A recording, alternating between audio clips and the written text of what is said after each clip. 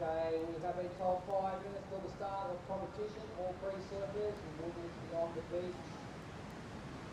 About 3 or 4 minutes with the surfers. We have Molly up there in the red, Molly up in the blue. And under 5 minutes, we're the only 2 surfers we need to see in the lineup. So these surfers return to the beach.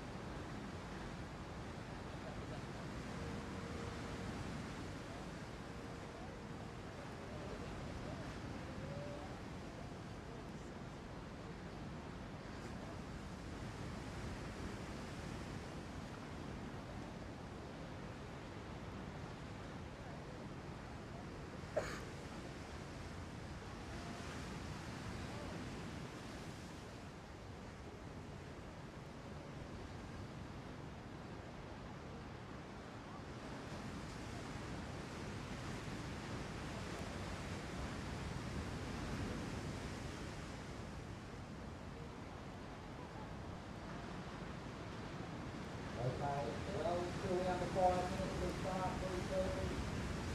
Continue to the beach, please. Molly and Bella in the lineup, Sol surfers out there, 2 of them. And we can start competition.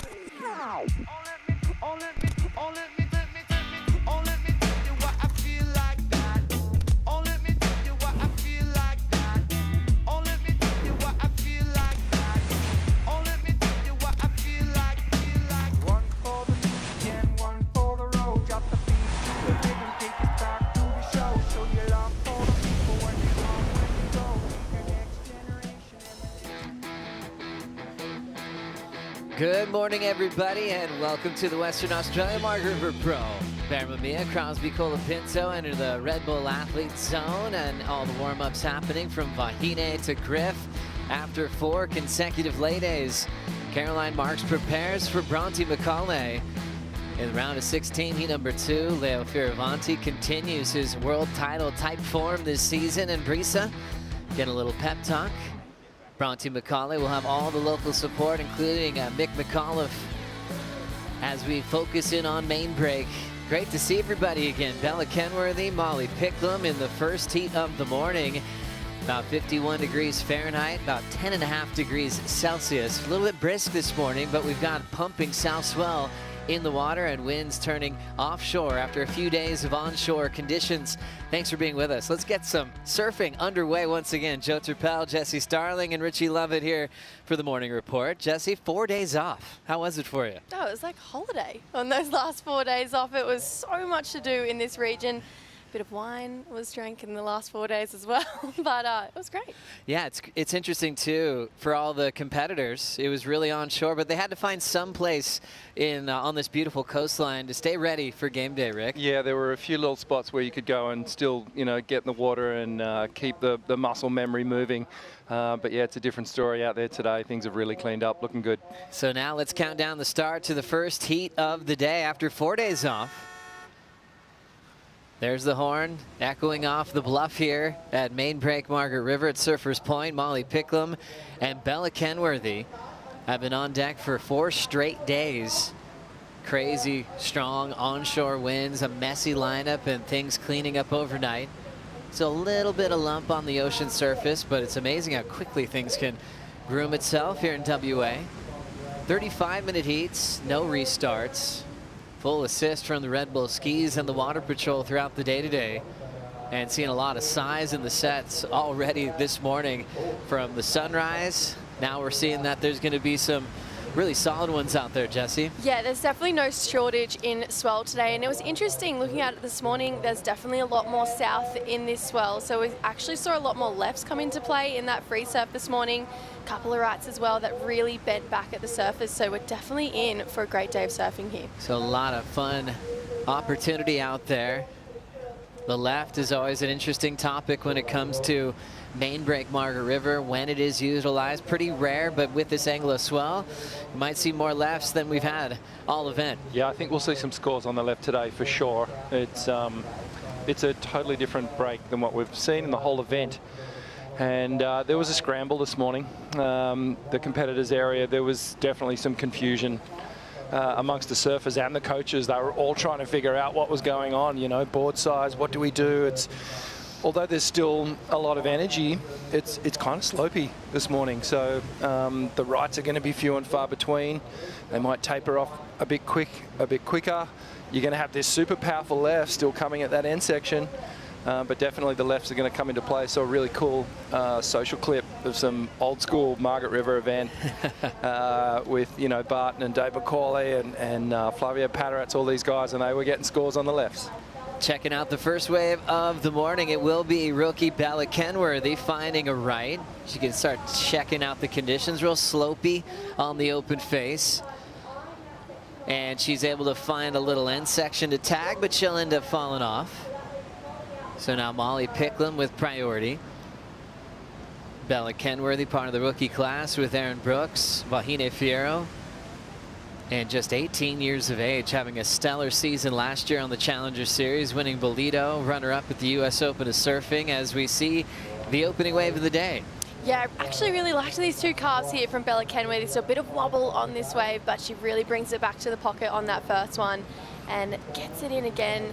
This last turn, if she hadn't made this definitely would have been a great start to the heat for her, really late into that turn, but as you can see, just buried the nose a little bit towards the end of that turn. So it's just a small score right now for Bella, but I think the highlight you can take away from that wave is she's in attack mode, and she's here and she means business. So paddling in is Bella Kenworthy to prepare for her second wave and her second CT matchup with Molly Picklum. Let's catch up with Brisa Hennessy and say a big good morning to AJ McCord. Good morning, Joey. It is a beautiful morning looking out at Main Break, the rainbow coming from the Red Bull Athlete Zone. And Brisa, you got a chance to get out there this morning ahead of your heat in Heat 3 coming up. Describe the conditions for us. Yeah, it's a little bit wonky and out at sea, but it's really cleaning up right now. I mean, there's a rainbow, there's sun coming out. I feel like it's going to be a beautiful day. But yeah, I'm excited. I think we're all just really itching to get in the water and to get things going. So there's so much still on the line, especially on the women's side, so much to be decided. How are you approaching your heat today? Yeah, I definitely had a lot of time to think about that. It's a good solid 5 days. But I think just freedom and surrendering. I mean, there's so much out of our control as surfers and so much that we can control, I think, within. And it's such an amazing opportunity. I mean, I think that's what we all live for as surfers, to have this challenge and to be able to level up and grow. And yeah, I'm honestly, I'm excited. I'm excited to see if I can level up and bring what I know I have within me. So that's like the scariness, but also the excitement. But yeah, it's gonna be a great day. We're looking forward to it. Thanks, Brisa. Thanks, AJ. Thank you. Good morning. Thank you, AJ. Thank you, Brisa Hennessy. And AJ bringing up the topic of not just the midseason cut, but also requalification for 2026, along with settling the GWM Aussie Treble. There's still so much to talk about in the last 2 days of the waiting period. Tomorrow looking like a finals day. because it has to be. We've run out of time, but we've got great waves in the last 2 days. More on what's at stake in a moment, but Molly Picklum did get her first wave, Richie. Yeah, quick jam. Little rebound off the foam here, and then Molly is just faced with this oncoming section, and she hits the eject button. That was that big right-hander that I was talking about, that south swell coming from the south side of Marks. There's the local Bronte McCauley up next. This is going to be a really interesting one up against Caroline Marks. What a statement that Bronte's made just even in the last couple of weeks of returning to the CT jersey after kind of a retirement message that she sent us a few months ago. And we're so thrilled that she's back. 3-time semifinalist at her home break here at Margaret River. Last year, she was actually knocked out in the elimination round. It didn't make sense for her to move on that way. So a super favorite on a day like today when conditions are changing drastically. She's got Caroline Marks coming up next. We could tell those first 2 rights weren't the easiest waves to surf. We've got a 2 for Molly, a 2.5 for Bella. Yeah, this is what we see when we do add that little bit more south in the swell here at main break. We see the lefts to start to run that little bit longer and do offer a couple more opportunities, just like we touched on. But something I really want to point out is on Molly's wave, that left that Rich mentioned before, this is really what happens when that south comes in. It pushes back towards that end section. And thinking back to the men's round of 32, that really big day, we had those really hard oncoming end sections. I do feel like we're going to see a lot more of that today. It's just whether or not, you know, the surfers can adapt, get there early like we saw a lot of people do. Someone who really did it well and stood out to me was Marco Mignot on that day. He really got to that end section early, and feel like that's the name of the game here today. So a lot on the line for the mid-season cut. Remember, the tour is expanding for the women next year. So if you want to surf a complete season and compete for a world title at Cloudbreak this season, you've got to be in the top 10.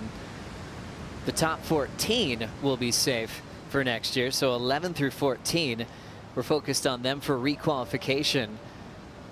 The danger spot now is that 15th position on the rankings. We're seeing a flip-flop battle so far throughout this event, Richie, with Sally Fitzgibbons and also Lakey Peterson. Yeah, 2 of the veterans battling it out for that that final spot. And yeah, we're going to see some juggling today, I believe. And I think both the women in that sort of critical zone will be relishing in these style of conditions. You know, Sally super experienced.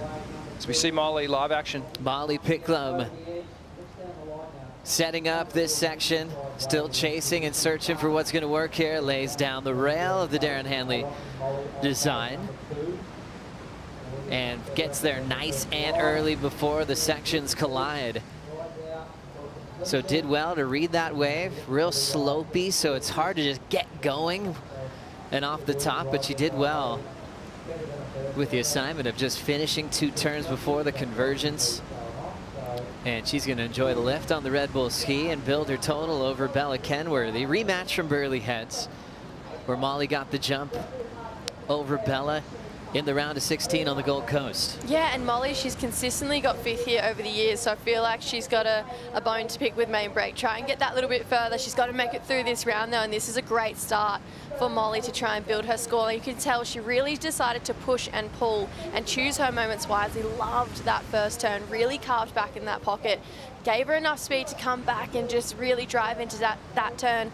Got to that end section early, just like we were mentioning, and that's the way it's going to have to be today. Those big whitewash sections coming at you, they're a hard challenge to tackle, so just finishing that wave, getting there early, it's going to be a massive point of difference today. The season where Molly Picklum was a rookie just a few years ago, she had a 9+ ride on just a gigantic open face power hook that she had. And then we had to say goodbye and send her back to the Challenger Series. It was just such a big message of what she was capable of. Outside airs, outside big barrels and slabs. We knew that she had the power as well. Molly's just completely redefined her career since then. She's back here in main break, and we're back hanging out with Kaipo Guerrero out in the water. Morning, Kipes. Hey, morning, Joe. Just a little bit of a report from the playing field. It's a lot different out here than the past days. It's very south.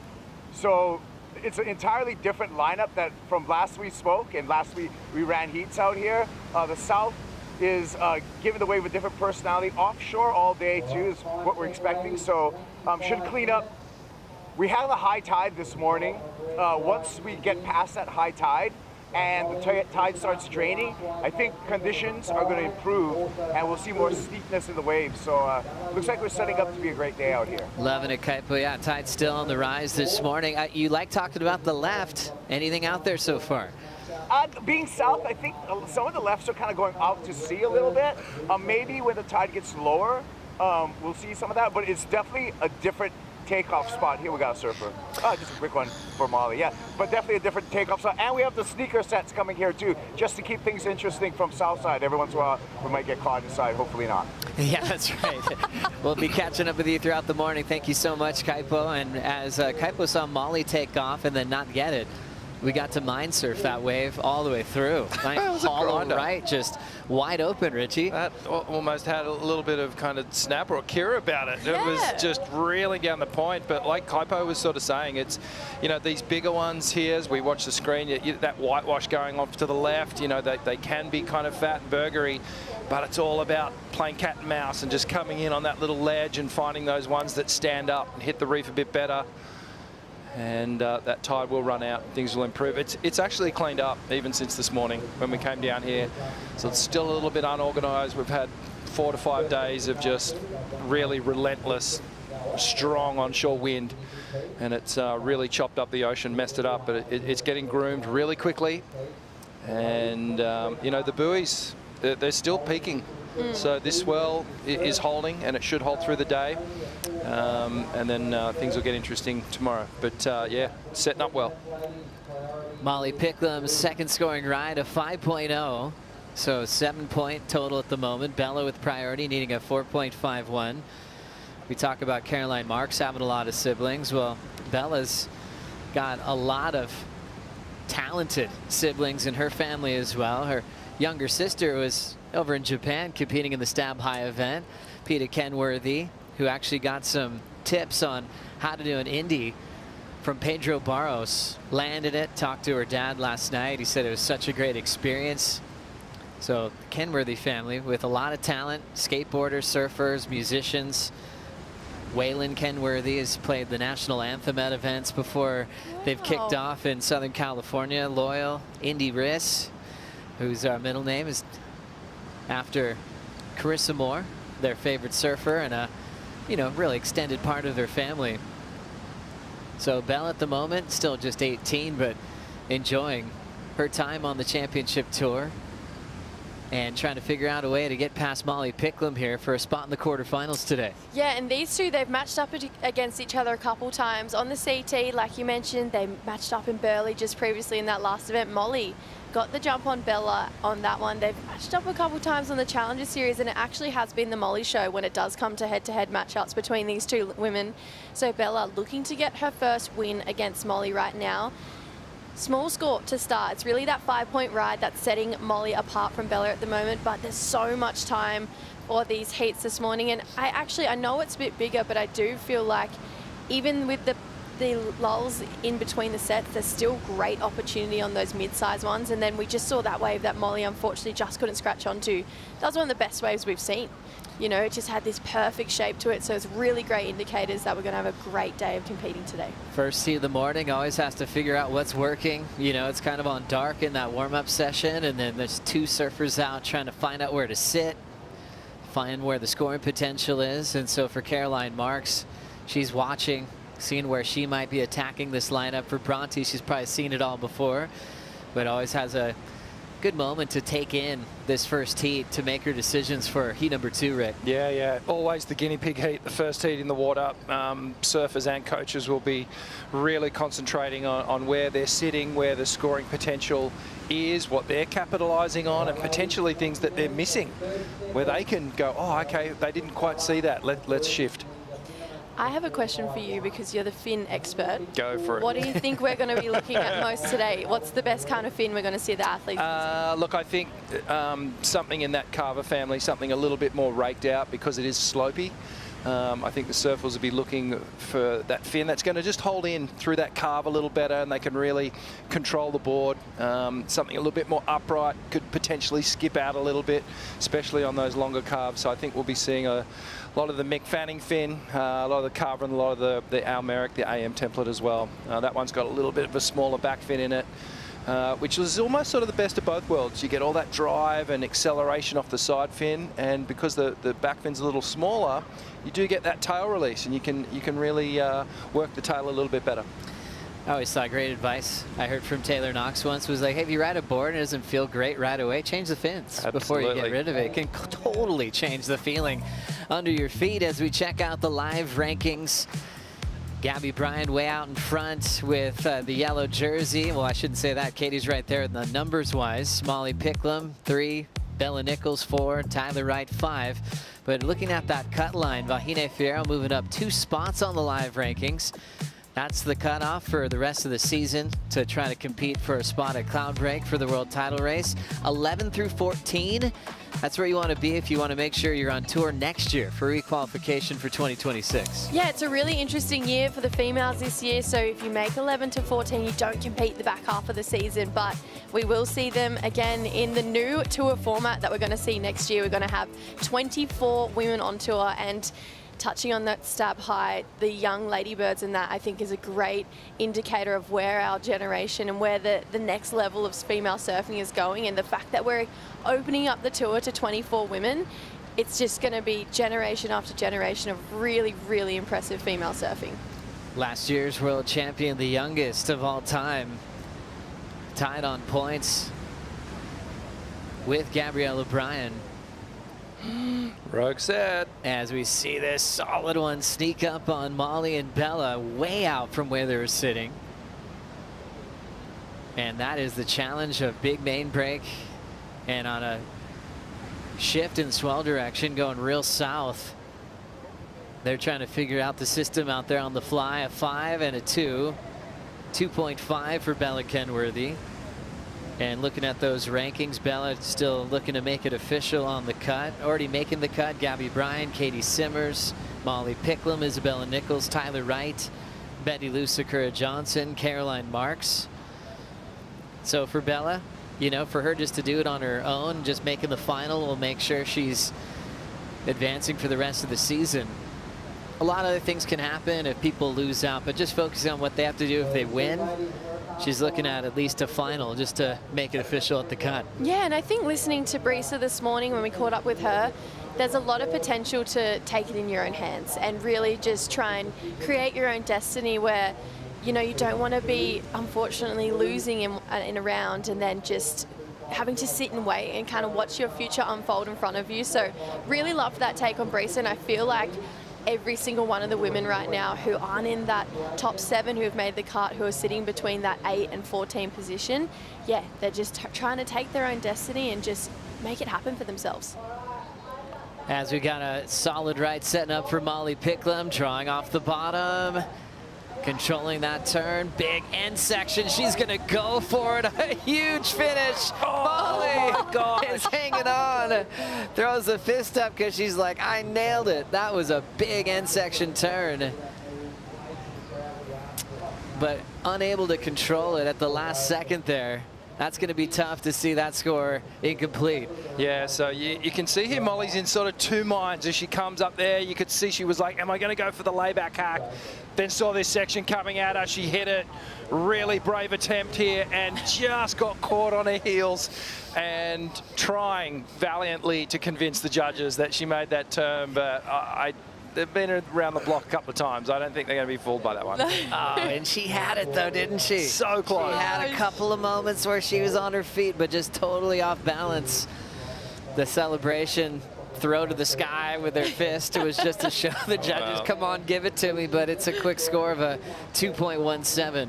Yeah. What was a brilliant effort. Oh, it was. I love the fact that she went for that and went super high on that lip, and she just held on for dear life, and then right at the end, just straight leg all the way on her back, just fell off for Molly. But that's what we want to see. Like, bring it on again, Mo.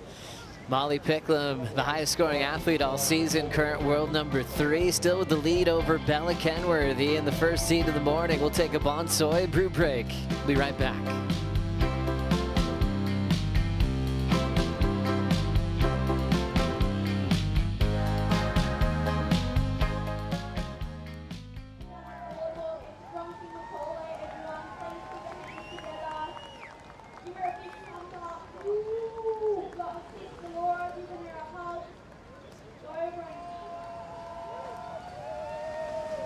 Yep, very good thing.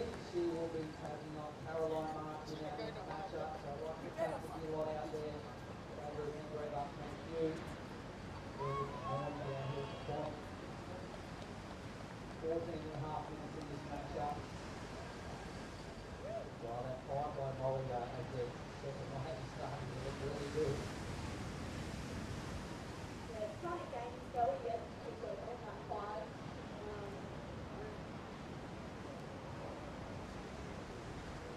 Right, so Molly, your last effort, 2-1-7, Molly, so it is your second score. You are still in the lead, red. The fresh requirement for Bella is now a 4-6-8 Bella. Minimum of a 4-6-8 puts you into the lead. 14 minutes, priority blue.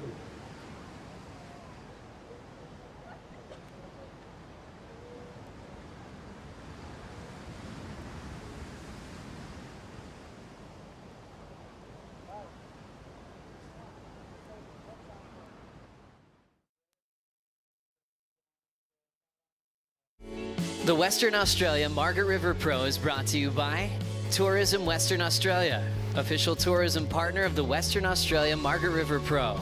By Yeti, built for the wild. By Bonsoy, the official milk of the World Surf League.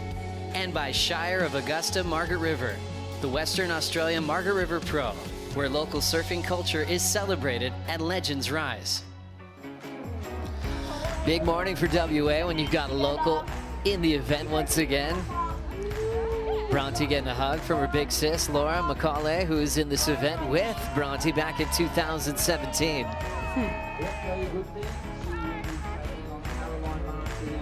She's going to get a hug and a cheer from just about everybody on the walk down. Good thing she started early.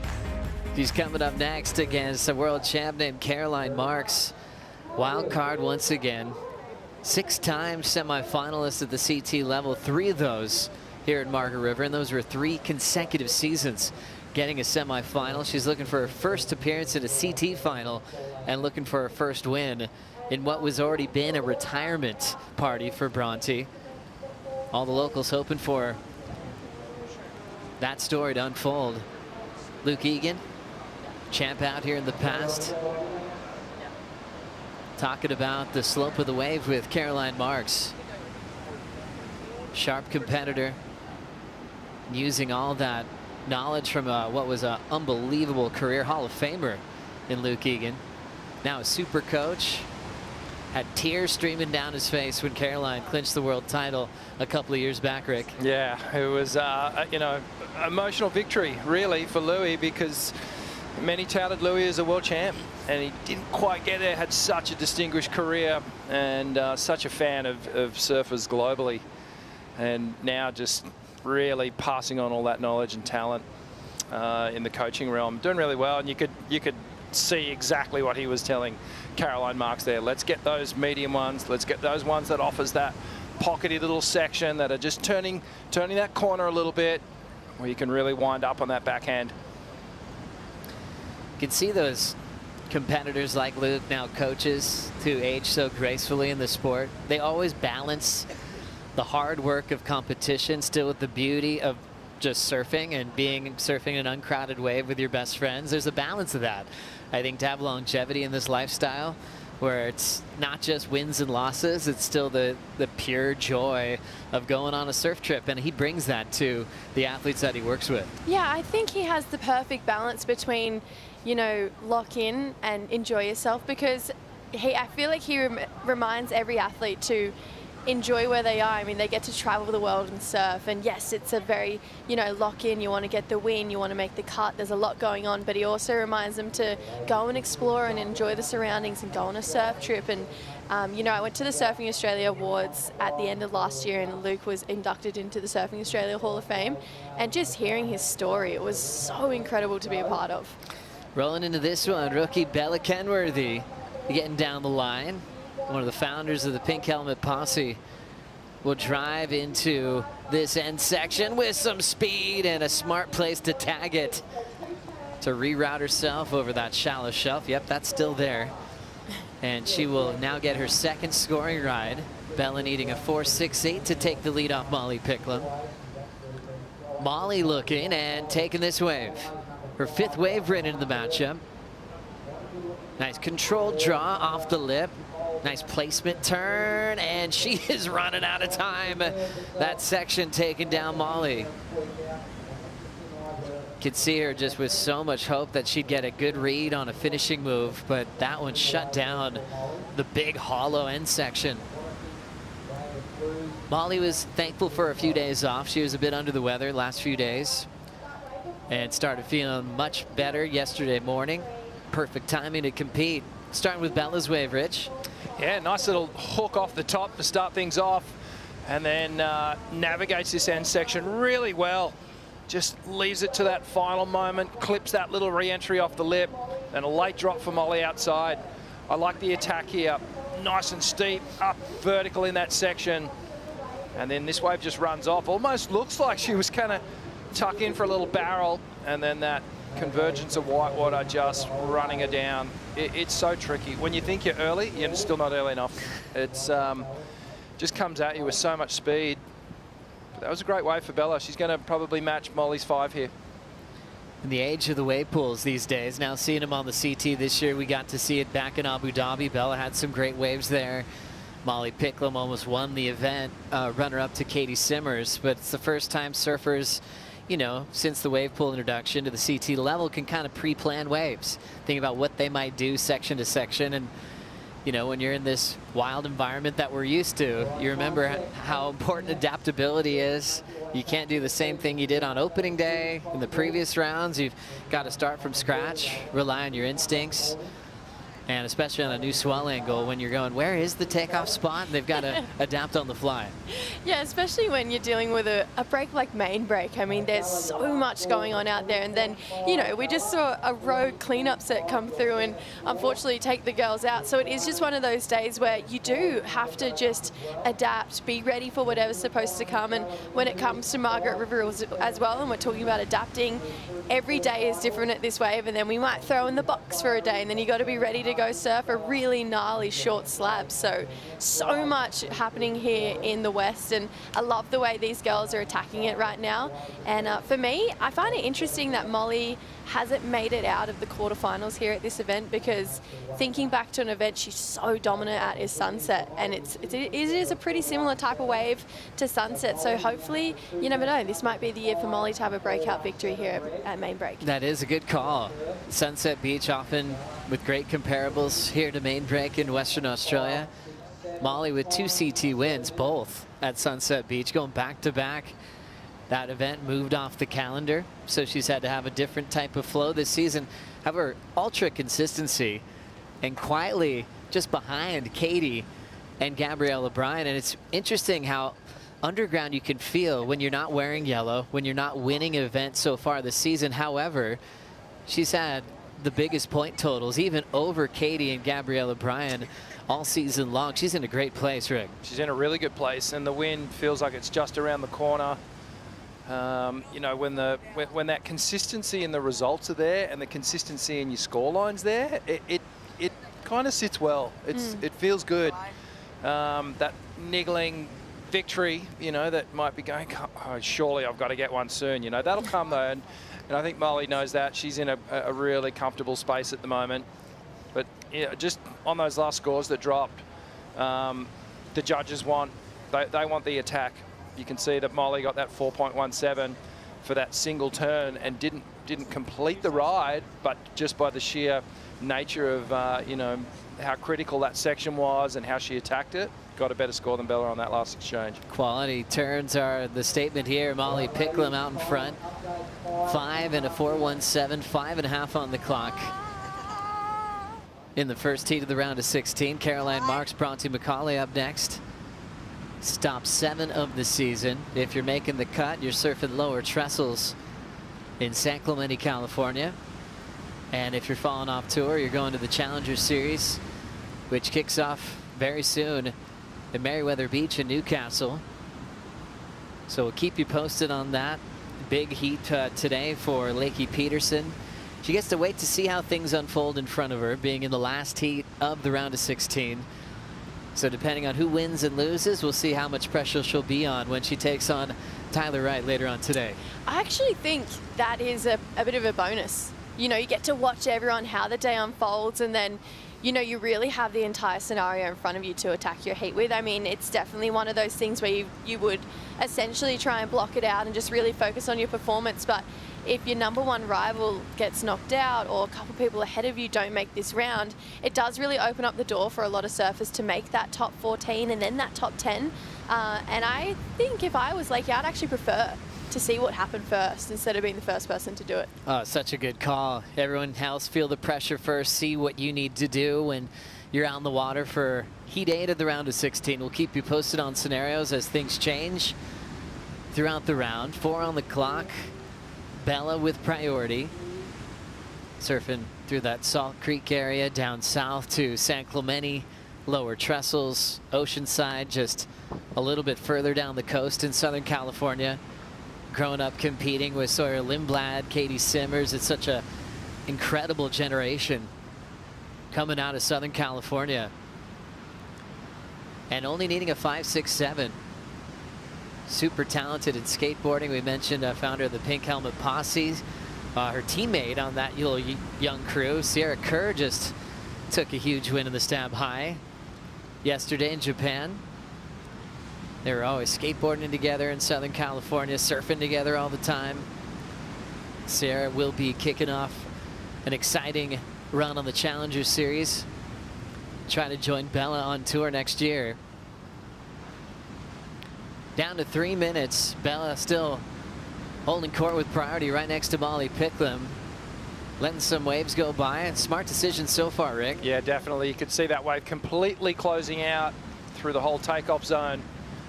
And that left-hander pushing out to sea a little bit. So well left. Not a whole lot of opportunity there. As we look at the recap, and it was Molly getting this one from deep. Comes around this section. And just patiently waits for this wave to start standing up. Now she gets to work. Getting that beautiful forehand hook on display. Another little carve down to finish off. So that's the best wave of the heat so far, that 5-point ride. Bella's done some good surfing as well. Yeah, she has. She's really answered back when she had to. This was the first wave of the heat. 2 really nice carves here from Bella Kenworthy.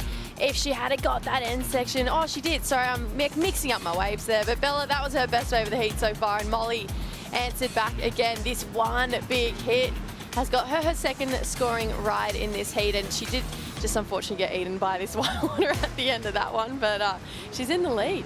Back to live action. Bella Kenworthy picking off a wave with some size. Open face, cut back. Pushing a little bit harder on the second turn. And trying to back into the pocket again. 3 turns for Bella. And the 18-year-old locks in the lip line for a snap.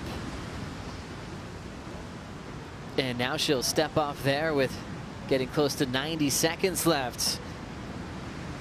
Kaipo, what do you have for us? Just sun report.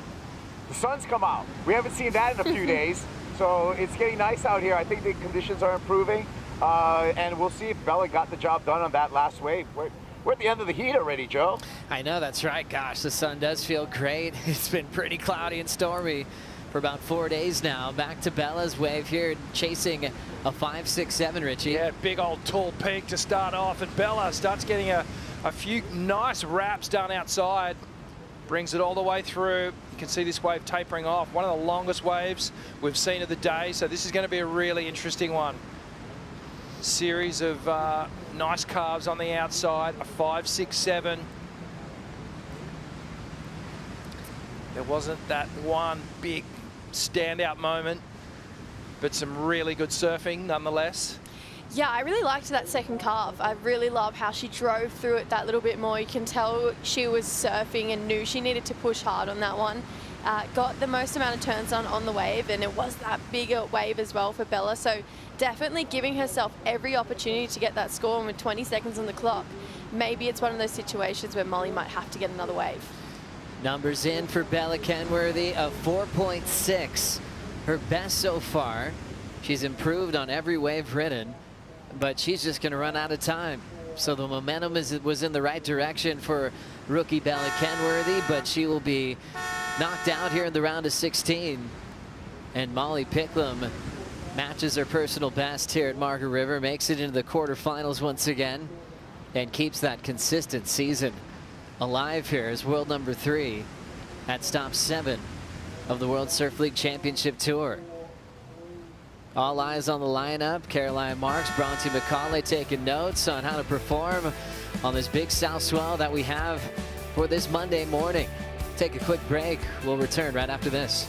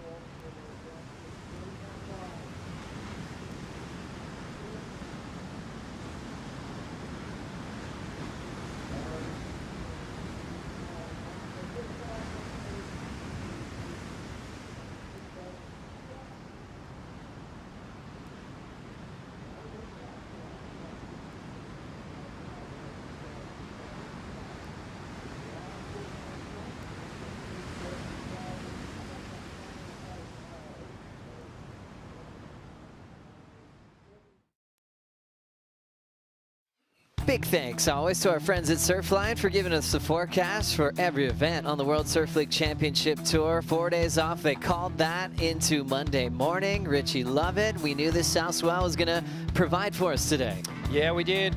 New little swell started to form behind that giant one that we just dealt with late last week. This is what we're facing today. 5 to 8 foot faces, a couple of bigger ones in my opinion, and a nice offshore wind all morning. It should track a little bit onshore this afternoon, but beautiful conditions this morning, and plenty of opportunity for our surfers. And then tomorrow, finals day. We've run out of days, so we are running no matter what. And it's actually shaping up pretty good. Again, 5 to 8 foot faces with some side shore conditions, probably offshore in the morning. I feel like we'll get this thing wrapped and done by the morning. I love when WA Rick just goes, you know what, finals day tomorrow, it's on. You guys can call it before all the event officials. It's the last day. It's the last day. It's been happening to us a lot lately in these waiting periods, finishing on the last day. It's been quite a tradition the last couple of seasons on tours. We introduce a brand new heat. It's a big one, especially for goofy footers around the world. We've got a world champ from Florida in the United States, Caroline Marks. Been in San Clemente for about a decade now, and the local Bronte McCauley from a town just to the north called Gracetown. Probably just a few hundred people in that neighborhood, and some unbelievable world-class waves. You think of South Point, North Point. We've had the contest run at North Point over the years, and that's the closest surf spot to her home that she grew up in. And wild card once again in this one, as we already got a start to the heat. Bronte controlling the first wave. Yeah, Bronte, she had the inside. She's definitely still got that competitive fire. Nice first sweep here for Bronte McCauley. came back around, had to try and get a bit of speed up on that one. You can tell it's just a bit of a starting wave, so 3.5 for that first one on Bronte, but how's that? Straight to the inside. She's retired, but I doubt it. She's still got so much competition left in her. We better check in with our goofy footer in the water for this one. What a big heat. Bronte versus Caroline. Kaipu Guerrero, how you feeling? I'm feeling good. I like the goofy foot matchup right now, Joe. I actually think that today, given the conditions, goofies might have an advantage. You know, the slopier wall, they can go more vert and just get to it early at the end section. But with this, with a goofy against goofy, there is no advantage between these two. So I like the change in lines. And of course, I'm a card-holding member of the Goofy Foot Union, so this is a very entertaining heat for me to watch. Hey, Kipes, Rick Love here. With this New South swell, it doesn't feel like it has that super intense energy as that last swell had. Is the energy still out there, or is it a little softer this swell? It's different. Yeah, totally different. You're right. You picked up on that. It is softer. It's a little sweepier. We got the high tide in the morning too, so that's making it softer. I feel like when the tide drains, we're going to see a little bit more push behind it, but spot on, Rich. A little less energy hitting main break directly. Right on. Good man, Kaipo, thank you. Yeah, just difference in swell direction can make a big difference on the tide rising for another couple hours this morning. Then it'll be draining for the rest of the day. And we'll see how this lineup changes. Bronte McCauley, 3.5. Had a big hug from her older sister, Laura, who was in this event 2 times, 2017 and also 2014 as a wild card. Competed on the QS for a number of years, and just like Bronte, likes to charge. Gosh, there were some crazy images of Laura on some big waves recently in the last few years. As we check out this lineup. Yeah, that was Kipes on the back of that ski, just going on. So these are big sets coming from the south side of Margaret River. Just really showing you the direction of that swell, that new swell. And definitely tricky out there in the lineup this morning. Just trying to find these little moments, these little diamonds, because they're out there. We've seen them come through. But no one really breaking it open yet this morning. Only seen a wave in the 5-point range. Just an indication of just how tricky it is out there right now. Bronte versus Caroline. A lot of history there, Jesse. Yeah, there definitely is. These guys have matched up head-to-head plenty of times. First time actually almost 10 years ago, so way back in 2016 at Cabo. Their first head-to-head matchup was in the QS over there, and it was actually Bronte who got the front foot in their very first exchange. But as far as CT matchups go, these guys matched up 4 times, and it is 3-1 to Caroline, so it does have her number as far as these goofy footers go on the championship tour, but their QS history just goes back years and years and years for these two, so I feel like they'd know the ins and outs of their, competitive little idiosyncrasies. Oh, it's cool when you break down rivalries on tour, and sometimes they'll be like, hey, this has been going on a long time. If they have junior series memories, if they're on tour, they typically have a big profile as a young, talented junior. Sometimes they start at the World Junior Championships, and they can't wait to compete against each other. The one win Bronte does have over Caroline is significant because it was here at Margaret River Main Break in 2021. Bronte got that win and went on to a semifinal finish. And it's not just wild cards we've enjoyed from Bronte. She's been full-time on the championship tour. She even broke Sally's 45 consecutive quarterfinal streak at Snapper Rocks and just kept building her profile. Semifinals in France, Honolulu Bay, G-Land. She's been incredible. Did you say that matchup was 10 years ago? Almost 10 years ago. It's just doing the maths with Caroline's age. She would have been like 14 or something when they first matched up. Yeah, Caroline's been competing for a really long time. No, it's hard. She's only, what, 23? Exactly. And that's what's wild. She is the youngest to ever qualify. So when she got on tour, she was 15. Wow. At 23, she's still so young, and she's basically has veteran status along with that big world title trophy back home. Yeah, it's definitely exciting to watch that go down at Lowers. That was an incredible day. And you just forget how young she really is and how much more of her career potentially she has in front of her. she's that good too. She'll be around for a long time. Well, you think about now with lowers being a regular season event, that's where Caroline gets to go next, a place that's given her the best day of her career, becoming a world champ, but it's also her home break. So she'll be able to go home, sleep in her own bed, and prepare for lowers. A different type of feeling. The whole tour will be there, you know, once we get past the cut, of course, but a much bigger feel than we had for the final 5. And I know Caroline's looking forward to it. Yeah, I think a lot of the tour is really excited to have Trestles as a regular championship tour event. What we saw, you know, the final 5, that was such a cool experience to crown 3 different world champions over there, or maybe 4 now actually, but yeah, to have it back as a championship tour event, it does really open up the field for a lot of the other competitors, and I know a lot of people who are maybe rookies on tour this year are very excited to have it back just as a regular event. And it's one of those waves where everyone gets an opportunity and everyone gets to surf a great wave, and I'm really looking forward to Trestles actually. So the next stop on the championship tour event. Yeah, let's break it all down. 2025 season, we're at that cut line. Just tomorrow is left in finals day to see who will be officially in the back end of the season. Lexus Trestles Pro, presented by Outerknown, starting June 9th, then heading to Brazil and Saquarema, followed by Jeffreys Bay, Tahiti. And Tahiti's going to be the heavy one to watch, not just for the wave and the intensity, but working out the final 5 to compete in the Lexus WSL finals at Cloudbreak for the first time ever, crowning a champion at a truly world-class wave rig. Yeah, that's going to be just really exciting to have the finals in Fiji. We went there last year for a regular event, and it was awesome. It was really, really cool. We had some super fun waves. And I think those finalists, they'll welcome the opportunity to battle for a world title. It's such an incredible, you know, you ask a lot of the surfers on tour that have been on there for a while, and they'll tell you Fiji is right up there, the top 3 events on the season. It's almost like being on holiday, but you know, resort style vibes, but then you got to put the jersey on, get serious. Oh, so much to look forward to this year, and so much to look forward to next year. Surfers being so mobile as far as their attention to detail, as far as scheduling, planning their trips to warm up for big events. Next year it'll be a finale at Pipeline worth 15,000 points for a victory.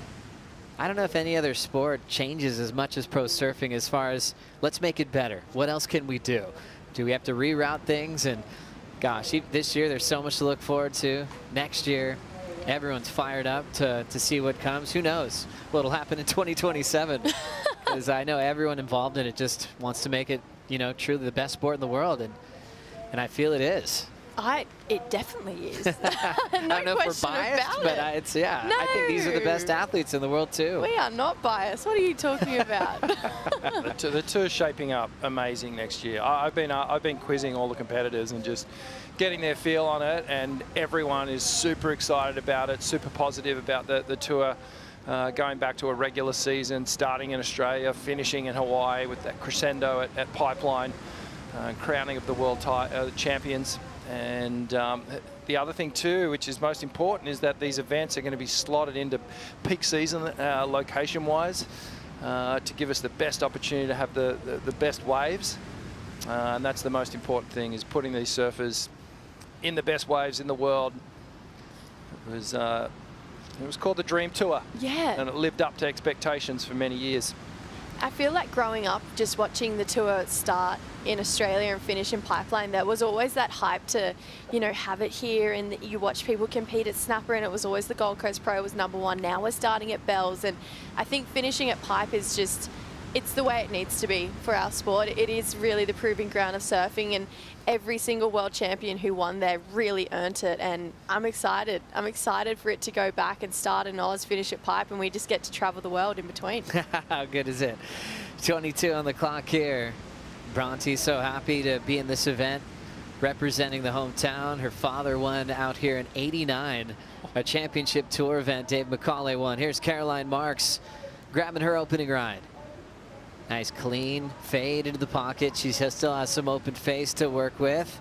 Clean second turn, and she'll straighten out on the closeout. So being very selective and patient, and she knew she could be. Wearing the Apple Watch, you can see that your opponent has a 3.5. You'll sit and wait. and really thoughtful with her 2 turns there to start off in a positive way. And Bronte just repositioning there. Always so much water moving, and just want to make sure your lineups are solid. And we'll see how Caroline compares to the 3.5, Jesse. Yeah, I actually thought as far as waves go, they're really similar, but Caroline just got a lot more grunt in hers. That first turn, really, really sharp surfing here from Caroline, and puts it up there again for the second. 2 turns for both of the ladies to kick off their heat this morning, but Caroline, as far as power goes and a bit steep, more steepness in section, definitely got the jump over Bronte in my books on that one, and I think the scores are definitely going to reflect that. So good start here for Caroline Marks.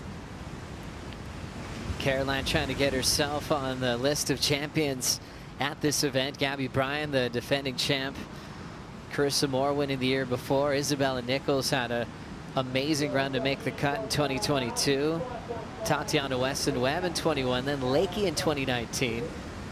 Lakey coming up in the last heat of the round. Big heat for Lakey to not just get through that heat, but to re-qualify for next season as well. Joanna Fay won the Uluwatu continuation, and then it was Sally Fitzgibbons in 2017. Tyler before that. So we talk about this year having different winners at each stop. Margaret River's basically had different winners each and every season. We'll see who steps up this time, Jesse. Yeah, we haven't seen anyone go back-to-back since Carissa Moore. I mean, she's won here more than any other female. She's won here 3 times, and it is, we spoke about it earlier, it's one of those ways where you do consistently have to adapt, and I feel like every year that the competitors come here, it's never the same. And so I feel like that's why we see so many different winners, because they're always constantly shifting, trying to adapt. It's not the same as it was last year, but for me, it's really strange not to have Bronte McCauley on that winners list. It's just like thinking about people winning places, like thinking about Geordie winning J-Bay. To me, that it really does feel like Bronte deserves a title here. And you know, she called retirement and she was okay with not having a win here, and then got the call up. She's come back, and maybe this is the year that, you know, she finally gets that win at home, and it's definitely giving the community and the crowd something to cheer about, because she is so loved around here. And so that massive Go Bronte sign. So anytime she's up on her feet, we can hear them cheering. Yeah, what a great place to celebrate what might end up being her last performance on tour. As she said, she's open to do some mentoring, some coaching. She's going to be very busy, especially after performing like this. Everyone's going to be calling up Bronte. We always love seeing her and her dad over the years traveling together. Dave was just such a machine when he was on tour, finishing 3rd in the world 2 times. What are you seeing in the water, Rick? Just Bronte just out of position. That little right-hander came through it. It maybe had the opportunity for 2 turns on it. And you can see at the 18-minute mark, you know, Bronte's really scouring this lineup now, trying to find that opportunity. She is just so in tune. I mean, she surfed this wave probably hundreds, maybe thousands of times. So she knows exactly where she needs to be. And she's always willing to go for it, no matter where it puts her in this lineup. That shallow shelf has been so dangerous for all of our competitors, and even the local couldn't avoid it in the opening round of competition. As we do a Bond University health check on Bronte McCauley, went down and actually got a pretty serious cut on her hand, but she had a huge smile showing it to all of her friends when she came in. Something she was used to, not worried about, shook that off. She was never in question of competing after that. Just saw the local medical staff, they bandaged it up, and she was on her way. Her first wave, a 3.5. Caroline, 5.5. Here comes Bronte on her second wave. Big section in front of her. Big wind up under the lip, and gets into a wild closeout section.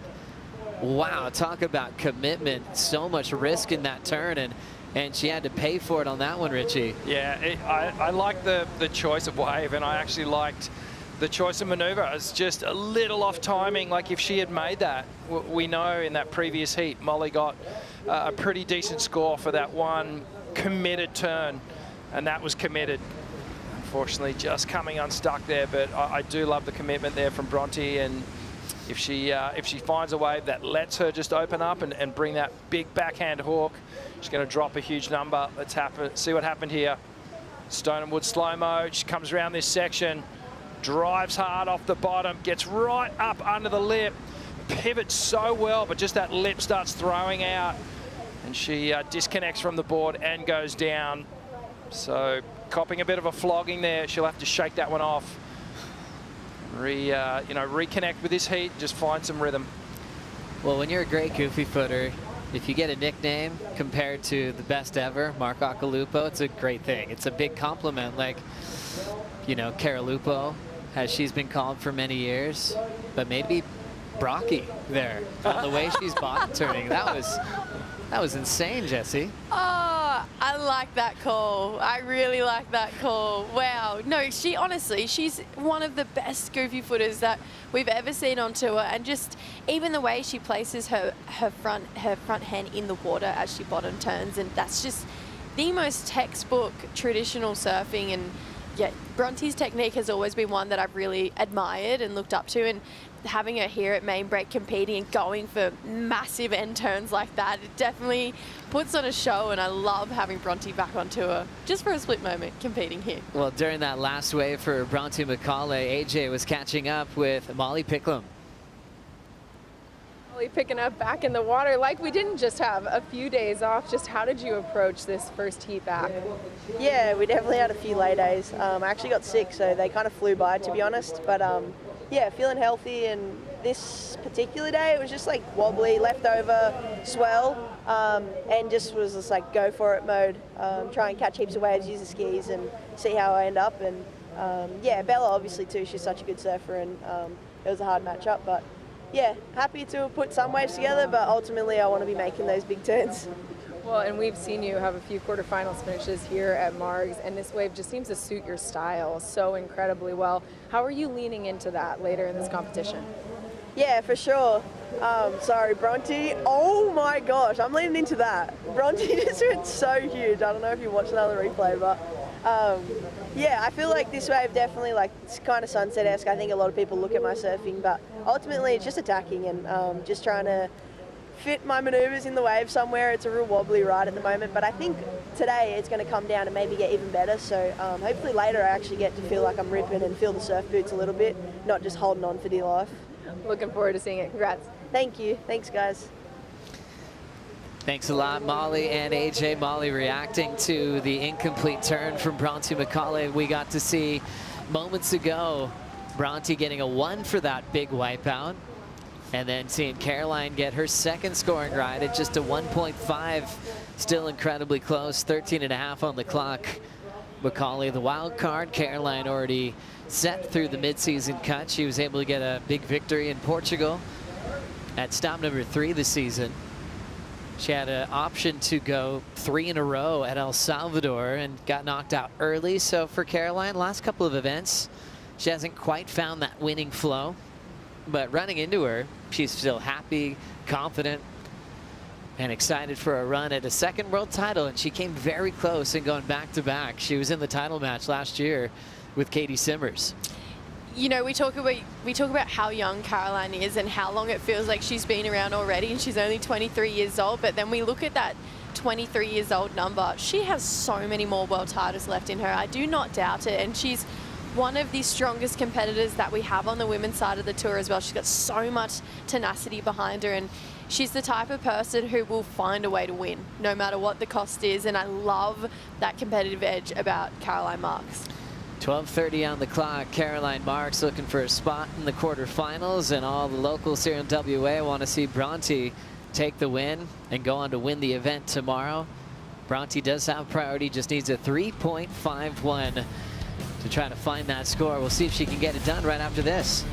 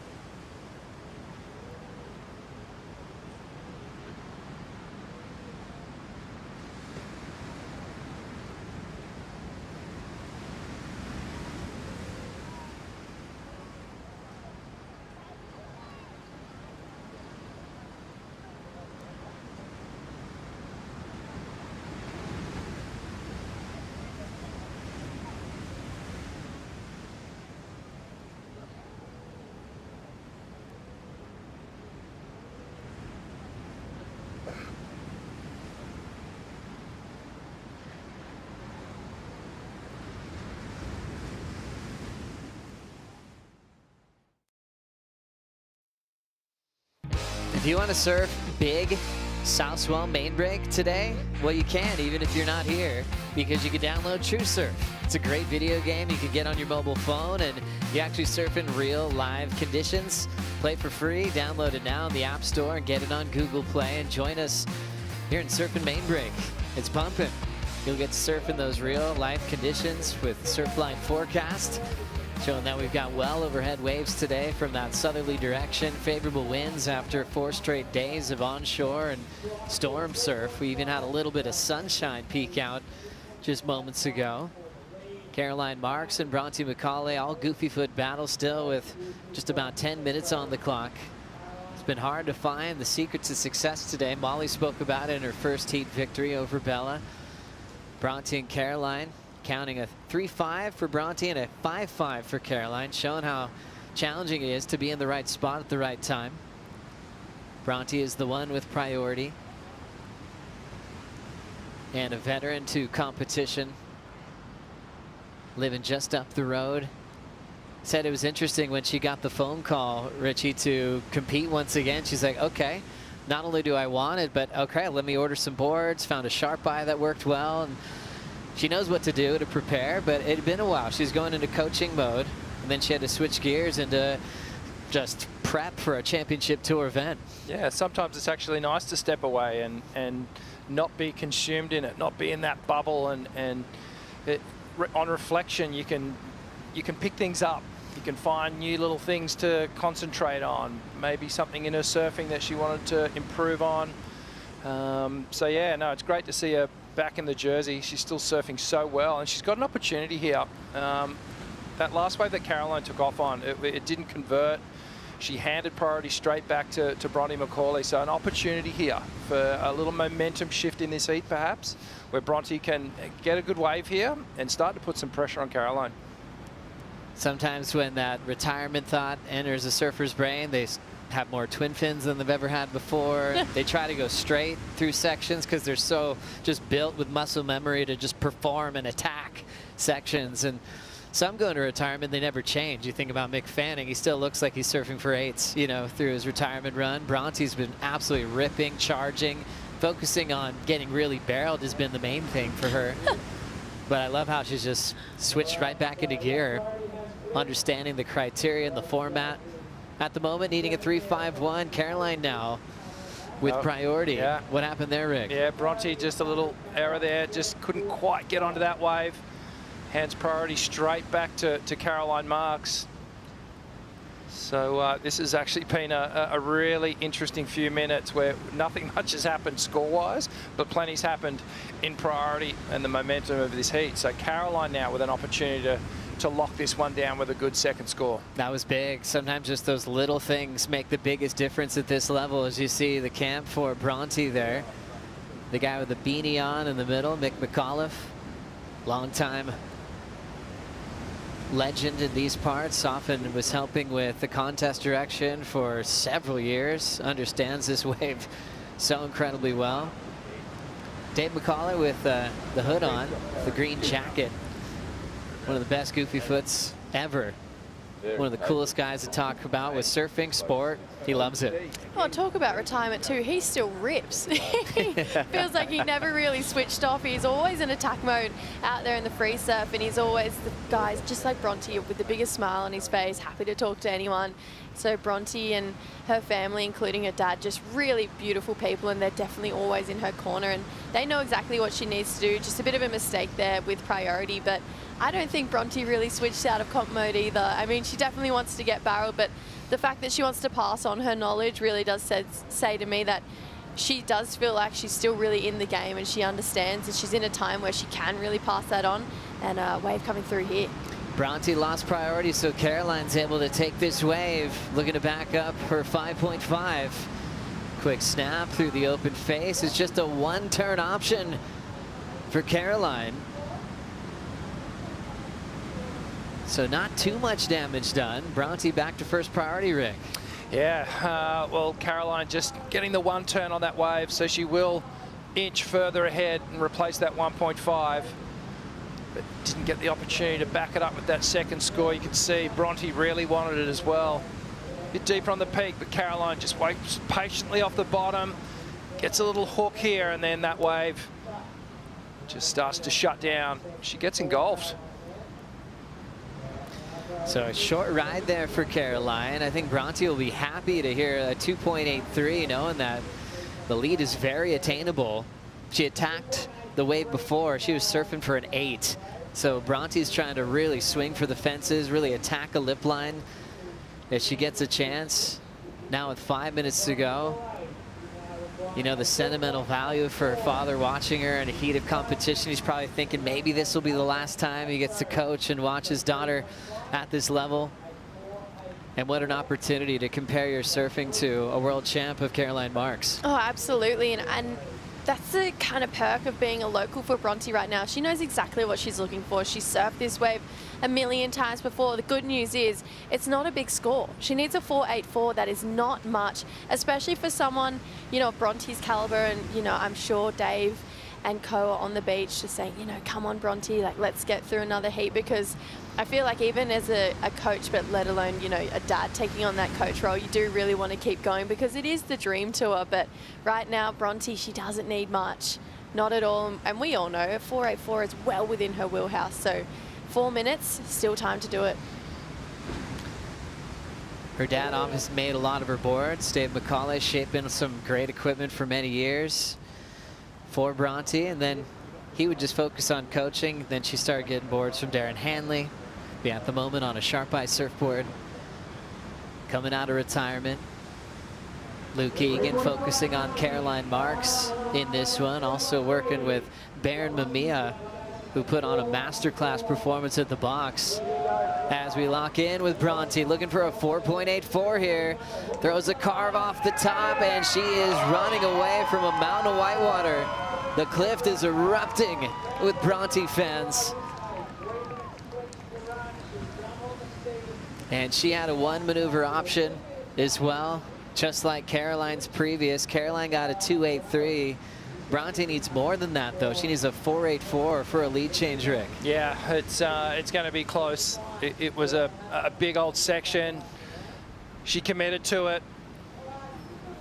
Nice looking set on the outside. She waits patiently here and then picks that moment, a little hook under the lip.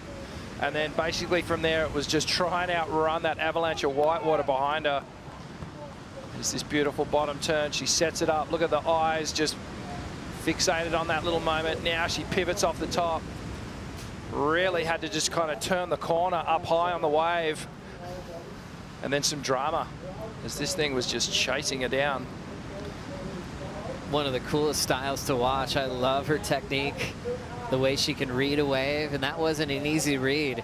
The section was a bit higher, it kind of grew in size ahead of her, but it kind of had that real slopey uphill line to it. So you see her do the turn, hand down on the deck of the board, and then really had to find some speed and energy to outrun that monstrous wall of whitewater. Yeah, and you saw she turned slightly below the lip as well, so going too far above that, she just would have pretty much got eaten alive by that big south side left coming straight back towards her. But Bronte, you know, that was a hard turn. I love that point as she put that front hand straight on the deck. That's very traditional goofy. You know, Owen Wright, he's one who really sticks out to me. Matt Wilco, who consistently did that in the hardest, biggest sections, and 9 times out of 10 got the ride out for them. So Bronte McCauley, one big turn, 4.84. Let's see if it's enough for her. Down to 90 seconds to see what the outcome will be for the local wild card. Taking on Caroline Marks. Caroline 23, Bronte 31 years of age. Chasing a 4.84. Judges taking their time with this one. Remember, Caroline won Portugal, and she's had a tough time just entering the final series since. Hasn't been the easiest road for Caroline in the GWM Aussie Treble. Winner goes on to take on Molly Picklum in the first quarterfinal of the event. Numbers are in. Bronte McCauley turns the heat. 5.23. Some eyebrows up and some, oh yeah, we did it from McCauley's crew there. As she gets just enough. Caroline now with priority, needs a 3.23 to answer back. Jesse, that was close. with 30 seconds on the clock, I'm just sitting here shaking my head. This heat has literally flipped on a dime right now in the dying stages. So some judges going as high as a 6-point ride on that one maneuver. Wow. So Bronte well and truly getting the score there. Not much required from Caroline.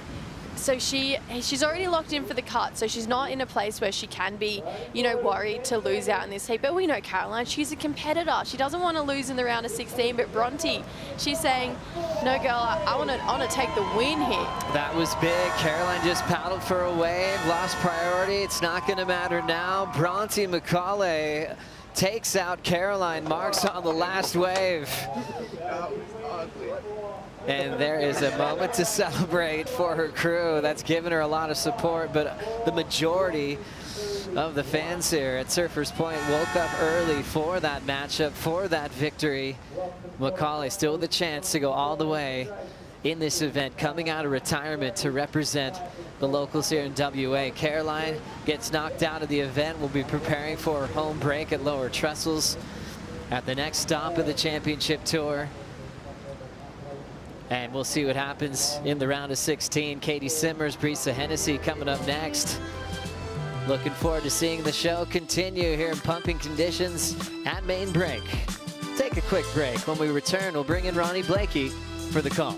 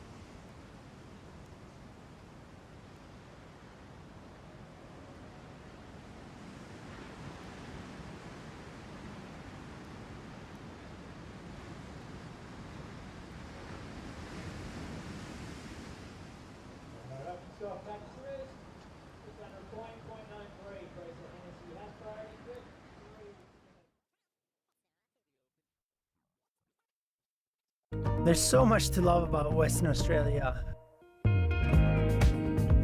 It's the first time that I come to the Curubino winery, and it's so beautiful driving in, seeing the lake or the pond on the left side, or the vineyards on the right side.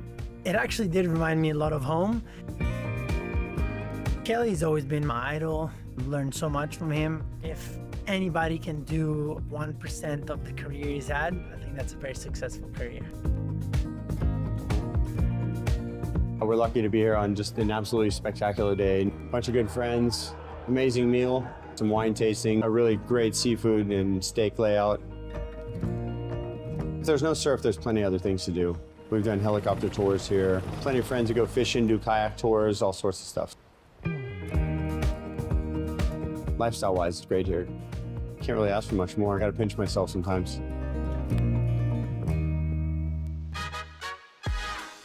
We love our time in the West, and we love setting up quarterfinal heats. As we move through the round of 16, we've got Katie Simmers out there in the red representing the USA, up against Brisa Hennessy, who'll be in the blue jersey representing Costa Rica. Ronnie Blakey sitting alongside Felicity Parmentier, and a very special guest, Rusty team rider Zoe McDougall. Zoe, how are you? Good morning. Doing great. Oh Loving my it goodness. How good is this place? It's amazing. You're ready to move down.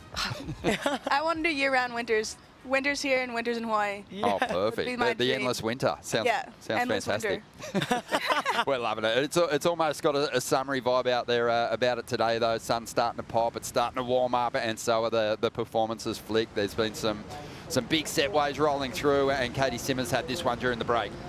Yeah, so Katie here, wow. I mean, she just drove so hard off the top there, maybe pushed a little bit too hard, and then behind her, Brisa. So Brisa getting started early too, second wave of the set.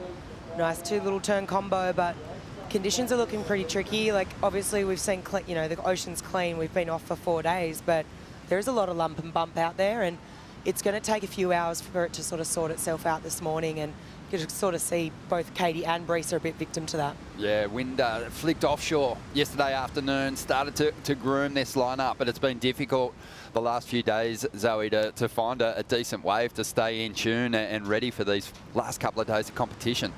Yeah, it's definitely been pretty stormy, as everyone knows, that we had a couple lay days, and luckily there's lots to do on the lay days here, but the surf's definitely been pretty average. Well, it's starting to sort itself out at the moment. Not a lot on the scoreboard yet for Caitlin Simmers, but Brisa Hennessy kicked off with a 5.5. Bit of head-to-head history between these two. 3 previous heats, and Brisa with the edge on Katie.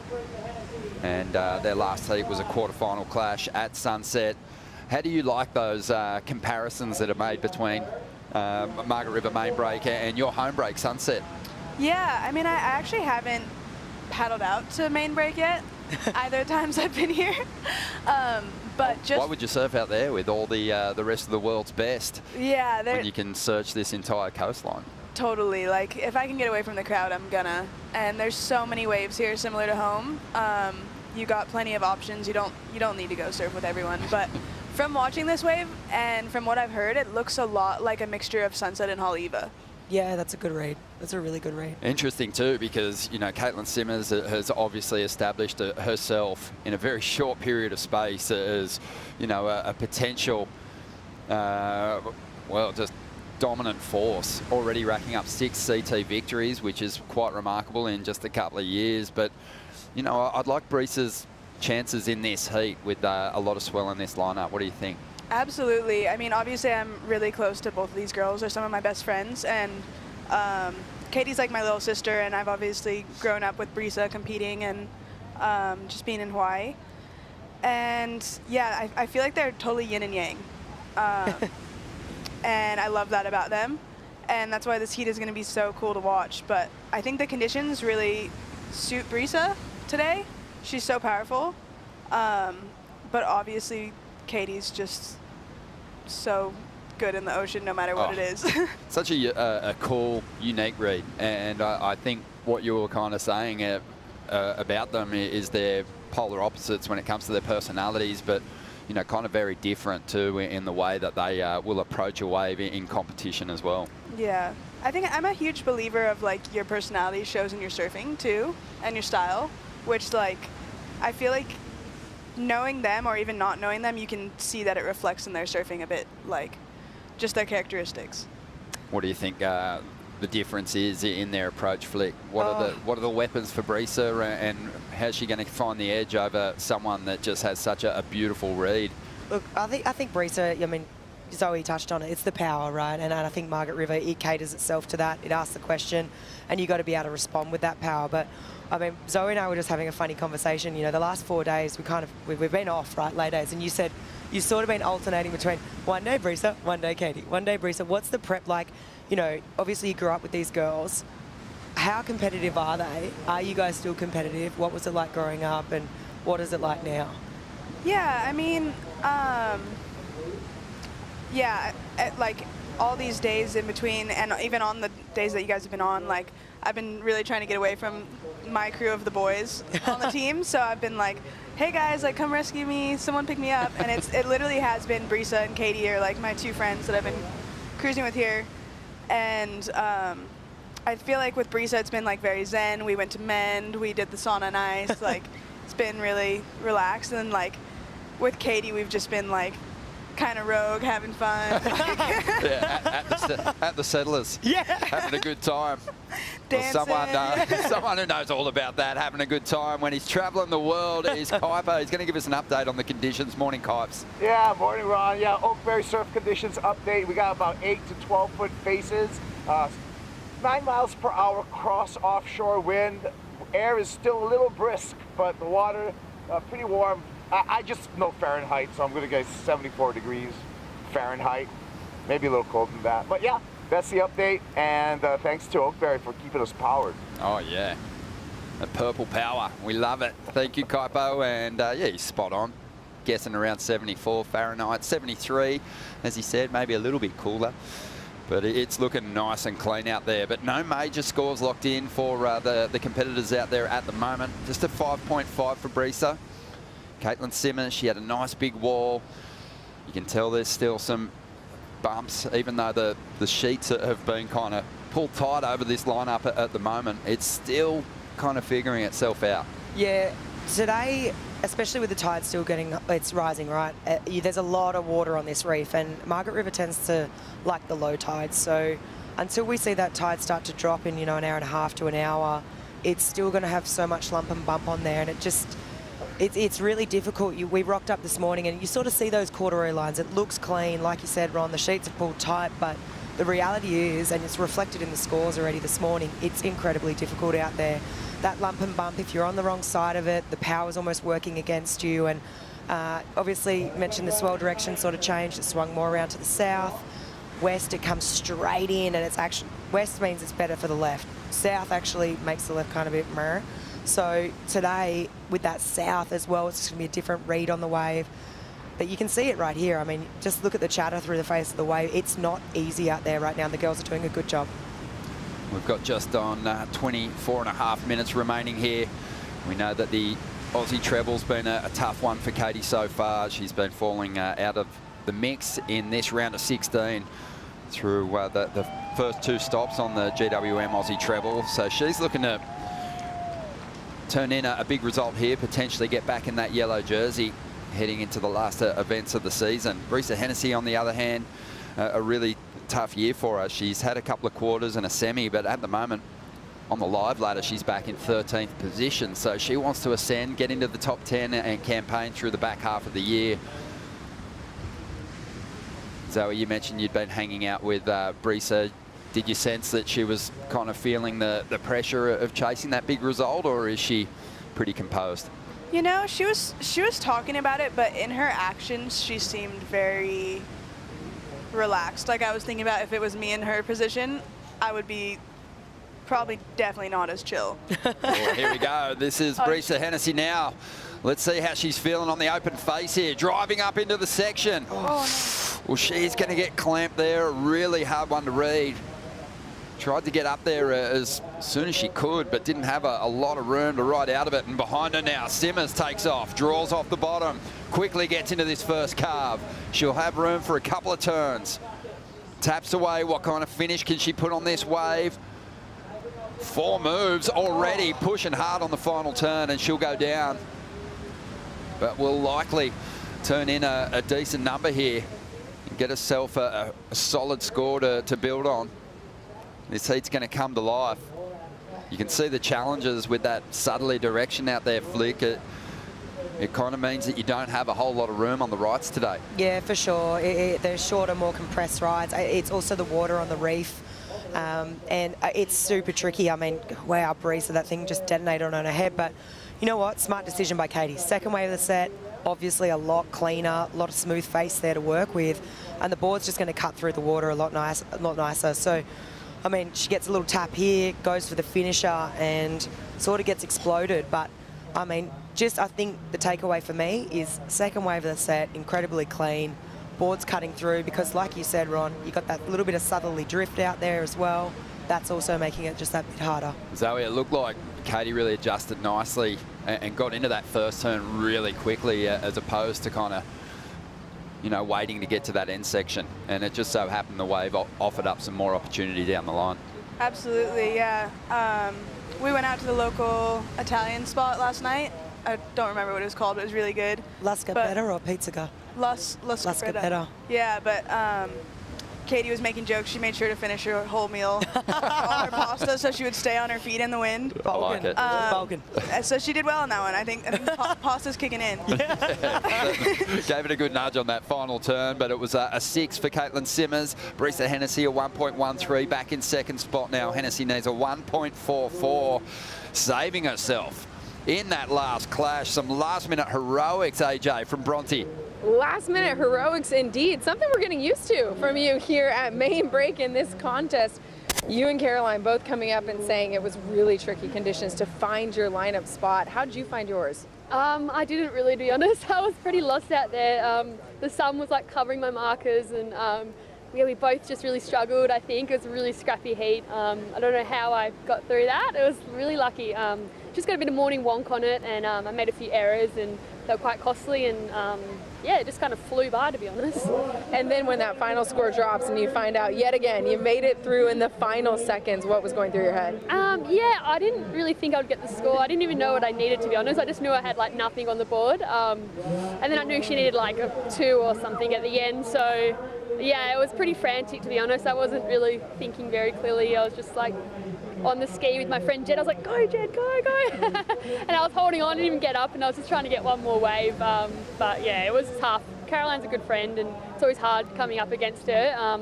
She's like amazing surfer and awesome person. So yeah, I just got lucky. Well, and you've got quite the cheering squad who was so excited for you guys to get lucky. I don't know if you can see the signs in the background, but just what does it mean to you to get a chance to compete and inspire these next generation of young girls? Yeah, it's so special. I mean, I was on so early, so I didn't expect a lot of them to come down, and then I ran down and they were all there, and I was like, oh no, pressure's on. But yeah, it means so much. Margaret River is like such a, you know, surfing's such a growing sport for all the girls in Margaret River, and there's so many girls that surf, and yeah, I've been loving like filming them and helping with them with their surfing, and then for them to have the morning off school and come down to watch is really cool. Pressure's on and you're rising to it. Congratulations, Bronte. Not really, but scrape through. So on to the next one. We'll see you then. Thanks, AJ. And well done to Bronte. Yeah, it was interesting this morning. Monday morning, you're thinking, wow, you know, it would have been awesome for Bronte if it was going down on the weekend. She would have had such a huge crowd. We had to line up just to get through the gates here down to Surfers Point. There was people streaming in, looking to get behind Bronte in that first heat of the day. She did let everyone know that this is going to be her last run at a major event here. Well, we'll have to wait and see. But at the moment, she's given them a lot to cheer about. Jacob Wilcox also still alive on the men's side. Well, here we go. More to cheer about now. We got some movement here. Katie Simmons just dropped the highest scoring ride of the heat so far. Gets to work with that front side rail to kick this one off. And she'll eye off the end section here. Just wanting to try and get out in front of that whitewater. Gets mowed down eventually. It will improve on the 0.93 throwaway she's hanging on to. And up the requirement here for Brisa Hennessy, who has some work to do to get above the cut line. But there's another goal in mind. We'll speak more to that when we bring up the rankings in a second. But here's the replay, Katie. Yeah, I love this because it's just such a tight arc in the pocket. She goes out in the face here, finds the wrap, and I mean, I hate to laugh on this end section, but it just absolutely nails people. I've watched it so many times throughout the week, and you know, there's so many different approaches. You try and get there early, you're like, I think I figured this thing out, and it will still just clean you up. But Katie's definitely got the right approach. She knows what wave she's looking at for out here this morning. She's had great wave selection. Let's have a look at the rankings, the live rankings. At the moment, coming into this one, Katie's still maintaining it in second position, but as you can see, it's a deadlock at the top of the rankings. Gabriella Bryan, she sees that yellow jersey down there at Bells Beach, so she retains that colour for the moment. But the battle is on for the #1 position. Molly Picklum already through to the quarterfinals, and the battle to get above the cut line, to get into 10th position is on for a few surfers. Brisa Hennessy out there at the moment. Already climbed 1 position, but Brisa with work to do. And the heat's going to be on for Sally Fitzgibbons and Lakey Peterson. Because, yeah, Lakey on the live ladder has already dropped down to that 15th position. And there's a couple of stories unfolding here. We know the major goal for all the competitors still alive in the event is to get yourself into 10th position or better, campaign through the back half of the year and make a push for the final 5. But with the women's tour expanding in 2026, finishing in the top 14 at the end of this event will solidify your place on the CT for 2026. And at the moment, Lakey Peterson sitting in 15th position. So watching Sally Fitzgibbons and Lakey Peterson compete here today in this round is going to be a nail biter. It's going to be intense.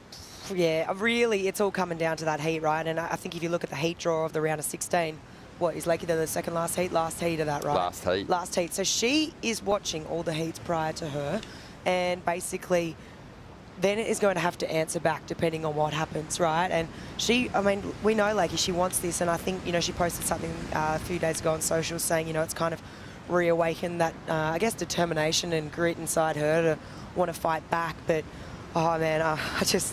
If you're her and you're sitting in that last heat, basically watching this whole thing unfold, I mean, it's pretty nerve-wracking, and then you've got to answer back. I mean, I guess the good news is you are in control of your destiny, essentially. Just keep progressing through, finish in front of Sally. Yeah, well, Brisa, pressure's on her now. 5.34 is what she needs, and she's sitting up in that 13th position at the moment. So with Sally and Lakey still alive in the mix on the bottom side of the draw, she'll want to stay alive here, and she's going to have a crack at it. Great first turn here from Brisa. This wave starting to break into, and now she's got a left coming her way she's going to have to deal with.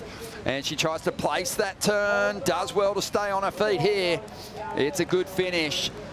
5.34 the requirement. First turn was solid, Zoe. I think she might get the number she needs here. Yeah, I think so, just from what I've seen this morning. But we'll have to see, I guess. It's always dangerous sticking your neck out. Yeah. But the, I mean, the rail work was, it looked like she sunk the rail deep and pushed hard as she rode out of that turn as well. Yeah, this is just like signature Brisa surfing right here. I feel like just powerful, solid. She did well to hang on at the end of this. Yeah, Brisa's classic. You mentioned her personality, just a very light and, you know, basically just has a whole lot of soul glow beaming out of her. But when she attacks the pocket of a wave, there's so much aggression in it. You know, like we said before, there's still some residual bump on the face here, even though it's glassed off quite a bit. The competitors are having to deal with that, and it's hard to keep the rails clean. Yeah, I think the telltale out here all week and every time you compete at Margaret River is, can you hold that rail? The moment you bauble or the wave makes you honest or keeps you honest is the moment that score it's reflected in the score, right? You just want clean rail surfing. You want to know that the surf is physically powerful enough to just to hold that rail and to draw that line. And Brisa just, you know, a good example of that on her wave, just absolute power, aggression, and yeah, really nice lines drawn. A 6.33 for Hennessy. She's back out in front. Caitlin Simmers now chasing a 5.84 with just over 13 minutes to go.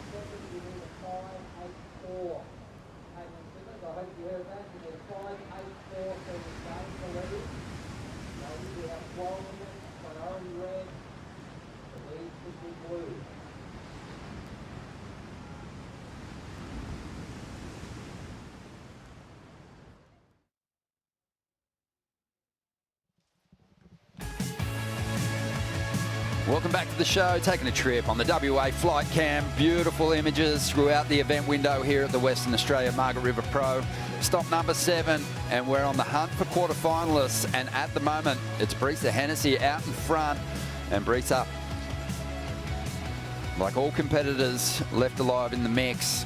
have their destiny in their own hands. She's surfing to keep her place on the CT for the back half of the year and also for the 2026 season. We've been looking at the live rankings. We've seen Molly Picklum actually make a jump into the #1 spot momentarily.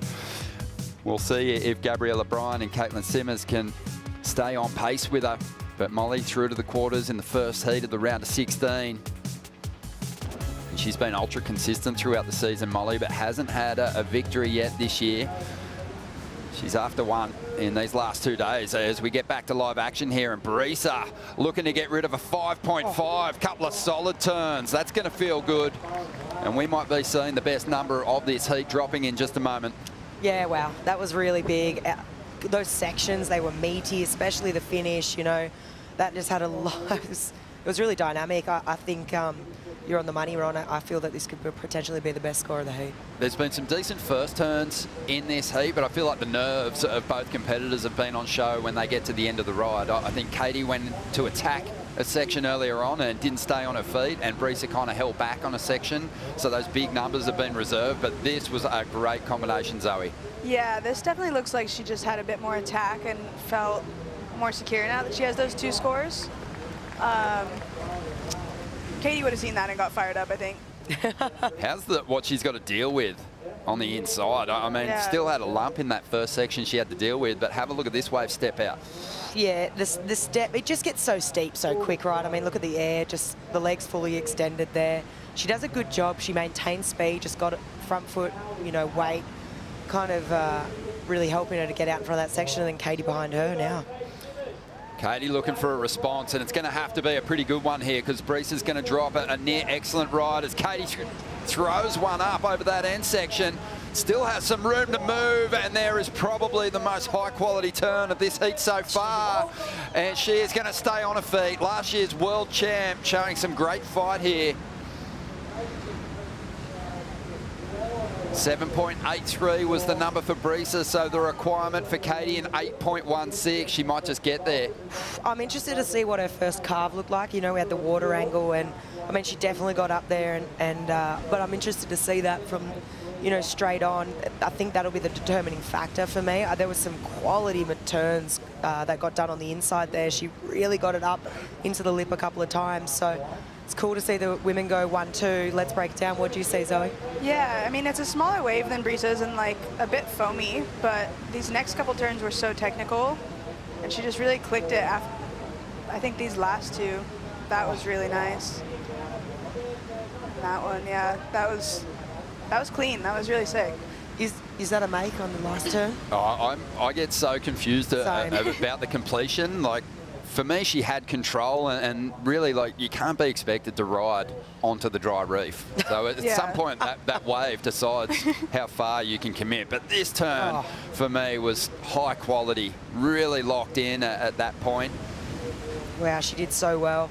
Just real critical, you know. I think that it's the difference out here is in scores. I think even, you know, we reflect back throughout the week. Any time a surf has gone up into the lip when it's been solid or, you know, more dynamic up there, it just puts a point of difference because it's so easy to get pushed out on the face here and go out wide because it just gives to that sort of surfing, you know, where anytime you can go up into the lip, it's that sort of point of difference, and the judges have been respecting that. There'll be a question mark on the finish for the panel, just based on what we've seen unfold in this event already, but we'll confirm that in a moment. Just over 7 minutes to go. A great exchange from these two. Katie looking to maintain her position at the very top end of the rankings, maybe even get into that yellow jersey again with a big finish in this contest, and Brisa Hennessy back in 13th position, wanting to stay ahead of Sally Fitzgibbons and Lakey Peterson and solidify a place, if not in the back half of this year, at least for the 2026 expanded tour for the women, which is exciting. She's had a couple of big victories on the CT, Brisa. And last time she met Katie, she went on to get herself a victory or crack the final over there. But at Sunset Beach, where Zoe, congratulations. You had a QS victory at Sunset last season. Oh, it was actually Haleiwa. Oh, was that Haleiwa? Yeah. Oh, well, on the North Shore. Yeah. Close enough. Have you had a victory? In the 7 miles. Have you had a victory at home? I have. Yes. Yeah. I've had a victory at Sunset. That when I was must still a be junior. the best feeling. Yeah. But I think these days I might be surfing Haleiwa more than Sunset. Really? Oh, yeah? I mean, I go to Sunset with my dad a lot, but if I have the option, I go to Haleiwa. It's just a bit more high performance. Good Less big training. boards out there. Easier to get away. Good training. All right, the numbers come through for Wow. Katie Simmers, 8.5, and that turns the heat. She did need an excellent score, an 8.16, gets that and some. Kind of had the feeling it was going to go there. She threw it up into the lip, got weightless, but then that really high quality hit, and then another sort of free-falling drop out of that final move. So the final move was a make. That was if it was, I was just questioning that, but if it was a make, I was like, yeah, this thing's going excellent. I just feel the fact that she goes to the lip when it's solid like this, it's just such a point of difference, you know, and it's so cool when we're seeing this heat go back and forth like this between these two women. Yeah.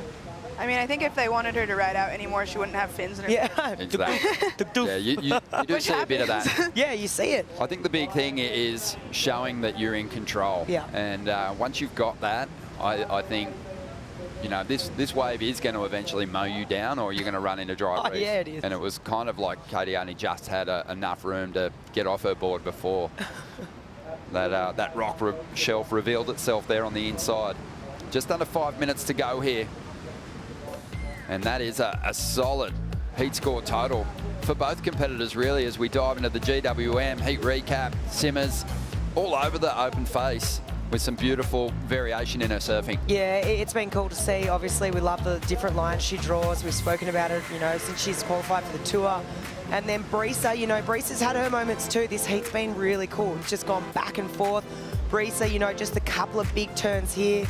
This was the 7.83, it was the big number, and then right behind her, Katie answers back. She's chasing an excellent score. She drops an 8.5 for this one. And for me, it's the point of difference is this moment. She's going up into the lip.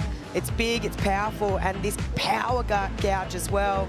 The fact that obviously judges deeming this one, it was a ride out. I mean, it was a great answer back from Katie, you know, under pressure. She would have, you know, known, probably heard the crowd go, oh, with Brisa's wave. So knowing she's probably chasing a big score, it's cool to see her react under pressure like that and answer back. Yeah, she definitely knew she had her work cut out for her with Brisa in these conditions. We talked about it. So I think that it's cool to see her rise to the occasion and really, like, put it on. Just on 3 minutes to go, and Brisa's got that priority at the moment. Lining one up here, and she's going to elect to go. This may be her last opportunity, so really has to make it count. First turn, pretty decent, and it's just a nightmare section to try and read there. And she's going to get slammed, and her dad, Mike, watching on. One of the real characters to bump into around any event site. Hung out with him a bit this week. Always lending great support to Brisa, keeping things light and fun. And she travels the world chasing her dreams. But that is not going to be the number she needs. After a 6.68, and she's going to quickly jump on the ski and hope to get back to the takeoff zone in time to have another crack at it. Yeah, this wave was real tricky, right? It was so short, it was compressed, and she does well to get up in the pocket here, gets one jab, but, I mean, wow. Good luck trying to finish on that thing. That was almost impossible. It was super hard. Look, she might potentially get out the back. I mean, Katie's got priority, so you've got to be thinking Katie's going to want to close this one out. She might get one more opportunity if there's a, you know, two-wave set. Well, the pressure is going to be on Brisa as we reach that rusty 2-minute warning. Still looking for a 6.68, and now working against her will be the fact that Caitlin Simmers is holding on to priority, but look out wide. It looks like we've got some set waves rolling our way here, Flick. Yeah, it does. This is going to be probably a moment right now. I mean, if you're Katie, I don't know, unless she's going to try and, you know, up the ante here and improve on the situation, you're probably thinking she's not going to take off on a wave. Just wait for Brisa just to really take that opportunity from her. I don't know if Brisa's really going to get there in time. Can't really see Brisa on screen just yet, but I mean, it's just still showing. We've got a lot of size there, right? I mean, it's still pretty solid. I mean, this morning we rocked up and saw a couple of really big sets come through, so there's a lot of power in that ocean out there still. It is so tight between the competitors sitting in 13th, 14th and 15th on the CT rankings. This is a really crucial minute for Brisa Hennessy here. If she can progress through into the quarterfinals, she'll definitely give herself a great chance at staying on the tour. If not, she'll have to sit nervously on the sidelines and watch Sally Fitzgibbons and Lakey Peterson perform. Unofficially, I think if Brisa bows out here and Lakey and Sally get through to those quarterfinals, it might push Brisa back into that 15th position, which means that she'd be on that Challenger Series. So stressful times here with 30 seconds remaining. Will Brisa get another opportunity? Caitlin Simmers, excellent surfing from her in this heat. An 8.5 on her last ride. She's holding priority. Nervous times for both parties and their fans. Tom Whitaker, Caitlin's coach, he knows this wave well.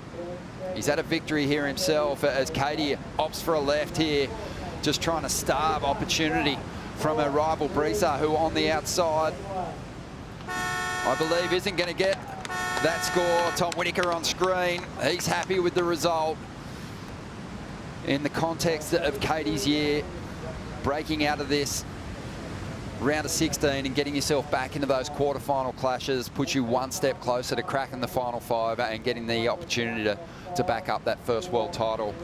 But for Brisa Hennessy now, nervous times watching the rest of this round play out. Oh man, I mean, you don't envy her position right now. I mean, she is in control of that of her destiny, you know, and I think, yeah, it's going to be interesting the next couple of hours to see how this all plays out and unfolds. Yeah, it's... How do you think she's going to handle it?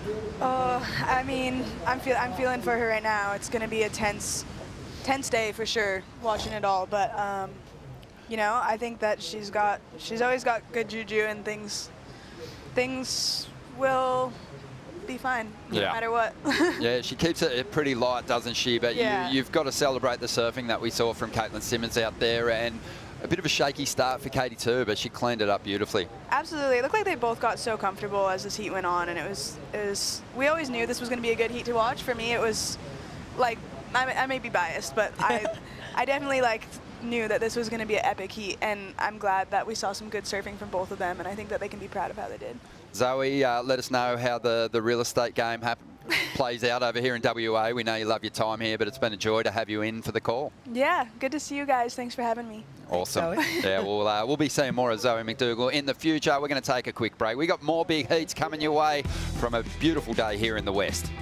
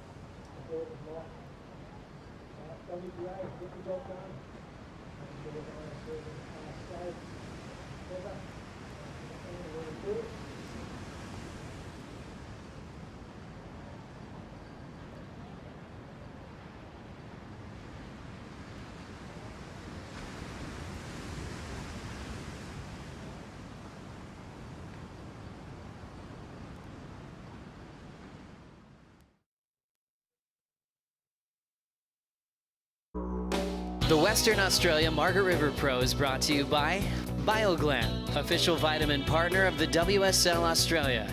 by Oakberry. Fuel yourself with the official acai of the World Surf League Australia.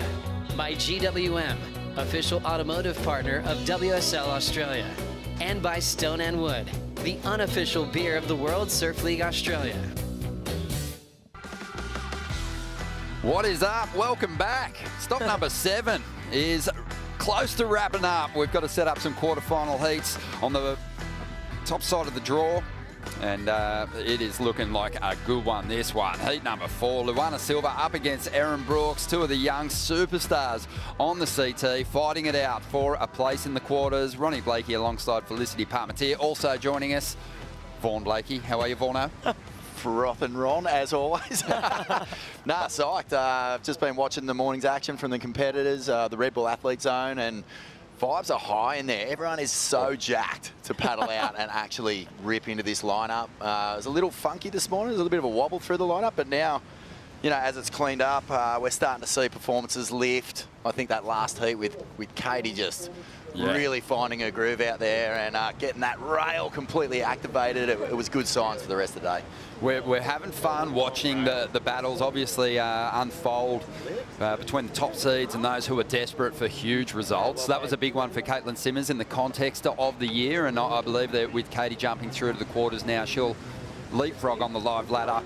Molly Picklum, who had taken just temporary ownership over the #1 spot. So that's really fun. We're going to see that seesawing throughout the day, I believe. But right now, you've got 2 surfers who can really solidify their place in the top 10 with a strong performance in this event. Erin Brooks needs to make a couple of heats to maintain her position in the top 10, and Luana might have to make the final.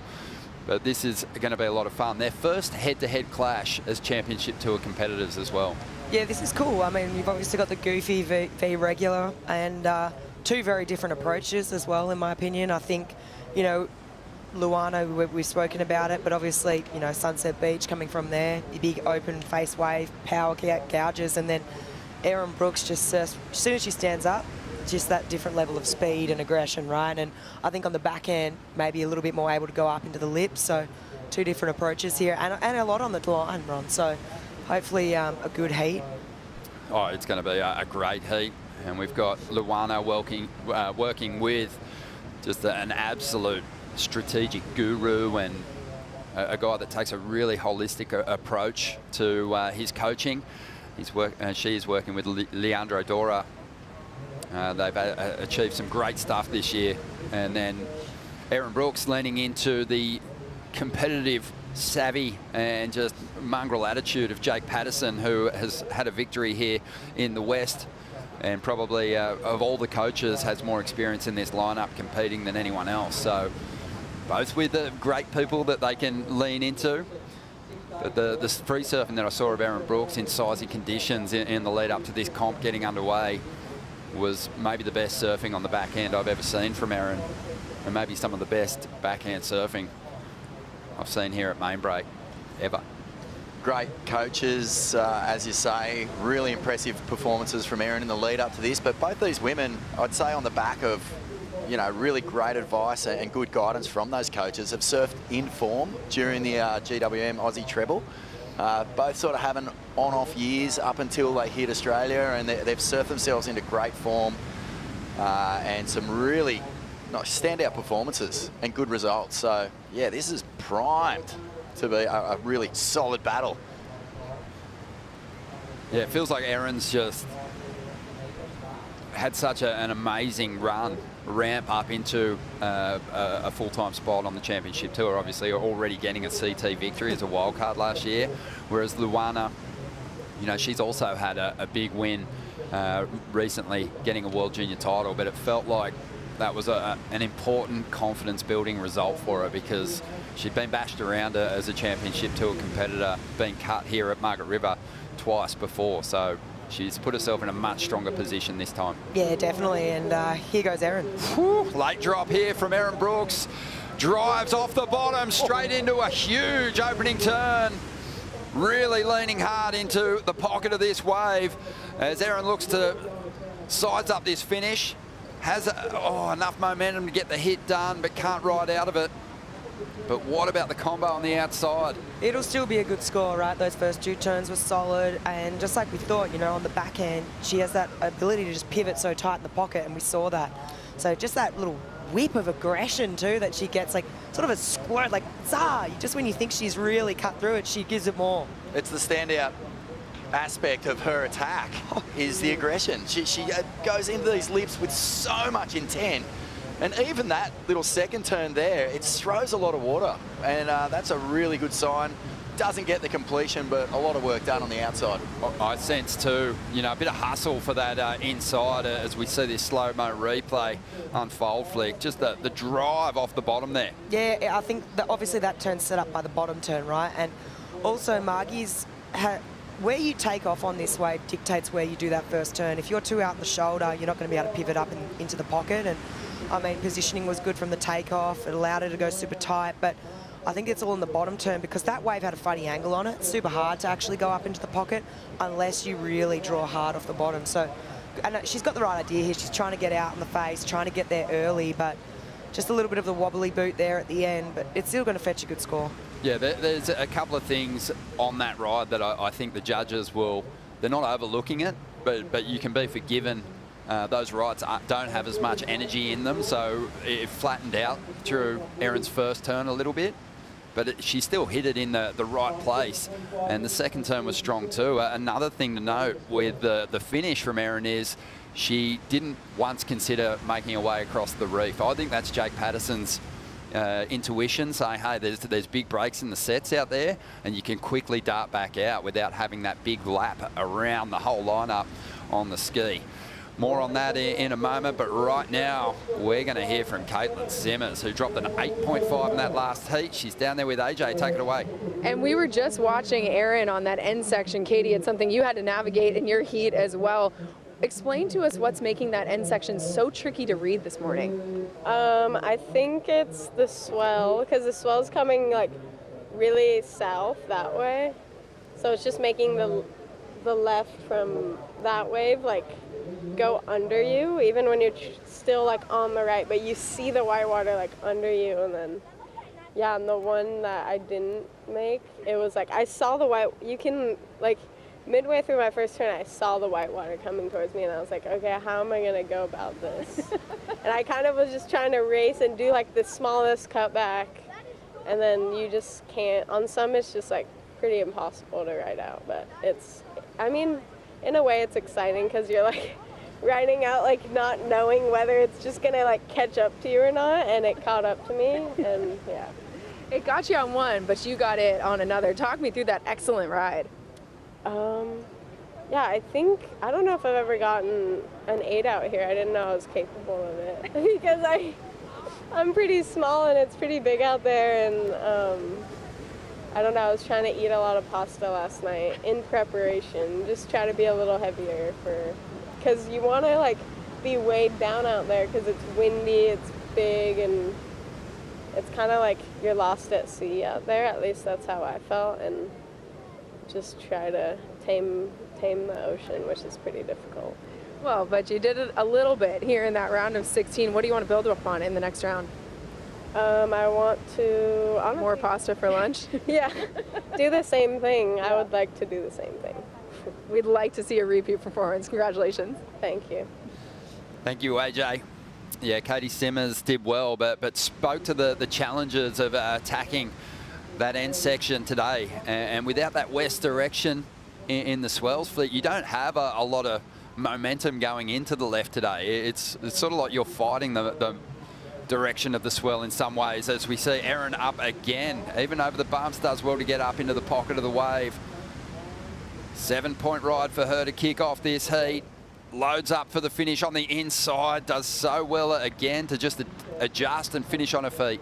Yeah, her bottom turn is unbelievable, right? I think it's just such an overlooked manoeuvre sometimes because that's the thing that sets you up for the top, right? But the way she's drawing off the bottom and how hard she's pushing on her heel side rail is pretty incredible, right? That's what's allowing her to go so tight in the pocket. And we just saw it again on that one. Smaller inside wave, but she just read it so well. Positioning from the takeoff is so critical out here, and she's really figured it out, right? Like, the moment you take off wide on this wave, it just forces that turn so out on the shoulder.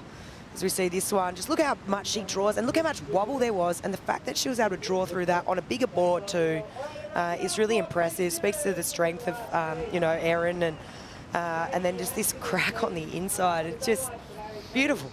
Her ability, Vaughan, to get from point A to point B, that swift transition that she has, it allows her to almost adjust and wow. eye off the section she wants to hit, but get there at the perfect time, even in tricky conditions. Well, the only place on this wave that's steep is the pocket. There's no, well, you get a couple of feet out from the pocket and it starts going flat instantly, and Erin is so capable of coming around the whitewash and just going vertical up into that space.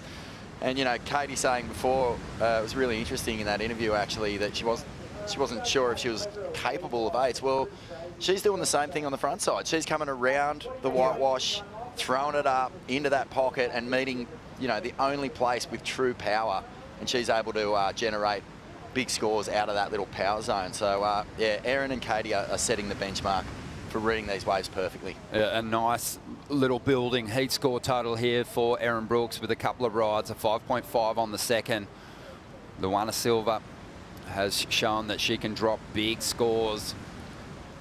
But I think, you know, at different stages too, we've seen Luana's confidence suffer when someone gets on a little bit of a roll early on in a heat. So she'll want to bank a number and use her priorities wisely when the opportunity comes her way.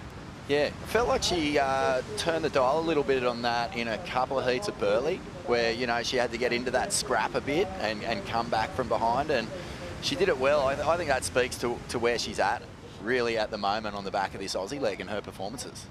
Yeah, she's got such a strong forehand flick that, you know, much like, say, a Geordie Smith on the men's side, when you get to the right-handers, on that CT, you really want to make those results count, because that's where your real strength lies. Well, there's a lot of those right-handers on the CT. So you got a lot of opportunities. Sounded like a slightly jaded goofy foot. Yeah, right? it actually is, Ron. It is, all right? You're picking a bone. Well, you can go left here. Well, you can if you don't want to get a giant score. Yeah, and it's... Talk to us about the challenges with the lefts out there on this swell direction. Oh, look. I think push a little it's just going to push deep, wide. And if you want the lefts to be good here, you need it to come straight in west. I think we saw that on Wednesday, right? There was a few lefts going full top to bottom. You need westerly swell direction for that. And today, you know, every now and then, though, every single day, there'll still be the odd left that absolutely reels. It hits the reef properly. But, yeah, they're few and far between, unfortunately, for the Goose. Well, we got 19 minutes remaining here. Story. Luana Silva cracking her first CT final down there at Bells Beach, Vaughan. It was a magic run through the contest, and it's seen her, like, you know, I think get herself into a position here to really establish herself as a frequent campaigner on the championship tour. She doesn't want to be cut for the third time. No, and this women's tour right now is so open as well. You know, there's plenty of room for someone to join that conversation in the top end of the rankings to challenge for the world title. As we know, women's surfing, it tends to fall into these sort of periods where someone is just so dominant. And right now, it feels like you could just throw a dart at the rankings and that person is capable of winning a world title. And Luana should be in that conversation based on what we saw, particularly at Bells. You get those confidence boosts that can send you on a magic run that puts your name as a true contender. Well, to upset the domination, you know, everyone's got to be capable of breaking through for victories. And on the women's side, you know, that's happening. That's happened. There's only a couple of surfers who haven't had a championship tour win on the women's tour now, which is pretty remarkable. Luana Silva, one of them, Sawyer Lindblad and Nadia Aristabe, who's actually just a replacement surfer this year.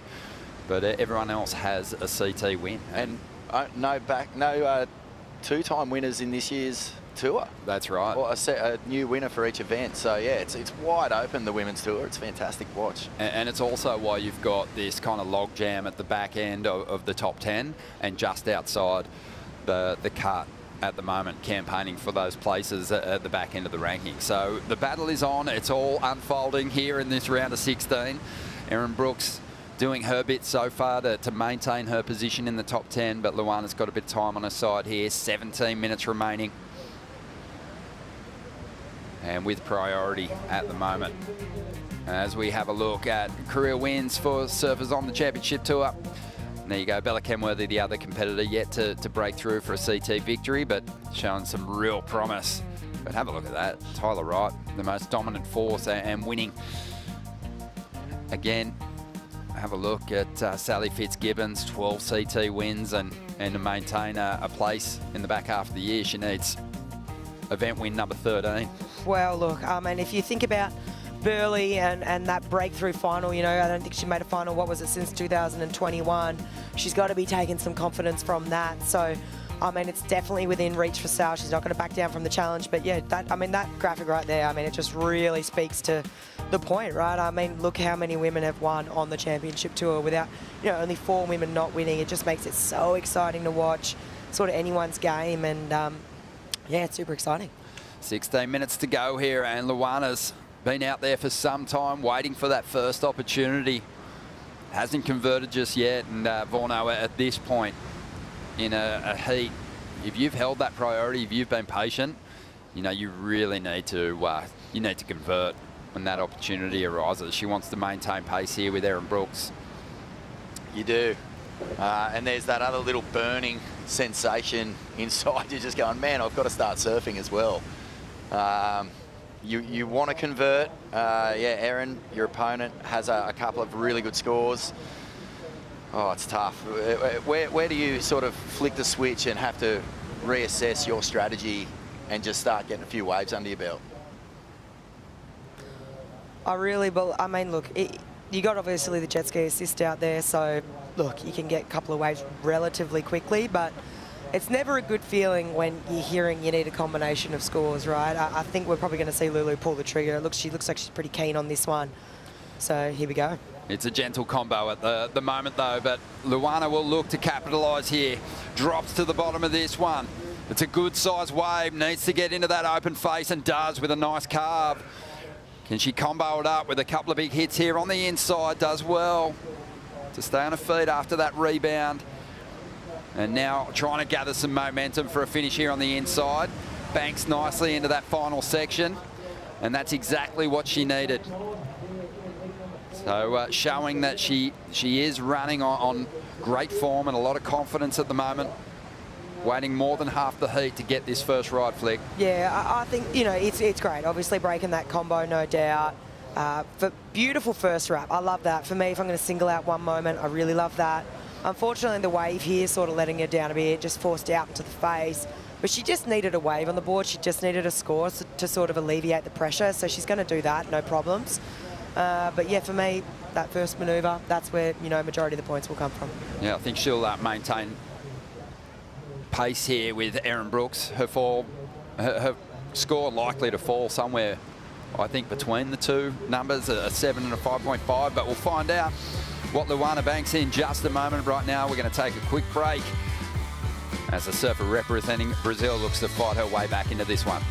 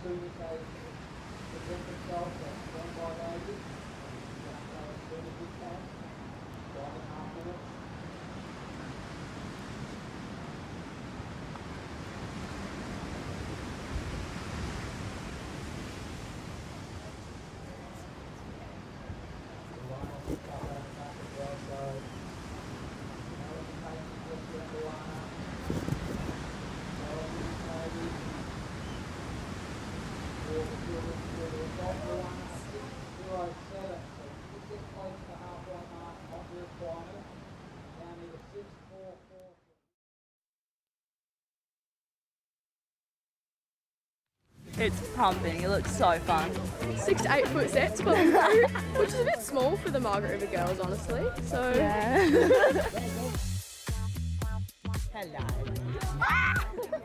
Right now, it is absolutely pumping at main break. There's a good group of girls here. I'm super inspired by it. we're pretty lucky. We've got Bronte McCauley.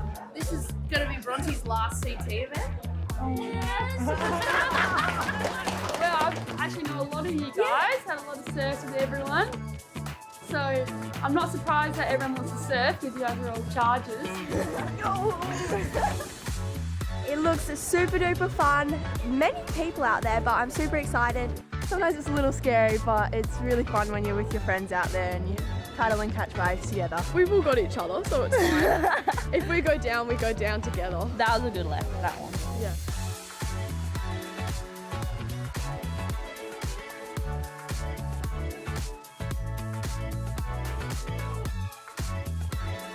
This is my first rising tides. It seems fitting to be in Margaret River for that. When I grew up, there was, 1 or 2 women surfing. For me to see this right now, it's super inspiring, and I just know that the next generation's in good hands.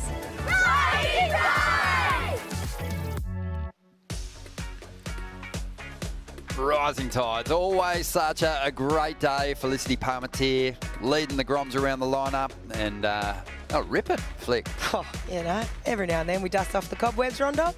Love it.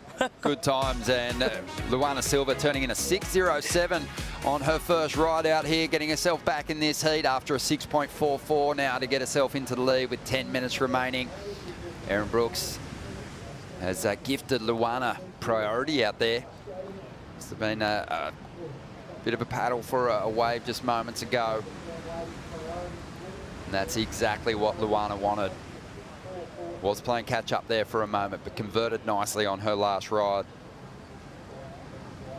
Yeah, she answered back well. There's some nice moments in that wave. The drop was nice and steep. She came around the section. First turn had a good moment where she really dug into the turn. The second moment had a pretty dramatic rebound and a nice little finish. So it landed exactly where we thought, right in between Erin's 2 scores. Luana celebrating her 21st birthday up there on the Gold Coast. Special moment for her. Our showrunner Ted had his birthday yesterday. Happy birthday, Ted. And also Jono, our roving cameraman, celebrates his birthday today. And these are 2 of the hardest working members of our broadcast team. Jono, he bangs out usually somewhere between 15 and 20 kilometres a day running up and down the stairs here at Main Break, Margaret River. I spent a lot of time with Jono, and I didn't recognise him without his camera stuck to his shoulder the other night. Yeah, it's a part of him. 8.5 minutes remaining here. There he is. Happy birthday, brother. He's a champion. He's been hard at it. On the outside, Erin trying to make up for just sacrificing her priority earlier on by improving on this 5.5. And let's have a look at the rankings now. We know it's a battle for these two to maintain their position in the top 10, with likely the winner of this heat closing in on Caroline Marks, who was bumped out of the event in the first heat of the morning. But Luana Silva had a couple of runs on the championship tour before, been cut both times, but a different looking surfer this year. Looking really confident after a successful campaign on the Challenger Series last year and a World Junior title. And Erin Brooks just so massively hyped, and I still think, Flick, if Erin can ascend the rankings and get herself through this heat and get herself into that top 5, she'll likely be the favourite over there in Fiji after a victory last year. Oh, she has to be, right? Even if, she's down there right now, sort of lower on the rankings, but if she can make a jump, let's just say she makes the cut and she surfs the rest of the year, here she goes. Let's see. Oh, an important ride there. Erin goes down, still hanging on to the lead here and trying to do some work under priority. But an uncharacteristic fall on that occasion. Still maintains that #1 position. Jake Patterson watching on. The Snake, just a very confident coach. Always communicates his message with a whole lot of conviction, but he's blunt. He'll pick apart your mistakes as well. He's, if you want honesty from someone, go to Jake Patterson. He won't shy away from it. It's what you want, though. Yeah, I'd love to know what's going on in his mind right now, because ever since Erin lost that priority, there's been a couple of interesting decisions. This one you don't see Erin go over the handlebars like that too often. She's paddled for a couple of waves and missed. She's so competitive. Like, we've seen her really feel the losses during this year's tour.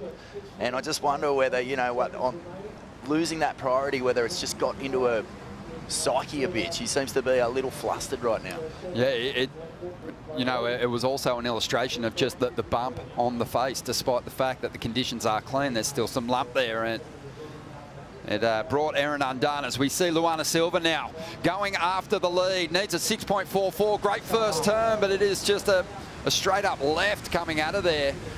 And she just arrived a little too late to get a finishing hit in. You got so much water pushing through from that little funny wave in the centre between South Sides and Main Break, and we've seen so much of that. It's just got so much energy because of that south direction. It's like one of those unmakeable turns, right? Beautiful first turn here, though. I mean, so clean. You can see the conditions are getting better. She's on the right track, but just look at this wall of water moving towards her. Just goodbye. Erin now. Big section standing up, throws everything at it, comes down and is brought undone. Trying to ride out of it. I'm getting the sense that the decision making is a little bit all over the shop here for Erin. It's, Luana had just caught a wave. That wave at first appearance looks like a bit of a closeout. It's feeling a little panicky. Yeah, and also Erin's going to be shut down as far as paddling back out goes, but here it is on the replay. Wow, okay, she sticks that. Big. She sticks that, she's excellent score. Yeah, so we didn't see the first turn, so there was opportunity there. But just in regards to, that end section confluence of energy, it's more like backwash coming at you at the moment. It's coming at such a severe angle. So Erin, typically on those west wells, I mean, you've all seen it throughout this event. The right provides you with the speed and power to either get to that last section early and not get tangled up in the lip, but at least give you enough speed to project out over the high impact section of the wave and try and find some kind of transition to ride out of that turn. Today, there's a lack of sort of momentum being provided by the rights, as we see a replay here of Erin drawing up into that final move. And like you said, Flick, she sticks this. It's probably an excellent score. Have a look at the commitment. Almost on her way to it. I mean, you look at some of the warm-up surfs that she had here, the clips she put on socials, WSL put out a bunch as well. She was making turns like that. So, I mean, I'm not surprised she's going for it, because she's got that feeling. She's like, oh, I know this. Yeah, it's a big section. If I stick it, though, I mean, she was on her way to bettering her scoreline for sure. Yeah, stand corrected there. I think she identified that wave did have a lot of scoring potential. The first turn was a nice little linking turn, and there's no doubting the commitment to that end section. I mean, that was a really committed schwack. Yeah, really solid stuff from the 17-year-old. And just as things play out in this round, we know that these heats can become more consequential. The winner of this one will make the cut. So with Brisa Hennessy, Bella Kenworthy falling out of the mix already, the winner of this heat can now shore up their position in the back half of this season and obviously into 2026 as well. Erin Brooks still maintains the lead, despite the fact that, we saw some frustration there from Jake. The frustration is the fact that she hasn't improved on that 5.5 yet, and Luana's still well within reach here and holds priority. Yeah, I think also, you're in those moments, you're so commanding, well, sort of commanding right in the heat. Lulu she doesn't need a major score, but still decent, right? Like, I think there could be more control from Erin at this point, and I think also that's why he's a bit spewing, He's like, oh, got about control here, as we see potential paddle here from Lulu. Luana, well, she is committed to this wave, and she's going to draw off the bottom. She's looked super composed so far in this heat. converting on her first ride after waiting half the heat, and now finding a couple of decent sections after a 6.44, slaps her hands together in celebration here. Leandro likes it. He's celebrating as well.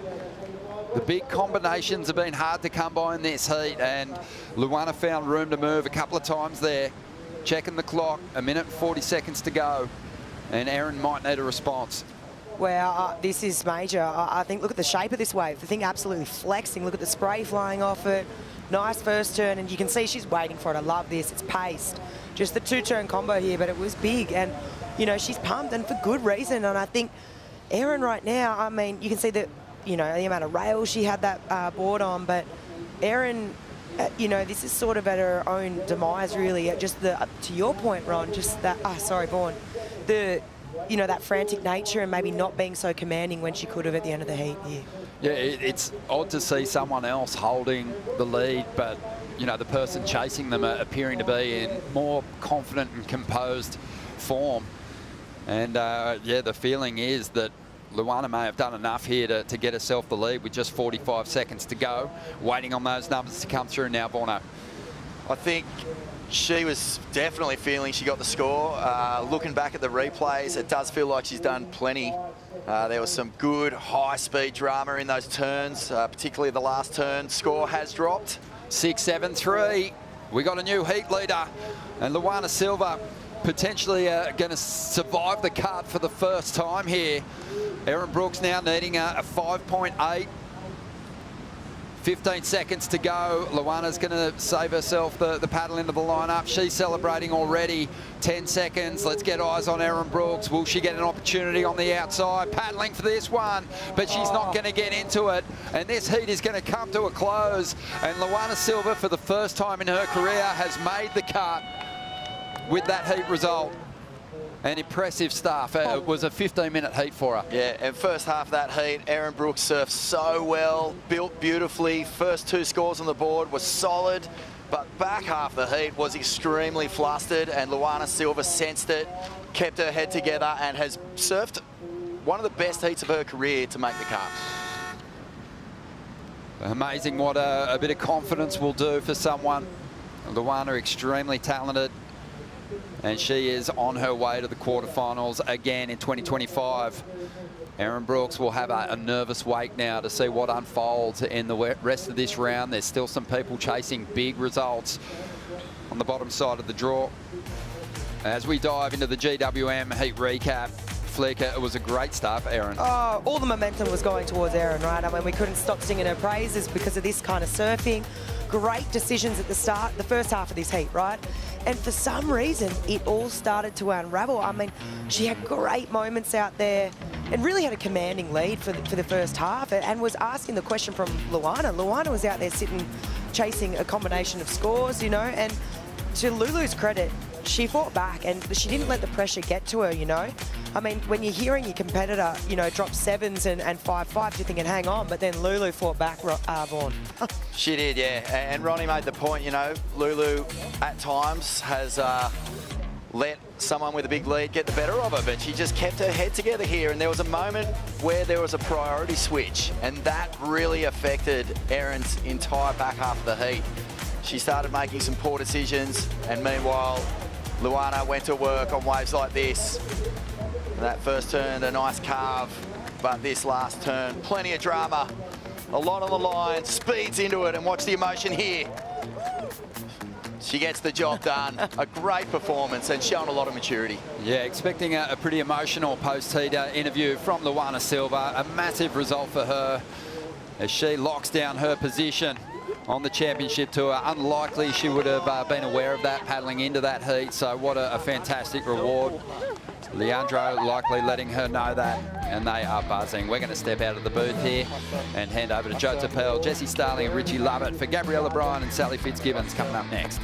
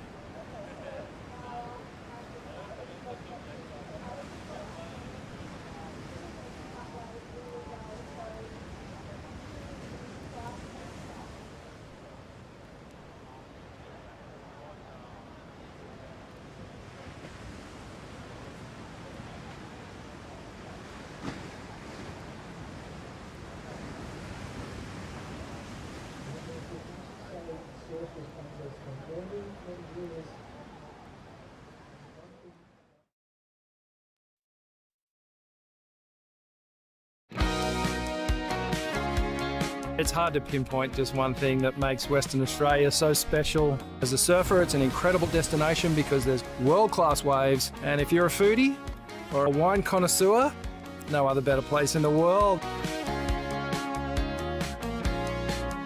Abundant waves, beautiful landscape, crystal clear water, great wine, as well as incredible culinary experiences.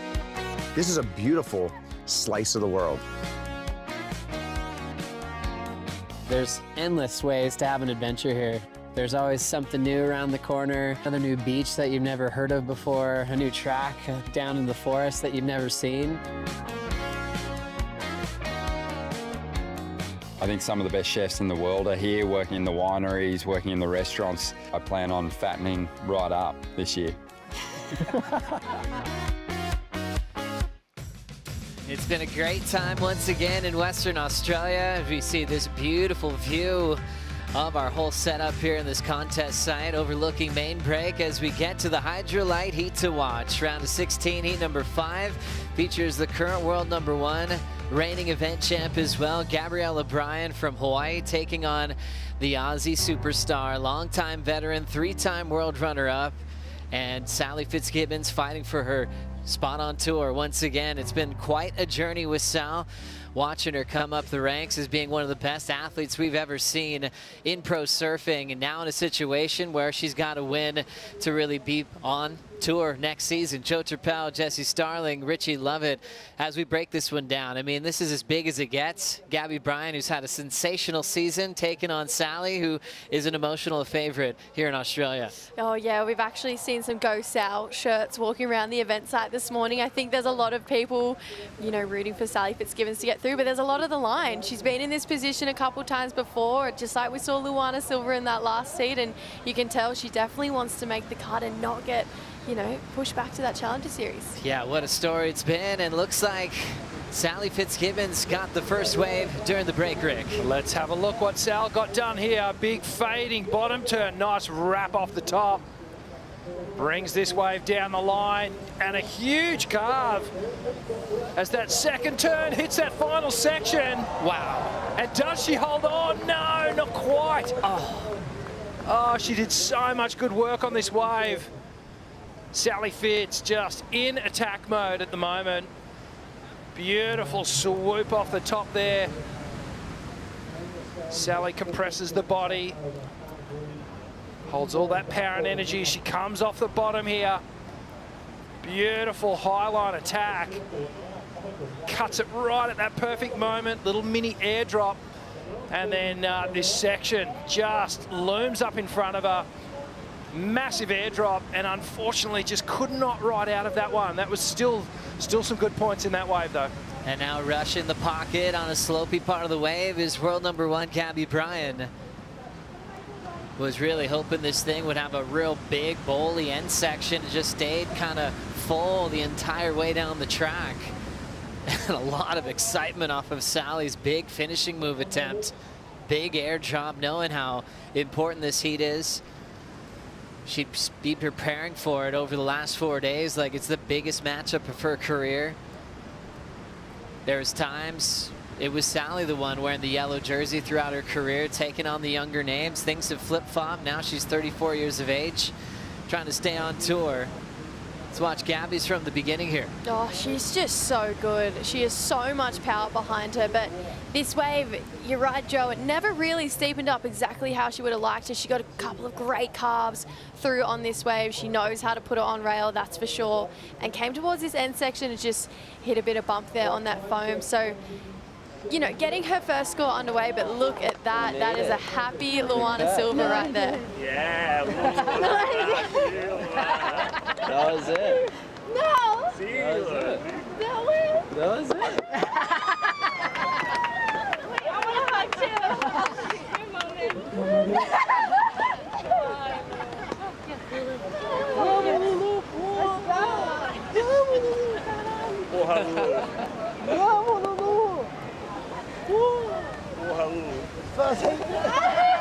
Porra, caralho. How beautiful is that? Joao Chianca, her boyfriend, the first to tell her the official news that she had made the mid-season cut.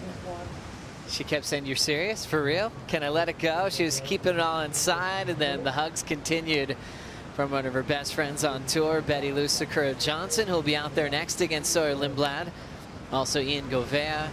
She's going to have a lot of high fives up the stairs, and for Lulu, it's easy to get behind because we've seen the other side of that for a couple of years of her falling off at the cut. She successfully gets through, had that big final at Bells Beach, found her confidence and flow. And you kind of felt like with a big final, maybe it would feel kind of automatic that she'd be in this kind of position, but you could still see those emotions clear, that you never relax till it's all said and done. No, and you can tell that straight away emotion when she heard that, you know, she's made the cut, and that must be a great feeling for Lulu as we see Sal trying to do the same thing here. Steady off the bottom, driving into the pocket again. Nice control. Great read there off the top. Bottom drops out and she can't hang on. So two really exciting finishing move attempts that she's almost graced. Her wave before was still rewarded with a 6.83. So she's bringing a little bit extra for us today.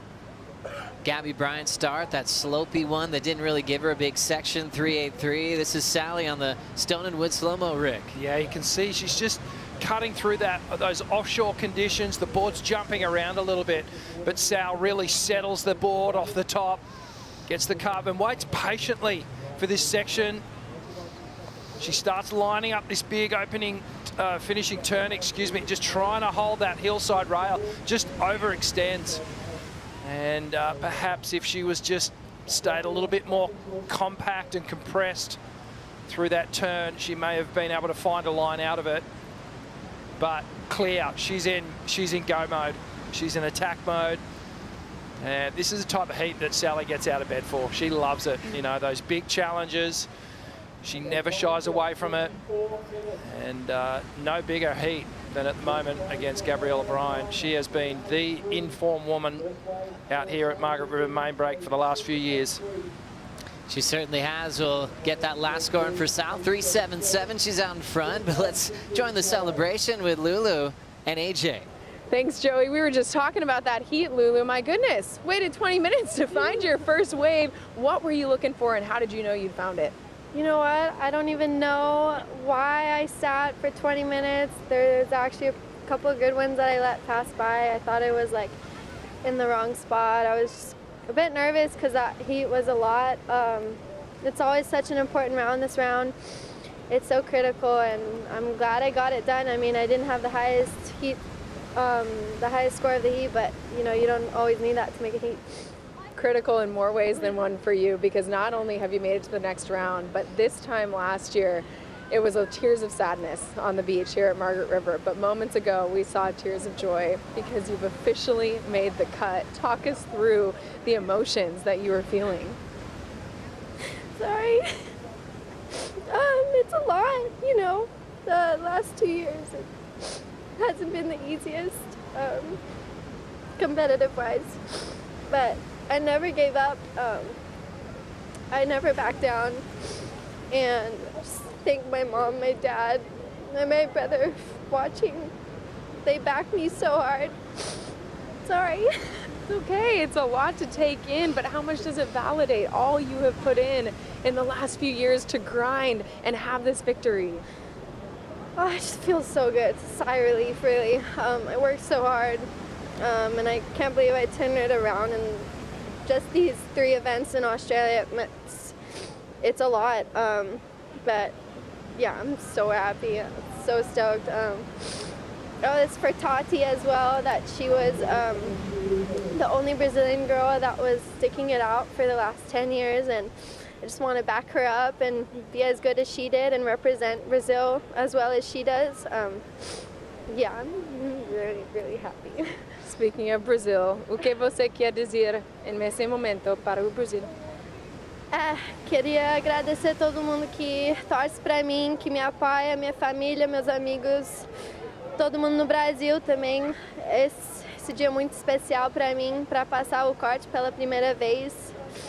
E vamos com tudo. Agora esse ano está sendo muito especial para mim. Parabéns and congratulations, Luana. Thank you. Congratulations, parabéns, Luana Silva.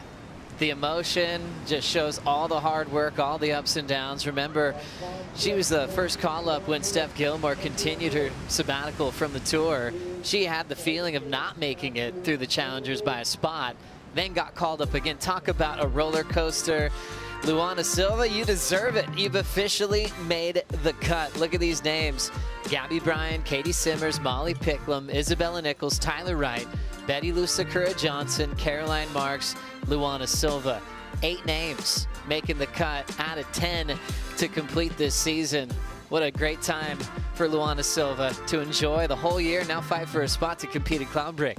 I actually almost started crying during that interview. That really pulled on my heartstrings, Joe. That was, you can tell how much goes into it for these athletes. And for Lulu, it was so much emotion behind it, and it was really refreshing to see happy tears from Lulu at this event, because it has unfortunately been the place where she has been relegated back to the Challenger Series, and for her to do it, especially here, and just get herself a bit of redemption just with main break and the cut and finally do it is she should be really proud of herself. It's a really big moment in her career, and just looking at her year so far as well, World Junior Champion, and now she's made the cut. She's had some of her best CT results this year. I mean, although she hasn't, you know, had a win this year, I feel like this whole entire year has been a win for Luana Silva.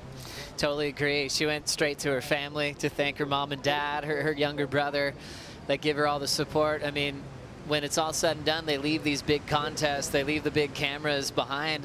Those are the people that bring them back up through those tough losses, through those years that Luana has been cut. So congrats to the entire Silva family enjoying this moment right now. Yeah, it's amazing stuff. And you know, as a competitor, you spent years on the tour and you battle it out and you have the highs and lows, and to be honest, you have way more lows than you have highs. You know, the wins come few and far between for most.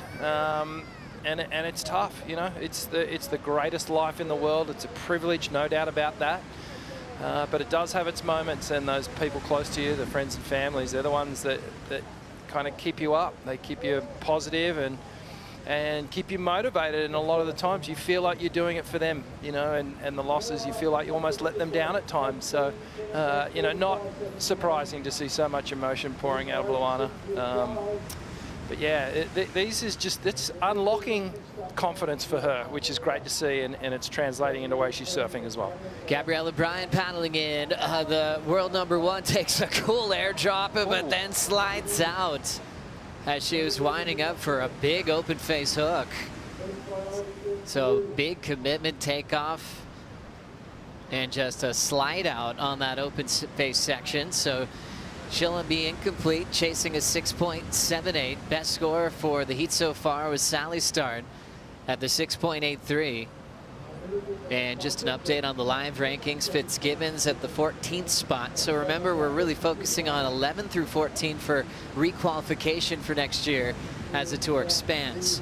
So if you want to compete for the world title race this season, you got to be in the top 10. But also if you finish 11 through 14, you are safe for next year, kicking off at Bells Beach. And that's kind of the scenario that we're focusing on first for Sal. Lakey Peterson has dropped down 4 spots into that 15th position on the live rankings. So we'll keep you posted. Lakey coming up in the last heat of the round. Yeah, we spoke about this earlier as well. For Lakey being in heat #8, it actually is almost a bit of a blessing to be able to sit and watch every other round unfold and let the storylines really start to unfold. That even just that little bit more, you know, now we know that there's 2 spots left before the mid-season cut line. We still have that 11 to 14 up to grad. So with Lakey, who is down in that 15th position, for her to be able to sit back and go, okay, this has happened, she's moved here, the points have moved from this situation to that. It gives her a better understanding for her to go out there and be like, okay, this is exactly what I need to do. And right now it is a bit of a back and forth battle between the lady in blue in the water right now, Sally Fitzgibbons, and Lakey Peterson. And Sal, she kicked us off strong. I feel like we're seeing a really reinvigorated Sally Fitzgibbons in this heat. It's a really fired up approach from Sal. She's gone through some boards too. Breaking her Glen Pang on the opening day, had to go to smaller surfboards just because there wasn't anything else to use. And she's been loving that equipment from Glen Pang. Shaping on the island of Oahu, has built boards for decades for the best in the world, from Marvin Foster, Martin Potter, Billy Kemper, Keikoa Bacalso, and several others. And Sally's been trusting it specifically here at big open face main break. But yeah, she's given her equipment a run for their money. She's got a nice start to this matchup. She built herself up really well in the Australian leg of the tour throughout this GWM Aussie Treble, Rick, and that's just the kind of human she is. Proud Australian. When she gets in front of her fans, she really can produce. Her best results have come in Australia this year. Yeah, she's had a really good run coming off that final finish at Burleigh. Good result down at Bell. So she started to get that momentum going, that feeling. And that's been missing, unfortunately, for Sal. It's been so stop-start over the last few years, on and off the tour. Back to the Challenger Series, done really well. But this is where she belongs, on the championship tour, and I think she's really trying to make some big statements now. And she's doing well in this heat against Gabrielle O'Brien. She's adding pressure here. She's got the best wave of the opening exchange, and with another good decision with priority here, she could really put the #1 surfer on notice. Gabby Bryant's track record at Margaret River is unbelievable, making a final out here in the past to make the mid-season cut. That was a scenario she had to produce so she didn't fall off tour in her rookie season. Came back the next year, won the event, and now is the defending event champ here at main break. She had that similar run at El Salvador. Final the first year, then the next year came back victorious. Such a quick learner, learning a lot from her coach, her peers, but rarely makes the same mistakes. Usually improves from them and becomes even harder to beat. She had the heartbreaking loss at Cloudbreak Taryn Brooks when she let a wave go by and then slipped down to the final 5.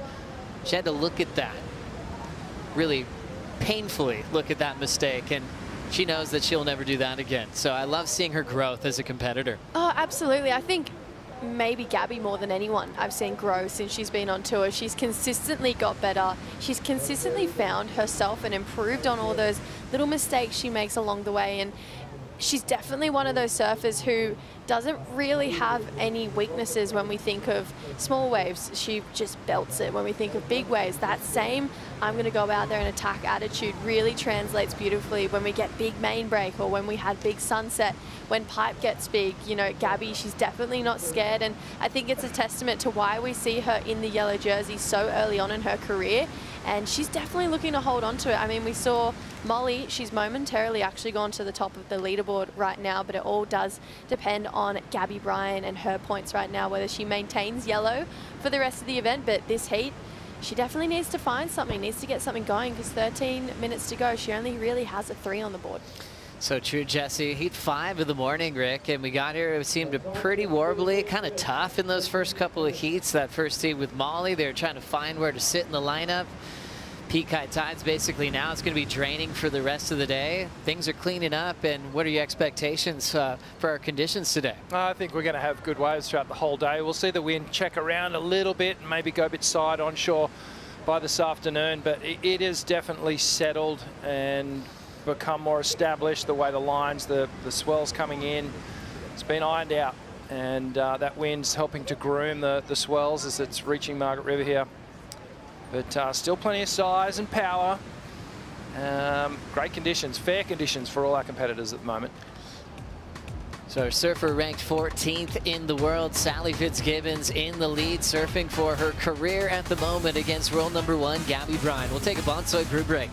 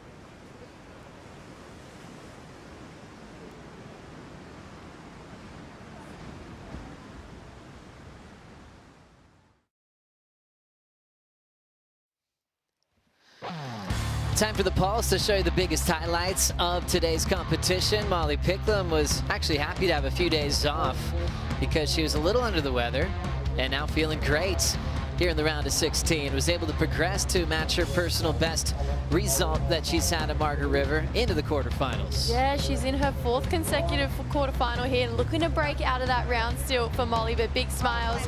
She's back, she's healthy, and she's looking switched on.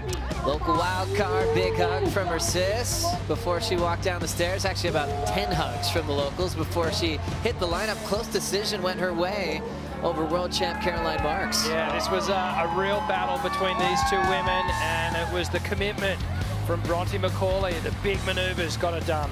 Then things really opened up. This was a high-scoring affair with Katie Simmers, 8.5. Brisa losing with a high score of a 7.83 in this one. Yeah, the Lions' Katie draws are just out of this world. That turn was just so crisp, so strong, and got the finish on that wave too. So Katie, she is just one to watch, especially when main break gets that little bit bigger.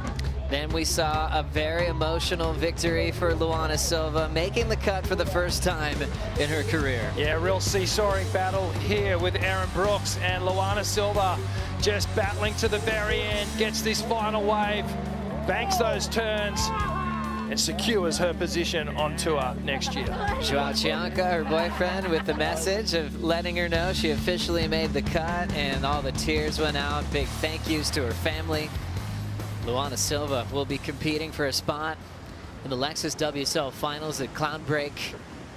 You make the cut. She's still got some surfing to do here in West Oz to try to win her first major event. Came close at Bells Beach, which was fun to see her confidence build and grow. It was infectious. Her best friend won the next stop on the Gold Coast, Betty Lou, who was on the stairs to congratulate Lulu. She's got a great heat with Sawyer Lindblad coming up next. Sawyer has dropped to 11 on the live rankings. That's going to be a big one to watch. That is a huge heat. I love the updates throughout the day. When you see someone make a heat, and it really does make a whole new scenario. Now all lights do go to Sawyer Lindblad, because we don't imagine her not on the back half of the tour. She is so good at all of the events that are going to be coming up after the cut. So I just love how much it chops and changes throughout the day, and then you have your heart set on someone else, and it's pure surfing entertainment, and I love it. And for Sawyer as well. Home break, lower trestles. Yes. She does not want that event to even exist without her name in the draw. So she's down to 11, and just once again to reiterate, that would be a requalification spot if she stays in 11 for next season, starting at Bells. However, you would not be surfing the rest of this year. So it's a change-up year for next year. So we've got a couple of little scenarios to relay to you throughout the rest of today and tomorrow. Gabby Bryan, world #1 defending event champ, is just having a tough start to this heat, Rick. She really is. This is uncharacteristic, and whether it's due to the pressure of that opening ride from Sally, whether she's just a little bit out of sync, just wave choices is a little bit off for Gabriella. Positioning of the maneuvers just slightly off as well, and yeah, like I said, uncharacteristic. We're used to seeing her just dominate this break. And really, this matchup is power versus precision. You know, Gabriella was always going to bring that big open face power hack that got her the victory here. Sal just winning the exchanges at the moment with great positioning and just that beautiful flaring turn off the top. So once again, this is for requalification. This is focused on next season to be on tour in 2026, starting at Bells. If Sally Fitzgibbons wins this heat, she requalifies. Brisa's requalification would then depend on whether Lakey wins or loses in the last heat of this round of 16.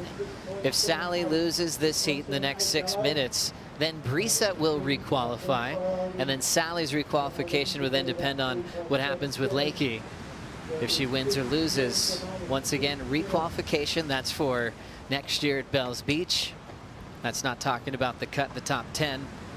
So Sally at the moment is in a great spot with the lead over world number 1 to see if she'll be back on tour next year. Oh, you can feel just the tension building, the pressure rising, and it's these moments where Sal has an opportunity to take her career and really put it in her own hands right now. If she can maintain the lead for the next 5.5 minutes, guaranteed Sally Fitz on the 2026 tour.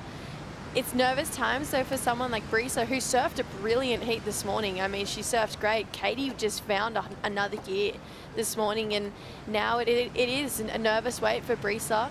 And unfortunately, that's just how it goes sometimes. That's the name of the game. I'm sure Brisa would have loved to have it go a different way, but Sally now has an opportunity. I know she has a lot of support on the beach right now. We see those Go Sal shirts walking around everywhere. So 5 minutes to potentially get it done. Yeah, so if Sally loses, Brisa qualifies. If Brisa had to pick a surfer to surf for her spot on tour, she'd probably choose Gabby Bryan as world number 1 and defending event champ, who's had 2 finals out here. But it's been a wild run for Gabby, falling. She had the airdrop to kind of overturn that section on the open face, got clipped off the lip, so she just needs to settle into this matchup without priority, but still just chasing a 6.78. So in that terms, it's still wide open. Yeah, it's and she needs a wave in the next minute or so if she wants to have the choice of riding 2 waves.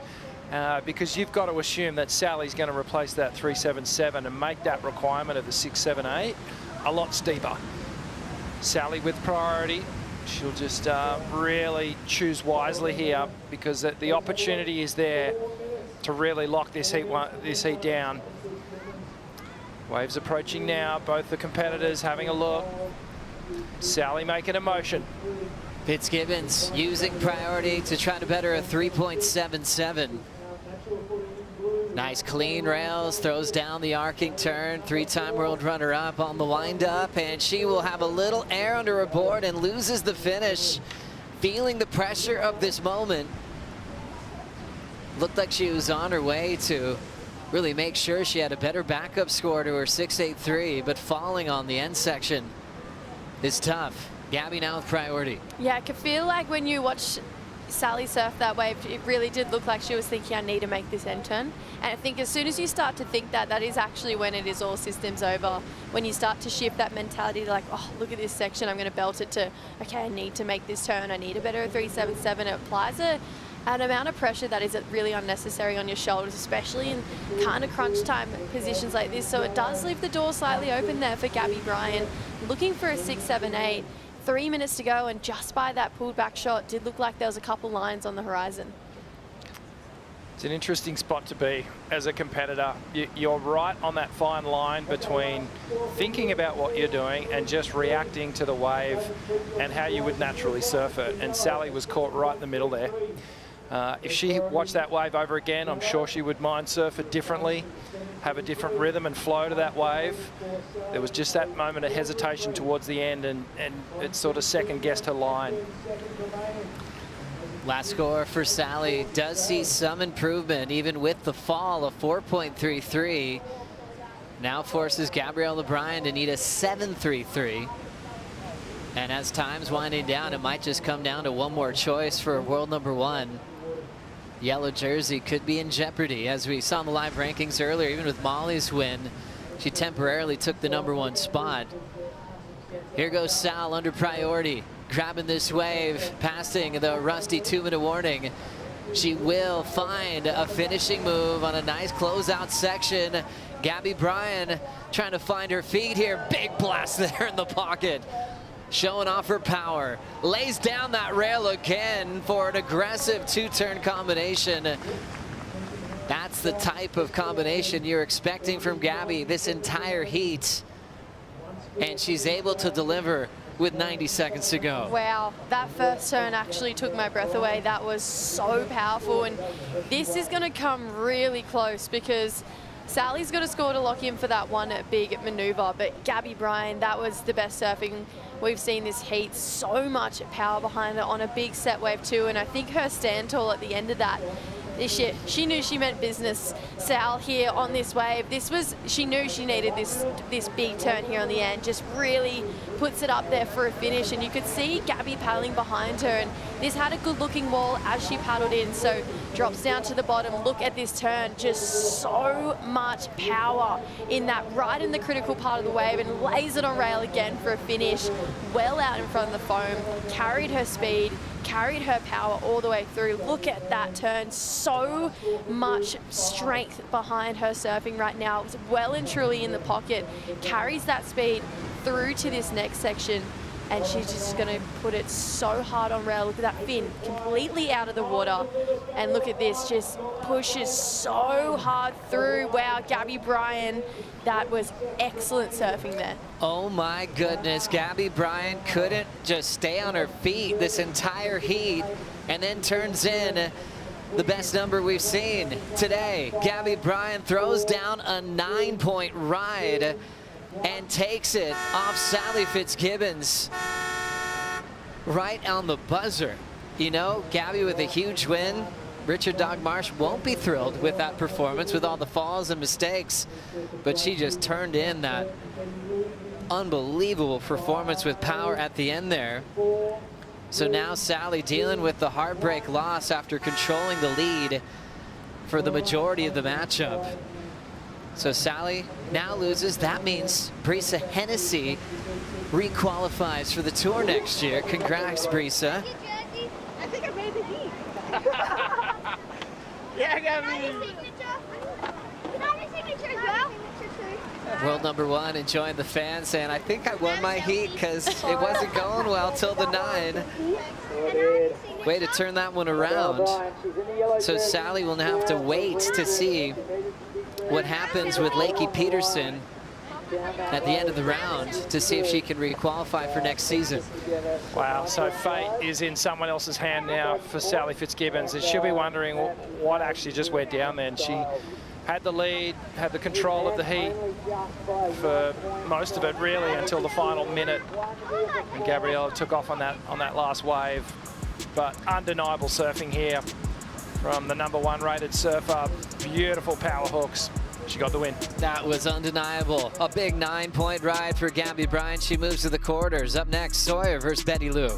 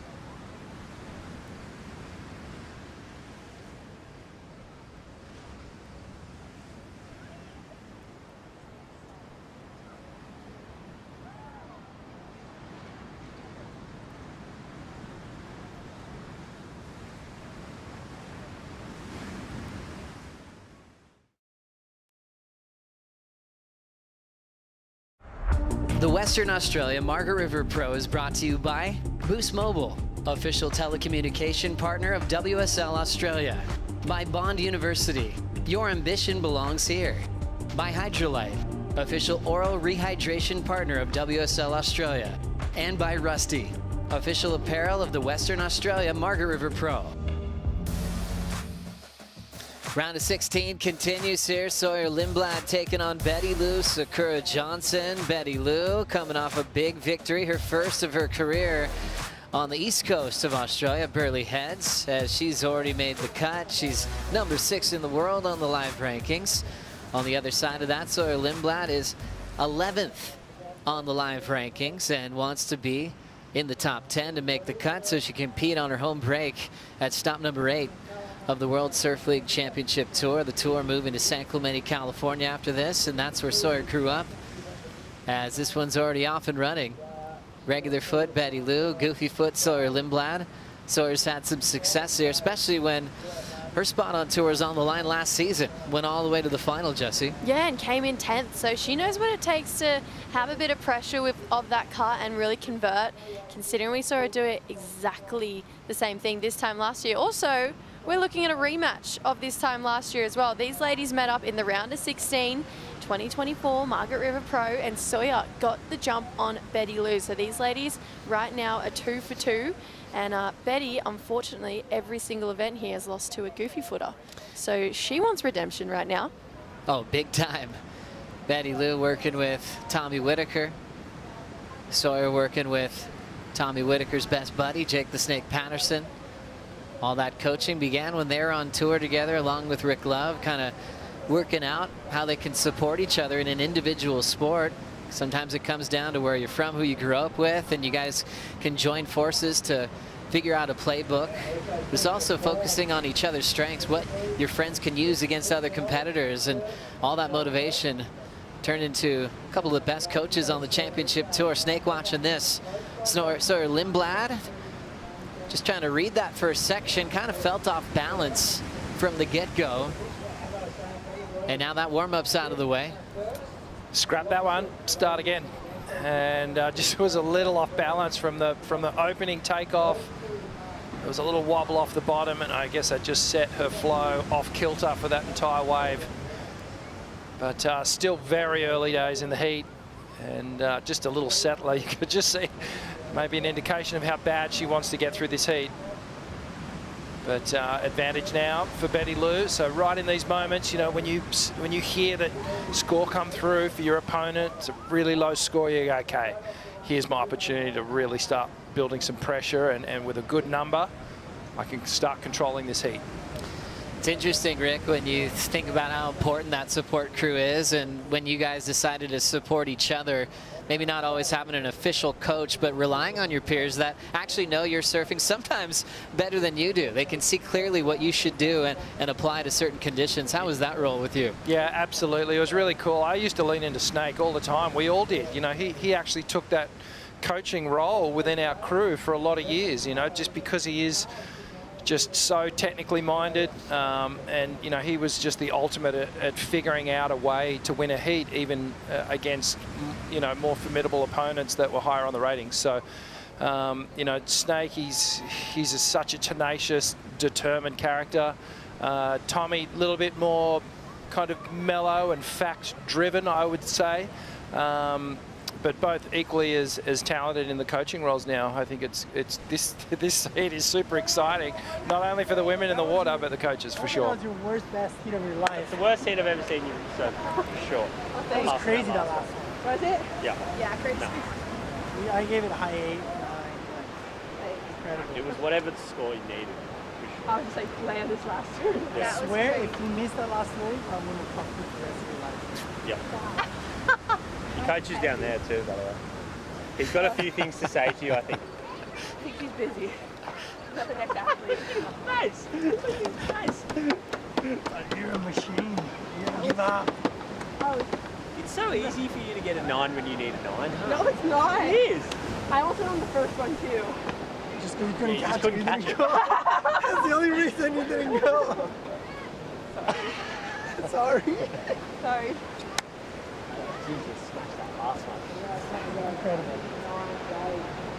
Dug yourself out of it. I think Gabby was trying to hide from Dog. 100%. I think she was like, okay, cool, I'll get running. Connor's like, your coach is downstairs. And Dog knew the camera was rolling, and he was reserving all these comments until that thing was switched off. 100%. Yeah. 100%. This is the debrief that Gabby was trying to avoid, but she knows it's the best thing for her, as Connor and her teammates we're telling her, Leo Fioravanti, we're like, you know what, that was the worst heat we've ever seen you surf till that last score. Gabby knew it, but with her power and her ability, she saved herself with a 9. She's got to be proud of that moving forward, but she doesn't want to stress out her camp like she did in the next round. I loved the call from Leo, and he was like, if you didn't land that last turn or catch that last wave, I would have never spoken to you for the rest of your life. Like, oh, brutal. Takes a high in the dog pound. Oh, yeah. They expect the best out of each other. And when you hear from Leo and Connor, when you ask them who they think the best surfer on tour is, they go Gabby Bryan. They talk about the power that she releases. Ryan Callanan says the same thing. It's something special, but she definitely has to clean that one up. She had a similar type of dramatic roll into her win in El Salvador, where she buckled her board, kept sliding out, but still got the victory done just based on pure talent and grit to never give up. So she wants to hang on to yellow. She's into the quarterfinals, and she'll be joined by the winner of this heat later on today. Sawyer kind of slippery on the start, just got a 2. Her brother's here, Taj, has been getting a lot of surfs in. I was wondering what they're up to the last 4 days, and I thought it was going to be a lot of vineyards and sightseeing. It was really just focusing on sauna, ice bath, surfs, all focus on this heat for 4 days of prep. But Sawyer was so happy. She's like, yeah, I got a little homesick on the road, so her brother flew out, also with her dad, to give her that family love and support. So she's been thrilled just to really feel like she's at home now with them by her side. That just melts my heart, doesn't it? Just sounds like they're on a total opposite program to us. Totally. Here comes Sawyer. Little wrap. Pushing a little bit. It's not really giving her a big section until there. That was a nice flowing connection, and puts a little more into that backhand snap. She runs out of water and has to sit down. Sometimes after a wobbly start, you just want to feel comfy and feel your feet again. Nice settle there for Lindblad. Yeah, definitely. That was just one of those waves where she's like, okay, I just need to get one from start to finish. She's got some beautiful surfing done on it too. I loved that floater that we saw. But yeah, sometimes you're so right. When you have a start like that, you go, whoa, what just happened? You know, we saw it happen to Jacob Wilcox in the very first round. Now we're going to see him in the quarterfinals. You just need to find that wave where it puts you back on your feet, you know, and that was definitely that wave from Sawyer Lindblad. We'll see her level up on that next wave. Last year, what a run it was for the rookie all the way to the final. Sawyer Lindblad was with Gabriella Bryan in her first CT final. She made a second one later on last year in Brazil with Katie Simmers. But that heat total, 16.57, was unbelievable as she maxed out there into the 9s on a big backhand hammer in the pocket. Getting really rewarded for one major move, gave her a ton of confidence. Went on to Rookie of the Year last year. As we look at this 5-point ride, Rick. A nice swooping backhand hit to open things up. Another little snap down the line. Now big projection floater over this section. And another clean snap to finish off. So a good variety of maneuvers on that wave, 4 turns. She got that under priority too. So as you said, Joe, really good settler wave to get back in and just try and find the rhythm. And, you know, surfers talk about rhythm so much. It's a real thing. You know, you come into a heat and you just, when it's all going the right way, you just feel totally connected. All the decisions you make, whether it's just to move around the lineup, everything seems to be flowing. That's the state that all our competitors, you're basically searching for that every time you put a jersey on. So a 2, then to a 5, heading the right direction for Sawyer Lindblad. Betty Lou still being patient, holding down priority. The 20-year-old from the North Shore of Oahu, home break, Haleiwa, where she picked up a huge win in the Challenger Series, had an early rivalry with Carissa Moore back then, where she'd apply pressure to her hero in a lot of big heats. It kind of showed us that she's not afraid to back down. She will just stick with whoever's next to her in the water and always want to apply the pressure. One of the toughest competitors on tour, also finding some great momentum alongside her best friend Luana Silva this season. Let's catch up with world number 1, Gabby Bryan, on the glass with Vaughn Blakey. Gabby, wow, congratulations. I mean, there are so many big stories playing out today. The battle for #1, but also the battle for requalification. That was such a dangerous heat, and honestly, for the first half of it, it felt like it was just all going against you. I think for the first like 98% of that heat, it was all going against me. I could not get it together, and I don't know, I was just like, if I get one wave, I'm not going to give up. So I'm so glad. I don't even know how much time was on the clock, but I think it was under a minute, and saw the wave. I'm like, I just need to do 2 big turns, and I hit the first one as hard as I could. I was like, okay, just finish this thing, and it all worked out, and I was so stoked that wave came. I mean, you obviously have such a great relationship with this wave. When a wave that big and with that much power stands up, you must have the confidence to just really go at it as hard as you can. Yeah, definitely. I'm much more confident when I'm on the wave than all those like moments in between where I'm like, how far out am I? I was getting stuck in between. Like, there's still sets out there, but the inside ones are really good. So my depth, I was just getting a bit confused, but yeah, worked out, thank gosh. Yeah, well, it sounded like someone had walked into the dog pound at feeding time because everyone was just howling their heads off. So stoked. What was that reaction like when you came up the stairs? It was sick. I actually I didn't know where the score was going to land. I knew it was really good and it was a set, so I was like, I have a pretty good chance at getting it. And then when it dropped, I just saw like Leo and Connor throw their hands up, and I was like, oh my gosh, I'm so stoked. And honestly, having them on the stairs cheering for me is like extra motivation. Leo said if I missed that wave, he wanted to talk to me for the rest of my life, so I'm glad we can still talk, Leo. Well, you've jumped back into world #1 on these live rankings. Congratulations, you're surfing every bit like the world #1 as well. Thank you so much. And say hi to my mom and my sister back home watching. I miss you guys, and I can't wait to see you soon. Congrats. Well done. Good pop on that handshake as well. Vaughn's been having that consistently through a lot of these winning interviews. Gabby Bryan happy that she got through on that 9-point ride, a rough heat to just try to stay on her feet. And a really tough scenario now for Sally Fitzgibbons, who has to wait to see what happens with Lakey Peterson. At the end of the round, Lakey wins. Lakey will requalify. If Lakey loses, Sally will take that spot. It's really close. We'll keep you posted on the numbers as we get there. Sawyer Lindblad in motion. Nice wrap on that slopey open face. He's going to fit in another one. Hoping for a little pocket section, but it's trimming all the way down to this inside corner. A little bit too quickly for her. Didn't really get to coil up and feature that signature vertical whip in the pocket. So she'll ride in and reset during the catch-up with Gabby Bryan. We did see Betty Lou get started as well. Opening ride at 3.5. Let's start with Sawyer's wave, Richie. Yeah, drives hard off the bottom. Clean backhand hook off the top. You can see she's always just coming back to that power source, waiting for this wave to stand up, and it never really did. Just tape it off really quickly down that corner. She didn't have much option, but just steer off that final foamy section. And then outside, Betty Lou, this wave's standing up a lot better. She gets a faster hook off to start things and just tries to attack that second section. And unfortunately, didn't ride out of it. That was a huge score if she'd made that final turn. Yeah, the intentions for Betty Lou was to start with an 8 at least. Total commitment, fearless in her approach, puts in a ton of time at Backdoor and Pipeline, growing up at Sunset Beach, Haleiwa. One of the most intimidating waves on the planet, especially when it's pumping. And it's created a world-class athlete like Betty Lou. So 3.5 on the attempt for Betty Lou. Last score for Sawyer improves on her 2.0. Now has a 4.2.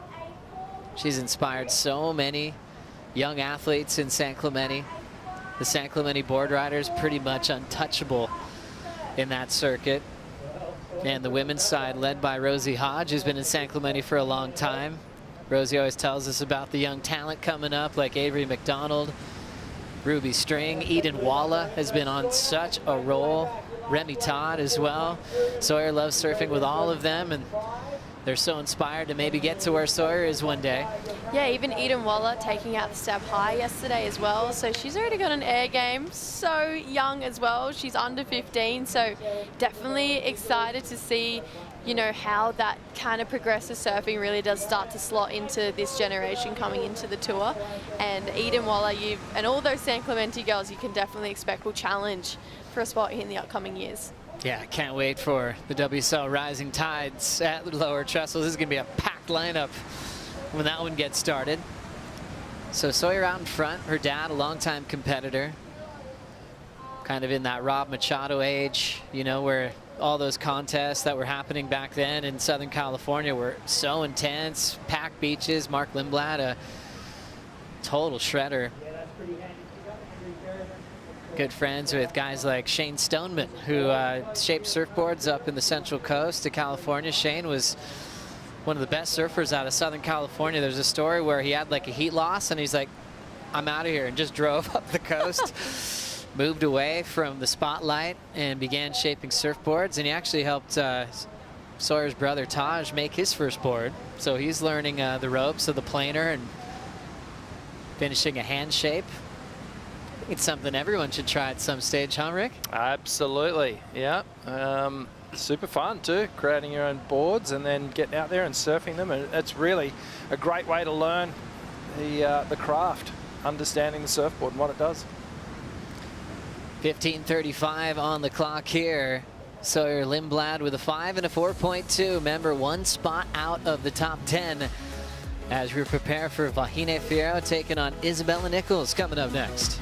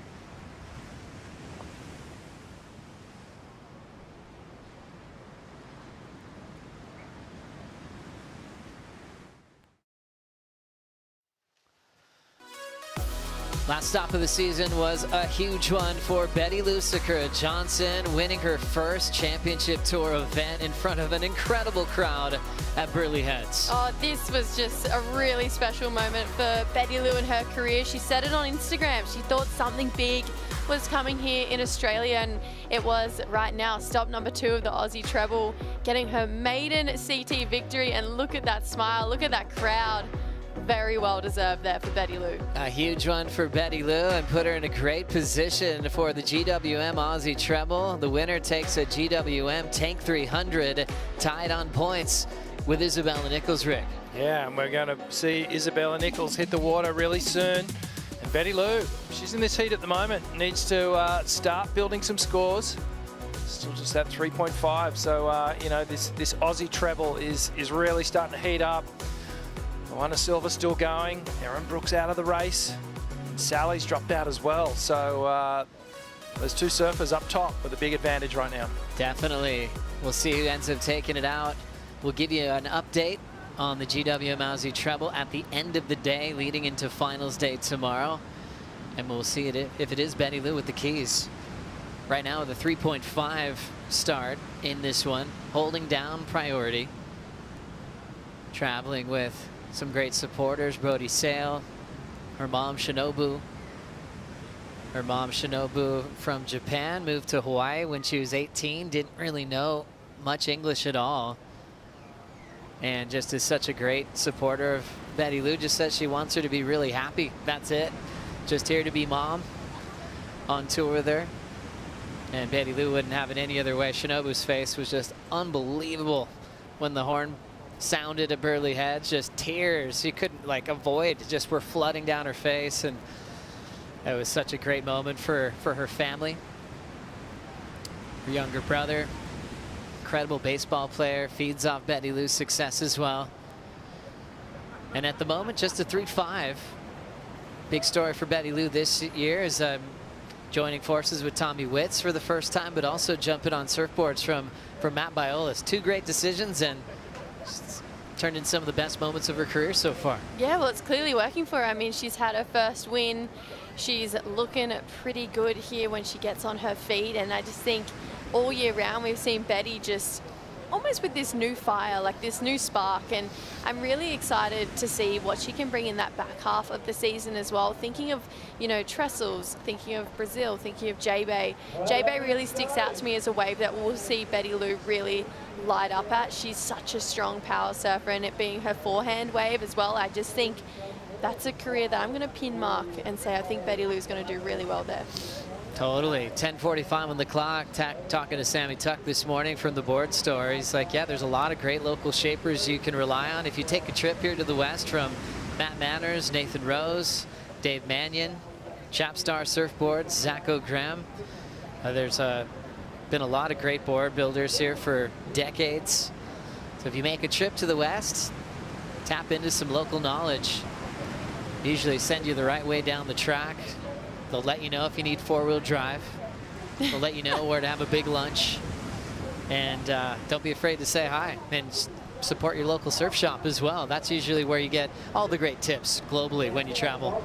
Yeah, they've got it on lockdown. Big shout out to all the crew at Margie's, Rip Curl Margie's, and also Beach Life, helping out all the competitors. I got caught out a little when we had that huge swell arrive, and there was an influx of surfers just going, oh, we need fins, we need leggies, we need this, we need that. And the local shops just helped them out, so thank you. Doing such a great job hosting the best in the world here in Western Australia, where dream events happen. Happy that this is stop 7 of the World Surf League Championship Tour, the finale for the GWM Aussie Treble, the home of the mid-season cut, which, as we know, will evolve next year. Sawyer Lindblad, 11th on the live rankings. Doesn't just want to requalify for next year to be in the top 14, wants to compete for a world title at Cloudbreak. So far, so good as she's out in front, but we've only seen a few waves ridden, Jessie. Yeah, only 4 waves surfed this heat. And to remember, they're 35-minute heats, so a lot of time has really gone by so far. We're down to 9 minutes to go. Nothing better than a 5. So just showing that there is a bit of time in between sets with this new swell. We're not doing any heat restarts today, so it is kind of make the most of what comes through. Right now, it is that 5 that's really setting Sawyer apart from Betty Lou. But you can see, even Gabby spoke about it in her post-heat interview, she was a little confused because there was these deeper inside ones, so if you wanted to catch a lot of waves, you could get them. But then there was these big wider sets on that main traditional peak where, yes, they're few and far between, but that's where the big scores lie. We saw her get a 9-point ride there. So it is just that decision-making and that trust, like, okay, I'm going to sit here, and if a wave comes, I'm going. 8:15 on the clock. So many heroes in West Oz. I always think of Courtney Comlog when I think of big pumping main break. She was never afraid to charge, winning this event as a QS in back-to-back seasons. She always loved coming here to this part of the world. Always was loving it when it would get huge. 13 CT wins. She's on the front page of the all-time win list. Hope you're doing well, Courtney. Probably watching the action. Melanie Redmond-Carr, true local here to Margaret River, won 3 straights when this event went to QS status in the early 2000s. She enjoyed some time on the championship tour. It was in the world title race with Lane Beachley on Lane's 7th world title run. Claire Bevilacqua's always done well representing West Oz, had a great transition to surfing at Pipeline and Big Sunset Beach. We saw Bevo get a wild card in this event a few years back, doing a lot of great coaching these days. Down to 7:15 to go, passing the high tide, which will be dropping for the rest of the day. This swell should stay the same with this southerly angle, and then trim down in size tomorrow, but with clean conditions for finals day. Let's now catch up with legend. AJ McCord is with Pauline Menser. You never know who you're going to find down here in the Red Bull Athlete Zone. And here we've got Pauline Menser, who knows this wave and has had some moments out here. Just walk me through what it is like to see this next generation of women charging this wave. It really brings back a lot of memories. You know, the last time I surfed here was in 1990 when it was really big. And then coming over that hill and seeing lines, I was just so excited. And, you know, back in the day we were surfing the left because we didn't have the jet skis to get us out there. And now seeing them absolutely charging these rights and the way they're attacking the inside is just really beautiful to see. You have a new book that came out last year called Surf Like a Woman. Give us a little bit of a tease about just what it is about and what you want people to leave having read your book with. I really hoped at telling my story of, you know, the struggles that I had and still the determination I had, and also having autoimmune, would encourage the next generation and encourage people who have had hard times just to go for it, and also, you know, keep our history alive and tell people, you know, not only were we athletes. I was known for being very naughty on tour, so there's a little bit of everything in there. And you know, some crazy stories of being when I was in Africa and I thought that the locals were going to eat me, and getting absolutely smashed here in Margaret River, and there's so many fun stories in there. There's so many cool things happening with women surfing right now, and of course you got a chance to talk to the next generation here at Margaret River, done a book signing with the tour expanding for the women next year. Just how much does that showcase the level that women surfing is rising to? I was so excited to hear that it's getting more women, because the level is just incredible. The depth is just getting bigger and bigger. And like they say, if you can't see it, you can't be it. And so the more that women are getting pushed, the more backing that they have, the bigger and better that it will get. And yeah, the future's definitely bright. You know, I just absolutely love seeing these girls tearing it up, and to know that some of those top girls that were really elite level, when they were losing and not making the tour, was really upsetting. So now with that few more women, it's going to be really incredible.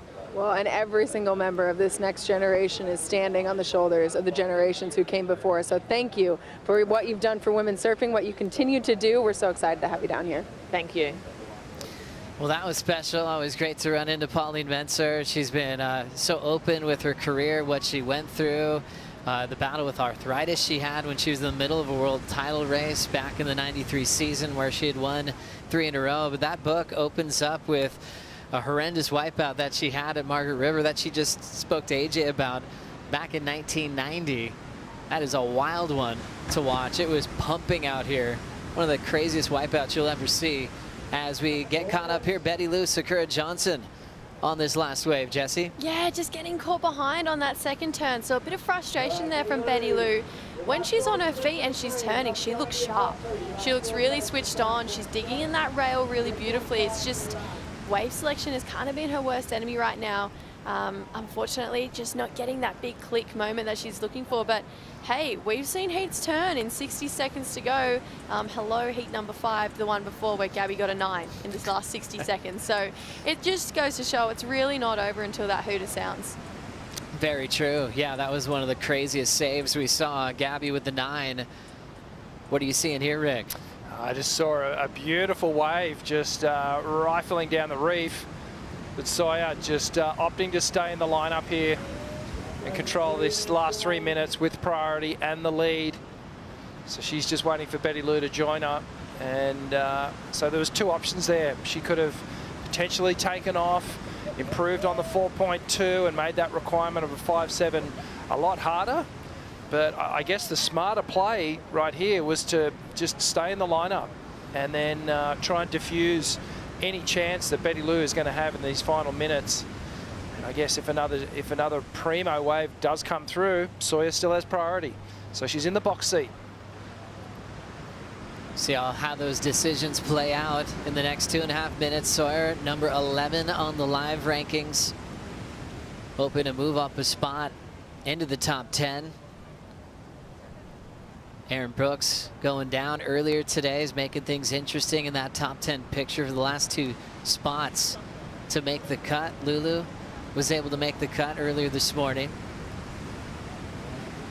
Betty Lou searching Betty Lou, number 6 in the world, is happy to get past the cut, but she knows there's crucial points on the line. As we pass the Rusty 2-minute warning. And there's also a tank on the line right now too. This is big points for the GWM tank. So yeah, there's a lot riding on the line right now for Betty Lou with 1:45 to go.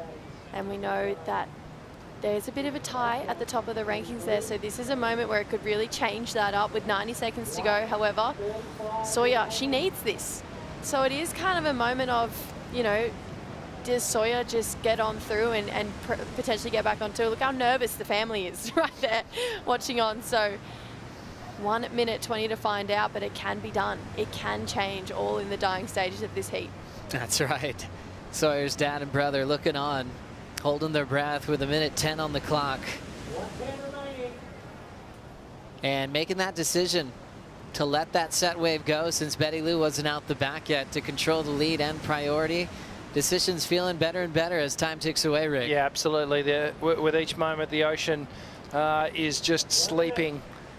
It's a step closer that Sawyer Lindblad is going to get through this heat. And it'll be one of those ones where you go, oh, that was a bit scrappy. You know, that wasn't the best performance that I could have laid down, but I did enough. And at the end of the day, someone has to progress through these heats. And she's done enough at the moment. She's got 30 seconds to hold on. If she does take this win here, it would be a rematch of last year's final. Gabby Bryan and Sawyer Lindblad. And looking out here to the horizon, you can see some paddles, a little wave starting to pop up. And we'll see if Sawyer will be able to get there to use their priority to shut it down. Betty Lou making a big effort to try to get in position, but it is Sawyer making that smart decision to hang on to priority and to control the lineup. We'll take a victory lap and ride on into the quarterfinals. A crucial one for her, being 11th on the live rankings, now getting a spot and more points heading her way, making the quarterfinals. Yeah, she needed that. She needed that. And look, very happy times here for the family. Loving it. But yes, Sawyer, probably not the heat that she wanted to surf, but it was the heat that, you know, is going to keep her cut dreams alive. Well done for Sawyer Lindblad, getting it done with a 5 and a 4.2. We'll see where Betty Lou heads with the GWM Aussie Treble, tied on points with Isabella Nichols. So that'll be a big one for the GWM Tank 300 to see how Isabella does in the next heat against Vahine Fierro. More action to come here at Main Break at Margaret River. We'll bring in Ronnie Blakey and Felicity Palmatier for the call.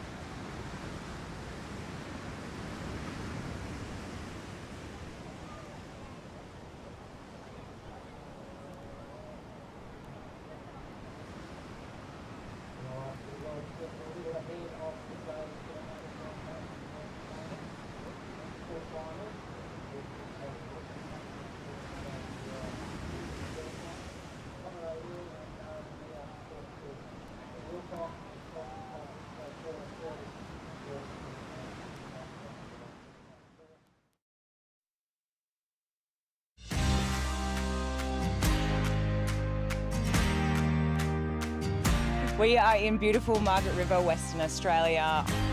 It's rugged, it's wild, untouched. You can break anywhere from 2 foot to 15 foot. We have no shortage of swell here. I might be slightly biased, but it is the best place in the world. Welcome back to the show. Moving into Heat 7, the round of 16, with a former winner out there in the lineup battling for the top of the GWM Aussie Treble ratings as well. It's Isabella Nichols. She's been on fire throughout the Australian leg so far in the red, up against Vahine Fierro, who's just outside the top 10 at the moment, wants to stay in that hunt to survive the cut and campaign through the back end of the season. Ronnie Blakey sitting alongside a local in these parts, big wave hero, who I watched skittle down the face of a 15-foot plus monster, probably a 20-footer the other day. Felicity Parmentier, how are you, Flick?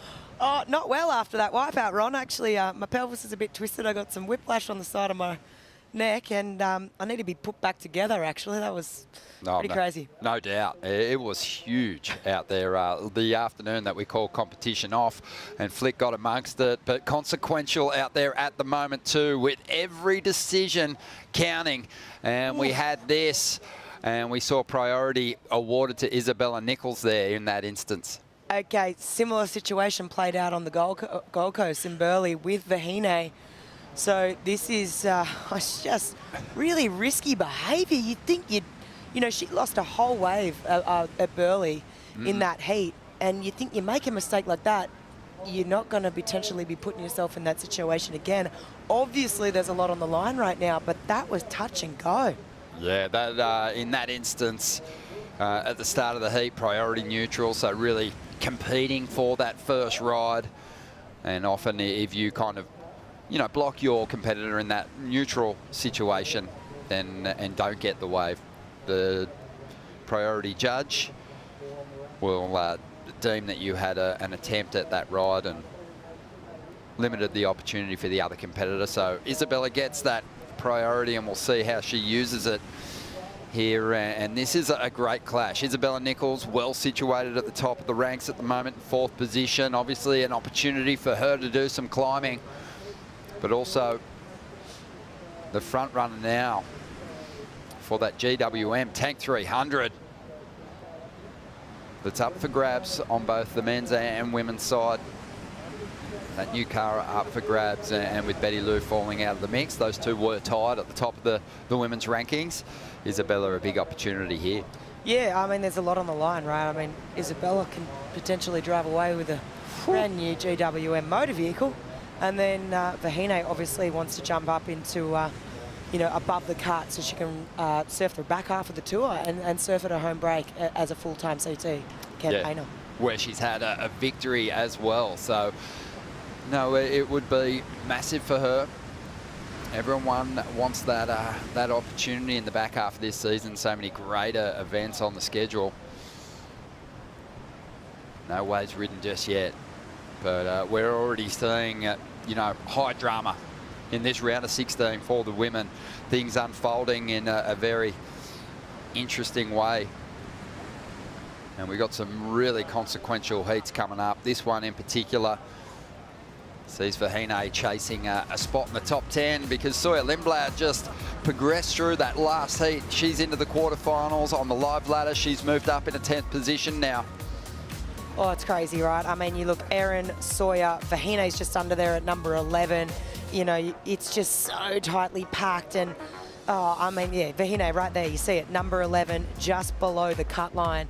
And like we said, I mean, it's just so much, there's so much on the line here in this heat. I mean, Vahine, she needs to sort of advance through this to keep a pace with Sawyer. You've got Erin Brooks as well in that sort of conversation. It's really exciting to see who's going to sort of, you know, stay above that cut line and get to surf the back half of the tour, because it's super tight between these women right now. Yeah, Lakey Pedersen still alive and in the last heat of the round of 16, which is coming up shortly as Sawyer makes her way up the stairs to her coach. Still alive.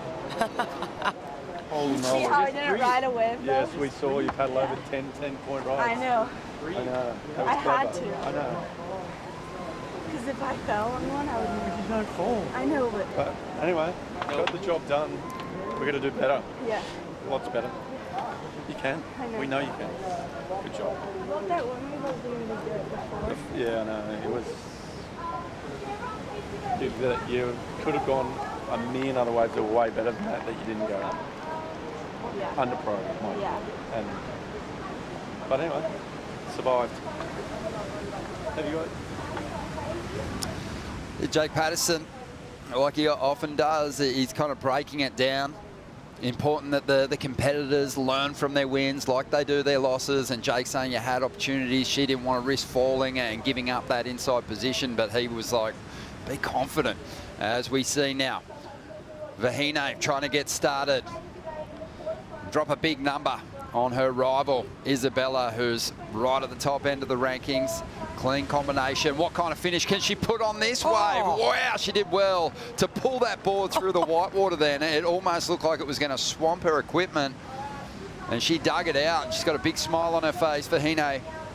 Wow, that was just surprising. You know, it's kind of like she went up there was a bit of wobble and a bit of like, I guess, backwash to sort of contend with, and it just reverbed. It kind of looked like she lost it for a second and sort of surprised herself. But yeah, that was a great make from Vahine.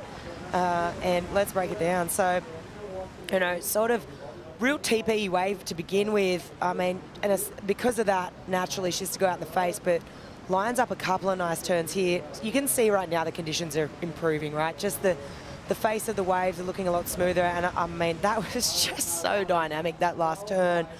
Let's have a look here in the slow-mo. You can see, oh my goodness, just straight up and down, and wow, it's unbelievable really that it pushed her out like that in front of it, because we've seen so many people hit that end section today and just, you know, come off worse for wear. So it was a good read by Vahine just then. Yeah, I think a little surprised at herself that her board came through that impacting whitewater as clean as it did. She's coming off a semi-final finish up at Burleigh Heads and had some real momentum in that event. Actually only lost due to an interference. She would have had the numbers she needed to get herself into the final there. But it was Betty Luce-Johnson who ultimately progressed through that semi-final clash. So it's been a good turnaround for Vahine, and she doesn't want to lose that momentum that's seen her into this position now. An opportunity to climb back into the top 10 on the live rankings, progressing through this heat. 25 minutes to go here. Numbers are good for the first ride. 7.17, and picking that wave off under the priority of Isabella Nichols. And that is a good-looking wall reeling through there at the moment, Flick. Yeah, that one just slid underneath Isabella. Well, just actually broke a little bit deeper on the reef there, but wow, I mean, that one way to put the pressure on. I mean, underneath priority and you're dropping a 717. I mean, that's one way to do it. I think it's almost like a double win when you do that. It's kind of like, okay, yes, under the priority, and then you take the heat win. It's going to feel pretty good. So that's the one thing about main break. You really can, there is a lot of opportunity that will slide through under that main takeoff spot, and you kind of can get busy. So yeah, pressure's on now for Isabella. Well, Vahine moving to that inside position again and looking to swoop another opportunity here. This peak deep, breaking very deep. Vahine's not going to get anything out of it. So just a quick drop there, pin drop, so that she gets enough penetration there, depth to pop up on the other side of that peak. She'll paddle back out. Big heat coming up next for Lakey Peterson. Yeah, huge. Has to get the victory. Yeah, this is, I mean, the destiny is in her control, right? I think that's where you want to be. You don't want to be watching it unfold. You've got an opportunity to fight, right? And that's what you want. But it's nervous times, and we spoke to it before. You know, she's been watching this all morning and, you know, seeing certain people lose, certain people advance, and knowing what you have to do. Good news is, though, I mean, we'll just get back to that. Isabella having a paddle. On the outside, Isabella Nichols, who claimed her first ever CT win here at Margaret River, digs into a nice carve to get started. It's a good looking wave. Out onto the open face again and looking for the finish on the inside. Does very well to clean things up here at the end. Almost slid out on the bottom turn, but reeled it in, and it should compare pretty nicely to Vahine's opening ride. Yeah, that was great wave selection, right? I mean, she waited a long time for that, but she knew. And you could see when she took off on that wave, it just looked like it had the nice pace to it, really nice angle on the reef. I mean, look at this thing. It's so beautiful. And just a couple of turns here, just so much power and aggression. You can really see her whip that board around into the second turn here. You're right, Ron. She does get a little bit stuck here on the bottom turn, but she does so well to regain there and get control. So I think this is going to be a big score. It was a bigger wave too, sort of that medium or set-sized wave with two big power gouges. I think it's going to fetch a pretty good score. I think you're right. Isabella's been really solid through the GWM Aussie Treble, and even before that, a solid result in El Salvador as well. That was the start of the run, really. Just a massive climber up the rankings, and every time she's gotten to her feet, she's looked rock solid. Expecting a good score here, and maybe even enough to see her into the #1 position. Yeah, I think this will be a big number. I think her wave selection, when I think back over, you know, just the last 4 events, has been pretty impeccable, right? It's like she's really... She was riding that magic board for, you know, Bells and Burley there, but I mean, wow, she's really figured out main break, because it was just such a good quality wave. It's kind of like you take off on this thing and it definitely feels excellent, you know.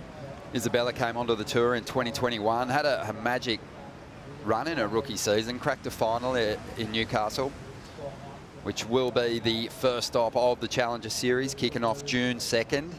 But yeah, strong performance, finished 8th in the world, backed it up with a 10th in 2022, kind of was drifting backwards on the rankings. 2023 finished 15th. Last year was cut at this event, but you know, quickly started racking up solid results on the Challenger Series last year to get herself back onto the CT. And this magic run's seen her just flying up the rankings into 4th position. She turns in an 8 on her opening ride, does get herself the lead here. Vahine after next to nothing to get herself in front, but we've got a heat on our hands. Wow, it felt excellent to me, especially, like I mentioned, that wave came through. The wave quality itself was an excellent ride, so you take up on that thing. As long as you just connect the dots here, you're going to fetch a big score. And yeah, this heat is definitely well and truly underway. To me, Bella's just still, she's on that momentum, that same trajectory that she's been on here in Australia. And yeah, I mean, we've had a few days off too, you know, like 4 lay days. And so to be able to click back into that flow, sometimes it can be tricky, because hasn't been many opportunities to sort of free surf. We had a big storm front roll through, so she's done well. Sure has. Just under 20 minutes remaining here. Plenty of time for these two to fight it out. But we did see Sawyer Lindblad survive in a close heat just moments ago. She's with Vaughan. Sawyer, a very tricky heat, and as we know, there's just so much on the line during this round. We've seen the world #1 rankings change. We've seen people on the cut line really feeling under pressure. You yourself have jumped above the cut line with that win. How are you feeling after that heat? I'm feeling pretty good. I didn't really surf my best. It was kind of hard, and kind of had to play defensive at the end. There were so many waves that came through, but I knew she didn't get the score, and there was like only 2 minutes left, so I decided to just pass them all up, which was really hard, but I'm happy that I got through. It was such a tricky heat, and it really did come down to strategy in the end, because yeah, you guys were cat and mousing in and out of the sets, and it sort of put you out of position a couple of times. Yeah, for sure.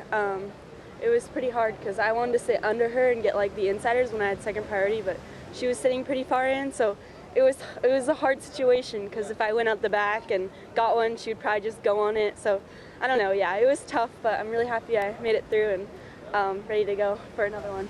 Yeah, you made great decisions, and coming up next in your quarterfinal will be Gabby Bryan. It's a replay of the 2024 final, which I'm sure you're looking forward to. Yeah, that'll be super fun. Gabby's my good friend, so yeah, it'll be really fun. Unreal. It's been a big day. Continue surfing as well as you can, and yeah, anyone you want to give a shout out to? Yeah, hi to my mom back at home. I miss you so much and can't wait to see you. Congrats, Sawyer. Thanks. Thank you, Vaughan. Sawyer Lindblad currently sitting up in 10th position. Vahine with the opportunity out here at the moment to throw her hat in the ring. And we're just probably not going to find out who has survived the cut until we get to finals day. It feels like the way things are unfolding at the moment. We do have Lakey Peterson also alive in the event. She's coming up in the next heat. It's a grudge match between two veterans on this CT. She'll be serving against Tyler Wright. Plenty of head-to-head history between those two, and it's relatively close in their head-to-head matchups. So we'll dive into that history when they hit the water. But right now, just on 17 minutes to go, and both surfers with a decent score out here at the moment. Just feels like as that tide's dropped out, we've got a little bit more push behind the competitors at the moment. Seeing some opportunities for some bigger combos, it feels like, Philippe. For sure. Main break just, it loves that lower tide, that draining tide. And we've had really high tides because of that full moon. So there's been a lot of water moving, a lot of water on that reef. And anytime, obviously, we've had big swells, so you've got already extra water moving in, combined with that high tide, makes things really tricky. And then, obviously, we've got that residual sort of leftover wonk from, I guess, the storm front of the last 4 days. So, yeah, right now we're seeing those conditions really start to line up. And there's really going to be that sort of champagne hour come into effect today at some point, too. I think we're going to see the conditions just start improving more and more. You can already see it. I mean, the wave face is a lot cleaner. And the scores are reflecting that also. Yeah, it actually looks inviting out there at the moment as compared to the last couple of days or the last day of competition we had when you paddled out and took off on a couple of bombs. It wasn't looking that inviting. What do you mean, Ron? Well, inviting. I know you could have paddled out. Oh, yeah, thanks, mate. Would have needed you to give me a push into a couple. But we've been having a fun conversation this morning about the Women's Championship Tour, the fact that there's only a handful of surfers that haven't had a CT win. And you think about these two competitors and the victories that they have claimed, that they are wins that, you know, the competitors who grow up loving this game absolutely dream of breaking through for victories at these locations. But Vahine getting a victory at home, that is massive. It's giant. I think that whole event last year for the women's side of the tour was sort of history being made, really. It really was. I think, you know, that one semi-final that Vahine had with Tatiana, as we see Vahine right now. Well, we know she needs next to nothing to get herself into the lead here. Banks on that bottom turn. Vahine in the opening round put together some brilliant rides, put together a massive heat score total. And she's looking for those same kind of hits to overcome Isabella. And that wave's going to get her the lead, but it won't be a score that's going to see a breakthrough for the win here into the quarters. She'll need a lot more against Isabella. Yeah, I mean, look, just the form that both these women are in, you've got to be thinking Bella's going to be, as she's kind of looking at one there. But yeah, I mean, Bella's obviously going to, you know, taking off and getting one turn even. I mean, she's going to take the lead back, but I think Vahine, she could have tried that last section, but it was looking pretty crazy. I think sort of maybe the right decision, just kick out there. Plenty of time on the clock. Paddle back out, I think, is a good option today. Plenty of opportunity on the way back out as well. Just to fling around and, you know, a two-turn combo out here today. I mean, you can definitely nail, you know, an excellent score. So it's wide open still, this heat. 14 minutes remaining here. Vahine has a number on the way. Likely it's going to get her into the lead. Isabella Nichols will be chasing a score on the other side of the break.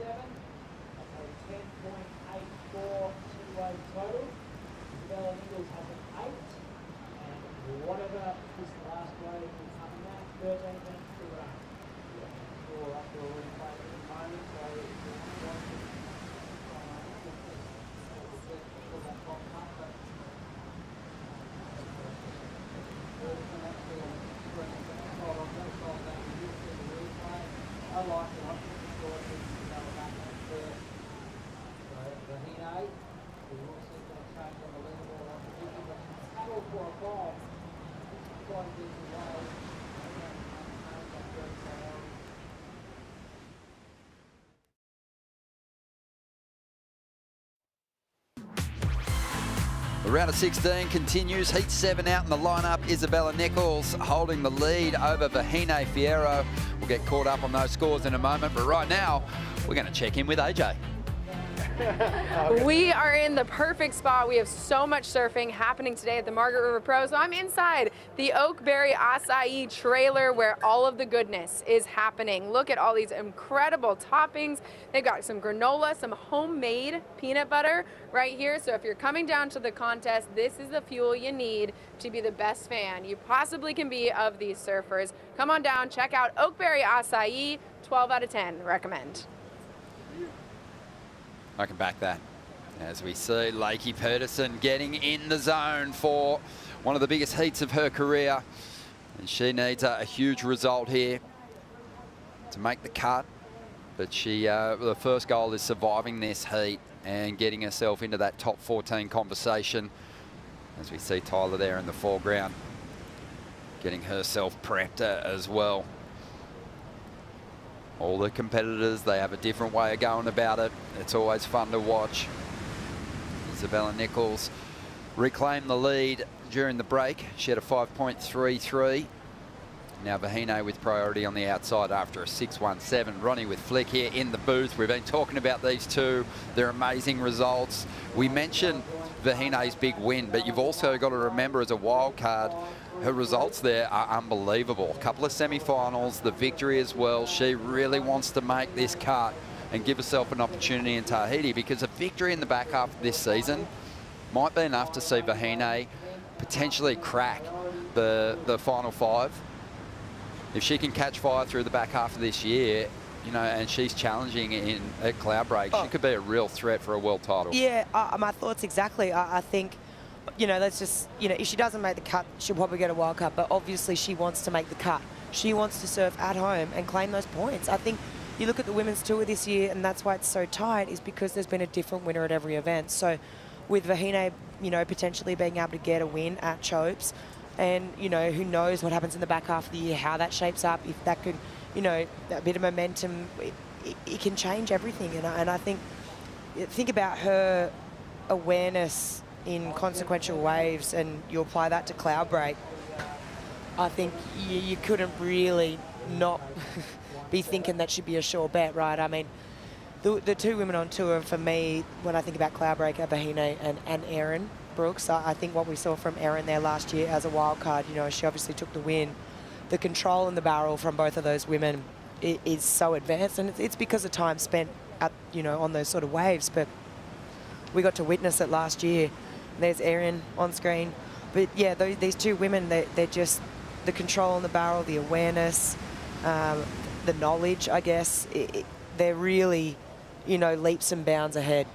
Yeah, this is a big afternoon for Erin Brooks as well. She's watching this so closely because Vahine, Lakey Peterson, the only surfers alive outside the top 10 at the moment who could overtake her on the championship tour ranks, the live ladder. So she's watching on. She has never put more support behind someone in a heat than what she's giving to Isabella Nichols right now, her good mate. Oh man, it's an interesting situation you find yourself in. You know, okay, let's just start the obvious. You're hoping that someone's losing here, and to solidify your spot on tour, that's just the way it goes. But it's hard, right? I mean, you reflect on that heat that Erin had, and it was really tough for her because she ran away with it in the beginning, and then sort of the wheels fell off about the halfway point. But yeah, nervous moments for her right now. For sure, and we have seen it so often here, where you see a bunch of surfers coming into the event inside the cut line who have to wait and ultimately get overtaken. And on the other side of that, you know, there seems to be this real go for it attitude for competitors that have a lot of work to do at this event. Isabella Nichols is a good example of that, who, when the pressure was on, saved herself with an event win here. We've seen Gabriella Bryan do it as well. So Lynn Blad was solid last year in saving her place on the tour, cracking the final here. So, you know, it just sets it up beautifully for a fantastic narrative. When the pressure's on, you know, some people can really rise to it. It sort of seems easier to chase down the big result than defend your position at the back end of the top 10. Well, I think defending, you got something to lose, don't you? And you're already there, and the expectation is that you get it. Whereas if you're sitting outside of there, it's like, oh, well, I've got nothing to lose. I'm already sitting outside. May as well go hard. It's like go big or go home, right? And you leave nothing on the table. But yeah, I think that's why we do see those sort of crazy narrative storylines and sort of situations unfold. You go back and just reflect on what we've witnessed today. You know, Sally Fitzgibbon's got herself in a fantastic position. You know, if she was reviewing that performance, which she probably won't be for a while, but if she was reviewing it, there was, you know, a little sort of bit of hesitation in getting to her final manoeuvre. She was overthinking like how she was going to size that up.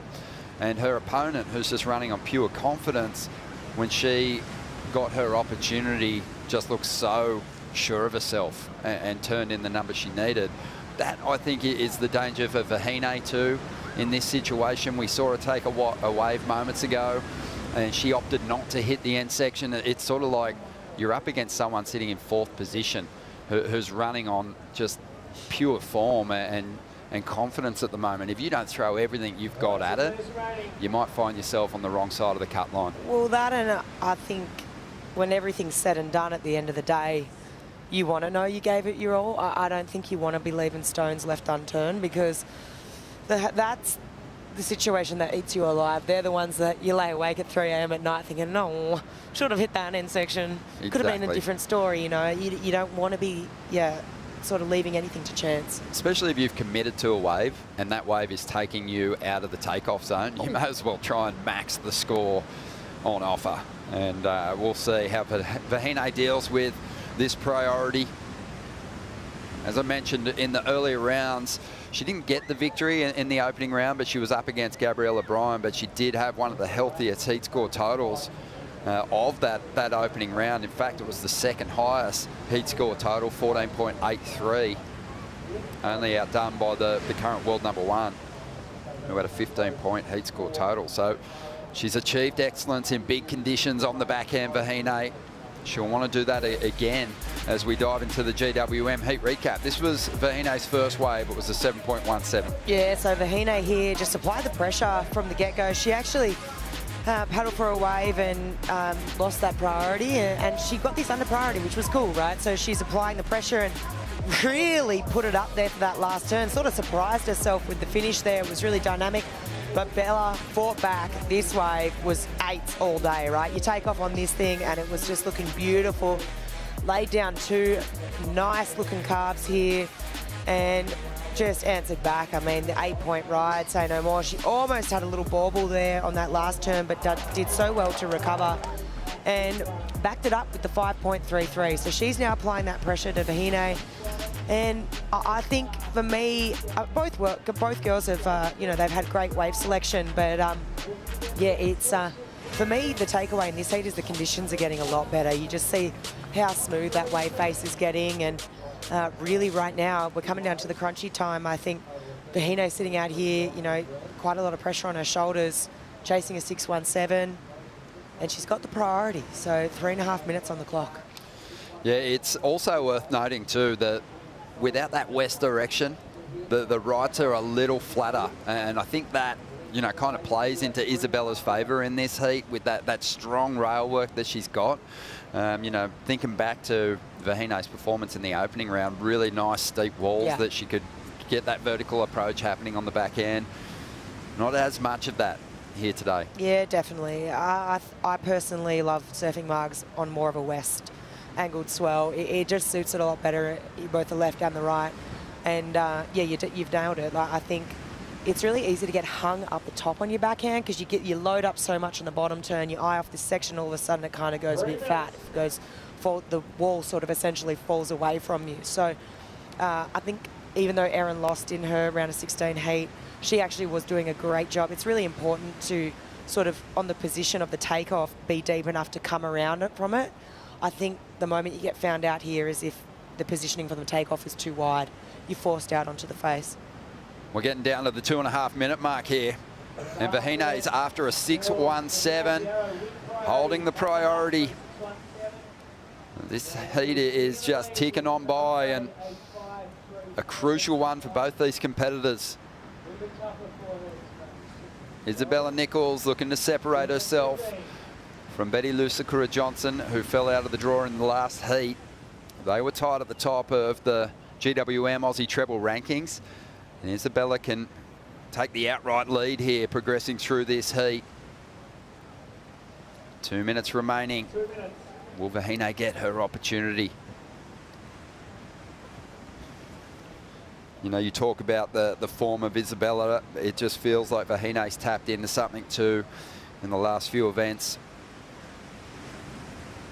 But she really needs to call on the confidence and form that's seen her get her year back on track here. If she's going to chase down this 6.17.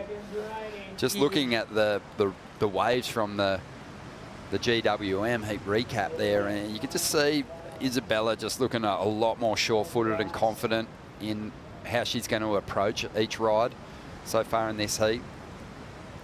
Definitely, I think Isabella's wave selection's been great where she's been sitting.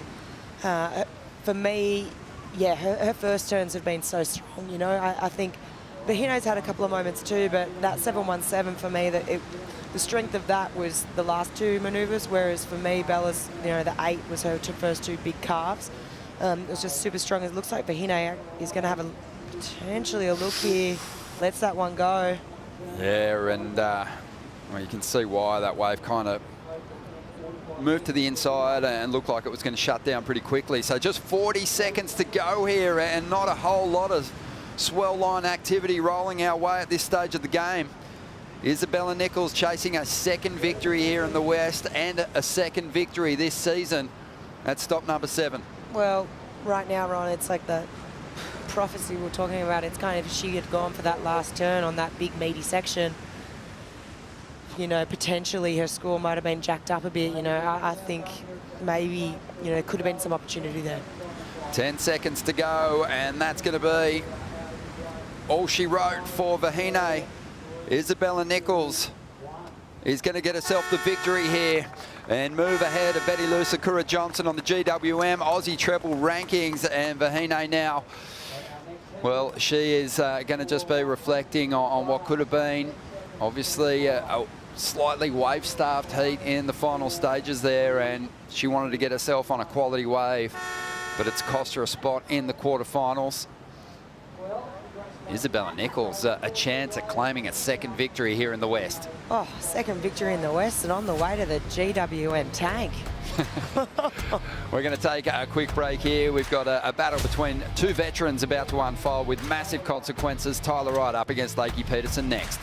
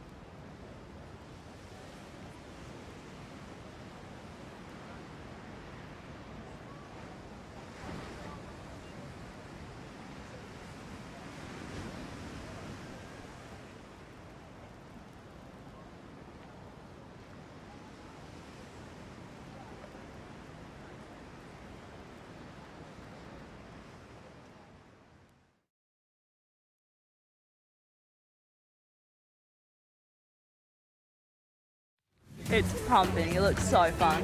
6 to 8 foot sets coming through, which is a bit small for the Margaret River girls, honestly. So Yeah. Hello. Right now, it is absolutely pumping at main break. There's a good group of girls here. I'm super inspired by it. we're pretty lucky. We've got Bronte McCauley. This is going to be Bronte's last CT event. Well, I actually know a lot of you guys, had a lot of surfs with everyone. So I'm not surprised that everyone wants to surf because you guys are all chargers. It looks super duper fun. Many people out there, but I'm super excited. Sometimes it's a little scary, but it's really fun when you're with your friends out there and you paddle and catch waves together. We've all got each other, so it's fine. If we go down together. That was a good lap, that one. Yeah.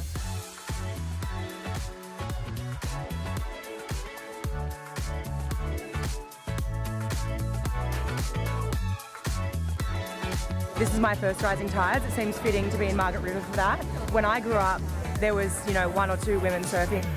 For me to see this right now, it's super inspiring, and I just know that the next generation's in good hands.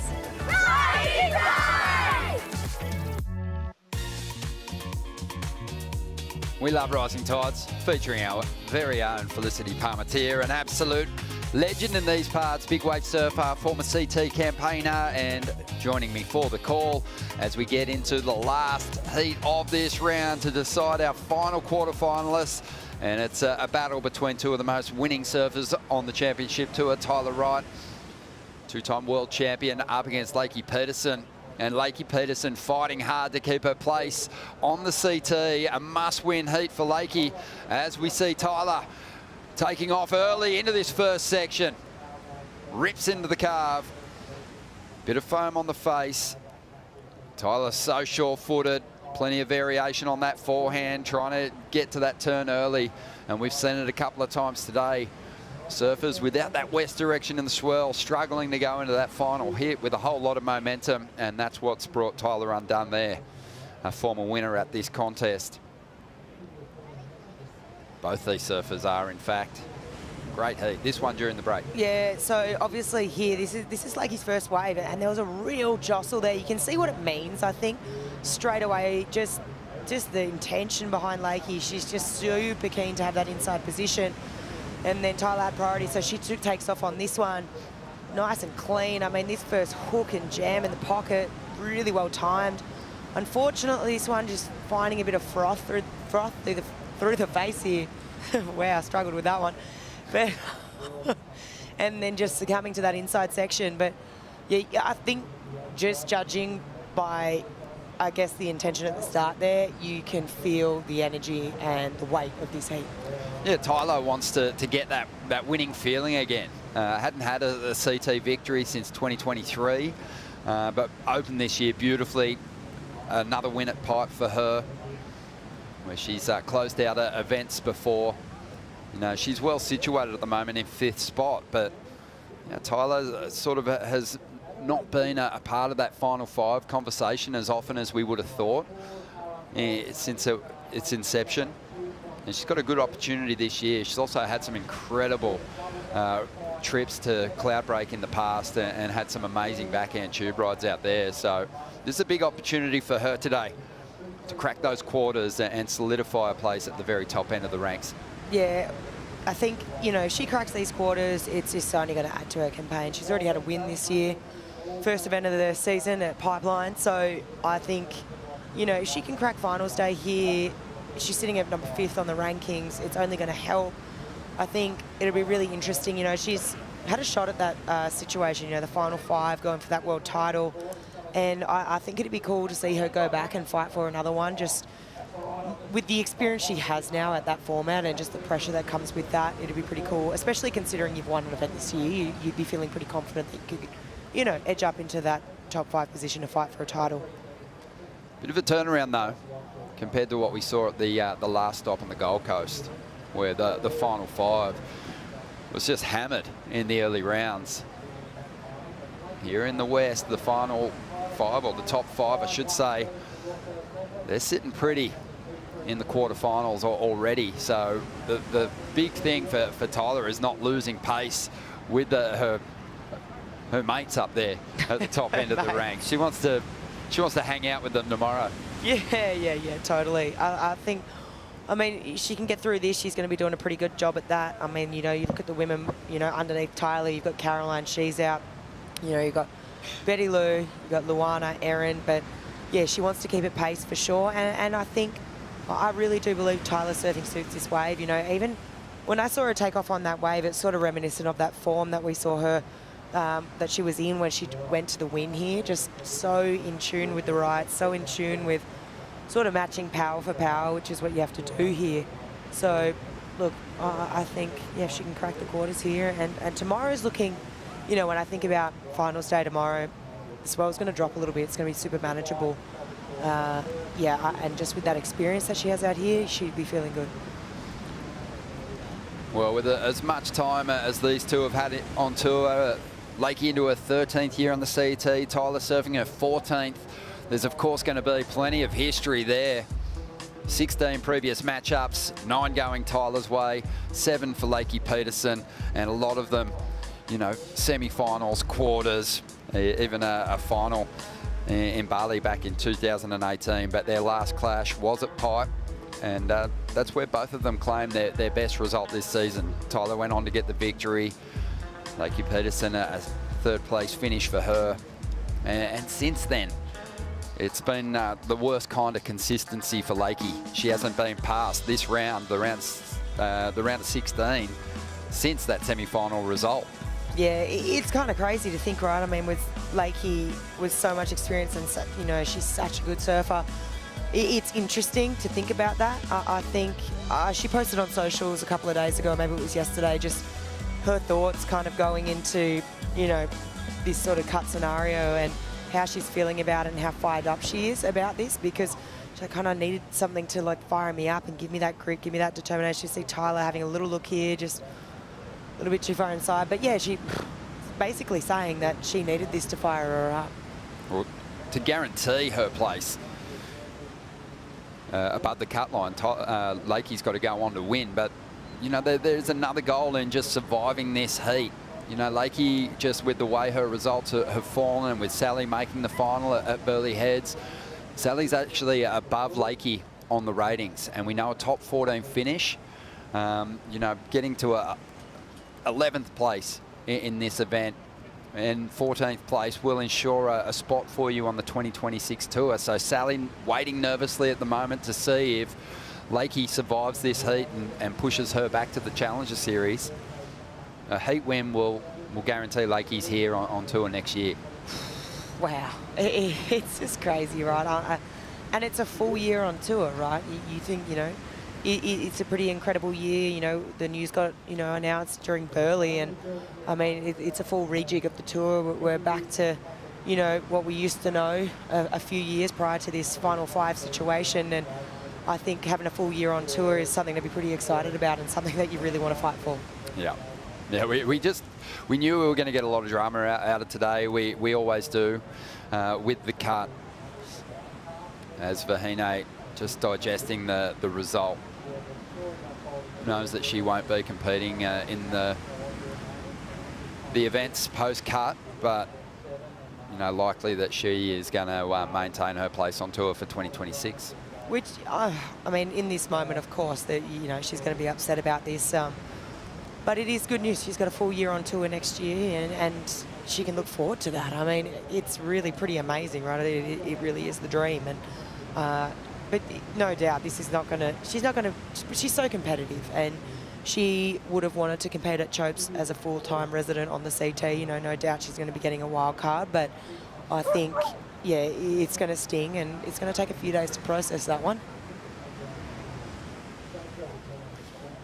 23.5 minutes to go, and just with that big lull, the surfers kind of moved inside it. It feels like to capitalise on some medium-sized set waves, and as a result, we're out of position for that set when it rolled through. A couple of numbers in, 5.17 for Tyler without the completion on the end section. Lakey still just hanging on to a 2.33. Lakey with the priority out here at the moment. It's interesting, you know, you can really feel that swell sort of lying down a little bit. I think, you know, when we you know, rocked up here this morning and you could see the brunt of that swell still here, well and truly. You know, there were big sets to the horizon. As I say that, it looks like we might have a set on the way, but I feel that you can really see this swell settling in. It's sort of backing off a little bit. We are seeing that inconsistency ever so slightly. Yeah, well, avoiding all the drama that's unfolding in the athlete area, the VIP deck, as surfers drop out of the top 10 Kipes and look to survive the cut. There's certainly still some energy out there in this lineup. Yeah, there sure is. And hey, it's peaceful out here. We thought it was going to get beautiful. It did get beautiful. Tide's dropping. It's looking good. Still offshore. The women actually caught out of position. So there's still those kind of bigger sets. So it's easy to get out of position, right? But that was a beautiful wave that just rolled through. I hear all the drama going on land, and you know what? There's some tough breaks here, but everything's peaceful and wonderful and beautiful out here. Do you feel the pressure, Kipes, in these big moments? A must-make heat for Lakey Peterson. She's currently in that 15th position. Can you feel that pressure in the water? Yeah, I mean, what you see is body language, you know, and Lakey right now is pretty stoic as it is, but I mean, hey, between the ears have to be like short-circuiting right now just because of everything that's on the line in this heat. Yeah, right, no doubt. Yeah, I'm sensing that. I think Kaipo's picked up on it. Lakey looks super confident. She looks ready for this challenge, but what she needs is waves. And at the moment, holding priority out there, and Tyler with a slightly better first score. You know, just that pressure builds with every second that winds off the clock. Yeah, I think in this situation, all you want is opportunity, right? And I mean, Kipes did speak to it. They were slightly out of position when that beautiful set rolled through, but the last thing you want to do is you felt like you didn't have the opportunity to do the best surfing you could. And I think, yeah, right now for Lakey, you got to be thinking there is a little bit of head noise for sure. You know, by now, you know, 20 minutes, there's, you know, a bit of time chunked off the clock. You've got to be thinking I would have at least loved to have had a backup score by now. Just on 20 minutes and 45 seconds to go, Vaughan's tracked down the winner of the last heat. Bella, Margaret River, it's given you the highest moment of your career at one point, then a couple of heartbreaks, but it feels like the pendulum's swinging back to the positive. This has definitely been the place where I've felt the most fluctuation of emotions. I've had the best day of my life here, I've had the worst day of my life here, and I feel like that's kind of, it's really special. It ties you to a place, and regardless of like what kind of emotion you feel, if you feel like those such strong emotions, it becomes a special place in your heart. And I just love this place so much, regardless of when I fall off tour or when I make the cut. Coming back here is like always so special and my favourite place on tour for sure. It was a big heat for Hine, and she got off to a flyer, but Flick mentioned, you know, your understanding of this break, knowing which wave you really want to go for, really stood out in that heat. Yeah, I mean, I've been working with Mike McAuliffe, Stomper, for the past, I'd say 5 or 6 years, really dialing in my lineups for this break and what waves are the ones to take off on. And this year I'm working with Bottle as well. So that duo has been just so good for me. And they're both calm, collected humans. I mean, having good people in your corner is it, really. And I have such a love for this place that I know that Mother Nature will send me a wave if I'm in the right spot at the right time and if it's my day. So props to the Hine. She surfed really well, and I was really worried at the end there because the 6 was just one big backhand hanger for her. And I mean, yeah, it's the way the pendulum swings sometimes, and I really wish her all the best on the actually not on the challenges. I think she's okay, but all the best for the rest of the year, and yeah, let's keep going. Awesome. Well, yeah, your board's looking magnificent. This form run that you're on, it's continuing beautifully, and we wish you all the best in the next heat. Thank you so much. Cheers. Cheers, Vaughan. Isabella Nichols on track for a second Margaret River title and also her 3rd championship tour win after winning bells. Out there at the moment, we've got Tyler Wright, who's in 8th position on the all-time winners list. Tied with Freda Zamba, 17 CT victories, the most winning surfer on the Women's Championship Tour now, the 2-time world champion. Just a few event wins away from matching the great Pam Burridge and Pauline Mensah. 18 minutes to go here. Felicity Palmatier seeing opportunities out here in the lineup. Yeah, I think they're out of position for sure. They were before on that last set as well. Kipe spoke to it. And now again, it appears that they're a little bit out of position.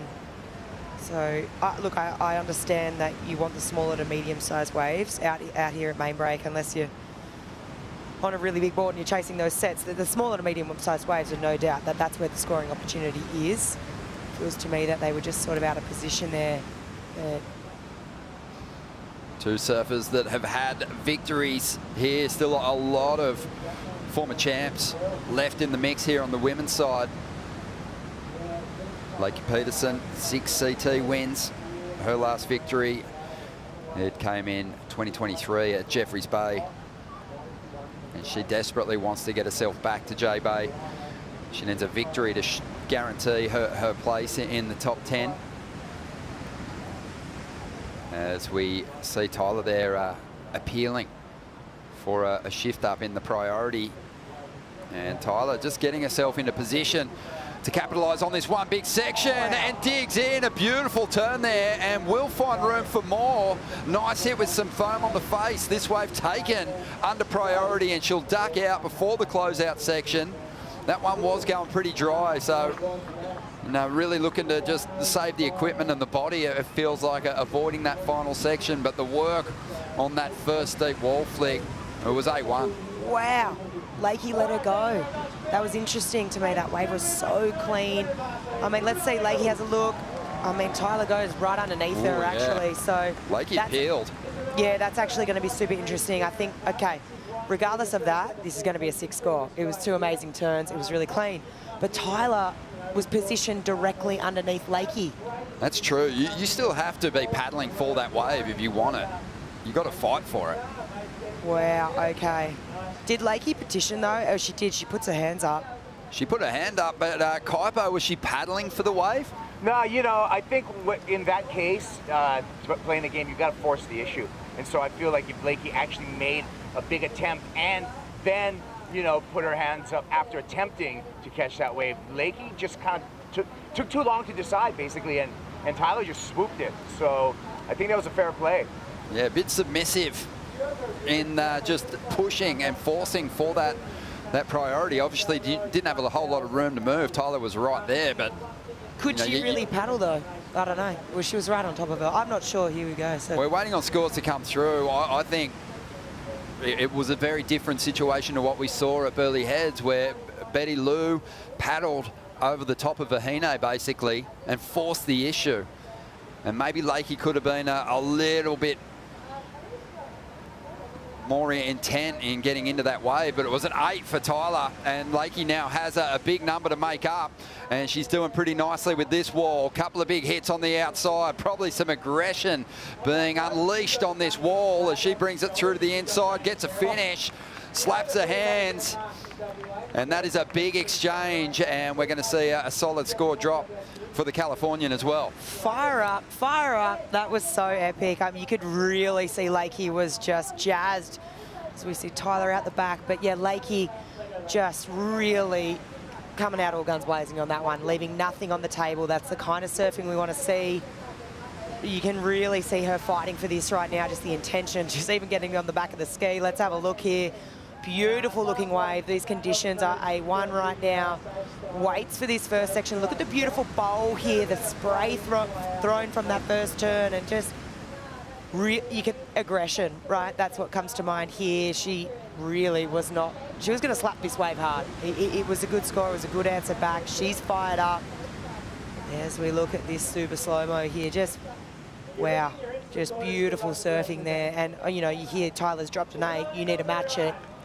This is well and truly on the way. Just, that's trademark Lakey for me right there. Just that wrap. She is so technically good at that turn. And just again, so, wow. Just when we thought this was a sleepy heat, Ron, it's all underway now. After watching Lakey surf as a championship tour competitor for over a decade now and calling a lot of her heats, I will say when she's feeling nervous and not truly locked in, she'll cut some of those turns short. And even that first turn, she wanted to make sure she made use of the steep wall that was on offer, but she ripped the board through that first turn beautifully, backed it up. It was a huge combination, excellent surfing, and a number drops for her, 9.1. And, you know, she really did have to make a point there. So as we said, she didn't really show enough intent to take her priority over Tyler in that situation before to force an interference. She's made up for it in a big way here. Only needs a 4.07 now to get into the lead. What a heat. Oh, this is good because you have a moment like that with Tyler, like he did.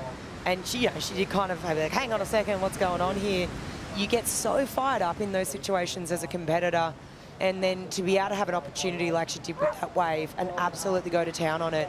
You could tell just by the exit off the ski, the beach comms announcer reads out the scores. It fires you up even more.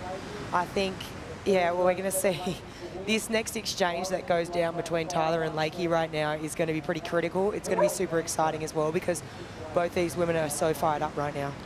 Yeah, Lakey's a true professional, but you know, she is a fiery competitor, and over the years we've heard her ramp herself up for big clashes like this, and she doesn't hold back. Let's see what Tyler can do.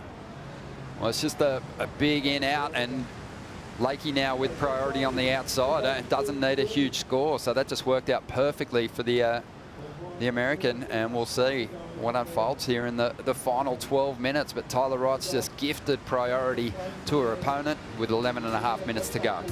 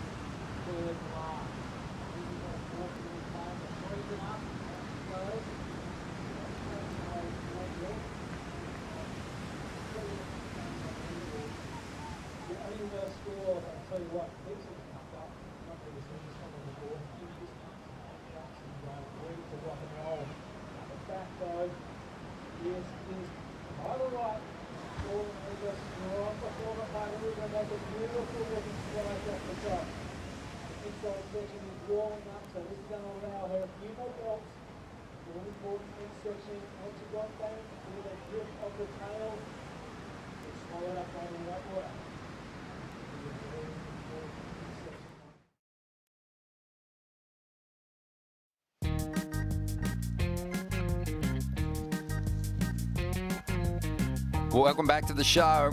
We are One Ocean doing beautiful things here in the West and at all the stops on the championship tour, getting behind the Margaret River. Dune conservation and planting local brush and really ensuring that they combat the erosion in this zone, and you can do your bit as well. Let us know how you're protecting our One Ocean by tagging WSL One Ocean and getting behind the movement. As we see Tyler Wright here looking to hold off Lakey Peterson, who's charging hard. She had this wave during the break. Yeah, so Lakey chasing a 4.07. Let's see what happens here. Nice little tail slide jab in the pocket. And does she get a finish?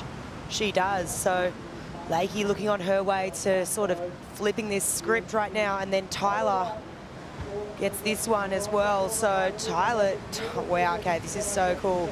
We're seeing these girls go back and forth. And then does Tyler get the finish here? She's lining up this end section. Oh my goodness. Okay, so Tyler doesn't get the finish. Lakey does. Lakey only chasing a 4.07.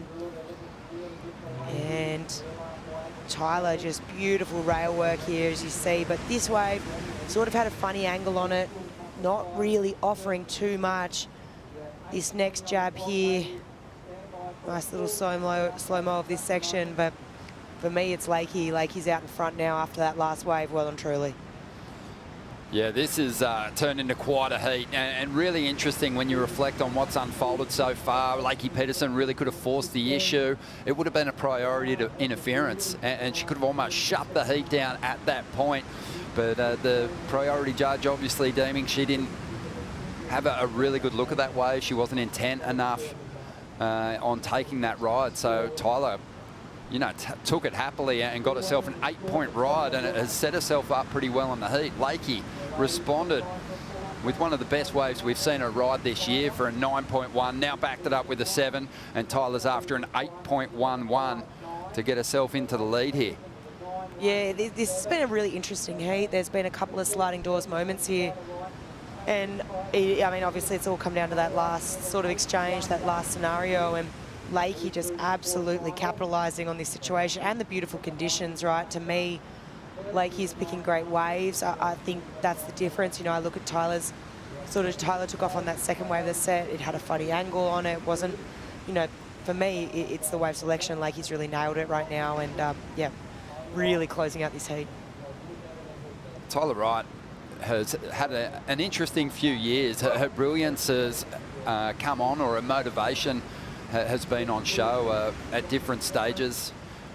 I think she's always motivated to do well. That's a given. But when she clicks in and really taps into the competitive sort of mindset that's seen her claim multiple championship tour wins and 2 world titles, she's near unbeatable.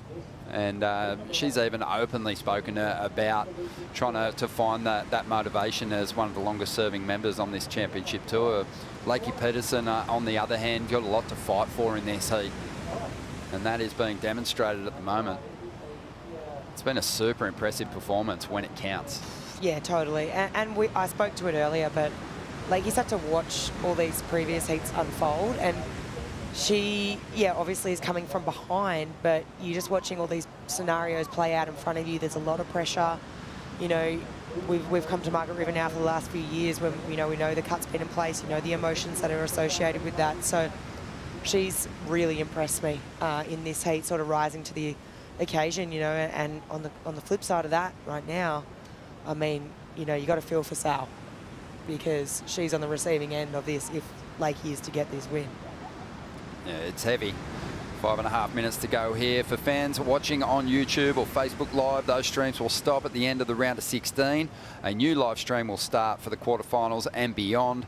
For everyone in Brazil, coverage will continue exclusively on worldsurfleague.com, the WSL app and Globo Play. For fans in the US, coverage will continue exclusively on worldsurfleague.com, the WSL app and ESPN+. 5 minutes remaining here. Can Lakey Pedersen hold on to her place on the championship tour? The first goal for her, requalification. Just by hanging on for the victory here, she'll achieve that and get her place on the 2026 tour. If she can go on and win this event, then she will campaign through the back half of this season as well. So, you know, a heat win is just a massive result for her at this point. 4.5 minutes to go. Tyler chasing an 8.11. You've got to commend the effort from the 30-year-old Lakey Pedersen. So impressive here today. I mean, this is not the first time she's had crazy moments out here. You know, I reflect to, I think it was the heat against Stephanie Gilmore when she turned it in the last few seconds, dropped the 9-point ride a few years ago. You know, she's won out here in the past. She has had a lot of success here, and I think, oh no, so has Tyler. They both have. Tyler's also won out here. You know, you the 2 women on tour with the most experience, and I think this heat means so much. Obviously, the win guarantees the requalification for next year, and that hinges on so much. I mean, it's a full year on tour. It's prize money. It's incentives from sponsors. It's, you know, also, you know, let's just say she's got to win the whole event to make the cut, right? But if you don't, you still get all this time off to better your surfing, to work on your surfing, to, you know, maybe fill some of the gaps that you don't feel like you were sort of fulfilling in life, like friends and the family, and you get to do all that. So either way, I see, you know, obviously she wins the event. It's a really big win. If she doesn't, she solidifies for, yeah, next year, 2026, when, you know, we've got a full big year on tour. So this next 3 minutes 20 is pretty crucial. It is. And just to play devil's advocate, Go on. If Lakey Peterson is to bow out, Sawyer Lindblad, Erin Brooks, they maintain their spot in the top 10 above that cut line. Erin still sitting 9th at the moment, so Sawyer, she'll have that opportunity to potentially move into the semi-finals, overtake Erin Brooks there. Lakey Peterson, if she progresses through this heat, then I believe she'll be tied on points with Erin Brooks. Wow. So it's intense. There's a lot going on here, and there is Lakey, who's way back in 15th position at the moment. Wow. So if Lakey wins this, she's tied on points with Erin. Yeah. Wow. So Lakey makes the semi-final, she'll tie with Erin Brooks. So still a bit to happen, but nervous times for Erin. Definitely. And, you know, yep, the nail biting. It's nervous. So Tyler Wright here, she's out of there. Tyler Wright here needs an 8.11. And what we've seen from Tyler so far in this heat, she looks switched on. Yeah, I mean, give her the opportunity. That opportunity comes. I think Tyler's not going to leave anything on the table. There's no doubt about it. Doesn't look like, I mean, you look out to the horizon right now, the girls are kind of scrambling for this one. Doesn't look like it has got too much wall on it, but... Lakey's going to take this one, limit the opportunities for Tyler on the peak here. Winds through that first carve. Will she commit to this inside section? She does, smashes it, but can't ride out. A minute and a half to go, and now the Ocean is going to decide whether Tyler gets that opportunity on the outside and can chase down that excellent score required, 8.11. Lining one up here.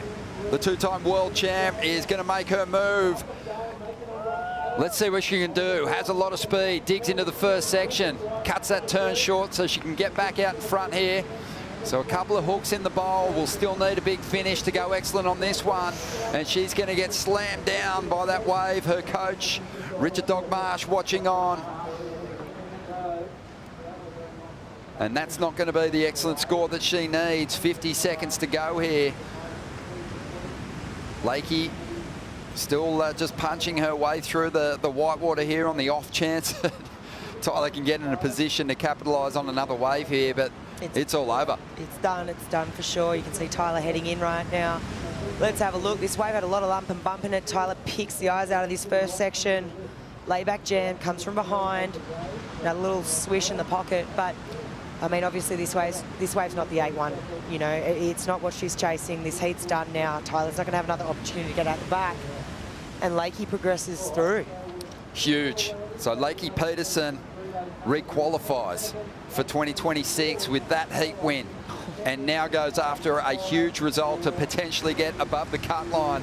But she has just beaten one of the toughest opponents in any CT draw. And she is going to be absolutely elated with that heat win. And it didn't come easy. Didn't come easy, and you've also, let's not forget, had 4 lay days to think about it, right? I mean, these women, you know, haven't surfed for a long time. There's been this big storm front roll in. You've had so much probably head noise about this one heat coming up against Tyler, and to get the job done and to do it like that and just so convincing, drop the 9 and the 7, it's going to be feeling really good. An excellent heat score total of 16.1 for Lakey Peterson. And what was no doubt one of the biggest heats of her life. She's had plenty of them. And that's just another one that she'll be able to reflect on with fond memories. Tyler Wright, she'll still maintain her position at the top end of the ranks based on the strength of her start to this year. Lakey Peterson stays alive. We'll take a quick break. We'll have a change up in the commentary right after this.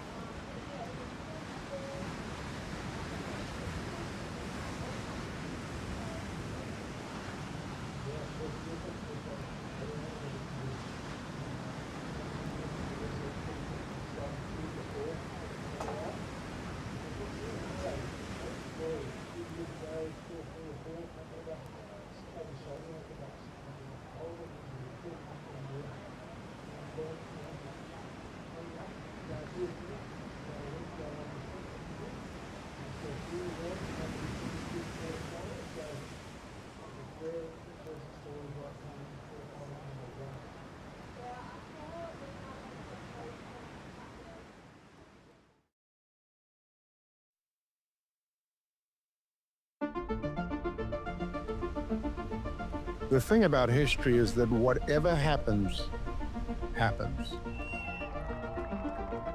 There's no denying it. History doesn't ask for your approval. It's not necessarily good or right, not pretty, not fair. It is what it is. And no matter how hard you try, you're never entirely in control. It's the beautiful chaos.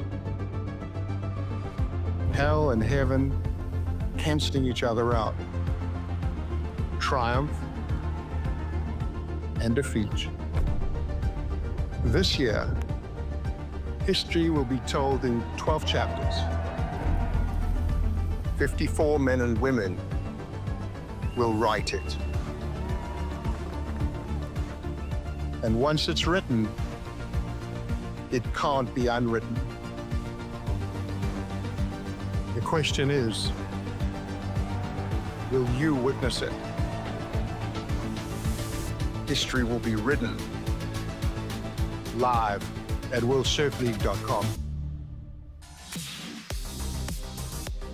I'll listen to Sean Thompson tell me a story about just about anything, but especially professional surfing, a world champ, walking us through all the great storylines into this season on the World Surf League Championship Tour.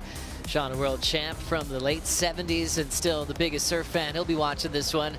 Leo Fioravanti taking on Griffin Colapinto, USA versus Italy for a spot in the semifinals. These guys are feisty and ready to play ball here in main break. High tide peaked about 10:30 this morning. It'll be draining for the rest of the day.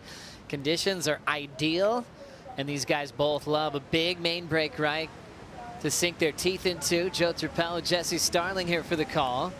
Griff versus Leo, how do we break this one down? Oh, this is a big matchup. I feel like this has been one that's been brewing from the Grommet days between these two, and we're into quarterfinal action, so big points on the line. Leo currently edging out in front of him as far as rankings go. Both have made the cut, so this is just a hit of bravado right now.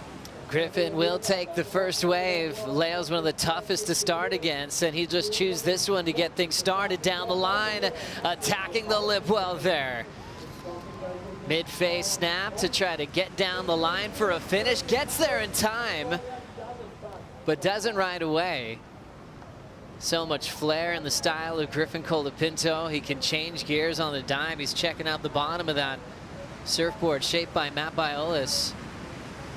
We'll see if he sticks with this surfboard. Yeah, what a start to the heat for Griffin Colapinto. I mean, there was energy. There was real energy on that wave for Griff, and you can tell he means business in this affair against Leo Fioravanti. Great looking wave here for Griff. Just kind of tweaks out that carb there, really dries hard off that back foot, lays into that second turn. I absolutely love that. Straight into that bottom turn. Checks for this end section, generates speed, gets to it late, but unfortunately can't hold on. Couldn't quite project out of that end turn, but these first two turns were super spicy. Love how he tweaked out that carb, really drove hard off that back foot. Comes around here, lot of spice on this turn. Beautiful, that's traditional Griffin Colapinto right there. Fins out the back, lays into that second turn. Those first two turns are where the bulk of the points are. Love how he transitions straight into this next turn here. This is when it all starts to unfold a little bit, but there was damage done out the back. Just got to that section super late there for Griffin Colapinto. You can see as he landed, came down with that big convergence of the white water, and it just was all systems over there for Griff, but loved those first two turns.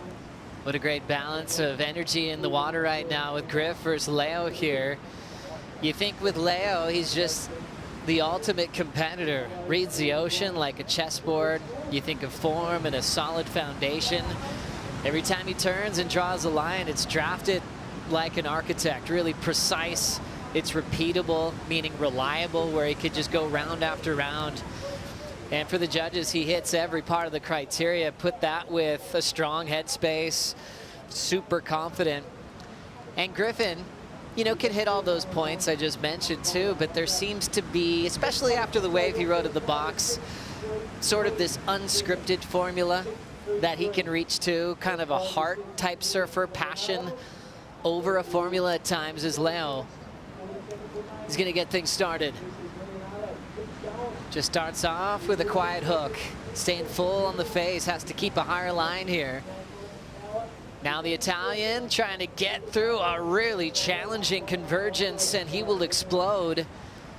Advantage Colapinto on the opening exchange.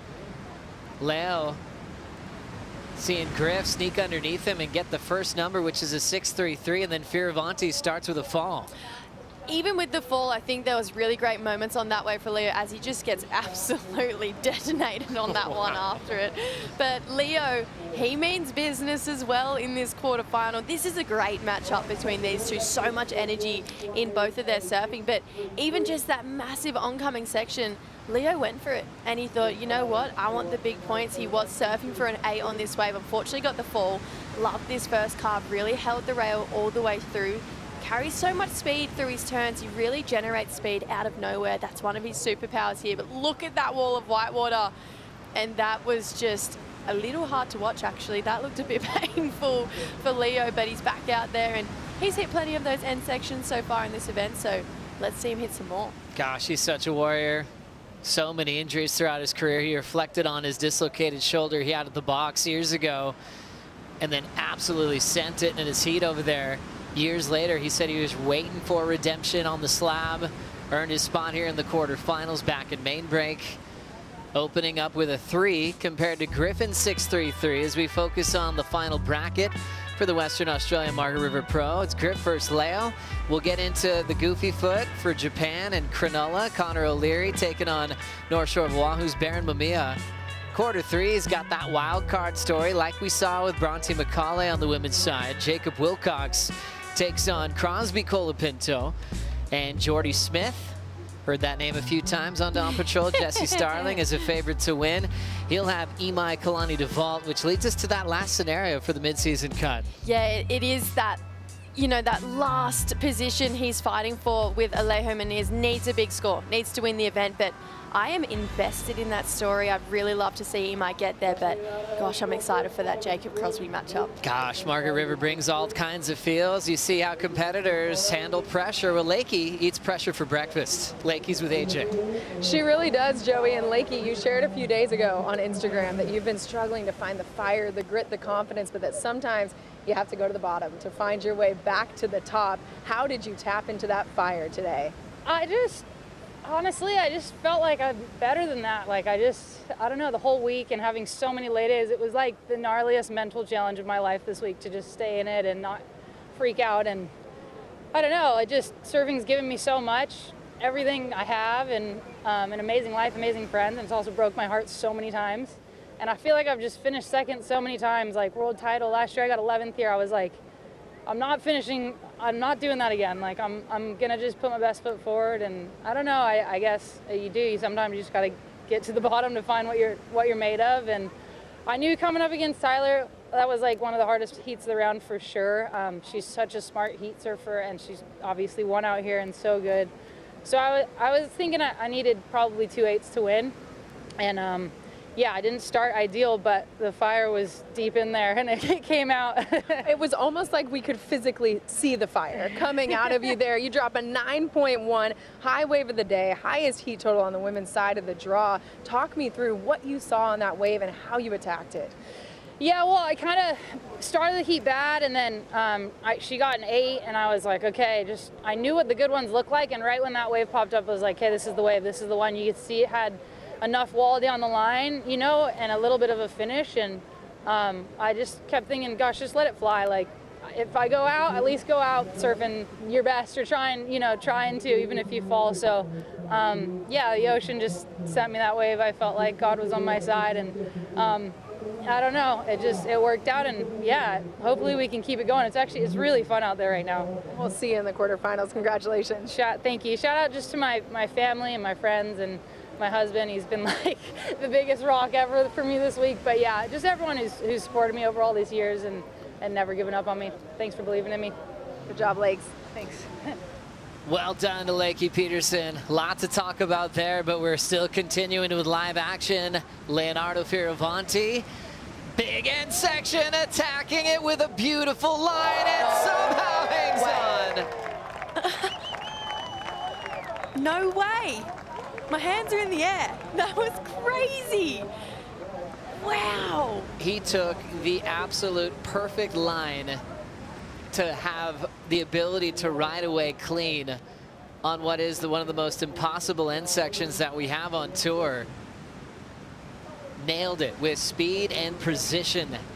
That is his formula all season long. Let's watch it again. Oh, dial in the replay. I'm excited for this one. Leo, he is just looking so smooth and in control. Probably the best I've seen him ever in competition form. Look at this end section coming back at him. Huge, upside down, almost floated. He just appears out of nowhere there for Leo. He went from getting demolished on that last one to going up with the lip, using that power of the wave to project out in front of the foam. Holds on, disappears completely. He's gone right now on your screen. He is gone. And then all of a sudden, out pops Leonardo Fioravanti on what was a crazy end section attempt. That was gigantic, Kaipo. It probably looked even bigger from where you're watching. Yeah, that was crazy, and just and the discipline, right? It's a first turn, last turn type of wave, and the discipline for Leo to like kind of cruise it and make sure he had the right tempo and the right pace to hit that end section with all he could. That was very, very, very impressive. Scores coming in for Leo Fioravanti at a 9-point ride. That was unbelievable. And like Kaipo mentioned, it's a paced type wave where he knew he was throwing some open face hooks, all building and building to the most incredible finale. That can be a car crash, wipeout, or it could be the biggest turn of your season. Fioravanti into the 9s again in this contest. I feel like you know a competitor is in tune with this wave when they realize that they need to meet Margaret's power with power. And as soon as they do that, it creates this unstoppable bond between surfer and wave. We think only person that really stands out to me are two people, Jack Robbo and John Florence, especially here at Margaret River. Leo, he's there. Look how much power he meets with main break. That first turn, so incredibly timed. And we're going to go back in again with this Stone and Wood slow-mo of this second carve. He just really holds the line all the way through. But this isn't what we're here for. We're here for this end section turn, which was out of this world. It was actually out of control. Look at the size of that wall coming back at him. Floats it, uses the power, just like we're talking about, meets it with speed, and that's why he was able to come out with that finish. And I feel like we're seeing a beautiful relationship start to unfold between Leonardo Fioravanti and main break here at Margaret River. That was insane. 9 and a 3 now for Fioravanti. Griffin had the wave before, had a wild end section that got away from him, 2.33. So you're seeing the tactician build. Leo fell in the first attempt at a big score, but put himself right back into gear. He'd be so calm, so built for competition, isn't he? With how much he loves sport, how much he knows history with his rivals, how much he understands their strengths as well. Fioravanti kicking off the season in such a dramatic way for the second time, finished runner-up at Pipeline. This time even more dramatic, losing in a tiebreak decision when everything was just going into a celebration for Barron really early. Fioravanti almost flipped that whole script around in 2 minutes. One of the best comebacks to almost winning pipe. And had to walk away from that with class, which he did, and started off #2 in the world. Had another close decision not go his way in Abu Dhabi, and you're going, is this going to start to stink? Could this create a melt of form? But it didn't for Leo. It only made him stronger. I feel like that's the difference between a champion and a competitor. I feel like a competitor can, let that get to them and it gets in their headspace, and then it becomes this ultimate melting pot for a competitor. But for a champion, they walk away from that and be like, you see what I bring next. Rolling into this under priorities, Fioravanti seeing something here, lays that rail over, great connection. There's that precise type rail work that he can deliver with a lot of speed and knowing how to end with a beautiful turn. He finishes on his feet in back-to-back waves. And there's that heat IQ of Leo, knowing that he had a 3 to get rid of. under Griffin's watch. He's just trying to extend his lead. Job well done. Yeah, I really believe this is the most sure-footed, confident, just even not arrogant, but just determined Leonardo Fioravanti. There's so much self-belief there that it shines through his surfing, it shines through his competitive ability. Bit of a smaller wave to his last one, but surfed it so beautifully. How is that carve? Just holds it all the way down, and again, generating so much speed from maneuver to maneuver. Gets up there again on a really big end section, coming straight towards him. He heard he had a 3. He goes, no, I want to make that long gone, because Griffin right now only needs a 5.68. If I better this 3, that number's going to go up a fair way. So Leo, very, very smart surfing here. Putting pressure right on Griff. Let's see how Griff handles this. Coming off what he calls maybe the best feelings he's ever had in the championship tour jersey over at the slab across the bay. One of those miracle type moments in sport where the impossible happens and everyone can celebrate the purity of a sporting moment, where you think something's impossible and you're proving that it all can happen with the right headspace. Griffin told me at the box he thought he was going to wipe out. When his board went sideways, the foam ball picked him up, sent his head to the roof of the barrel, and he's like, here we go. Prepare for to get smoked. And the next thing you know, he flows back down on the foam ball, comes out a low road, and he's gone, maybe best wave I've ever had on tour.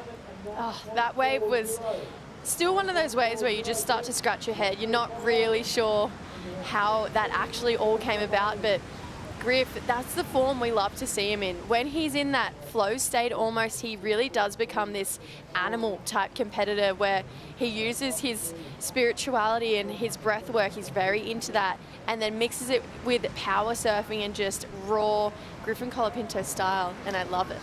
For Griffin, it's been all about success. He's finished 3rd in the world 2 times now. He's been able to compete for a world title on his home break of lower trestles. This year it'll be a regular season event, which is the next stop. He's looking forward to that. But he's also a narrative builder. He shares a lot with us, you know, and even with the uncomfortable results he had this year, he's like, I feel great. I don't know what's happening. And he's really open about it. He'll even write a personal journal and post it on the internet. He just wants to inspire, share the story of what he's going through. He's sharing the story with us now on this wave. Griff on the windup. Big arc. Great start for the Californian. Big section attacking off the lip, and he gets exploded off the bottom. Tried to really lift off the top of a meaty end section and almost came down with it. Almost added a little extra to the way Leo finished on the 9. It is so hard to control that when you see those collision course set up with those 2 whitewater sections over the dry rocks. Good attempt for Griff. He's surfing for 9s and 10s. Let's see what happened on this one. Oh, I thought we were going to have another excellent score here. This really keeps me on my toes here for Griffin Colapinto. Beautiful first carve. So much speed generated through it. Look at that wall. He holds on for so long. It's about there. He really does get knocked off. This slow-mo is going to give us a better example of just how much water was coming his way. Uses that technique, same as we saw from Leo, went up and over, hit it with speed. He comes down with the foam here, holds on, but that right coming back at him, that was kind of his worst nightmare just then. It did really knock him off his feet, and that's just the convergence of those 2 waves coming together. We have that south swell, which is pushing in these big left-handers, which is creating these really cool moments that we're seeing from Leo and Griff, where they're attacking these massive oncoming whitewaters, but then we still have the main break right coming back at you, and when they merge, it is sometimes a surfer's worst nightmare in a heat, but Leo's got the best of it so far. Griff, he'll get there. He just keeps hitting those end sections. Surely one will stick soon. There's that unscripted type formula from Griff, adding some extra excitement to that end section, but dealing with some big wipeouts. Seems like he's always pretty comfortable in heavy water. It always appeared that way when he made those early trips to the North Shore, and some of his best friends in the world are part of the Moniz family, like Seth. They push each other a lot in heavy water conditions. Backdoor and pipe. He can make a surf movie on all the clips he's had out there in his lifetime. A Triple Crown champ, almost accidentally when he was shadowing Kolohe Andino that winter season. And that's that type of X Factor feel, that magician that he can really attached to a feeling that he's got. He got so into trying to understand that feeling, he got deep into meditation, started going on retreats with Dr. Joe Dispenza. And it wouldn't just be him. He'd bring Crosby, Jet Schilling, Malik Schilling, a lot of the crew from San Clemente to see what they can create and manifest in their life. Griffin's been doing that well the last couple of seasons on tour. Numbers in for Griffin's last, the 4.33. The last for Leo, 6.73.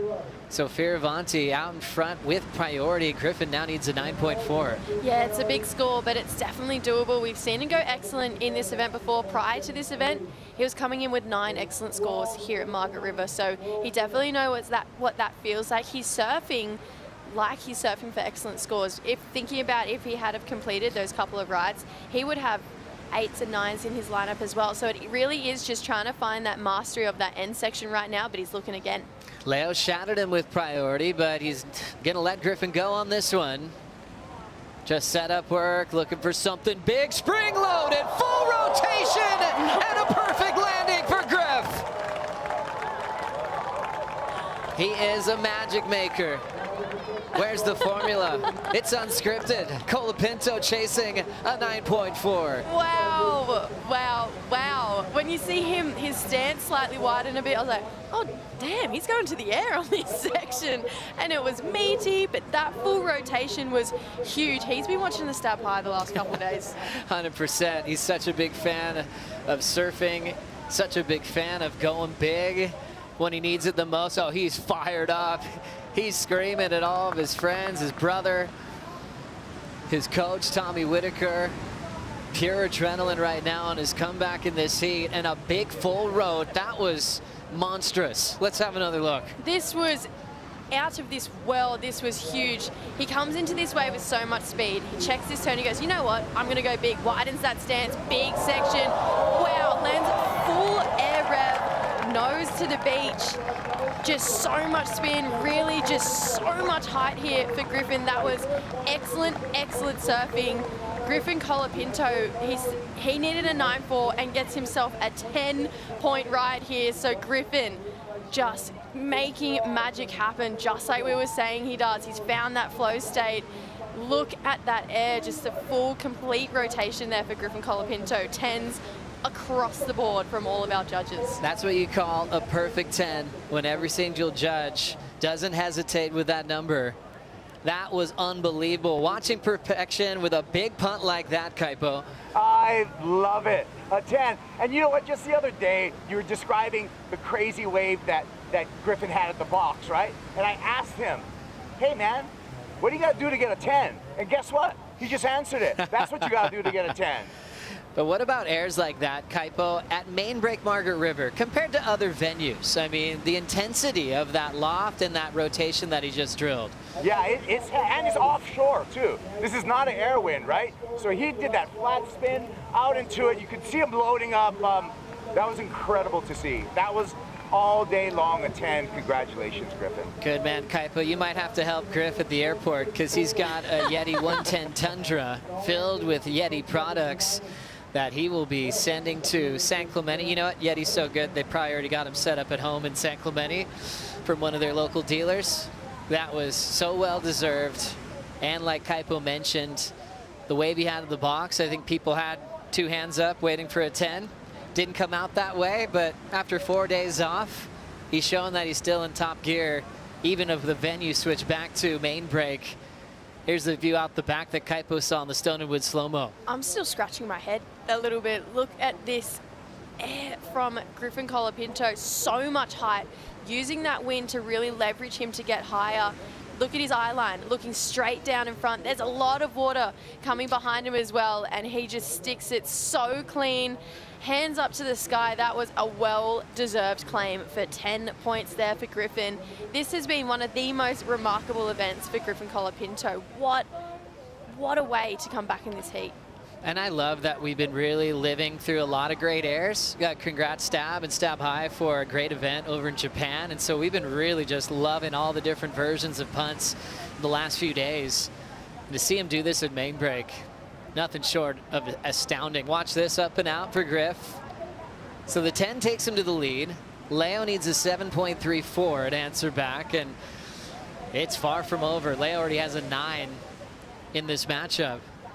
But you're thinking about breaking down technical moves above the lip. And we've seen all the hard grabs you can do. And what I really enjoyed about that was Griffin showed how talented he is with his upper body and his footwork. And also with a big rotation on a crazy landing. That's not just your stock standard ramp. It's not like we're talking about airs every heat out here. It had that really sensational feeling of like, no way, is that really going to happen? And he gives us that with all that heart and passion he puts into his heats. I think when I saw him slightly widen his stance, I thought to myself, oh, damn. Okay, he's really going to go for an air in this section because no one goes for airs in that section. We haven't really seen anyone go for an air this event. But Griffin just found this whole other level, and I completely agree. That was just raw talent from Griffin Colapinto to be able to do that air in that section and stomp it with that amount of energy from the ocean coming behind him too. It is another one of those moments that we are here in the Margaret River Pro scratching our head going, how did that quite just happen with Griffin Colapinto? We were just talking about his 9 that he got over across the bay at the box. And here's another moment. Hope you're all scratching your heads out there as well, because I really am right now. And for Fioravanti, he's just got to be cool. He's got to be focused. He knows he has a 9. He knows that Griffin just pulled a big full road. They'll even have time to chat about it if they want to. But he 7.34 turns this heat. That's one of those special showcases of two guys in incredible form. 2 different ways to get their scores. And great conditions here at main break this morning. It looked a little tough. And we're just in such a magic part of the afternoon. Leo Fioravanti is up to number 9 on the live rankings. Griffin's moved up to 12 on the live rankings. So this is really big for that top 10 picture. Oh, absolutely. And how's Griffin's comeback in the last 3 events? He's really just pulled it out of the bag to be able to really start to climb up those rankings. Had a weird start to the year. He completely owned it. But when I think of Leo, I mean, what an improvement from this time last year. He was sitting 17th at this event this time last year. Now he's sitting in the top 10. He's really throwing that question out for that final 5. And right now he's looking for a 7.34. I don't think there's anyone better to match that challenge right now than Leonardo Fioravanti, just considering his form in this event, how consistent he's been throughout the year, and his confidence that is really showcasing in his surfing right now. So 5 minutes to go. He has first priority. He has every opportunity to get himself a 7.34, and he's already got an excellent score in this heat, so why not throw another one in there? Leo Fioravanti is really in love with every part of his job. The surfing part, the training part, the prep part with his coaches, looking at tape. He really loves every single part of it. And the training came through hardship, through breaking his back at Pipeline, through numerous injuries to his ankle, his shoulder. And what you love about Leo is that's really farther in the rear view now. That's kind of the old days of Leo because of how hard he works in the gym for injury prevention, understanding what it takes to stay at 100%. 4:22 to go. Leo's going to let this one go by. Griffin sneaking under him, under priority. This is going to be a surf movie. GWM recap. Let's have a look. This is a surf movie. Wow, this was Griffin getting this heat underway with a 6.33. Tweaked out that first car. Big second turn here from Griff. Couldn't get the finish on this wave, but this really set the pace. This is when we knew this was going to be a high-speed, energetic matchup from these two. Just look at the conditions. Absolutely pumping, and Leo's been on a high gear this entire event. He's already had a big 9 at main break for attacking sections. Knows how to pace himself and knows when to actually lunge and crush sections. That was his 9. Disappeared, reappeared with total control. And then Griffin doing the impossible. Yeah, this is the wave that left us scratching our heads. Changed his line, widened his stance, went for the full road and just landed it with a massive main break section behind him. The crowd loved it, we loved it, Griff loved it, and the judges did too. 10-point ride for Griffin Colapinto. Congratulations to Griff. He'll get that Yeti 110 Tundra filled with Yeti products as he's just sneaking around under priority, just in case he could find something to improve on his low score of a 6.33. Griffin has come close to winning this event. a couple of years ago, made the final with Gabriel Medina. Griffin just such a smart competitor and gracious in defeat. He actually stopped by Medina's house in West Oz after that final and dropped off a couple of gifts from the bottle shop. And then went on his flight and went on his way. But it was a really cool showcase of, hey, I love that final. Let's have more together. Him and Medina, good friends. They've actually stayed together in Brazil. You always love the energy of the whole Colapinto family. Griff is the son of a lifeguard. Mitch is also a school teacher. Camille is just all about love and supporting, making sure she's got good kids. And Camille, you've done a great job. They're very respectful. There's Cross. He's not done yet. I know there's people talking about the possibility of a all Colapinto final. We'll see what we can do today. It could happen. They're on other sides of the draw, and I know these guys were looking for it at Portugal last year, and they definitely would love an all-brother matchup. I think a lot of people around the world would actually love an all-brother matchup as well, especially anyone who knows what it's like to be in a sport with a sibling. I feel like when you draw a heat and it's with your brother or with your sister, it really makes this competitive side of you come out that you didn't really know existed, especially I think if you're the older sibling. Not me, but when I used to have heats with my sister, it'd get feisty. So I could feel like it could get feisty between these two brothers as well. Gosh, I'd love to rewatch some of those with yourself and True. Minute 20 on the clock here. Priority with Leo. He's running out of time. Griffin still looking. They've only had one previous clash. It's 1-0 Leo. It was at Pipe a couple years ago with Griffin really didn't get going. He had a 1-point total at the end of that heat. So he's waited a couple of years for a rematch. And this one happening in the West, 52 seconds. Semi-final on the line. Connor O'Leary and Baron Mamiya coming up next. And Griffin finding his form and flow at the event at Bells, the first stop of the GWM Aussie Treble. Because he knew the cut was approaching. He actually was in a tougher position than even his brother for a moment there in the live rankings at that event, even though Cross had missed the first two stops of the season. Crosby since then had the sudden death heat against Jackson Bunch to stay on tour, and he accomplished the win over at the box. As Crosby's counting down the clock for his big bro. What a showing this was, and one of the biggest heats of the event. Leo with a 9. Griff with a 10. Colapinto ends up getting the big win to move on to the semifinals. Oh, this was a massive matchup between these two. It really felt like this was the one to watch. I mean, they've been two of the standout surfers all event, but it was the exact matchup that we thought we were going to get. It was fireworks, it was alive, there was energy, and these two put in an absolute show, and I enjoyed every single minute of it. One of those heats you got to watch till the final second. Leo was in there all the way till the end, just waiting for the right wave that didn't come through. 10-point ride from Griff to set up from big quarterfinal energy. Connor O'Leary coming up next against Baron Mamiya.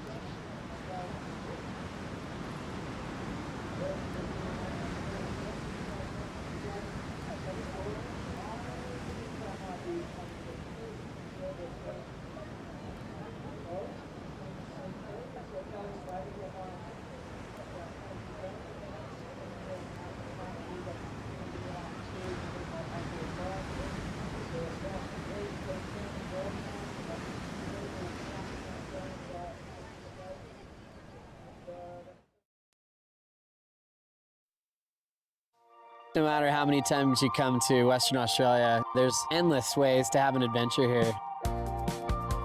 I've been lucky enough to be here 10 times in the past, and there's never one that's exactly the same. There's always something new around the corner, another new restaurant to try out, another new beach that you've never heard of before, a new track down in the forest that you've never seen. It's one of those days where you're kind of going, I think I'm just on holidays. What a dreamy location on tour. It's always an adventure. We love being in the Margaret River region for the Western Australia Margaret River Pro. These guys have been loving their time here as well. Connor O'Leary taking on Baron Mamiya. Connor for Japan, Baron for Hawaii. Two solid surfers that are ready to go blow for blow here at Main Break. And they've also been enjoying their time on the down days, checking out Aravina, one of the great wineries here on this coastline. And then getting back to focusing on the job at hand to winning a major event.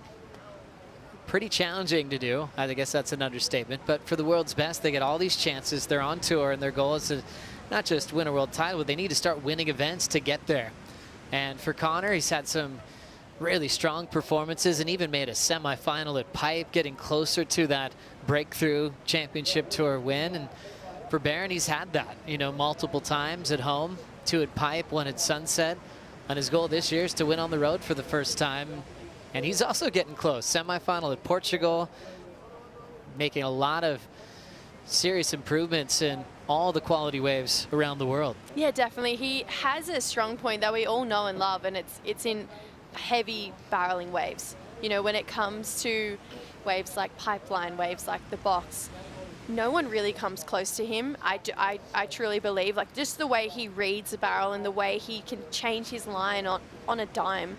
It's really impressive, and it is a bit of, I feel like, a bit magician-y, the way he does approach, you know, heavy water slabs. And it's just because he grew up in a place where he was so used to surfing waves like that. So I feel like if we saw this event stay at the Box for the rest of the time, I truly believe he would have been untouchable over there just by who he is and his demeanor in waves like that. But for him to come back to Main Break and apply all these new things that he's learned and adapted to his career, it's a challenge, and I'm excited. I feel like this is a really evenly matched heat between Connor O'Leary and Baron Mamiya. It's a great point, too, with that slab expertise. You know, for the waves he rode at the Box, with or without priority, how easy he made it look. It was like that precise, precision type competitor on a slab, where Griffin's wave had that kind of miracle feeling to it, where Baron could just repeat that success and just turn in a masterclass. Now shifting to Main Break, he knows it's a completely different skill set. Breaking down these two with power, you know, you're going to go with Connor O'Leary for not just his size, but the way he executes it, especially backhand, being able to get vertical a bit easier with that line. And Connor's going to try to show that to create some sort of separation in this heat. Yeah, definitely. And, you know, we've got a really great taste of what it's like to be in that dog crew, what it's like to travel with them. He would have just seen Leo in that last heat, yes, getting knocked, but put on an absolutely brilliant performance, and a performance he should be proud of, and that revs up the whole crew. And I do really think that they all feed off each other, they all channel off each other, and it's been a really big turning point, I believe, for Connor working with Dog, because it feels like it's really reinvigorated this sparky competitor who wants to put on a performance, who wants to win heats. Like you mentioned, got a 3rd place at Pipe. That is possibly the hardest place to get a result at. Unless you're a master over there, like Baron, like John, like Jack, it's hard to get results there.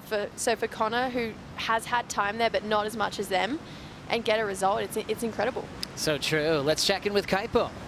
Hi, I was just going to give you a pick in this heat, but Joe, I can't, because I'm part of the Goofy Foot Union, so I got Connor right there. We're in the union together, but then Baron's Hawaiian, so I'm just up in the air on this one. I wish I could give you a pick, but I can't. Mixed emotions there, but let's just talk Goof, you know, real quick with Connor O'Leary. What have you liked about him so far in this event? Oh, I just like his overall, the way he winds up and kind of compresses and then extends on his backhand. I'm a fan of that approach, so that's what I like. Let's see. No surfing as of yet. But yeah, so tough heat to pick, but I think it's going to be an entertaining one. And then also with Barron, I mean, obviously he's a favorite all day at the slab, but he's changing his whole profile on tour. He's made some big improvements at every venue now, so he'd be a one to look at in this heat as well. Yeah, I mean, obviously you talk about hollow waves and you're like, okay, Barron Mamiya, but I think his on-rail surfing has really kind of tuned in and looks like he's on some magic CIs. So, yeah, I mean, Barron's evolving. Remember, he's young, and I call him the prodigy just because he came up in the Hawaii scene way ahead of his years, and so he's still gaining. Every year, I think you're getting a broader and broader skill set with Barron Mamiya. That's right, Kaipo, the prodigy. And now he's a man, Barron Mamiya, waving the flag for Hawaii, representing the North Shore of Oahu, and his clip on our social media has been rewatched so many times. Masterclass at the box the other day. This is just that textbook traditional barrel surfing that I was talking about. He is so good. Look at his line. Look how comfortable he is at a wave of really big consequence, one that he doesn't have a lot of experience at too. He is just so in form in waves like that, and yeah, like I mentioned, if it stayed at the box, he probably would have been untouchable over there. As he decided to get started right in the middle of his highlight. He should have waited so he could watch the whole thing, but hey, he's got a heat to win. So Barron gets the first one. Connor will have priority, and we'll watch that one again from start to finish just to show you all the major points of Barron's first ride in this quarterfinal. Barron taking the first wave in this second quarterfinal heat. Yeah, let's take a look at the start of this wave. Really nice carve to start this one off for Barron Mamiya. Comes back around, brings it back to the foam. That blackboard, he's been riding it a lot. Seems to be a bit of a magic stick here. Hits that section. There's a little bonus section towards the end here. A lot of water coming out and very shallow reef there. So almost just had to press the eject button on that section, but got himself a nice couple of turns on that wave. I do think he's going to be looking for more though by the end of this heat. Barron Mamiya turns in a 4.33 on that first ride. He's a surfer first and foremost. He said he never really wants to train. It's not like he's hooked on it like he wants to do it every single day. He said it's hard for him in especially the early stages of his career to go work out. He just wants to surf all day. But he loves the way he feels when he does. And he knows he's contributing to help his goal of winning a world title when he spends time in the gym. So he will do it. He does do it all the time. But it's always like, how are the waves? Are they good? Maybe I could just surf today, you know? And then reluctantly, he's like, all right, gym time. I know that strength will pay off. And we've seen him grow with power. His volume's increased since he first qualified. And he's got overall performance on his mind. He loves being a hero in barrels, but he wants to be a hero in all conditions on tour. He'll get dropped off and hear the sound of a 4.33. And Connor didn't get a chance in that set, so he'll be patient with priority. Yeah, and just going back on that workout topic as well, I was lucky enough to grow up around a couple of world champions, Damien Hardman being the most common one in our part of the world. And I remember talking to a few of the locals, and when he was winning his world titles, he would get up at the crack of dawn, go to the gym, then go surf, then go back to the gym, and then go surf again, and then stretch at the end of the day. And it's funny when you talk to some of the locals at your beach, wherever you are, and if you have a world champion in your local area, the way that they look at different people in the next generation and compare them back to your original world champion, be like, they're not doing what he does. And I remember even Simon Anderson saying to me, he was like, if you want to be a good surfer, you need to be strong. And I would have been like 16, this little stick, and he was like, you need to go to the gym. And I was like, yes, Simon, anything you say, Simon. All viewers out there, take a wild guess where Jesse Starling's from. You're right, North Narrabee. What a crew, legends, champions. Damien Hardman, two-time world champ, known as the Iceman. Awesome contest director as well. Yes. I love catching up with him. And Simon Anderson, the man who introduced the thruster at Bells Beach back in '81. Also a champion at Pipe as well. Watching Connor O'Leary roll in. Big wind up for the backhand. He'll just start off with that move. Now flying into a big vertical whip, targeting a huge backhand snap. And then comes through with a finish on his feet. That end section was pretty tough to read. And look at him acting like a starfish because he had no water to catch him. but still lands hard on the rock. You see him checking his hand. Looked like he did belly flop, even though he tried to stay shallow there. Looking at his fins. Always tough. Running out of water at the tail end of your ride. So Connor shaking that one off. Had a couple of big points here. Oh, absolutely. There was some big money terms on this wave. Started us off with a carve, got a little bit hung up with the foam, but made up for it. Went absolutely vertical on that second section. Came round, spent a bit of time at the bottom, attacked that section, and like he does, finishes with class and got himself a ride up and just got to check out, you know, another thing of Margaret River, the reef. And just became friends with that really quickly. Wow, look how heavy that section is, but he wanted to stay on his feet at the tail end. Right there, he's realizing his runway is disappearing to right away. He's going, okay, just fall flat and just goes right onto the rocks. There was no water there to catch him. And that board looking so beautiful under his feet. So that is a DHD. It's a Juliet. So Ethan Ewing's model is riding it in a 6.3. You can see he's got a really nice round tail on that one and looks great under his feet. Let's catch up with Griffin with AJ. Tommy Witz told me he told you before this heat, take it to Griff level. But afterwards he said even he didn't know that you had that level in you. Walk me through just how you mentally and physically attacked this heat. Pretty much was just ready to ride a bunch of waves. It looked like there was fun, like the small ones had opportunity, the big ones did. The waves looked really good, and that wind was obviously perfect for airs. And I had that in mind before paddling out, because like if I get a smaller one, I'll try and do that. And then, yeah, I mean, the 10 was one of the most incredible moments of my life. I think when I landed it, I like landed, and then it took me a while to realize that this was like real life. I was like, is this real? I'm on my board? Okay. So I was just tripping, yeah. And then the perfect 10 drops. We see you celebrate on the ski. Just how are you maintaining this momentum, this confidence here at Margaret River? I don't know. After Leo got his 9, I was kind of going, okay, it's gonna be, I need 2 waves. I thought in my head it's gonna be a hard fight back, and then yeah, I recognized that like the ones that were breaking on deep were probably better for air sections, because you can get like the slingshot, and then that wave was just like perfect for it.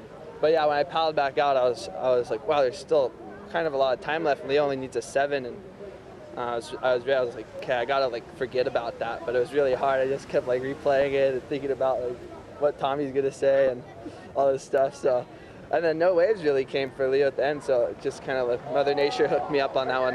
What did Tommy say? He's just proud of me. Just, yeah, he's super psyched. So, I don't know. It's hard to explain. I'm just feeling it, feeling good. Best moment of your life, potentially. Hard to top it. Congratulations, Griff. See you in the next one. All right, thanks, AJ. Griffin Colapinto, you're not dreaming, man. This is real life. This is your job. You're one of the best surfers in the world. It's all happening right now. And to taking out a favorite like Leo, Leo's been on the opposite story of Griff. Leo's been a world title threat since stop 1 at Pipe, finishing number 2 in the world in that event, where Griff has had the slow start. He had the question marks. I don't know what's going on. And to see him find his fire now is incredible here at stop 7. A spot outside the top 10 at the moment on the live rankings.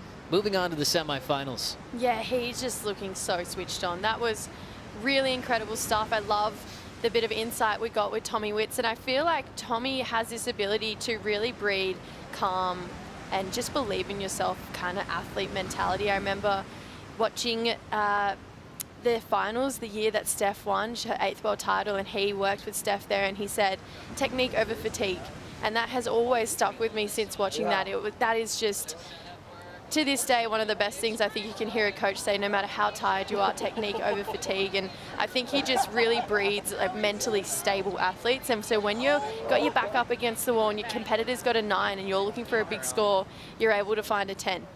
So true. That was the moment of Griffin watching the 10 back with Mahalia, who's a big part of our social media team, and showing Griff the 10. He wanted to see it. He wanted to feel it with his buddy, Scotty Hampo and Tommy Whitaker. As we've got Barron setting up that big rail hook. Nice start.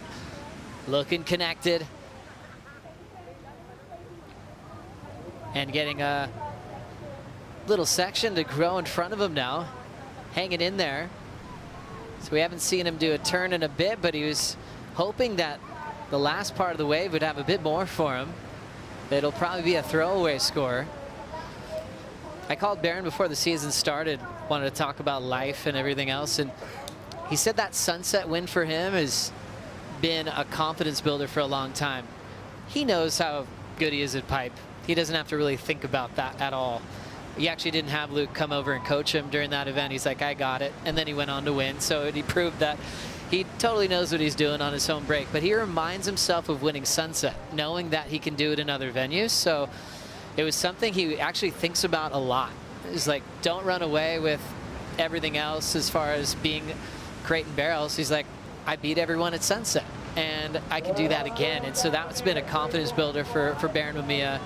The Sunset was his first CT win as we look at this last wave. Yeah, he can definitely do it at a wave like this then if he's won at Sunset before. Really similar type of ocean. This wave, he just got a couple calves in at the start. You can tell he got a bit hung up in the foam there.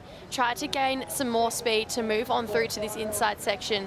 And here's where it just started ledging out a little bit. There's about 4 different lips to work with there for Barron Mamiya, and just gets eaten alive there. So we heard Griff say in his post-heat interview, there are scores on the smaller waves, and you can tell Barron, he's trying to keep moving. He's trying to find that flow out there right now. He is in the lead. He's only got 2 small scores, but there's a 6.83 there for Connor.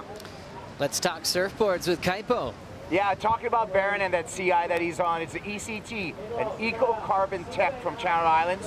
What they do with this board is they take carbon fiber powder and they put the carbon fiber powder in the resin when they laminate the board. It has a normal polyurethane core, but it has that ECT shell around it. What does that do, Joe? That dampens the board. That keeps the board a little bit lower in the water. Earlier this season, out on the North Shore, Barron was working with these black ECT boards for some of his Sunset boards to keep them damp and to absorb some of the chatter. So he brought that same board over here to WA. Oh, and by the way, the best ski driver in the West, Ant-Man Patterson, he's got an ECT too, and he loves it. Look at that. That makes a lot of sense. I'm a believer. Love the insight, Kaipo. And Kaipo's been getting a ton of insight from Paul Ant-Man Patterson, Snake's brother. One of the best, not just in the West, but in the world. Big wave legend, competed in the Eddy. Champion at Sunset. Guy's incredible and loves it. See him outside of the water.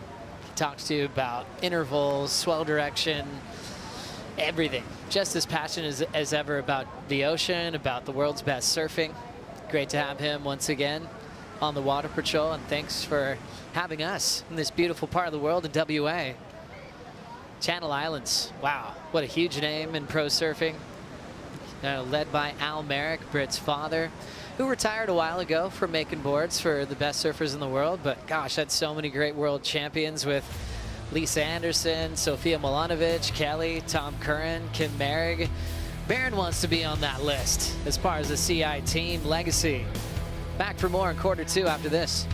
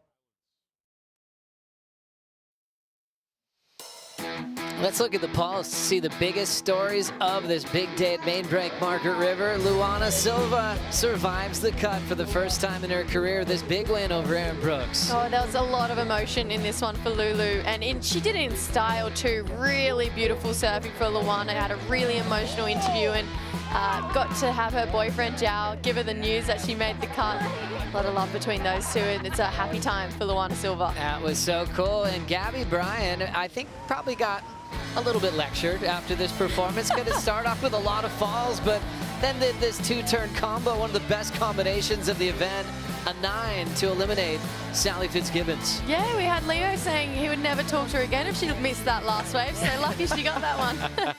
Then we saw Isabella Nichols provide excellence, big 8-point ride, and this big win over Vahines. She's thinking about a GWM Tank 300. Oh, there's something about Isabella and Margs. There's a beautiful relationship here, and yeah, she's got her eyes on the prize. She's got her eyes on the car and surfed like she was trying to win it too. So Isabella keeps climbing the rankings here. Great job for Isabella Nichols in the lead for the GWM Aussie Treble.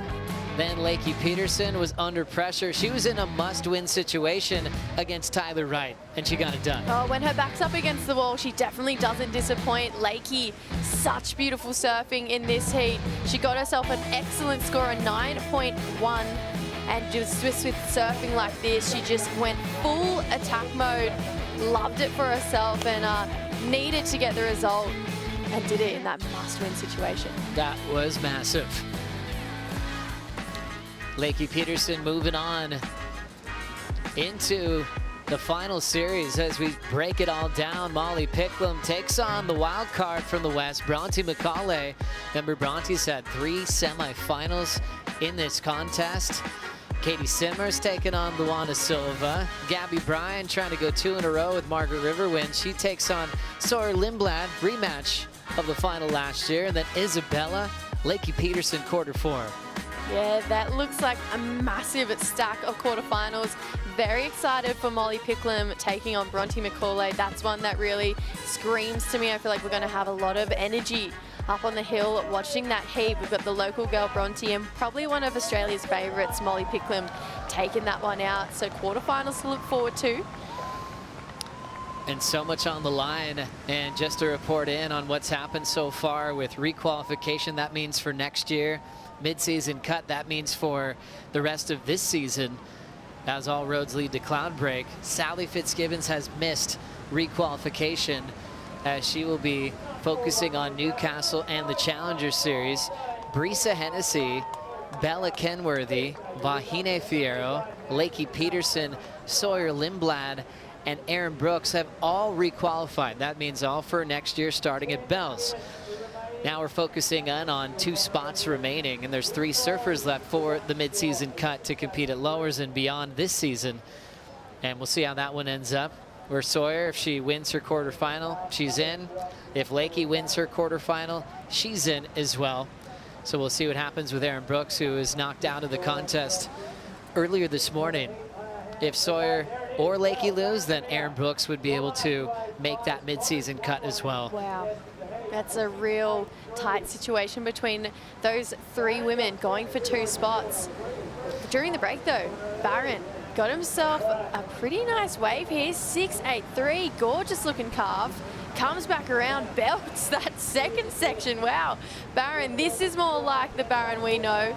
Gets a finishing turn in right here, floats it with speed. That is more like it for Barron. Gosh, really fun to see him perform with some wall, with some power, with some just confidence too. He's looking great. Choosing the jersey number 88 because that's the closest to the area code of Hawaii, 808. Proud to be representing the North Shore. An absolute prodigy at a young age.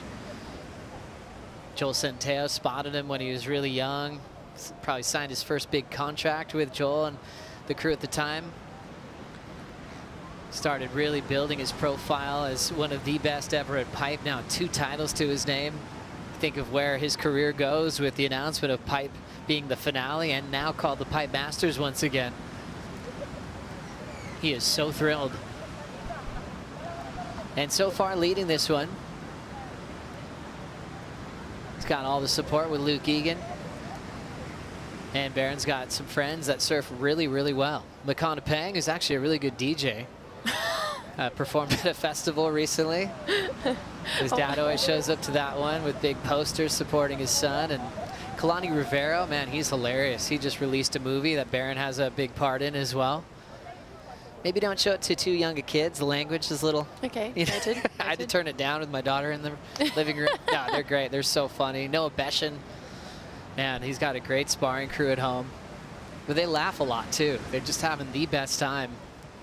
And it really shows. Yeah, I wasn't expecting the DJ call. I thought you were going to say is, you know, a pipeline charger and is a great DJ. I was like, oh, love that. Love learning something new every day. But I mean, I've watched those guys even just from afar for a really long time now. And it is such an awesome group of surfers. I mean, they all definitely back each other so much. I feel like they would be some of his biggest support crew, and they're always down the beach at Pipeline cheering him on, especially when we have those big Hawaiian events. And it's so important, and I feel like having a crew like that, or just having a support network like that, we think about the San Clemente boys, it does breed really great professional surfers, and it speaks volumes when one of them has won multiple championship tour events in Barramamia. Really cool. There's this DJ theme lifting in pro surfing, isn't there? There is Shimmy Disco. Dimity Stoyle, she rips and likes to get people happy at the dance party. Obviously, Paul Fisher had a huge crowd. A lot of pro surfers went to that on the Gold Coast. And DJ Makana Pang, look out for his music out there on the charts. 6:30 to go here. Connor surfing strong in this one to that first score. It seems like he's had this reputation for building late in heats. It's like where he's got to come back at the halfway mark, maybe making mistakes and then finding his rhythm. And I really seems to be like at this event, that's all been out the window. He's been really surfing with authority, a lot of confidence from wave number one, and he's done that in this heat as well.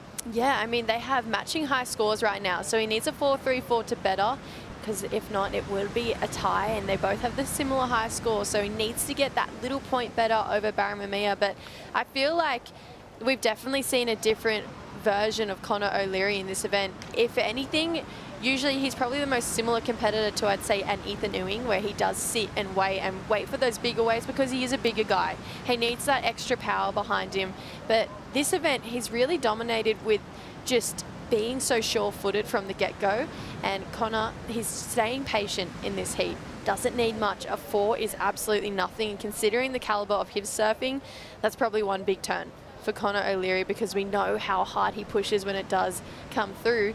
But we saw a similar thing with Leonardo Fioravanti. Didn't need a massive score. He needed a 7, which obviously sounds bigger than what it is. But for Leo and the way he's been surfing this event, a 7 is really easily attainable for him. So now looking at Connor needing a 4, time right now is his biggest enemy, because we all know he can get it, but how big are the lulls at the moment? We've seen a lot of downtime in between sets, so he's doing anything to hope that a wave comes through to him right now. Spot in the semifinals on the line. Winner takes on Griffin Colapinto tomorrow on finals day. Up next, it will be local wildcard Jacob Wilcox winning the trials, taking on last year's Rookie of the Year, Crosby Colapinto, who surfed with a sense of urgency after busting his elbow, missing 2 events. So he kind of felt like, hey, I've qualified in 5 events last year. I'll have to do that again this time, even though everyone else had 2 extra starts. Crosby starting to paddle out a bit early for his heat. He'll get a lift out from the water patrol and they can grab him. And he'll try to get to the semifinals to have the hope to meet his brother in the final. Had some good brotherly battles over the years in CT heats, even finals when you think about Bruce and Andy in France years ago. The last heat was 15 plus totals, 16 plus totals, 9s and 10s. And things definitely slowing down in this heat as far as consistency. And Cotter trying to simplify it. No, it's just your top 2 waves, so he'll just drop anchor with priority until he really feels like he's got to chase something watching the clock as well. Yeah, and we knew that the swell was going to slightly die throughout the day, and that's what's going to happen when we do see a slight drop in swell size. There is going to be those slightly bigger lulls. It's a pretty big period, this swell as well. It's coming straight from the south, so we were anticipating it to get a little bit slower and to drop throughout the day, but when these waves do come through, excellence is there. The scores are there, and that last heat was definitely a big testament to that. Barron and Connor both have a 6.83 so far, so it's just been one of those heats where the ocean is just taking a bit of a breath in right now, and I'm sure that soon enough we'll get a breath out and we'll get plenty more action from these two guys. But right now, pressure's on for Connor, 4.34, and it is looking like a quiet horizon. We haven't had a yellow jersey scenario in a while. It's just Italo Ferreira just had so many points early in the season, from a great start at Pipe to a win in Abu Dhabi. It just looked like he was running away with it. Now with him out early again at this event, we're focusing on Barron Mamiya and Jordy Smith, two guys that can potentially take that leader's jersey into lower trestles. Imagine. I would love to see either of those two in the yellow jersey. I love Italo being in it. I love Yago challenging for the yellow jersey as well, but feels like to me Jordy and Barron have been just as consistent this year in just a slightly different way, and they probably built their run a little bit later. Obviously Barron got the win at the first event, but Jordy has just been Mr. Consistent all year round, and I'm looking forward to seeing if he can take that yellow jersey. And Barron right now, he's creeping towards it if he makes this heat with 1 minute 30 to go. Jordy a bit closer to it. If he wins his quarterfinal over Imai Kalani DeVault, he will be in yellow. And if Jordy goes out, Barron could go on to win the event to take yellow, which would be for the second time this season. Jordy hasn't had yellow since 2017 in France. Minute 15 to go. Connor with priority doesn't want it. Barron keeps him honest there. Their high scores are matched at 6.83s. Each judge had a different reaction to those waves. That's just how it averaged out. It's like Judge 5 gave Connor a 6.5. Judge 5 gave Barron a 6.3. Highest score for Barron's wave, a 7.3. Highest score for Connor's, a 7.5, which got tossed. Just ended up being the same average. Barron's just caught 3 waves, Connor with 1, and now we're down to 40 seconds. Connor's now going, oh, I guess I got to go on this thing. Needs a 4.34. Not a big section. Lays down a carve. He's already looking out the back. Does he commit? Now he's going all out, and he falls. Oh, no. After a long wait, he ends up losing the handle on the finish, which will end up costing him the heat. Barron Mamiya goes up 2-0 over Connor O'Leary and gets a little bit closer to the lead on tour. Barron will take on Griffin Colapinto in semifinal number 1. Wow, that is not how I saw that ending going down. Obviously Connor had to pull the trigger on that one. Big smile there from Luke Egan, but not expecting him to fall on that turn. He's usually so critical with those end section big Rios, but Connor unfortunately couldn't get it done. That pressure just getting the better of him. Connor O'Leary will now move on to compete at lower trestles. Next stop on tour. Barron's looking about a major win here in the West. First, he's got to deal with Griffin Colapinto in semifinal number 1. Now we're going to work on the back end of the draw. Jacob Wilcox taking on Crosby Colapinto, followed by Jordy Smith and Imai. We'll bring in Richie Lovett, Felicity Palmatier, and Ron Dog for the call.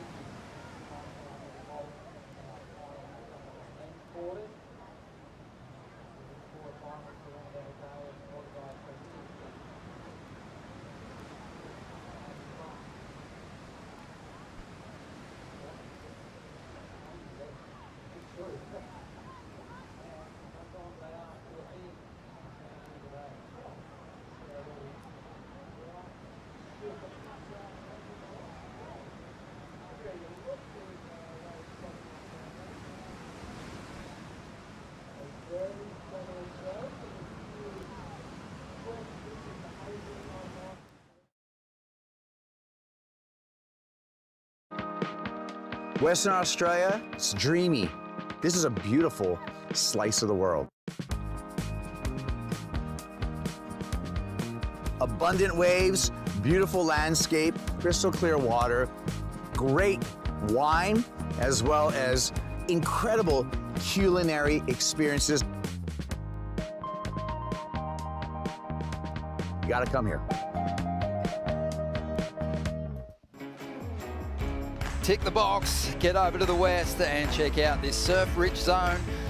We love our time here, and we love it when we get a hydrolyte heat to watch. When we're on the call, Ronnie Blakey with Felicity Parmentier, Richie Lovett. We've got the local boy out there, Flick, Jacob Wilcox. So much support up there on the hill, overlooking Main Break, up against Crosby Colapinto, who saved his place so beautifully in this event already. Yeah, this is a great matchup. Obviously, two really amazing surfers right now, and obviously Jacob, local hero, wild card. I know he's got a lot of support on that hill. I've seen banners with the Go Jacob, the Go Wilcox, so all the whole local community's down here in support. They were down here earlier for Bronte. They're still down here for Jacob. But yeah, I mean, Crosby's going to be fired up though after that last performance at the, at the box. The adrenaline of going there, the adrenaline of, keeping his place on tour. So I think this is going to be exciting, and it looks like we've got a wave. Yeah, it's going to be Jacob Wilcox getting things started. He's looked sharp on his run through the event. Really surfed strong when we went to the box, and showing that he's in good touch again here today. Surfing his home break, gets a little tangled up on the foam and doesn't survive. So a missed opportunity to really close out a great opening ride here for Wilcox, who's done some reps on the CT as a wild card mainly, but cracked the code and joined the tour ranks last year. Was cut at this event, already on his way to his best finish here at Margie's. Yeah, great opening ride here for Jacob. These first two turns, silky smooth. First one, clean snap, tight in the pocket, big swooping roundhouse, and then just gets caught on the third. So opportunity to really bank a good number, perhaps just slipping away from him there. First heat between these two in a championship tour event, head to head. Jacob only a 3.5 on that first ride, but he looked good on the open face, looked sharp on his equipment. But yeah, so many wildcard opportunities that he had before graduating to the CT ranks. 13 wildcard appearances before he got onto the CT. It's got to be a record. It's pretty crazy, right? Yeah, it's amazing. But he is definitely a chance at turning in a memorable result here at Main Break. Has a great read on the backhand, knows, I think, which waves are going to serve up that scoring opportunity. Yeah, I think we saw it on that opening ride, just his positioning at the takeoff behind the peak. So on the backhand, come round that deep bottom turn and then get up high. That hook off the top on the backhand is going to be the weapon that he'll need to take down Cros, because, Cros coming off the high of qualification in the box, like you said, Flick, he's going to be all riled up and ready to go here. And especially after just seeing what Griff did, there's some inspiring moments there for sure. Yeah, not too many times you're getting through an event on the opposite side to your sibling, and an opportunity to keep pushing. Here we go, Crosby taking off on his first ride. Glides through one of those beautiful, clean frontside carves. Big section here, rips in under the pocket. Nice and critical. A great wave that's provided lots of opportunity, and he's capitalised on every single section. All guns blazing for the Colapinto brothers here today. That's going to be a really solid score. It was a really solid claim. And again, why not? That was so epic. I think it just spoke to what we're talking about. He's still so fired up, right? Just out the door, guns blazing, so much aggression. Picked a beautiful wave. Oh, an absolute nugget of a wave here, nice and tall from the takeoff, and it stood up down the line. A big wrapping cut back to start things off. Beautiful snap under the lip, just as the wave bowls out from underneath him. Variety with the carve, and then the closeout finish was just on edge the whole time. And this will give you a good indication of just how tall this wave is. And he actually, like, there's bumps all over the face of this thing, and he actually has the ability to make it look really smooth. Look, Wow. Board is just trying to buck him off as he goes through, but Cross is so good. He actually engages the line, buries the rail of the board in the wave face. This snap here, just beautiful. Right in the tightest part of the wave. Comes around again and then holds along the line here. Draws the turnout, cuts it short here, jumps up on the lip, and beautifully rides out of that. Excellent surfing. Excellent surfing. And a little shimmy. Wilcox now gets an opportunity outside. And it's a big opening turn from him, this wave. It slows down for a moment, but he's doing his best to hang on for a finish here. He gets viced. So Jacob a couple of times now failing to get that finish, but Crosby Colapinto dropping an 8.83. What a run he's had through the contest. It's been a challenging one. He's already faced his brother. That was in the opening round. He was relegated to the elimination round, got himself a victory there, really turned up for the round of 32. We'll come back to that as Richie breaks down this ride from Wilcox. Yeah, deep bottom turn, vertical hit off the top for Jacob. And then here he just had to wait for this wave to stand up again. It lays down, so he has to go for that big swooping cutback. And unfortunately, that conjunction of whitewash just chased him down. Good signs though, both these competitors look like they're ready and fired up.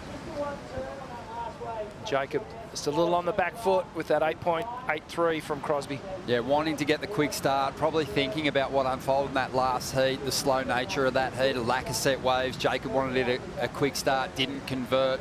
That left Crosby out the back, used his priorities so well, really converted beautifully into an 8.83, and Jacob kind of playing catch up at this point in time. But plenty of time remaining, 26 minutes to go here.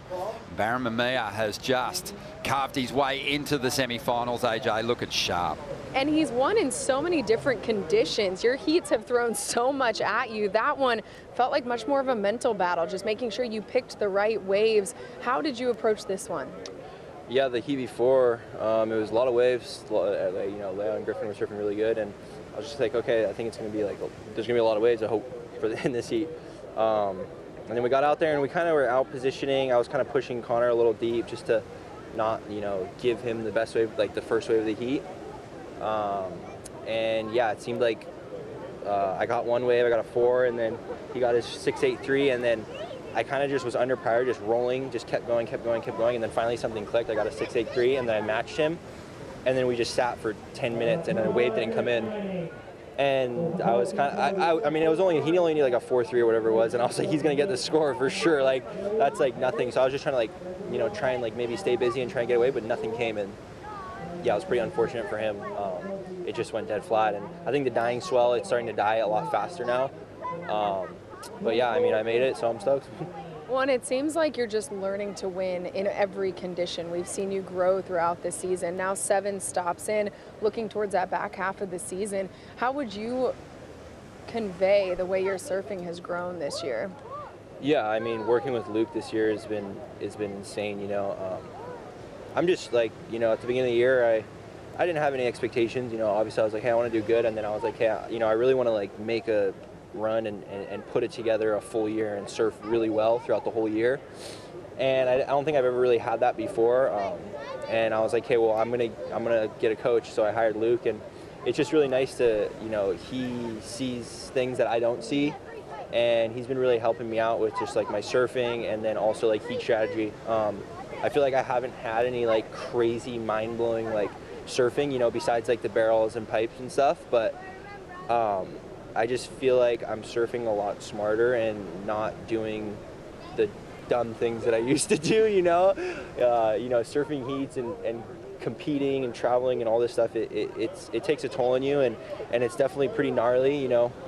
Haven't been home for like 3 months, you know. I don't think anyone has been home for really 3 months, so it's hard, you know, and just trying to like learn on the fly and get through those important heats and you know, carry myself throughout the year in a good way. You got another important one coming up. We'll see you in the semifinals. Thank you. All right, let's send it over to Vaughn, who I understand has found some very excited crowds here at Margaret River. Yeah, well, in Torquay, we saw incredible local support for Xavier Huxtable. In Burleigh, it was Liam O'Brien and Lobbyland that got it done. But right here at Surfers Point, Margaret River, there's only one name on everyone's lips, and that's Jacob Wilcox. And these guys are absolutely frothing. And if local support has any impact on the result, the Chippo has a huge advantage here. Let's go!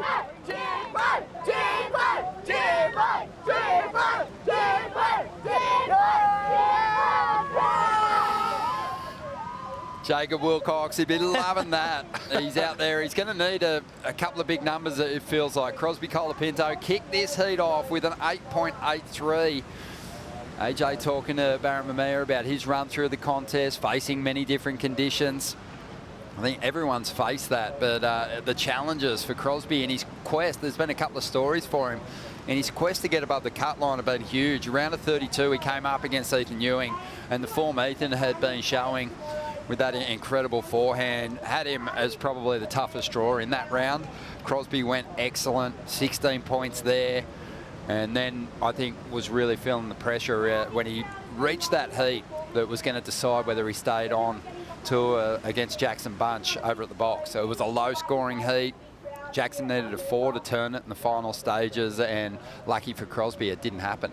Yeah, that was a really tough heat, and for that to be decided at the box, obviously Cros probably he's had a lot of experience out there, and he's been pretty open saying, hey, this is one of my favourite waves, like I love this place. Jackson with not much experience, but it's such a wave where it could go either way because you can get so many scores really quickly, you know. It only takes 2 minutes to turn heat out there, so I think just with the unpredictability of the box, you would be going into this thinking it's one of my favourite waves, but it's unpredictable. And yeah, you could definitely see the emotion with Tommy Witts at the end there. He was pretty stoked. He was looking very relaxed before he paddled out into this heat. Super focused on a big finish. Wants to get himself into the semi-finals here against Jacob Wilcox, and he attacks that section. Absolutely hammered. The last final 2 turns of that ride, Rich, that is going to be a really solid backup. And you can see just how much he's putting into it. It's like he's crossed over now. The stress of requalification, that's behind him, and now he can really focus on doing his best surfing through the back half of this year. He's starting right now. Yeah, he's opened up on this wave in particular. Let's have a look at it. Picks this perfect line here. Big swoop to start things off. And this aggressive second turn just lays so much rail. Completely hacks that wave in half. And then gets to the finish again. So these combinations. So big, open body extension, kind of rail turn. So and then we see something different here. So watch the difference in variety. A beautiful hack, just jams it. Kind of gets caught, but tidies it up. Makes it look like it was actually intentional. And then again, hops up onto the lip for that final finishing turn. And almost kind of jumps off the lip, escaping all that turbulence behind him. Waiting on the scores to come through, Kibes, but what an incredible turnaround for a guy that missed the first 2 events of the season. Yeah, just strong surfing from Crosby. It's really obvious out here when you can see him hold his rail line through these big swoops. And that's just that's just the strength of Crosby Colapinto. And he just got a backup. Check the Apple Watch, a 6.83 to back up that excellent opener. So Crosby clearly in control. And you know what, Ron? Let me give you a surf conditions update by Oakberry. 8 to 10 foot out here. The wind is clocked a little bit more from the south. And the air temperature has actually plummeted. It's someone opened up the freezer door out here, and it's a lot chillier. There's a little bit of this cross chop starting up. So just something to watch in some of the upcoming heats. Yeah, it has definitely been interesting these last couple of heats. Some slow moments, but Crosby Colapinto making his 2 rides really count here. Kaipo mentioned that 6.83 for that second ride, and Jacob Wilcox now comboed. He needs a 2-wave total of 15.66 to turn this one around. 18.5 minutes to go, and you saw Jacob just making a move there. And unlikely that he'll swing on this one, missing that opening opportunity to bank into that nice steep outside section. But what a performance so far from Crosby. Yeah, it's been incredible, right? He's just obviously tapped straight back into that form. I think He's really been in form all event for me. I think the Ethan Ewing heat in particular, I think that was sort of a sliding doors moment. Just with the big scores he was putting down. For me, when I look at good surfing out here, the moment when you're not letting the wave can really make you honest, keep you honest out here. The bob will show up, the wobbles show up, and as soon as you can command out here and just hold that rail, just like Crosby is, it's just so pleasing. The moment that is interrupted, you sort of lose the flow. The rest of the wave is kind of cooked. So, and it's reflected in the score. But Crosby has sort of figured that out, it feels. And also, just with his wave selection, right, those waves that he's choosing now, and I think we're seeing it because of this more southerly direction, they're real TPs, as we see Jacob here. Yeah, let's see if Wilcox can break combination here. Attacks the bowl on that first section. Really wanting to make the most of those steeper walls. Just gets tangled up in the white water for a moment. But now recovers. Let's go of a nice little hit there. Trying to give it everything. And the crowd, they erupt. Jacob finds a track through the reef there. Yeah, this will be Jacob's best ride for sure. I feel like he might match that 6.83 from Crosby, and this will put him back in the heat. Here's live action. On the outside, Colapinto looks to up his score line, trying to get rid of a 6.83. Didn't love the feel of that first turn. Cleaned it up pretty nicely, but he's going to opt for priority and control over the peak here. As Jacob jumps on the back of the Red Bull ski. Let's have a look at the replay. Yeah, this one here, I mean, beautiful first turn. You couldn't have squared up any harder than what Jacob just did. But to what I was saying before, just with that swell direction, they're just more TP today. So it's really hard on the backhand. Like, I mean, yes, wave selection's coming into it. There are ones with more wall on them. But there's a lot of waves today. Even when I think about Crosby's 8.83, that thing was really sidewindy, right? And on your forehand, those waves are very easy to, like, they're easier, was what I'll say. Like, you can really lay in on that rail. Whereas when you're on your backhand and you're trying to square up with something that's so sidewinding and like the angle on it it's quite difficult. I think the wave selection for Jacob right now will be everything, because he's really got to find one that's going to maintain that wall a little bit more, just so he really can square up on the backhand. Yeah, he did really well with the first turn.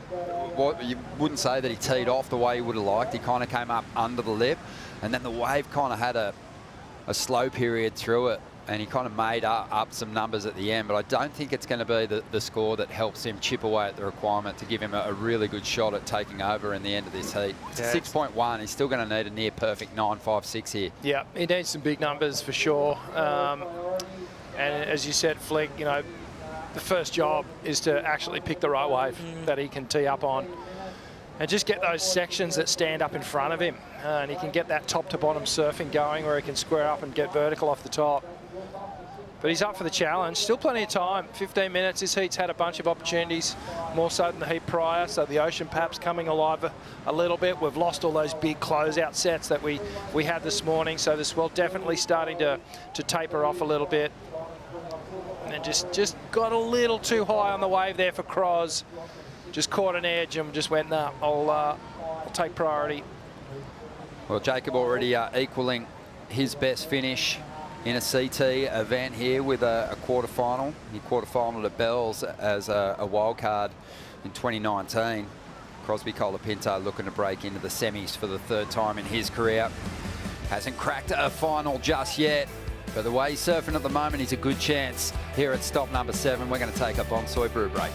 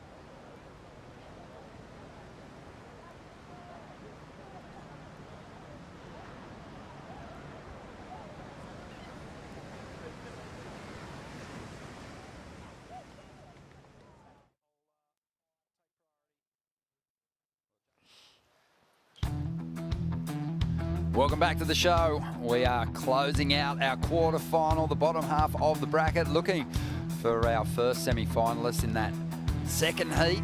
We know semi-one's going to feature Griffith Colapinto and Barron Mamiya. Crosby Colapinto looking the goods out here at the moment as we take that trip on the Western Australia flight cam over beautiful Margaret River and Surfers Point. Look at Margaret's River, just woodgered up, going up the bay there.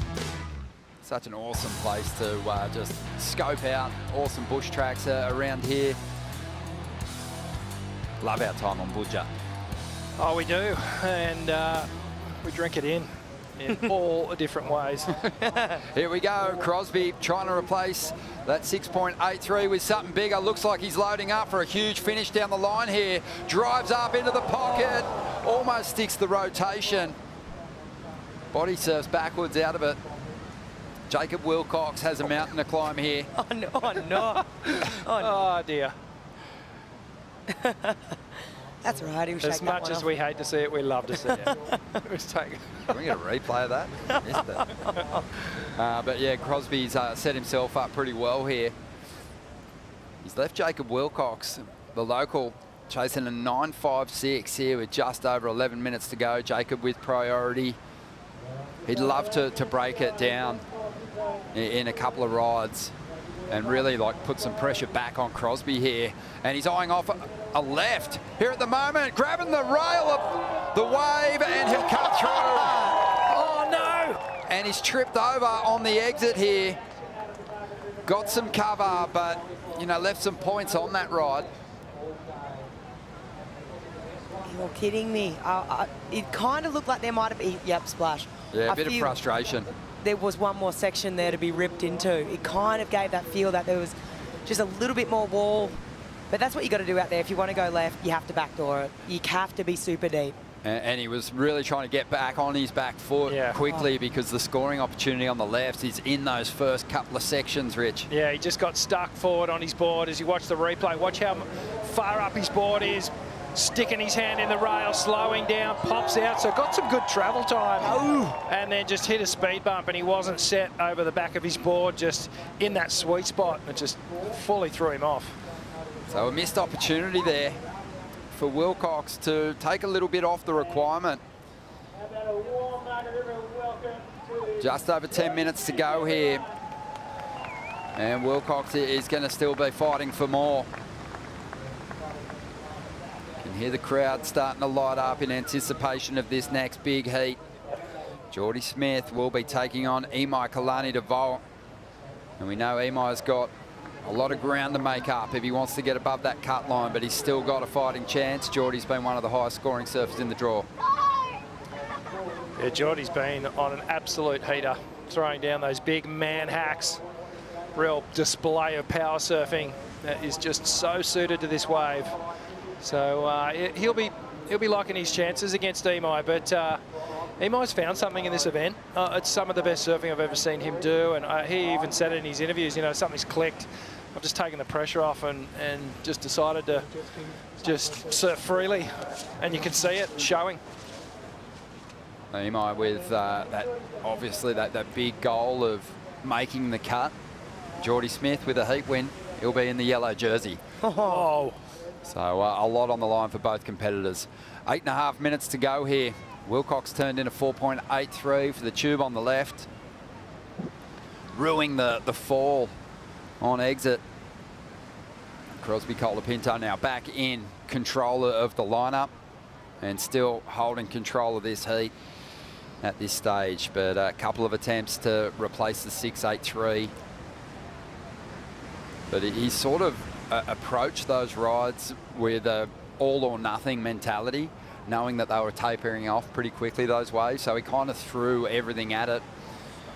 Really risk the entirety of the wave by ripping as hard as he could into those first turns. Well, that's what the judges want to see, the commitment early on in the ride. Anyway, you know, you can commit to the end section and nurse those front turns, those initial turns, but you're never going to bank excellent numbers. So, you know, Cros has really just been laying into it, just milking the criteria. Crosby, I was talking to our cameraman yesterday, Rich. We were doing a bit of recording for the Margaret River Inside Pro Surfing show, and we were talking about Crosby Colapinto and just his potential now that he's survived this cut, and where you see him going at full strength, because he finished 10th and got Rookie of the Year honours in 2024. Yep. Where do you see Crosby's future heading? I see it heading right up the ratings at a rate of knots, to be honest with you. I sort of been saying it since he made the tour that this guy has got everything you need in a surfer to challenge for world titles. He's got the power, he's got the innovation, he's got the style, flow, it's all there. He's got the makings of a great surfer. He has been throwing down giant numbers, you know, and despite the fact that he missed the opening events of the tour with a busted elbow, has managed to just dig deep, find his way back on the tour, and now we're witnessing him just with shackles off, starting to open up. So I expect in the next couple of years we'll see a real, like, genuine effort into the top 5 and then a challenge for the world title.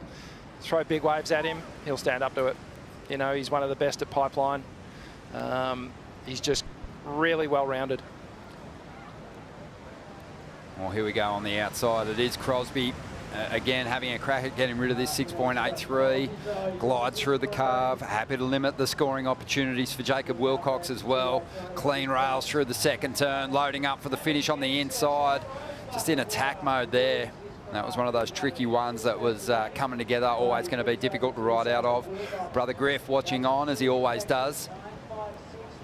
And just behind the scenes during the lay days. Interesting to note, although not probably going to have a huge effect on the performances of the brothers.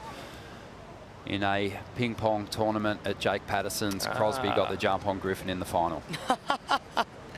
Okay, noted, Ron, noted. This one here, so just trying to improve on the 6.83. Smaller wave. I mean, Jacob sort of had a bit of a sniff at it too. But Cros, you know, trying to improve. He's definitely not going to, but you can just see the form. Oh, the form's great. I just almost think he should have maybe done an air on that last section. Trying to get rid of the foam by just going over it.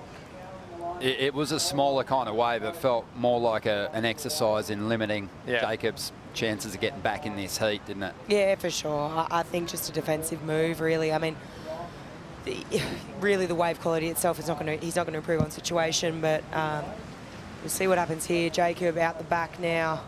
Sort of a little bit deep for that one. Yeah, a real hush falling over the Surfers Point at the moment, because one of their favourite sons is in a bit of bother. Just under 5 minutes to go, and Jacob's after a 9.56. Thinking back to earlier on today where we had Griffin chasing a score against Leo, an excellent score, mid-range 9, and he turned in a 10. So it's not out of the realms of possibility, but maybe a little harder on the back end to launch a dynamic air like we saw from Griffin. Yeah, we've seen it done. We've seen Italo take to the air a couple of times out here and pull it off, but it would take some sort of a special wave. I think Jacob would be thinking some big vertical attack. Let's see what he does here. Well, loads up and opts out of this one. Yeah, good way for free surfing, but that's about it. Jacob knows it. Acutely aware that that didn't have anything close to a 9.56 and potentially not even an 8. It's excellence is what he needs at this point. And the requirement, doing it in 2 waves, I think we're looking at about another minute, and then that will be erased from the possibility as well. Yeah, now he's in that situation too of having to sell a ride to Crosby, whose last wave came through at a 4.47, didn't factor in, but he's got to sell Crosby on a wave, find some space in this lineup here. And at that point, he was kind of making the appeal for priority and feeling himself like he was in the predominant takeoff area there, ready to assume priority, but it's always difficult to get it back if you've taken a ride and someone's already sort of ended the lineup. If a set wave came then, I don't think you could say Crosby wasn't going to be in a position to take it. Yeah, no, I agree.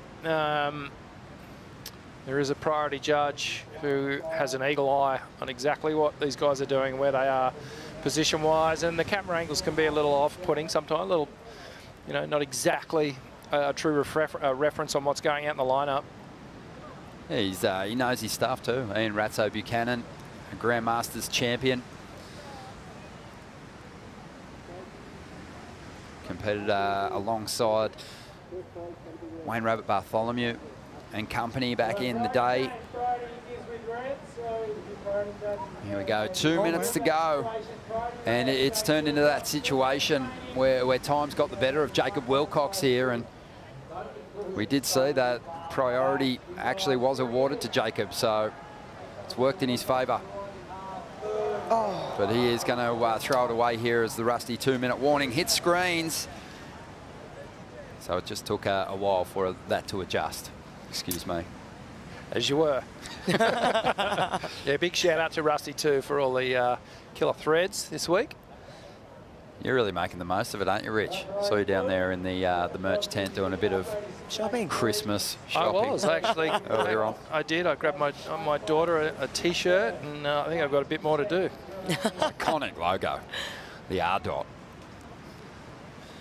Just over a minute remaining here, and yeah, now it's turned into the monumental task of turning this heater around with an excellent wave under priority.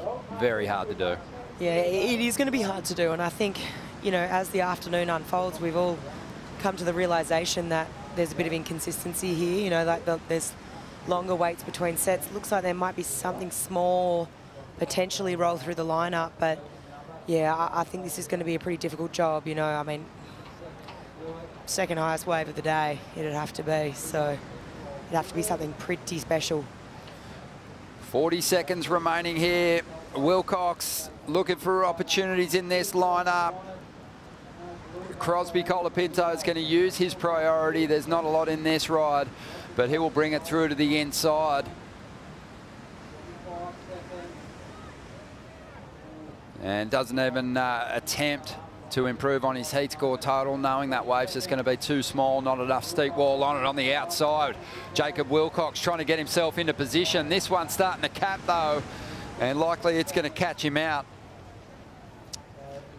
And that is going to be the end of Jacob Wilcox's run, but what a run it was through the contest, coming up against the world #1, Italo Ferreira, in that round of 32, putting up a great heat score total. Also getting the jump on Joao Chianca in the round of 16 and equaling his best ever finish in a championship tour event and giving the hometown crowd plenty to cheer about. Yeah, absolutely. It was a good showing from Jacob and a great confidence booster as he heads over to Newcastle for his shot at the Challenger Series, which is starting next week. Well, a wry smile splits across the face of Crosby Colapinto. He's into the semi-finals for the 3rd time in his young career as we get set for another huge clash. Geordie Smith chasing that yellow jersey against Imai Kalani DeVol.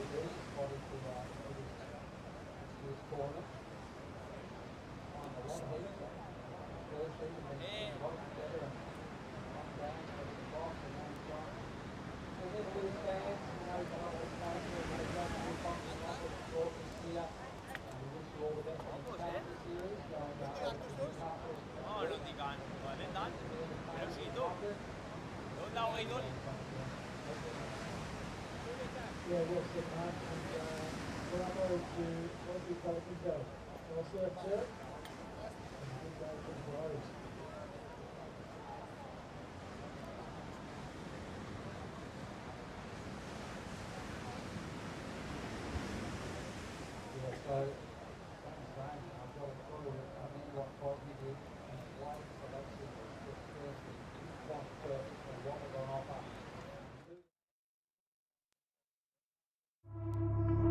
Western Australia Margaret River Pro is brought to you by Tourism Western Australia, official tourism partner of the Western Australia Margaret River Pro. By Apple Watch, official wearable technology of the WSL.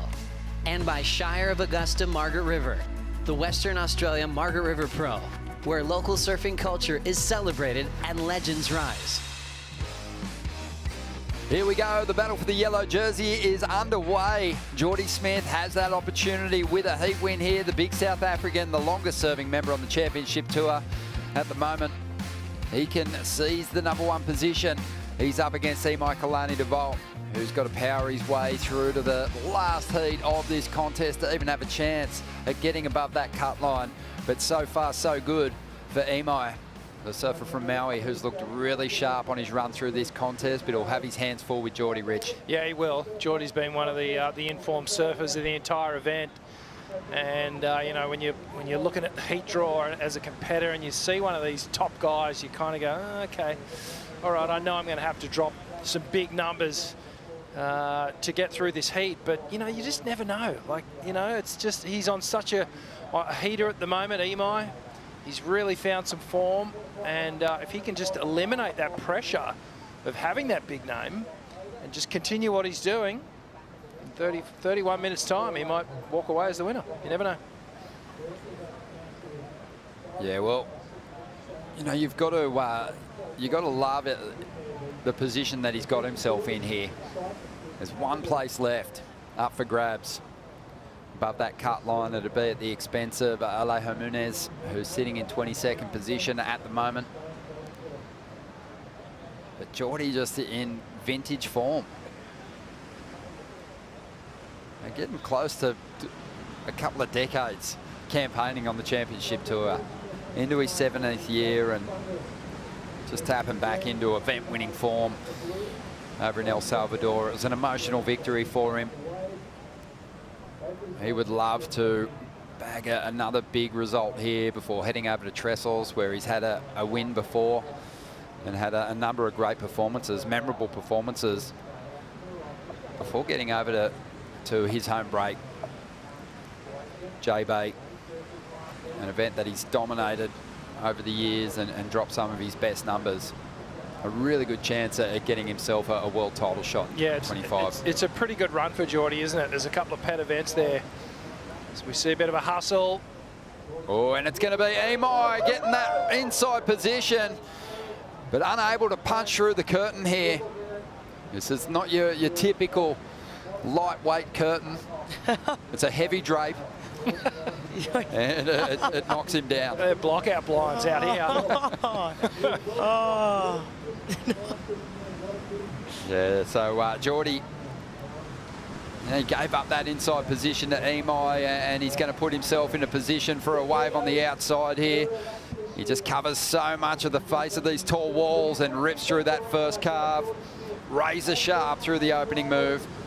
Now in transition mode as he works his way through a little roundhouse, banking off the foam and climbing into a couple of hits to finish this one off. Gets the work done before the dry reef on the inside. They're just big old statements, aren't they, when he throws down that turn. So smooth, just picks the line, beautiful line.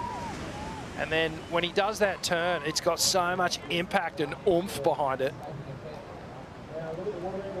Let's have a look at this one. Imai in the tube. Thing stays open and then just clamps on his head. There was just really, really hard exit there for him. But behind him, I mean, George, this is what you want to see when you see people surf Margaret River well. You don't want bauble, clean lines, big power surfing moves.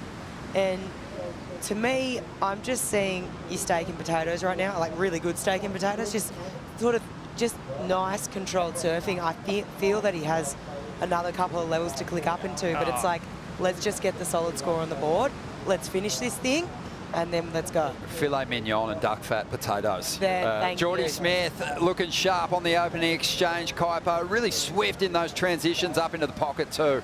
Yeah, strong, smooth surfing with Jordy. And mind you, out here, there is a little bit of a backwash coming from south side right now. So that's another thing to come into play. So you need to be strong through your turns, not to get bucked. Imai going for the barrel. Hey, there's a couple of tubes out here, but it seems like all of them kind of clamp as well. So Jordy just making the right decision right at the beginning of the heat and going to put some pressure on Imai. Interesting matchup, Kipes, isn't it? I want to get your thoughts on this. Two of the most stylish regular footers on the tour, but very different in the way they set that rail. Yeah, I think that Imai has one of the best styles on tour, and it hasn't translated necessarily to results, because we know style's not actually in the criteria. But just watching Imai is like poetry. He's a very smooth surfer, and I think a lot of times, big finishes have eluded him, and that has more to do, I feel, with heat IQ than actual surfing. Yeah, for sure. No, it's a good point. It's not part of that criteria, but it's something that all surfers appreciate different things. But it just sort of seems that, generally speaking, everyone can enjoy watching these two go about their business. Imai really slices through his rail turns beautifully. A little bit more light-footed than Jordy with his carve work, but when he wants to drop a big turn on a heavy section, he can really apply some pressure to that back foot. But it does feel like, he's got to be careful not to flow too much in this heat. I think attack mode is the way for him to get the jump on Jordy. Yeah, he's going to have to get dirty with it for sure. If you can't outpower someone like Jordy Smith, it's a near impossible task. So he's got to unlock it and go, okay, what brand of surfing can I bring that's going to catch the judge's eye, that's going to be the point of difference? And it needs to be done with tighter positioning, more critical angles, more innovative style surfing. And the dude has a wicked air game as well. He does. Reaching into your bag of just 90s adjectives there to sum it up. I love it. Yeah, he is a really complete surfer with a major mission on his hands here. And I guess the big thing is, Flick, earlier in the event, you've always got to be onto it with your wave selection, but you had a lot of opportunity in heats with, the lineup just getting bombarded by set waves, and we've seen things slow down a little bit today, haven't we? Yeah, we definitely have. Obviously this morning, so much swell still sticking around. And then this afternoon, just things getting a little bit more on the sleepier side as we see these swells start to drop throughout the day. But you can see the judging components there for main break. Rich, you were sort of breaking it down a bit.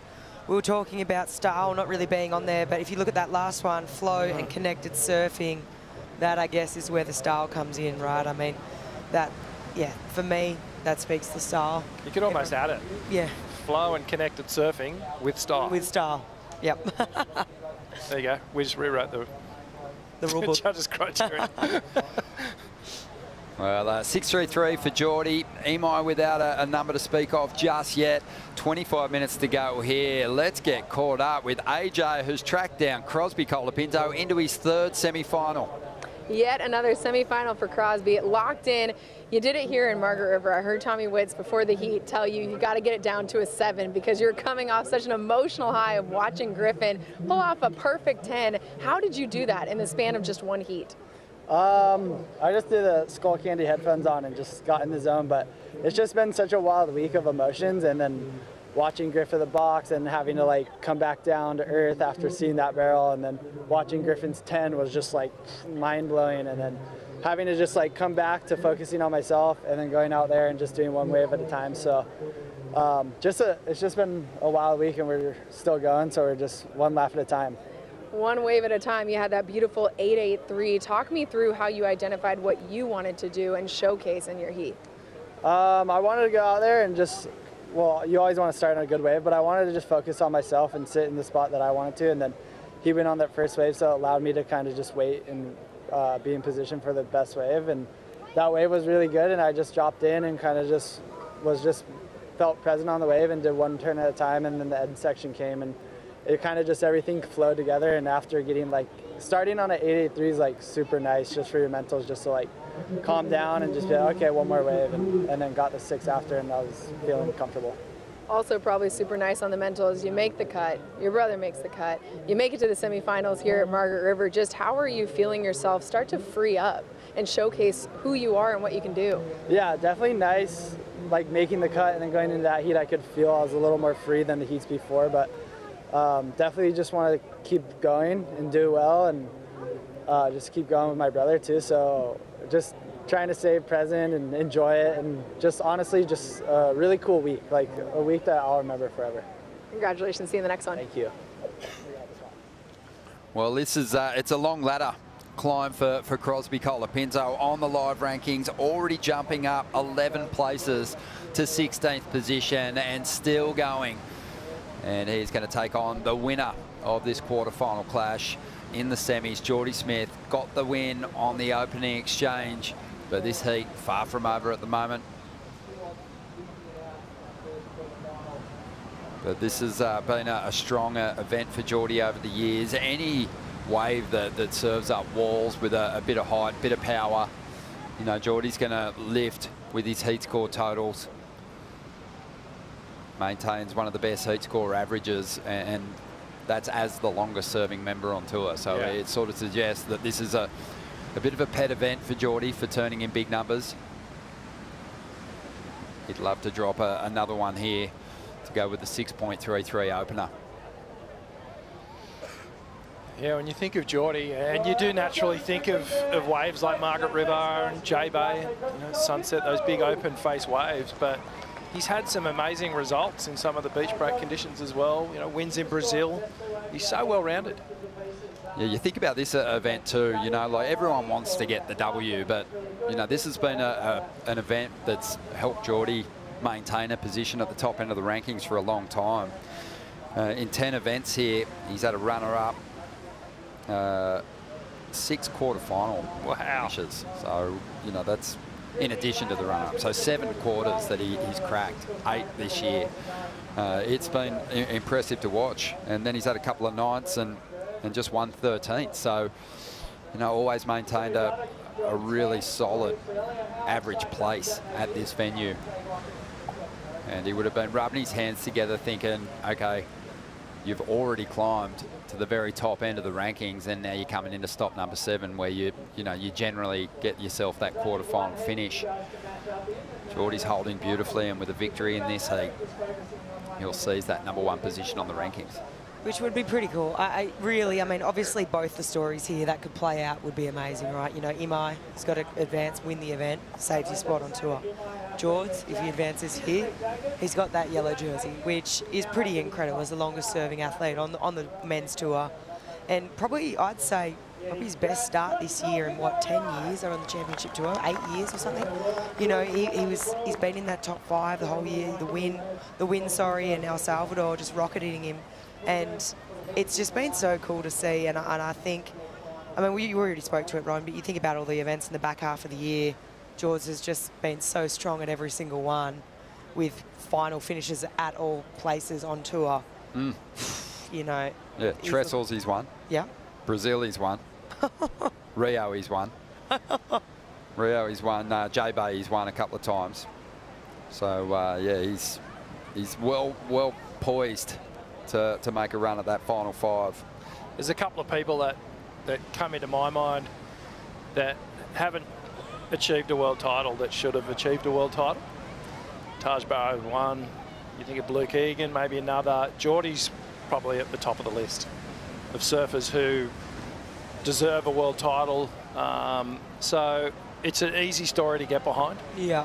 And I think if, you know, Geordie did make the final 5 and went away with a win, I don't think there'd be anyone who would be saying, oh, that wasn't well deserved. His 18th year on the CT, but we saw him coming a couple of years before that. He had a wild card over at J-Bay. Rich, did you compete in the event that year? What year was that? Must have been a long time ago, mate. I've been on tour for a long time. Yeah, well... No, it was after my time, mate. Well, I think it was the year after Parko won, wasn't it? Or a couple of years after, maybe. My last J-Bay was made the semi-finals. 2005. Oh, there you go. Yeah, it might have been just after. Yep. Here we go. Imai trying to keep pace with Geordie, and we've seen that a couple of times. Surfers kind of rolling into the wave and thinking they're going to just hammer off the bottom and hit a pothole and go down. Yeah, it slopes out really quickly, this wave sometimes, and you go to set your line and set that rail on the bottom turn, and then the wave just sort of disappears from under you and goes flat, and you just end up just going over the handlebars. That, and there's a lot of rivets in the face of the wave. That wind from the south too kicking up. 18th year on the championship tour, 7 CT victories and 2 world title runner-ups. Geordie Smith just had so many unbelievable moments. You know, you think back to earlier today and the air that we saw from Griffin. Griffin's had a couple of probably career moments in this very event, but Geordie's had plenty in his time as well. Yeah, absolutely. He's had a couple of crackers. That wave at Pipeline in particular is one that springs to my mind.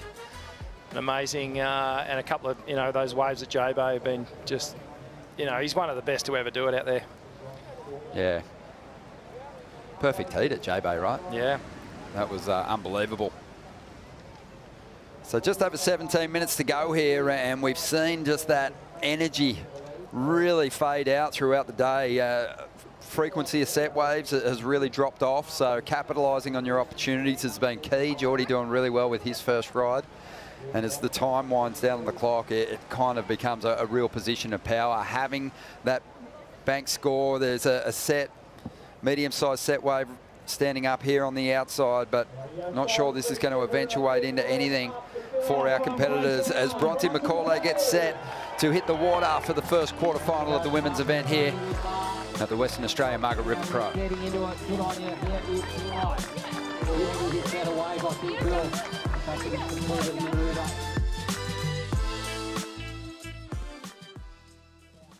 Yeah, the answer back to Julie Smith is right in your face now. That's a beautiful looking gap.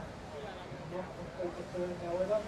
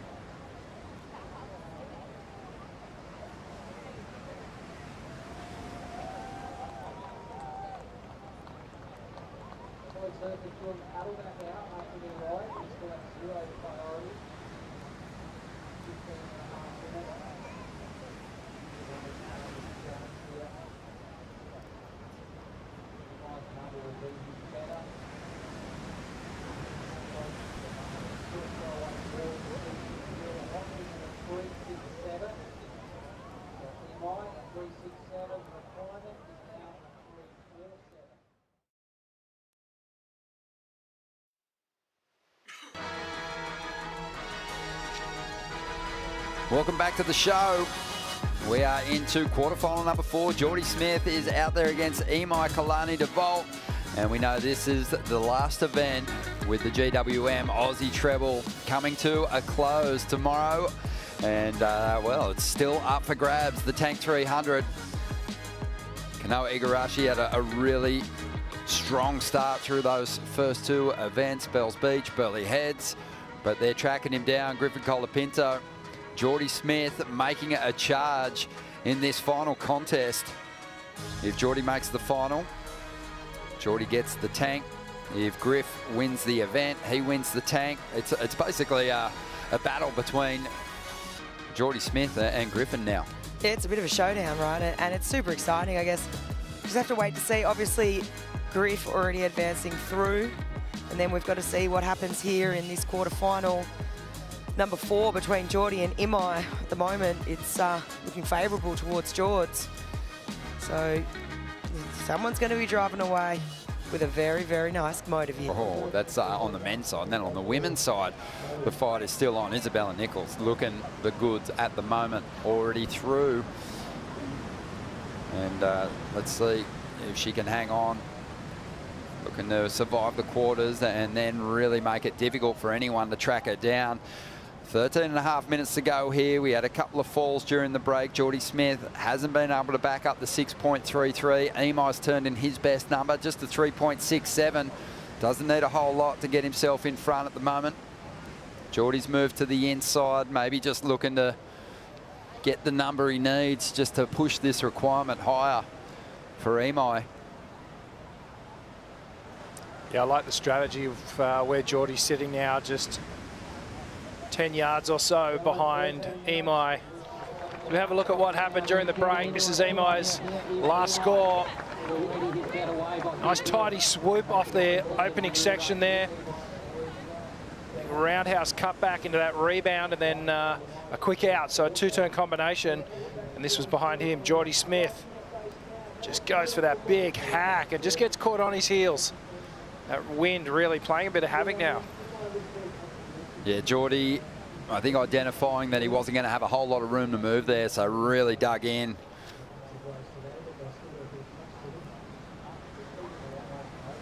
"37 years of age and doing a lot of time away from the family. His wife Lyndall at home with their little boy Ziggy, no doubt watching on. It was a really cool moment to see him dedicate his win in El Salvador to his old man, whose boards he was riding, but he's just constantly mixing up his equipment too. And it feels like he's got a really nice board under his feet for this event. Oh, it's looking great. And, you know, we saw it with Kelly. You know, he used to experiment with all different sorts of shapes and everything. And it seems like Geordie tends to switch shapers around depending on where he is. Been working with JS through the Aussie leg, switching between, I think, that Golden Child. Then he was also, they went back to a couple of different original models, original files that they were working with back in the J-Bay days. So, yeah, produced the magic again. JS is on a heater. Geordie here, lining one up on the inside. Willing to take some chances now, just understanding that things have slowed up quite a bit. He wants to push the requirement up for Emai and really apply some pressure here.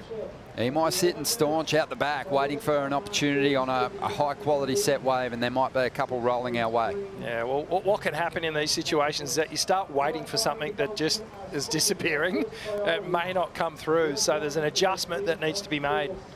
You having a little sneaky look at the swell charts there, Flick? I was just looking, just reaffirming what I thought was happening, And this morning, you know, we had 3 metres of swell. This afternoon, by later tonight, it's only going to be 2 periods dropping as well. And we've also got the tides going out. So that's why we're seeing that little bit of inconsistency now. And yeah, on the dying swell, you can just never be certain, as we see George. Yeah, Geordie happy to pick this one off on the inside without priority. Leans into a nice layback jam to get started. Grinds through the carve, few bumps to deal with, but just be happy to finish this one off on the inside.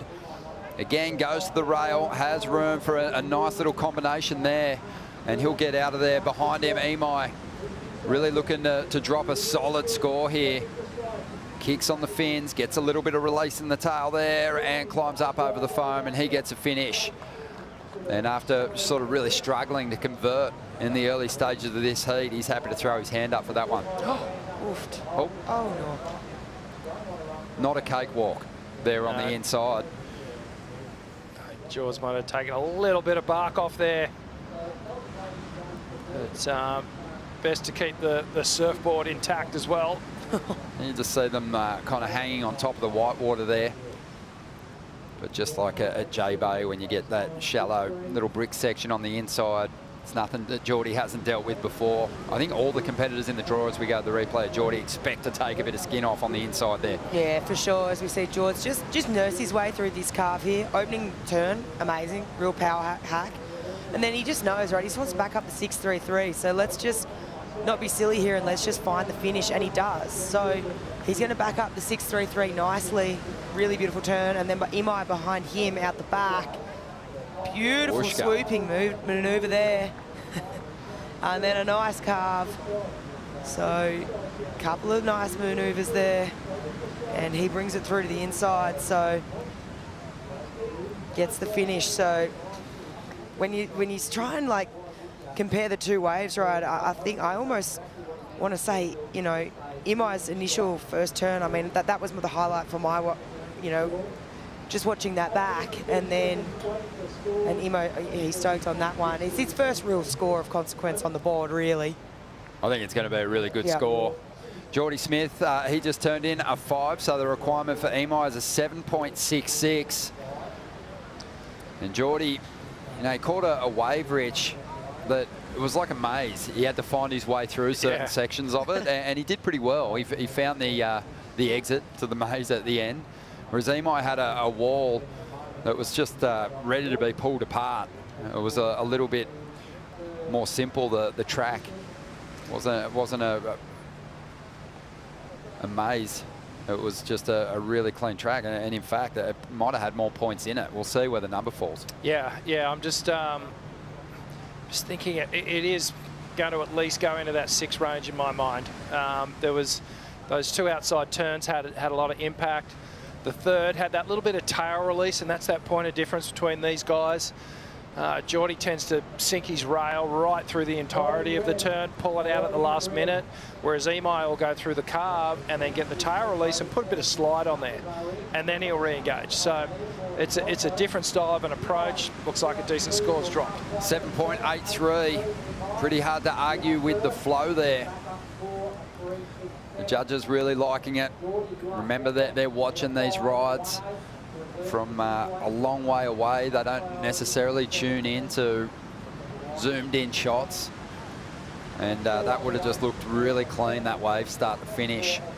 Still feels though that both these surfers have a lot more to give here. So if Geordie was presented with the same wave that Emi just surfed, I think he converts it into a bigger score, potentially even into the 9s. Just seems to be in really good touch, setting his rail turns a little bit deeper, taking nothing away from how well Emi surfed that heat, surfed that wave, and Emi's got himself the lead at the moment. Yeah, do you know what though? Like, given the situation and the time, you know, Emi did need to show some restraint at that point to get a score on the board.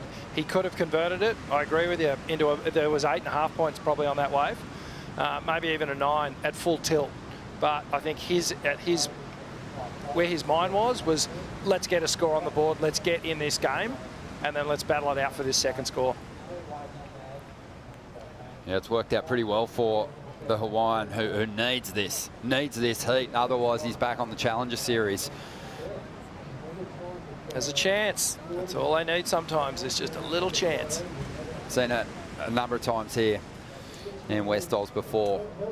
Heroic runs through to the last heat of the event, especially on the women's side. Isabella Nichols, Gabby Bryan, good examples of just gritty performances that have seen them save their places on the championship tour. Looks like there could be some set waves rolling our way at the moment. Geordie Smith's got the priority. Only needs a 5.18 to get himself up into the lead. We are going to jump straight into the women's quarterfinals next. Molly Picklum, she'll be taking on Bronte McCauley, who's already told us that she'll be retiring from competition. So the crowd that was here to watch Jacob Wilcox surf has no doubt stuck around to watch that first heat of the quarters for the women. Should be a really good heat. In fact, we've got the battle for the yellow jersey out here at the moment. Geordie Smith needs a 5.18 to get ahead at the moment, but on the women's side, all the surfers at the top end of the rankings are still alive and in the hunt. Gabby Bryan, Katie Simmons, Molly Picklum. 4.5 minutes. Oh, where did those sets go? Right down to the wire. Looks like there might be something out there. These ones just look like they're swinging out a bit into the bay, so not sure if they're going to hit the button of reef quite properly. They look a little bit disjointed. The second one, maybe. Yeah. Let's see that taper on it. Yeah. Oh, yeah, Geordie Smith. Real peaky. Making his move. Is he in the spot? This wave's starting to cap. Geordie Smith, I'm not sure he's going to get into it. He's going to duck under it. Emi too. That one doesn't look to have a whole lot of wall on it, though. Might be... that set just completely, like you said, Fleek, really pushed hard from the south and is actually going into bay towards the river mouth. Yeah. When it is so south, it does have that tendency to do that. And right now, it's going to be tricky. I mean, this heat's super close. If you look at the heat totals, you know, Imai 11.5, George 11.33. There's not much splitting the two. But, I mean, Geordie's not in a great position, obviously. He's in second, but what he does have is he has priority. So if there is an opportunity, the only thing that I'm thinking is I wonder where their positioning is right now. They seem that just because there's been that real inconsistency, they've drifted in a bit. So it looks like there's a sort of a medium-sized set coming through now. I'm wondering if they're going to be out of position maybe. This first one, that could be all right. The one behind it, though, looks like it's looming up a bit. Yeah, just under 3 minutes to go, and Imai had a look at it on the inside. You can see it didn't have a whole lot in it. Behind, though, Geordie Smith with priority. He's weighing up his options, and he's making his move, going after a 5.18 up into the first section. Again, goes to the layback. It's a nice hit and throws everything at the final section, stays on his feet, pumps the fist, and for good reason. Some real commitment there. And that should get him the score he needs to get back in front, but this heat isn't over. Still just 2 minutes remaining. Geordie Smith doing his best work there to stay on his feet. That was a tricky read. This is exciting. We love it when it comes down to the wire like this. Geordie under pressure, needing the score. 5.18. The feeling in the booth is that it's going to be the score. It's going to be enough. Committed end section. A beautiful hook in the opening moments of this wave. Let's check out the replay. George cuts the bottom, turns short, jams in the pocket.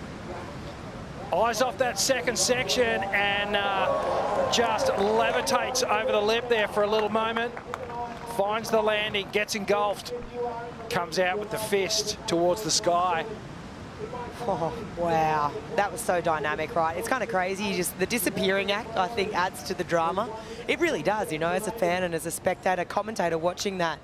You're thinking, hang on, did this thing eat him or did he make it? And that was just beautiful surfing and under pressure too. So, yeah, great. This is going to be a great score for George.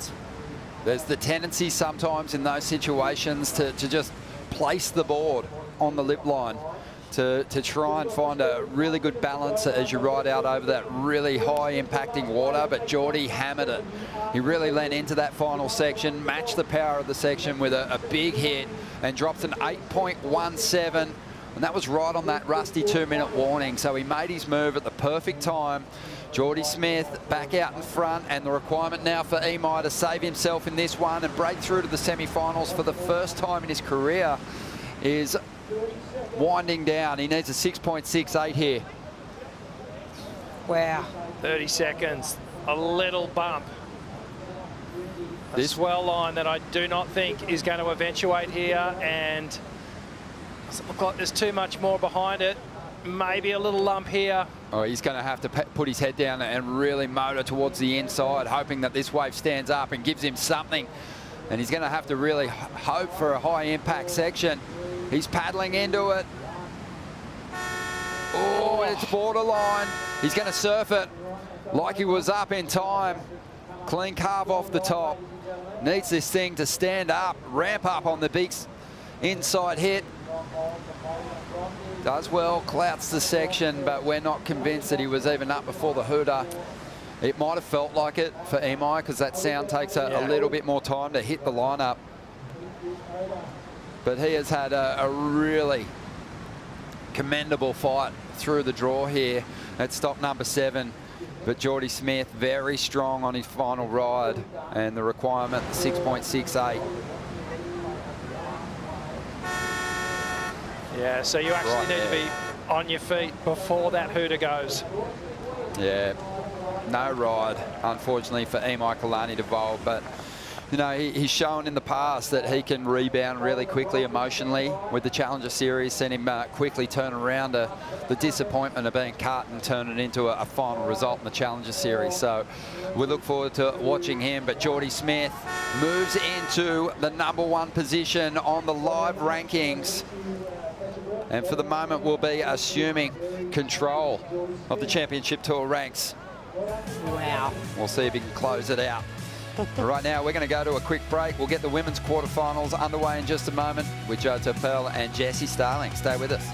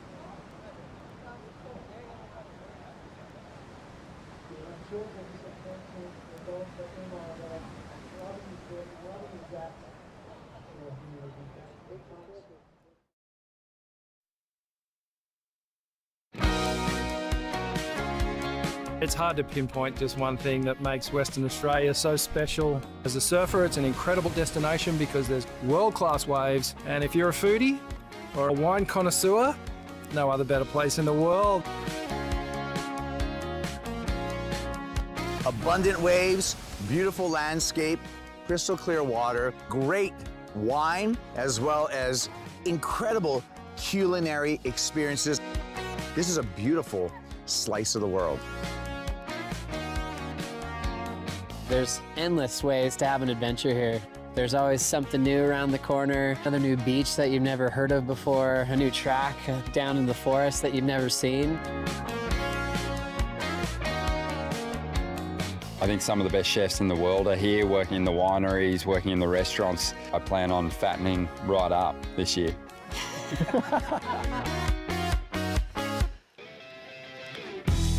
Enjoying our time in WA, especially when you got shredders like Bronte McCauley in the mix into the quarterfinals once again here at Margaret River Main Break as she's taken on Molly Picklum. And an unbelievable shot from the sky. Checking out the land and the waterways here. Excited to be welcomed here once again by the Wadandi people as we look at the setup. Molly versus Bronte, two great Australians. East Coast versus West Coast. Regular foot versus Goofy. Here we go. Spotting the semifinals on the line. Jo Turpel and Jessie Starling. How do you see this one playing out? This was one for me that I was very excited for, if I can be completely honest. Molly was one of Australia's favourite surfers, especially in the female side of things, but Bronte, she's the local girl. She's the girl to beat here. She got her first wave underway here. Beautiful first turn from the West Australian Goofy footer. And again, so Bronte means business here in the quarterfinals. And this is actually a bit of a rematch right now. We saw these two go head-to-head in the quarterfinals in 2023.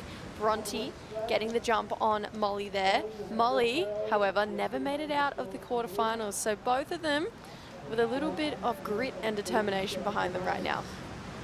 I love a rematch, especially one here at Main Break in the same round as well. That just speaks to both of their form and rhythm through this contest. Molly's had just a great consistent season, still looking for a breakthrough win of 2025, but she is very close to accomplishing that. Coming up with a lot of great quarterfinal victories, a lot of semifinals throughout the season. Got final points in the wave pool of Abu Dhabi.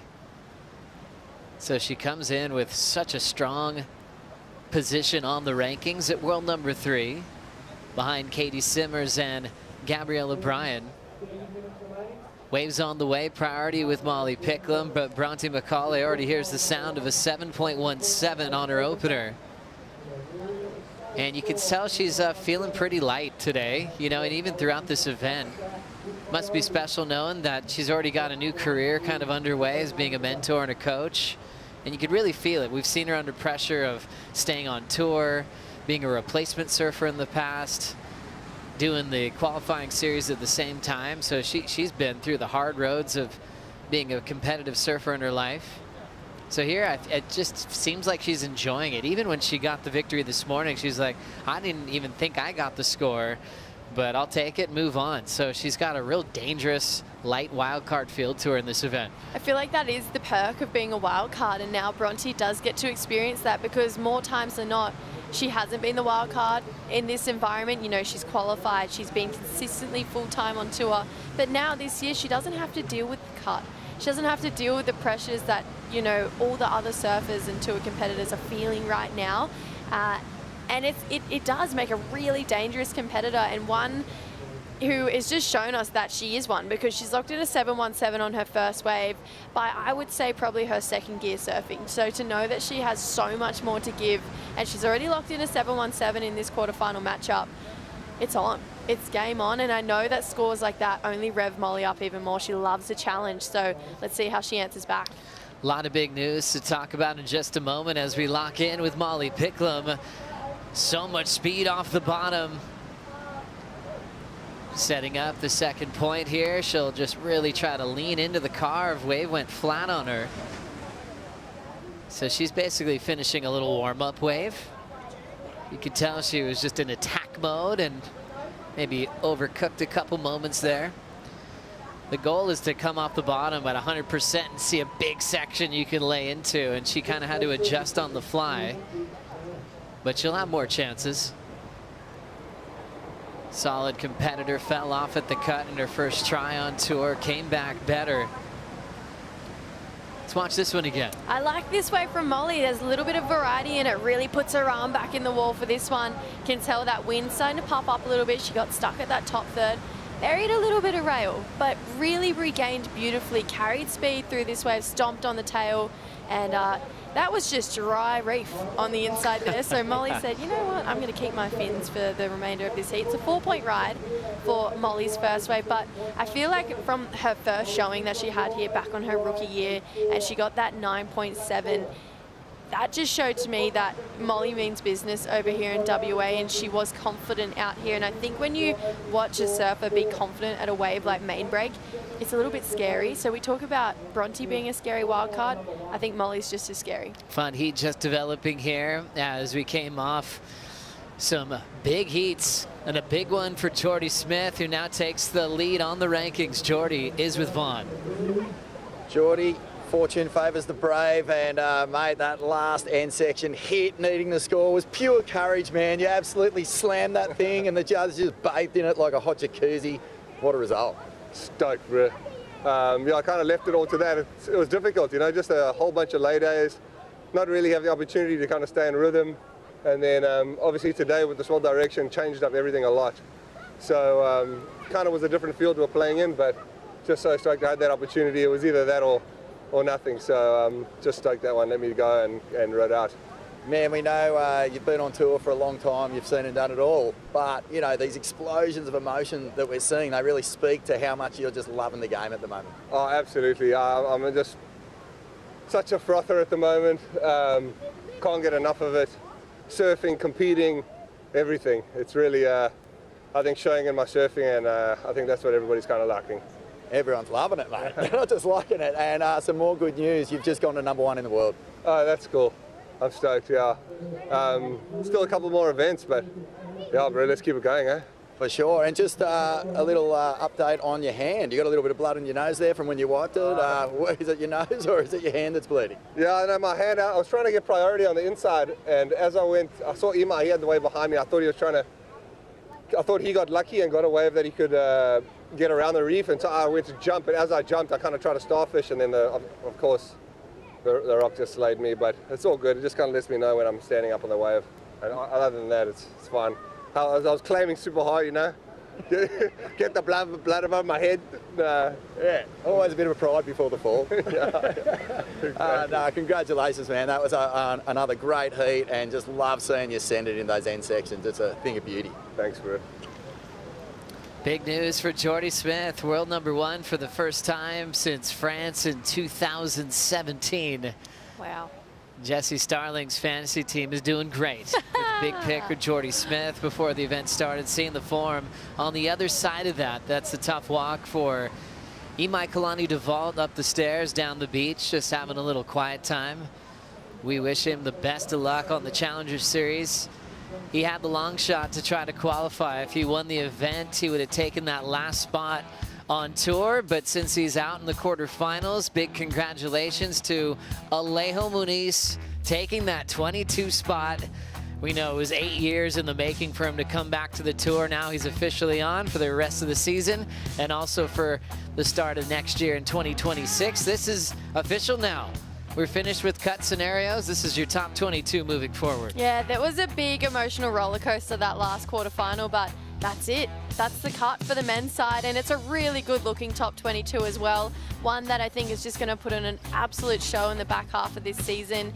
You know, we think about Trestles, Brazil, J-Bay, Tahiti, Fiji.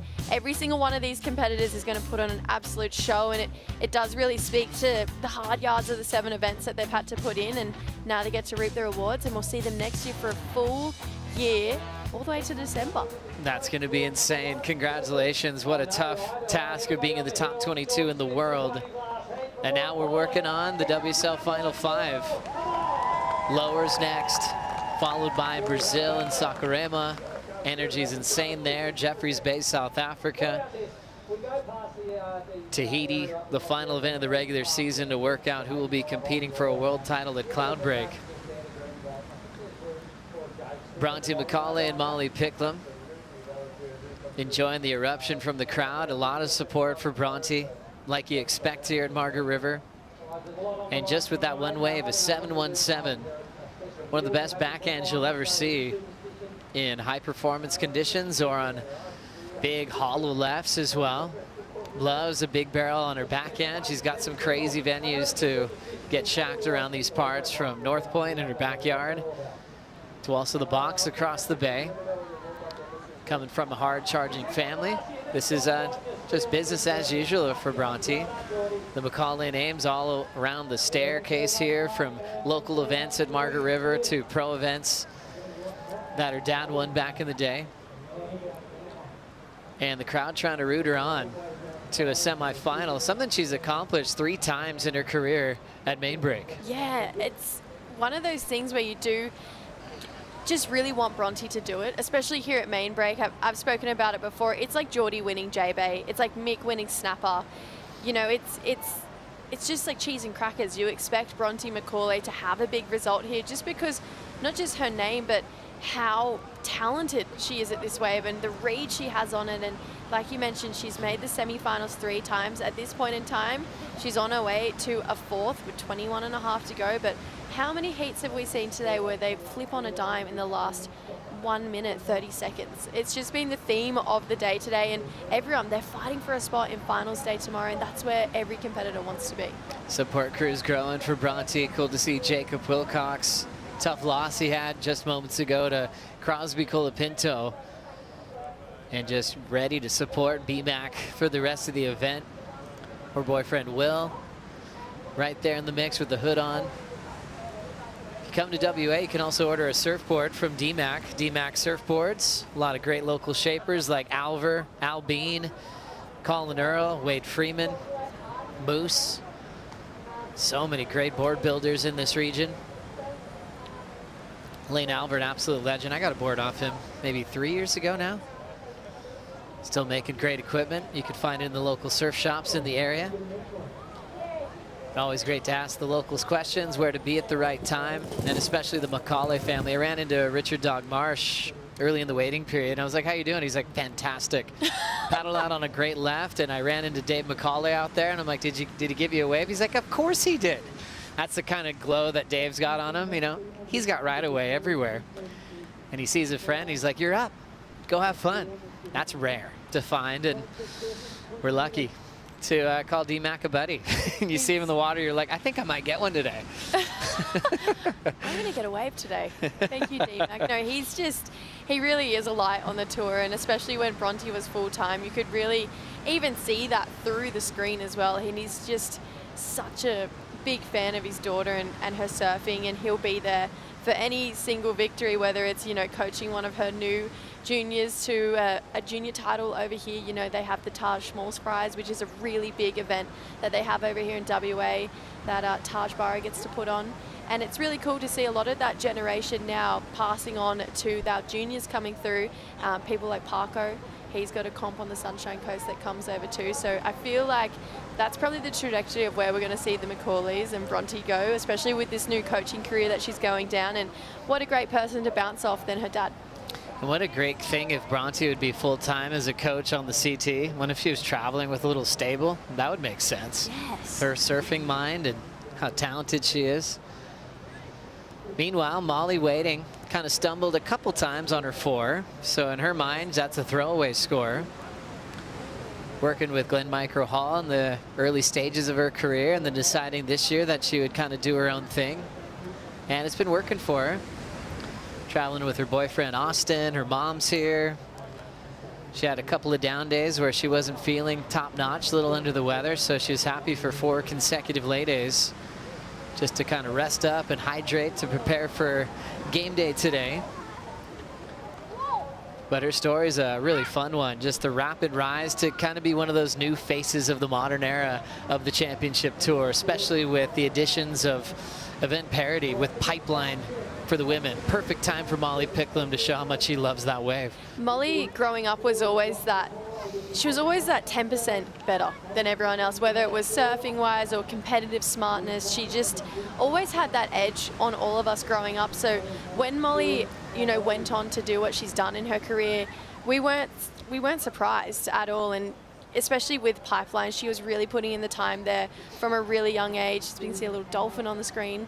But Molly, you know, she's really paved the way for the next generation of girls as well. There's so many young girls worldwide who look up to her, and I know that growing up we all looked up to Bronte Macaulay. So this is also a really cool moment for Molly in her career to surf against her heroes, and then we'll never know who the next girls will be that get to surf against Molly Picklum. Oh, so true. Dolphins joining the best in the world. It's something you look forward to here in WA. Some venues have it more than others. J Bay is one where you sometimes see about 12 dolphins down the stretch of the wave at Super Tubes. As we look at the roll in from the wild card, look at that bottom turn. Doesn't get any better than that. Smooth and finesse from Macaulay. Second turn complete. Looks like she's lining up the end section well timed. Snap, and she will just run out of room, so she's got to get out. High fives for everyone in the crowd. Molly needs to answer now. Little warbly on the takeoff, but then seals it with a nice clean off the top. Little sticky on that second turn for Molly, and she will try to punch out the finish. Put a lot into the end section turn, but she's down. So the smooth finesse rhythm is with Macaulay at the moment, as Molly's trying to settle in to this quarterfinal. Yeah, 2 really great waves surfed just then. Molly unfortunately not getting the finish, but I loved the approach from both of the women in this heat. Bronte, that bottom turn was just textbook, really unleashed on top of that wave. And then she kind of sweeps through another carve. A lot of water on the face here, but bowly section, and that is just textbook. BMAC just belting that steep section, and she goes for it on the N1 too. Says hello to the reef, and Molly, this first turn, wow. Really solid moment in this heat. So much power, so much drive. Puts it on rail again. And in true Molly fashion, she's just going to go for this end section. You can tell she tried to use that speed, get out over the whitewater there, but unfortunately it did just get the better of her. But I really loved that first turn from Molly. That was great. Great back and forth from Molly and Bronte. Let's check in with AJ. Joey, we've been talking about the difference that Bronte is making here in her community. These are 2 of the young girls that she started coaching just about 6 months ago. Layla and Eiley, 2 sisters who've gotten a chance to come down here and watch their coach absolutely thrive in Margaret River. Just how much fun has it been for you to see her out here in a jersey again? Oh my God, it's been so cool. I'm so happy for her. She's done so well as well. It's great. And Eiley, I know it's been so fun for you to learn from Bronte. Just describe what she's like as a coach for us. Yeah, she's like so awesome. She's like nice, but also good at feedback. Yeah, she's such an awesome person. And these two told me they've been down here almost every single day, ready to root on Bronte. If she could hear you in the water right now, what would you tell her? I'd tell her go, just like go for it. You surf so well, you can smash this. What do you think? Yeah, she's amazing, and I reckon she can win it easily. She's such an amazing surfer. There you have it. We'll see what happens in the rest of this heat, but really cool to see Bronte making a difference here.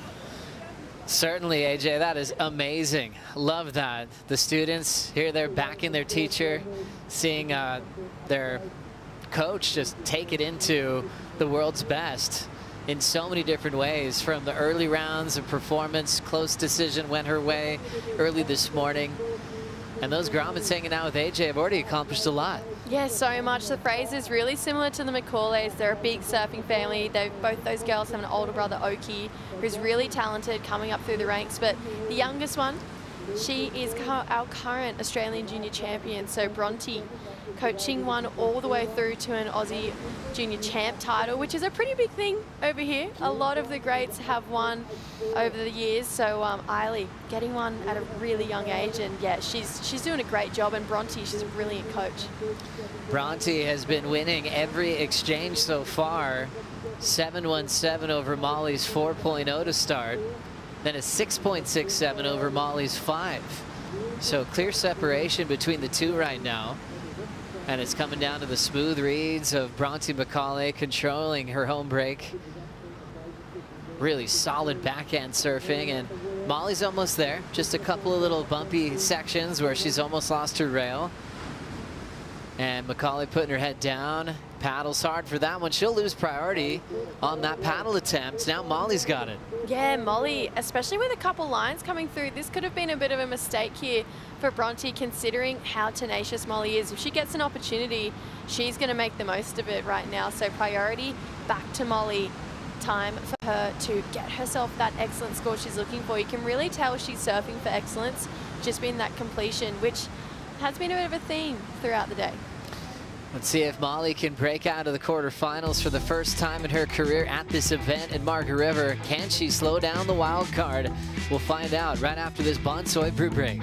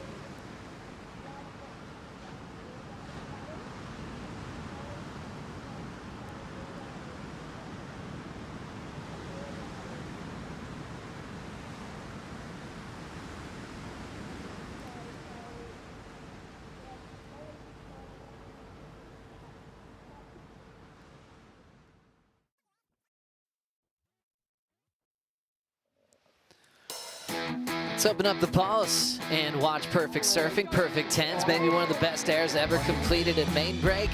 Griffin Colapinto taking out Lea Fioravante with this perfect 10-point ride. Yeah, this is what we talk about world-class surfing. Look at that full rotation, so much technique, so much precision went into this, and the judges loved it. 10 points across the board for Griffin Colapinto. Magic moment under priority to flip it on Leo. Then we saw Baron Mamiya getting past Connor O'Leary today. Yeah, this was a big heat between these two. Barron really wants to get a win away from Hawaii, and this is one step closer. Great surfing from Barron, really showcasing that he's putting in the hard yards.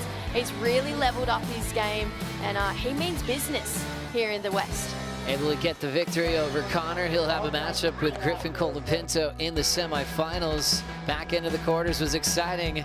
More Colapinto highlights. This one for Cross, getting past local wildcard Jacob Wilcox. Yeah, it was just the run of the Colapintos. I think he was fizzing off his brother's 10 and just used that energy and put on a bit of a clinic here at main break. Crosby just looks so in tune, so fired up, and Jacob, best result he's had here, and Crosby giving us a bit of a dance on that one.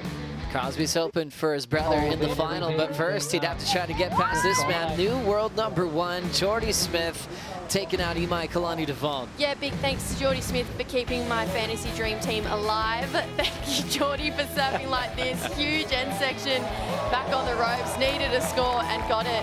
Bit of a heartbreak moment for Imai though. Big one for Jordy. First time he's been #1 in the world since 2017, and Imai is taking some space, regrouping and preparing for the Challenger Series. Wish him the best of luck. As we look out at main break, seeing the red jersey of Molly Picklum stepping into gear, throws down the slice into the pocket.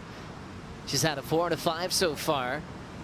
Nice clean rails on that one, opening up a bit further and getting to that finish nice and early for the completion. The backhand to Bronte McCauley heading that direction. Big section approaching. Oh, she goes upside down and went straight down to the bottom there. Hopefully she's popping back up quickly. There she goes. 8:15 on the clock. These two pushing each other, matching each other in wave count. This time Molly on the first wave, Bronte to follow. And the first time Molly's won an exchange in the matchup, things are turning in favor of Molly Picklum here. Yeah, really smooth surfing from Molly. Held that line all the way around. Really loved this next turn. This was the one for me. Just really released on that tail, pushed super hard. Knew she needed the finish and got it. I feel like she probably wouldn't have wanted, to connect better, but got the finish, which is all about confidence here for Pickles. And then Bronte BMAC, this backhand attack is just so textbook. Unfortunately, just so much speed wiped her off her feet, so came over on her heel edge rail. But you just know that if a section approaches, no matter how big it is, no matter how daunting it is, Bronte's gonna go for it. Pretty awesome to see that approach. Super brave as she attacks these big lip lines, just like she approaches big barrels up and down this amazing coastline that she calls home. It's a giant state, the biggest in Australia, with a lot of world-class waves and more reachable waves if you have four-wheel drive. The McCauley's always prepared with that, usually take long treks up the coast in the summer months. Just that tends to happen around this time of year, Margaret River region. People start disappearing and get the four-wheel drives out there and disappear for about a month. They've got some secrets up the coastline. As scores will be coming in for Bronte, falling on that big attacking section. And Molly's just built on her rhythm, trying to settle in. Looked a little wobbly on the 4, touch better on the 5, and a touch better on that third wave that's about to factor in. Yeah, I completely agree. I think Molly, she's definitely finding her groove. She's definitely finding her rhythm in this heat. She's got the attack mentality, and I feel like this year as well, she's, you know, decided to take on this year by herself. So she's kind of taking that what have I got to lose mentality and just apply everything that Micro taught her over the years and just really focus on headspace and back her surfing, because we all know it's there. And I think Molly this year, it is really working for her. She's been so consistent over the year. I mean, let's just take a look at some of her results. She's had 2 seconds, 3 thirds, a 5th and a 9th this year. That is an incredibly consistent year, and although she hasn't had a win like a lot of other women on the rankings right now, she is sitting at 3rd and not too far behind Gabby and Katie, only 400 points behind them. Molly's fired up. She's into wave number 4. Surfing her way into a nice clean rhythm now. Another great combination. She'll fall on that finish. So she just stopped her streak of improving on every wave. Went from a 4 to a 5. Her third wave 6.87. Got her right back in the heat. Throwaway score for McCauley on wave number 3. So that was the rhythm change in this matchup. Molly needing a 6.98. She probably would have got it if she would have come down with that finishing turn. Oh, absolutely. There was so much risk in that maneuver. There was a really meaty section coming towards her. The thing about Molly is she'll create another chance if she needs it. A 6.98, we know that's not a massive score. She's probably sitting at second gear right now in her surfing. And so when she really pushes, we know excellence is available right at the tip of her fingers. Beautiful carve. Comes back around, big section, floats the tail, and you can tell she just came down too far on her heel edge rail, slipped off the back of that board, unfortunately there for Molly Picklum, but it's all right. 4.5 minutes to go. We've seen people do it in less time today. Very true. Jesse, when was it for you when you identified Molly as a future threat on the tour? Was Molly 10, 11, 12, or was it a little bit later as she was competing? I feel like we all, myself and the group of girls that we all grew up competing with, and we had this awesome friend group, and it was always Molly. She was always leading the charge. She always, you know, just had that extra fire than the rest of us. And I would say it was this state titles. We would have been in the under 16s division, and it was at Port Macquarie, and it was really big. It was really big this year, and all the girls were kind of umming and ahhing going out, and Molly was like, I'm going out. And that was the very first state title she won, and I remember myself and one of our good friends, Nixie Ryan, we carried her up the beach, and I don't think she lost the state titles from there on. She's pretty much undefeated for the rest of our division, and ever since then she went on to get, you know, wild cards into Pro Juniors, and then she'd win the Pro Juniors, and then from there it was wild cards into QS 6000s, and then from there it gave her a ranking into the QS 10,000s back when it was that format, and then on came the Challenger Series. How cool, what a great story. You two in the same generation as we watch Bronte just carve her way out of that one. So starting off with 2 keepers and now 2 throwaways as we are feeling that momentum shift. Molly with priority, now with 3 minutes to go to try to make her first semifinal here at Margaret River Main Break. Paddling into this one, Molly using priority quickly, needs a 6.98. Finding a rhythm, nice slingshot carve there. Pushing out in front, lays that rail over. Nice clean roundhouse. Still some room to move. She'll throw down a carve and then runs out of wave, but she is in great form now. Wobbles are gone, finishing all of her turns really nicely. Her wave that was a 6.87 was solid. If she turns the heat, it has to be better than that. So basically looking for a 7-point ride for the lead change. Yeah, she is, and she's got the surfing to be able to do it. She just didn't get the end section she was really looking for here, but I love these first carves. So much spring, you can tell the confidence really built from that one. This one, full roundhouse, brings it all the way back around. Knew she needed a bit more, bobbled a little bit through that one for Molly, but I agree, she's in such good form. Unfortunately, that wave just didn't have that oncoming section that she was really looking for, to have that moment on that wave to get it up in that a really 7-point range for Molly, but she's still got 1 minute 50 to do so. But Bronte McCauley in this position, she's like a hawk. She's not going to let you out of her sight. She's going to try her best to make this the hardest possible achieving 7 in her career history. Totally. As we pass the rusty 2-minute warning, already down to just about 90 seconds. Molly's last of 5.17.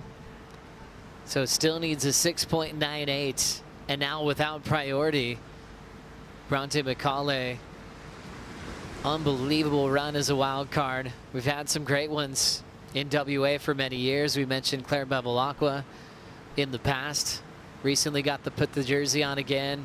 Bronte got to surf in an event with her sister Laura, which is really cool. We talk about brother combos, and it's cool to have the sister combos in the same event. You know what that's like. And for, gosh, Mia McCarthy got to represent the West. It's really special when you have that hometown hero trying to go all the way. Michaela Green got a start years ago. But now we're down to 45 seconds for Bronte to try to go 2 straights against Picklum in main break. Nice start there. Bronte tracking down the line. Second turn, a big hook, and she controls it. The crowd's losing it. Bronte's celebrating. Molly trying to pull this one off. Hard takeoff, but now onto the shoulder. Throws down a wrapping cutback. Leans into a nice open face hook. End section approaching and tags it twice through the white water. And we are going to call this a heat. Congrats to both Australians. Putting together quite a show in this first quarterfinal. Both finding rhythm at different stages. But then the last for Macaulay, she found the magic back on her home grade. I think she's looking really strong to be in another semifinal on her home break. Absolutely. That last turn on Bronte's wave was really critical. Had so much power and punch behind it. And you could tell the smile on her face. It felt good for her too. It had that click feeling that all of us surfers really look for. Bigger wave, scoops the carve off that first section, comes around and just absolutely belts that end section. Gave us that double hand fist pump to say, I liked it. Molly here with a bit of a tricky takeoff, air drops down. In this back end of the heat, she's really been so springy and really put that rail on so beautifully, just like we saw in this replay. Gets the finish on this one. So this was an incredible momentum builder for Molly. She did build on every single wave, but Bronte betted. So she was looking for an 8-1-3 on that last wave for Molly. What a great show. Bronte and Molly going blow for blow, catching a lot of waves. The last wave for Bronte's in 7.83. Last for Molly in the 5s. It will be Bronte Macaulay representing the West once again into another semifinal. Her 4th in her career at Margaret River, her 7th in her championship tour career. Her goal is to make her first CT final. No such thing as retirement.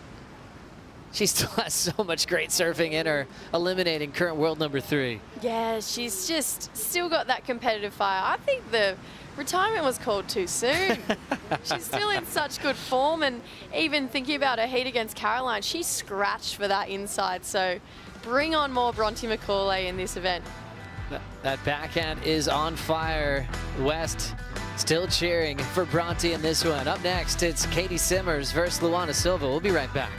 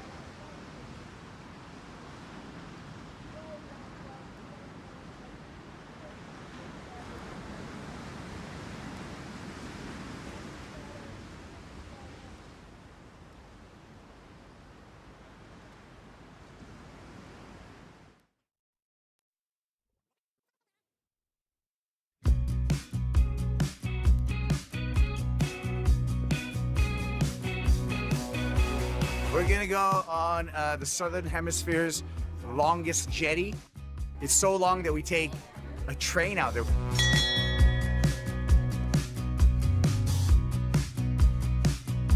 We're actually going to snorkel our underwater sculptures trail, which is an artificial reef.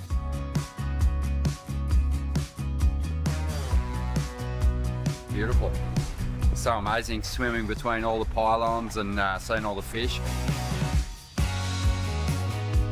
Today we're serving some local fresh produce. We've got Hiramassa kingfish, char-grilled octopus, the romesco, scallops from the Abrolhos Islands, basically everything local from Western Australia. Western Australia is the type of place where you really come and connect with nature, and I don't think you feel it anywhere else in the world. So many great places to check out. The Bustleton Jetty is a classic. You walk forever to get out to the end. It's beautiful, the entire walk. You can have dinner underwater. Really cool. You go downstairs and you're like in a real aquarium. Fish are actually looking at you in the tank, you know, looking back in. It's a special one as we see quarter 2 Katie Simmers and Luana Silva, loving their time in the West. I recommend you come here, watch the best surfers in the world in person at Main Break. I'll make you a quick itinerary. Drive down to Augusta. Check out the bakery. That's been there for about 75 years. Get a meat pie. That's still a big deal for me, not being Australian. And for you too. I mean, there's vegetarian options, of course. And you can also head over to Augusta Harbor. There's the abalone farm there. Jody and the crew are incredible. Go to Subsea Wines. Then go to Glenardy Road. Meet the Glenardy family, 5 generations being on that land, farm to table experience. Then maybe hike through Giant's Cave. It's a self-guided tour. Put a headlamp on and everything, and it's magic under the earth. And then maybe wrap up at the Common, right over here, just down the street from where we're sitting right here at Main Break. Grab yourself some fish tacos and a stone and wood and call it a day. That sounds like a great day. I just did all that yesterday. Just ran through it in my head. That was so many different ways you can create your adventure here.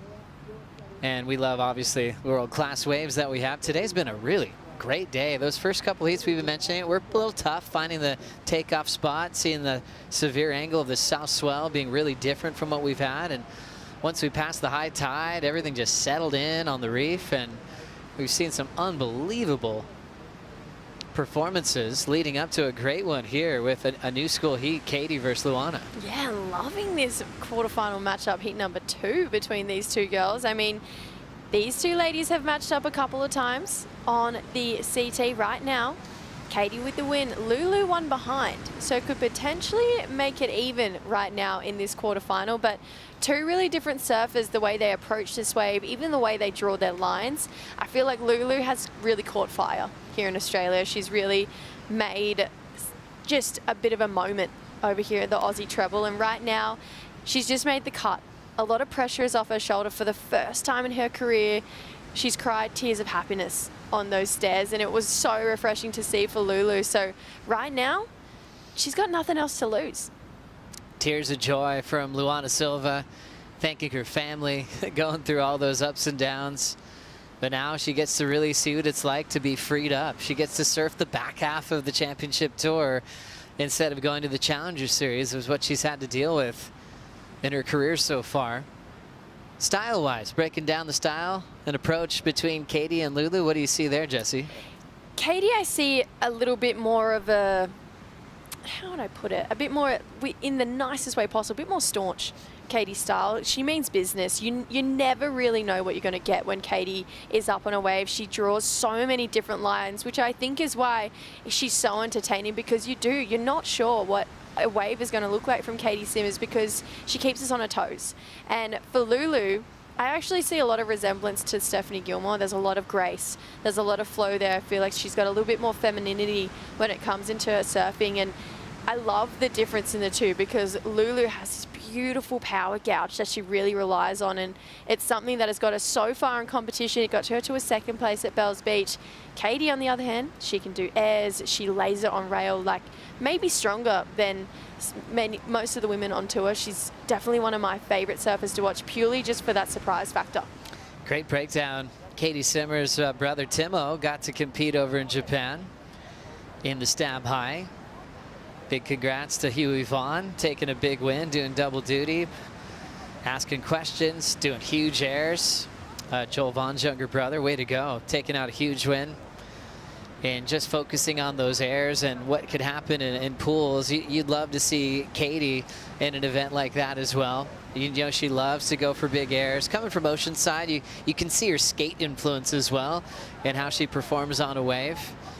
And even the way she reacted to her win in Abu Dhabi, that kind of like jam type format where she would ride a wave, see what Molly did, and then she'd get fired up. She'd even cheer for her opponent. That would turn in a big score. Then she'd go back out there and rip again. You could tell she spent a lot of time at the skate parks in her life in Southern California. Yeah, and I'd say Katie is leading the charge for a lot of other things as well as competitive surfing. I mean, we think to her own media company, Toasted Media. She releases really cool edits on that. The very first one she did, I loved it. Featured Molly Picklum, Sierra Kerr. They went down to what looked like Mexico and just surfed these amazing right-hand point breaks. We saw a variety of carves, barrels, airs from all three of those women. And Sierra obviously getting the win at the Stab High as well. Katie was in it when she was younger, and I think having goals like the CT breeds amazing competitors, but having events like Stab High, where there's these really like specific events just for airs, also breeds a different generation where they get really progressive. And we're seeing these young girls do backside full rotes, and you're just going, what is going on with the future of our surfing? And Katie really led the charge for that, and she's a massive inspiration to girls all around the world. As we see a first attempt to get a wave, they're still just trying to outposition each other to be deepest on the peak at main break. Both took a long look at that one, just rolled in underneath them. Katie representing Oceanside, California. That part of the world is a lot of beach breaks. Big Pier and Oceanside's had a lot of big events, especially for women on the QS level for multiple years. So Katie got to grow up, go down to the south side of the pier and watch athletes like Sage Erickson win multiple times. There's always heavy points on the QS as well, right in O-side. And then she'd take a quick drive up the coast to Lower Trestles. That'll be the next stop of the season. So Katie will be at home. Be about a 30-minute drive from her house in Oceanside, maybe less. She'll be happy to return to the place that gave her everything, last year's venue for the world title race.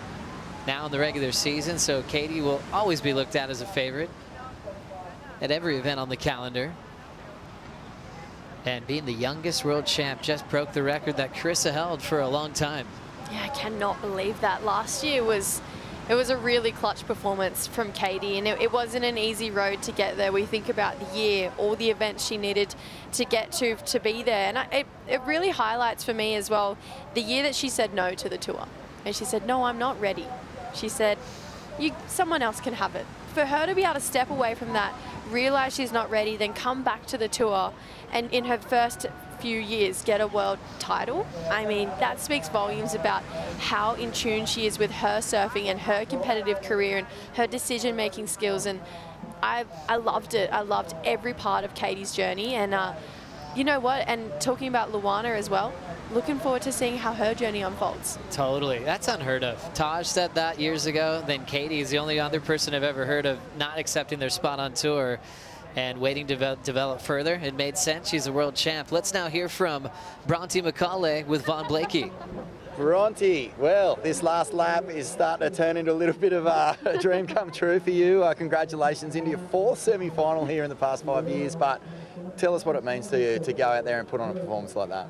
Yeah, it was really nice. I feel like my first two heats I didn't really surf the way I wanted to, and it was nice to get a couple waves then, and a little bit surprising, you know. I'm not don't feel like that fit. I don't know, I'm just kind of winging it a little bit, but I'm just trying to enjoy every moment, you know, especially it's probably going to be my last event, so I just want to make the most of it and enjoy the little things like walking down the stairs and getting high fives and talking to, you know, Stumper, my coach before, and enjoying being in the lineup and doing a few backhand Rios.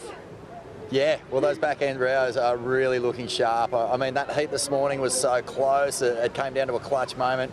But this time you just came out of the gates like, I don't know, like a prize greyhound, dare I say. It was just so fast. You didn't really want to be in that position again.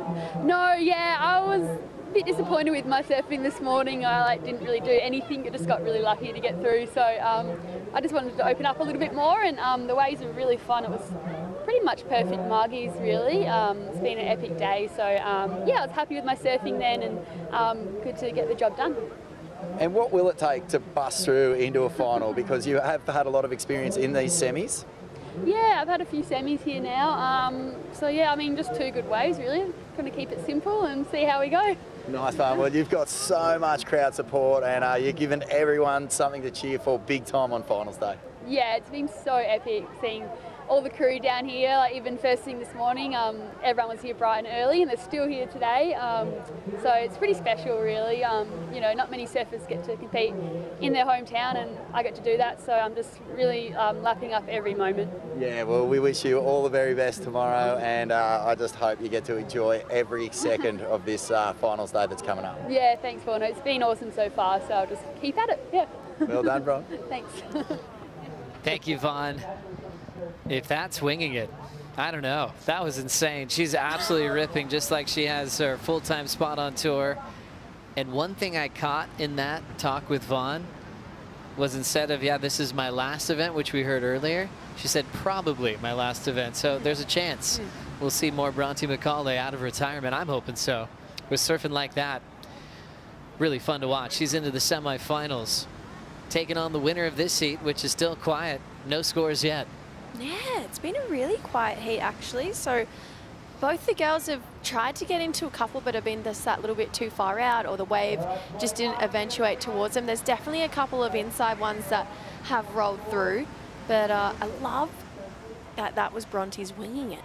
Can't wait to see her not wing it, because that is so impressive. Taking down a very informed Molly Picklin as well, winging it. So Bronte, don't know about that retirement if you're winging it and you're surfing like that. Well, 35-minute heats, and the message this morning was no heat restarts today with full jet ski assist. And they did paddle for a few. They always look at scoring potential, but if the message out this morning that there's no heat restarts, they're well aware that they're not really managing a clock to get a brand new heat. Now they're just trying to manage a very short heat as we get approached to the 20-minute mark. Katie versus Luana, it's a great one. 2-1 in Katie's favor. She's taken the last two victories. Luana took the first in a heat in Portugal a couple years back, as they're both starting to paddle out the back a bit. Big heat for world title points. Remember, Katie lost the yellow jersey to Gabby Bryan, and Gabby's still in the mix. She's coming up in quarter 3 against Sawyer Lindblad. And Gabby's had all the highlights at Margaret River, from a win last year and a final the year before. Yeah, she is just so in tune with this wave. Even this morning, back up against the ropes, got herself a 9-point ride and a heat win in a pretty tricky heat against her good friend Sal. And, you know, when you're like that and your back's up against the ropes and you got a minute on the clock, and I'm pretty sure she only needed a 6, and then to come out and get a 9, I mean, wow. So Sally, unfortunately, not going to make it, but she's back on the Challenger Series, so we're going to see plenty more of competition from her this year, and there's nothing more I love than Sally Narashi. So I can't wait to see her come up on the Challenger Series Newcastle, not too far away. Can't wait to see that run from Sally Fitzgibbons. Let's now chat with AJ, who's with Tommy Whitaker. Yeah, no one's scanning the horizon more intently than Tommy Woods as we've waited to get this heat building any kind of momentum. Tommy, just what are you seeing? They're just getting caught out by the tide a little bit, because it can separate the takeoff zone like out and in a lot, and they're kind of chasing little ones in, then the set comes and then they're caught in from them. So they're just a little bit of cat and mouse too, a little deep on the hassle, so they're going to have a short little heat to surf. Well, and Katie told us last night she had pasta to try and weigh her down. She had some bread, is what she told me at lunch. But just how are you guys working together at such a tricky wave like Margaret River? Yeah, it's a pretty important lineup to know. The takeoff zone's really crucial on how you enter each wave, and she's adapted really well over the last 2 years on that takeoff. So it's a lot of trust in that, which she's going to need now to sort of adjust and stick on that line, because they're going to start chasing waves. So yeah, she's got a lot of trust in a little spot to take off on, which is good. Well, and speaking of trust, it seems like something we've just seen her building in herself and in her competition style and her heat strategy, especially over the last few years. How have you seen her grow?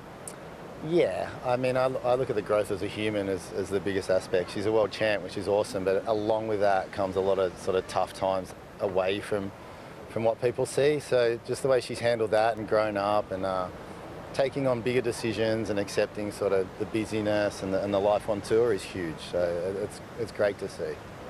Almost as great as what we would like to see. Some lines coming in. What are you seeing? There he is. It looks like it might go under him. They've got to chase it in. Girls, let's go. I want to see some waves ridden.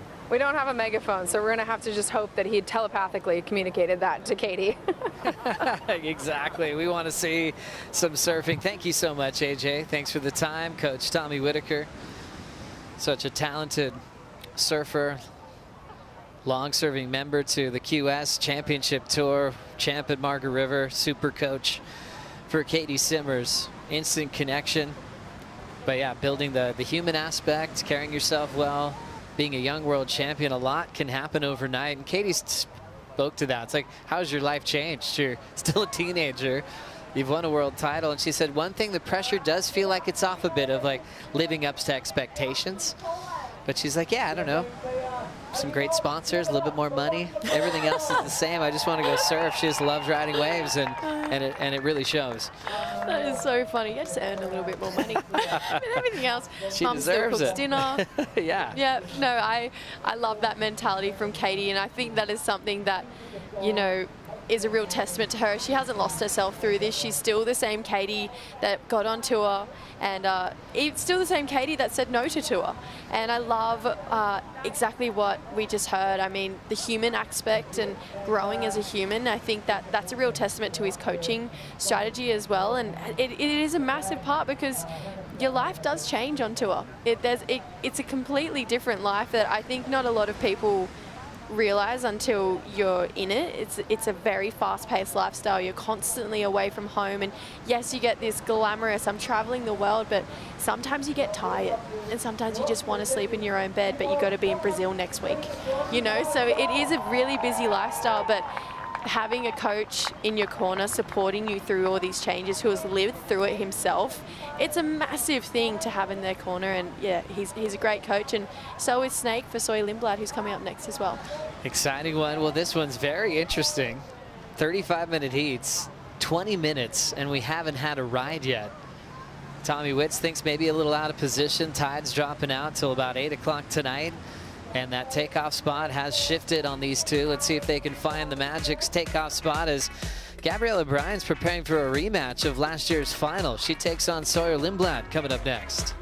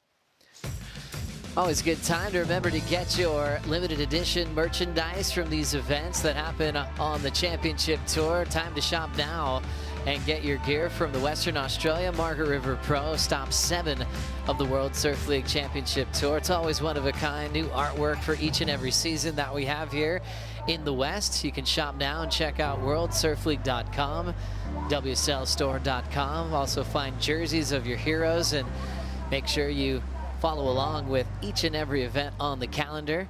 If you're here on site, you can go to the store and buy one of those shirts in person, and then turn around and watch this heat finally getting started with some surfing. Katie Simmers going down the line on her opening ride at the 12:25 mark left in the heat.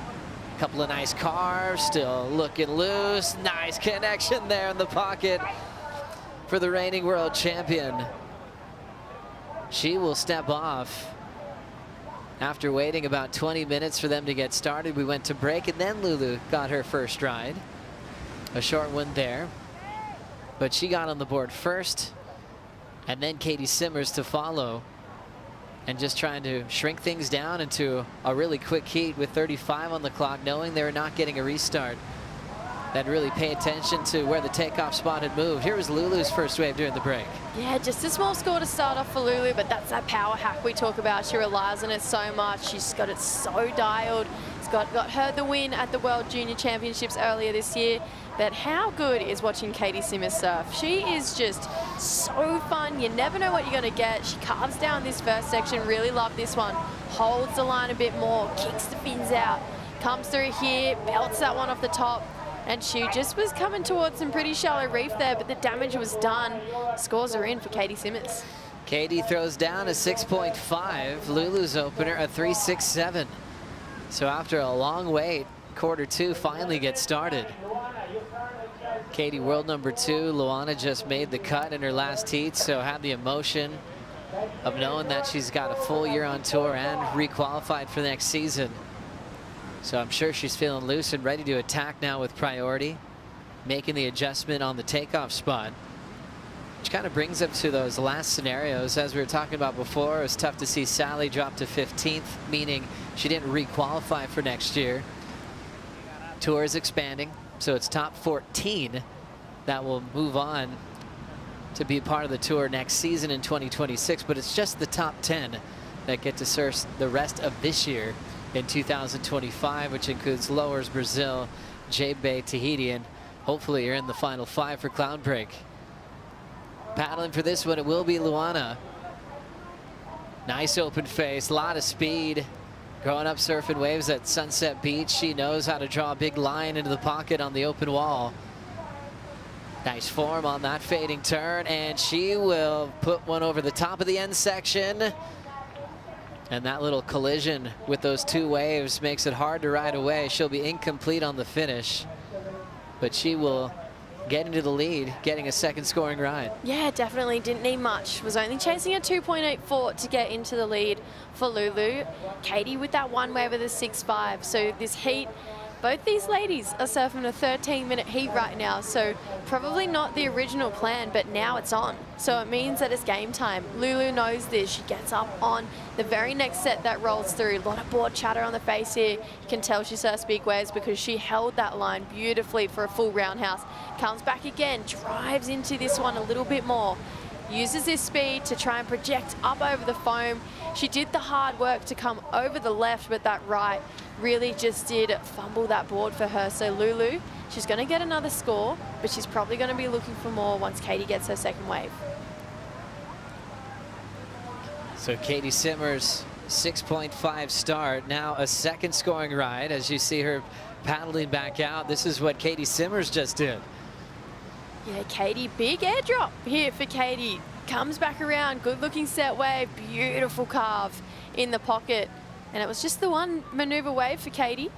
And I liked it. I like how she kicked a bit harder off those fins and got the extra drift. So 2 scores now locked in for both of our surfers. With that one turn for Katie, she took the lead right back. So Luana had the lead just for a moment. Simmers got it right back with a 3-point ride.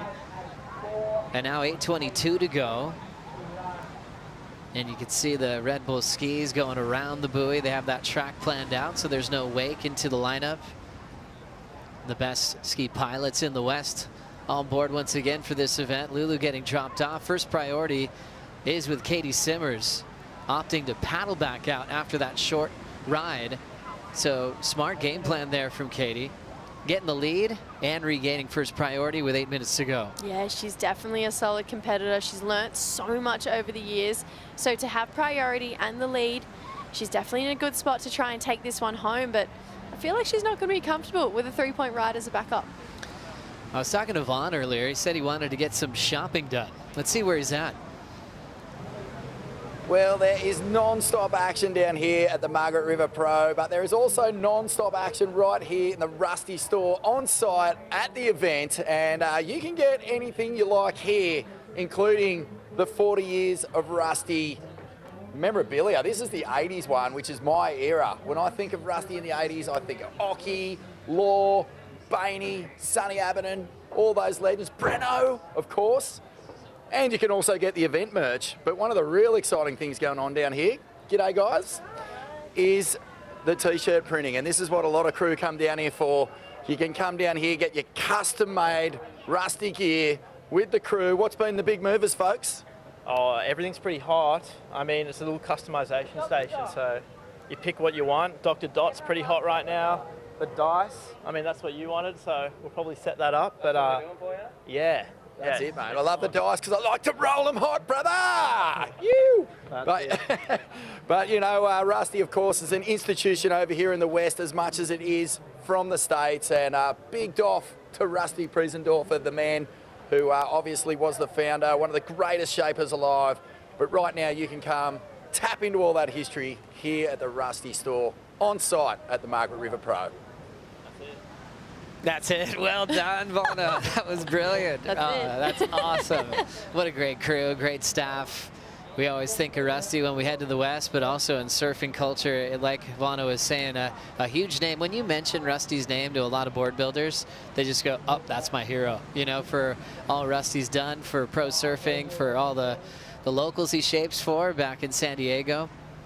One of those shapers that shapes through the middle of the night. That's where that creative flow happens. For Rusty, still making great boards today. Great big wave boards as well. For all those surfers that were heading across the border to Todos Santos and beyond. I feel like as well, there's not many shapers who have gone into apparel.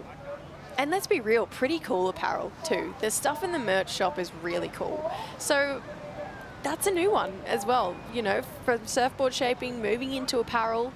And now they're still here sponsoring one of the biggest events that there can be. Oh, totally.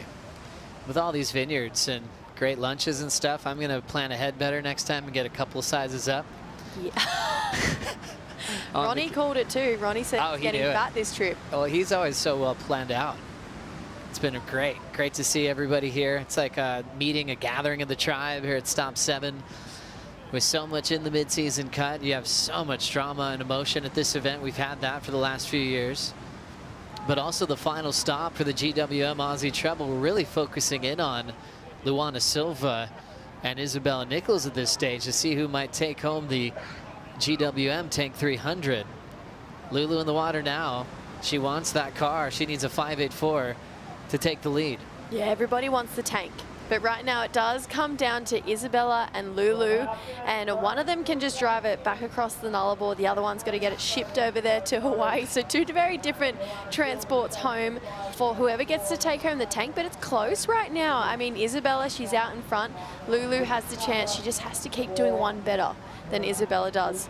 So we've got a bit of action coming up. Isabella coming up later today.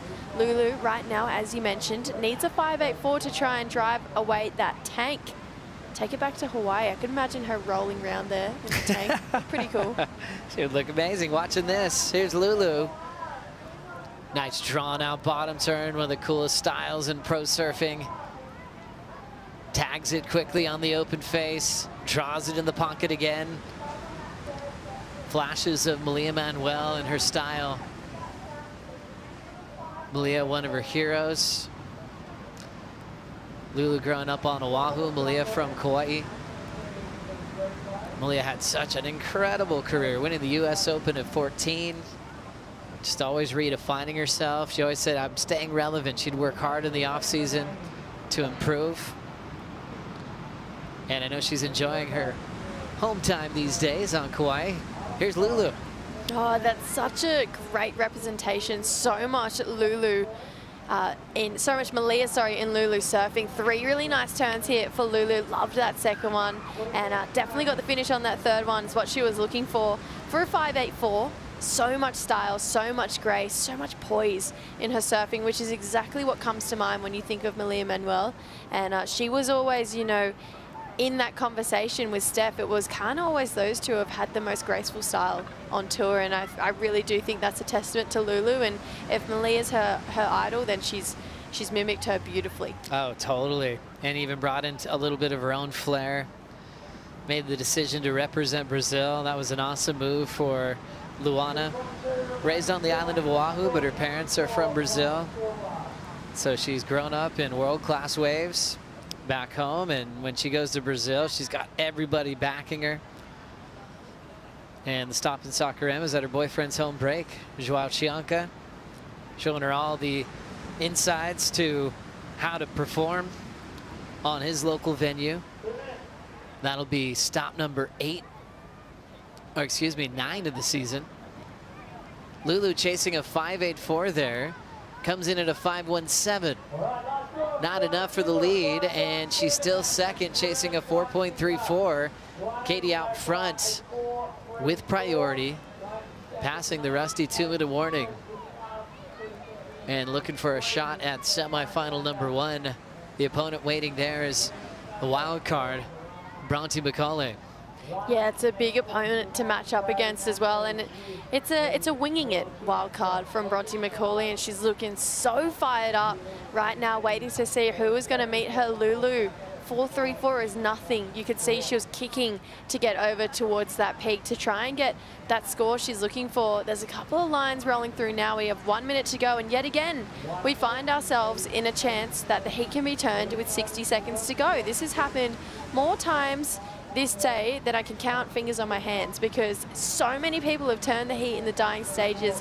Can Lulu add to that list, or can Katie fight her off and keep the lead with a 6.5 and a 3-point ride? 40 seconds to go. It was a 13-minute heat, this one. It feels like it's really all come down to this. Oh, it's coming down to this for the GWM Tank 300. Get those keys ready. If Lulu doesn't find the score here, Isabella gets the tank. 23 seconds, Lulu unable to get that wave. GWM Aussie Treble is all about being the best in Australia, from Bells to Burleigh to Margaret River. As we're into the countdown now, Katie Simmers with a nice high 5 from Lulu will move on to the semifinals to take on Bronte, and officially owning the GWM Aussie Treble is Isabella Nichols. She will get the Tank 300 for being the best surfer in these 3 events in her home country of Australia. Yeah, taking it home for the Aussies. So straight back across the Nullarbor and to the east coast for Isabella Nichols. Lulu coming close, but you could tell those two, beautiful handshake at the end there. Really great sportsmanship, and it felt like they said, where were the waves at the start of that heat? What a clash that was. Really turned into a 12-minute battle. Lulu will prepare for lower trestles on the championship tour. Katie will prepare for the semifinals with local wildcard Bronte McCauley. Gabby Bryan taking on Sawyer Lindblad. Will bring in Felicity Palmatier, Richie Lovett, and Ronnie Blakey for the call.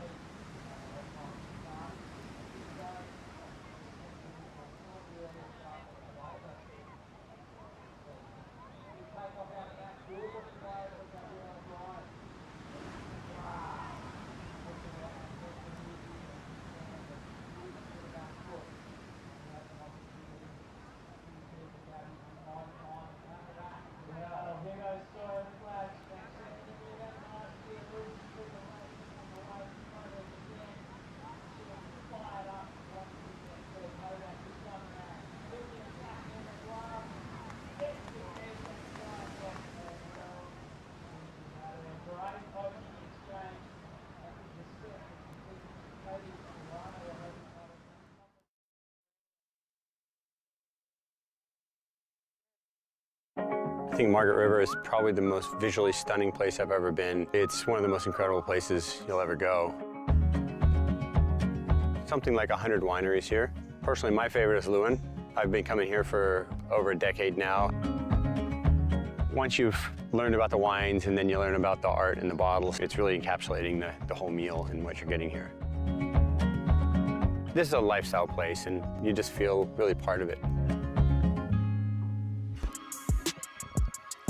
Welcome back to the show. Good afternoon from stop number 7, the Western Australia Margaret River Pro quarterfinal number 3 getting underway now.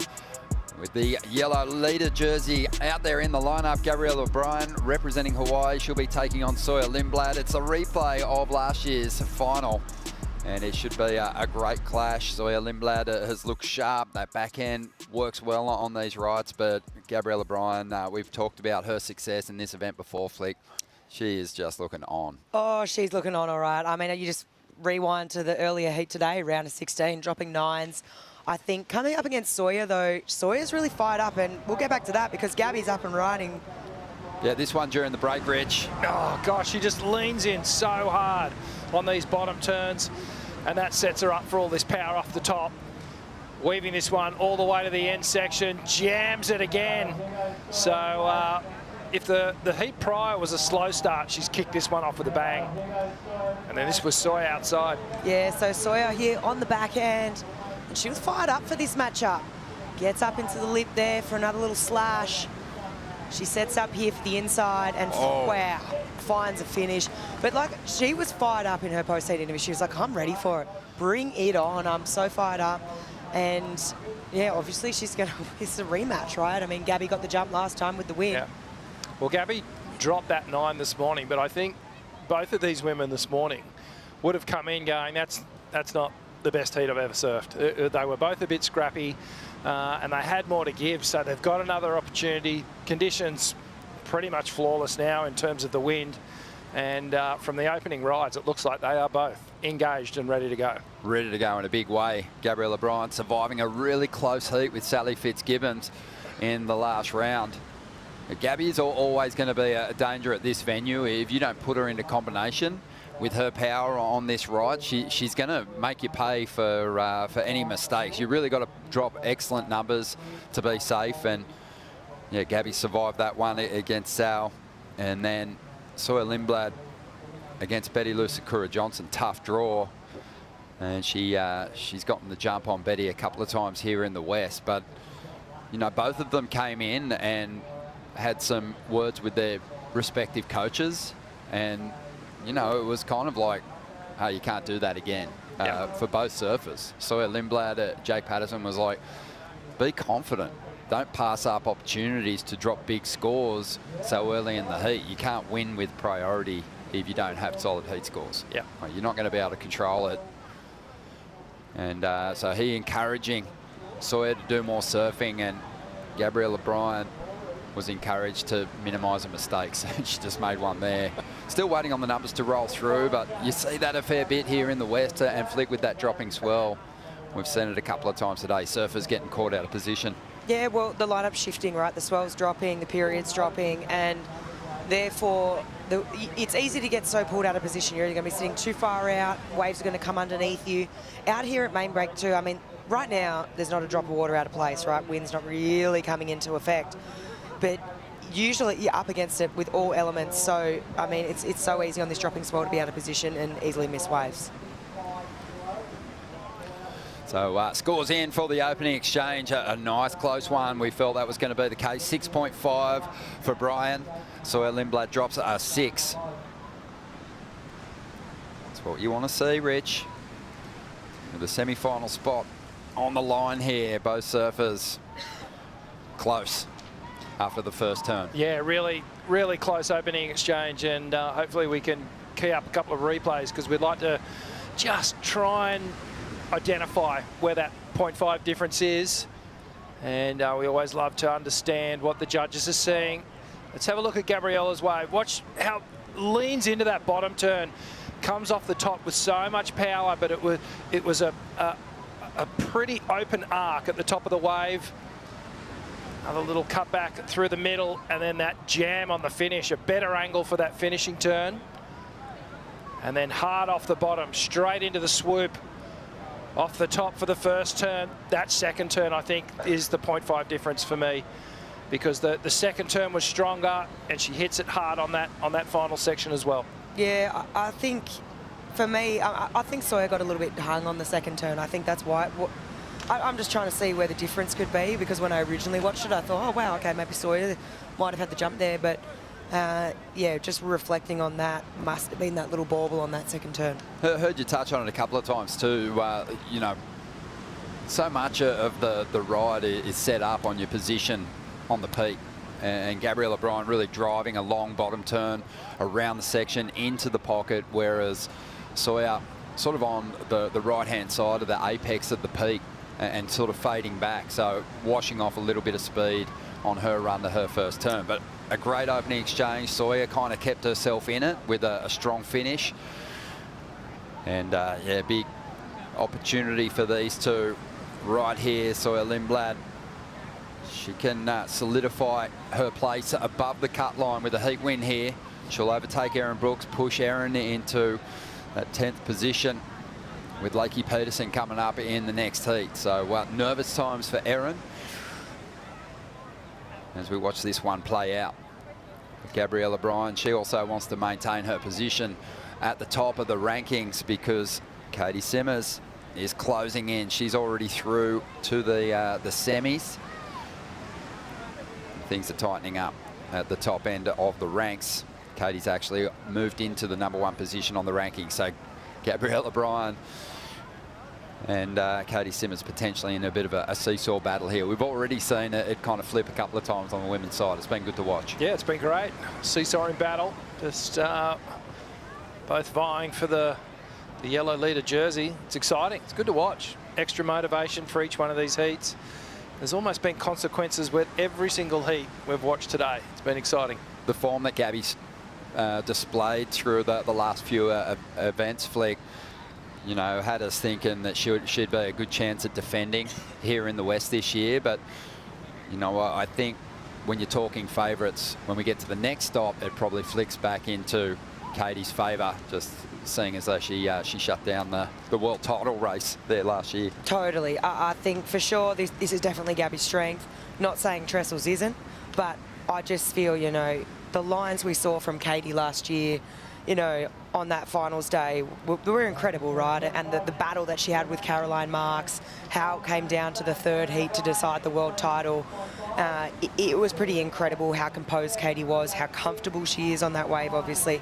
Growing up just down the road in Oceanside, surfing a lot of the waves around there. Just used to that power and that energy. It's a lot different to here at main break. So you definitely think that Gabriella would have the jump here, but and obviously Gabriella with a win too. So just having that extra confidence and awareness already in the lineup, surfing a few more heats than what Katie has. See our surfers just scrambling under this set. They had moved in quite a bit just because there hadn't really been too many capping on that outside.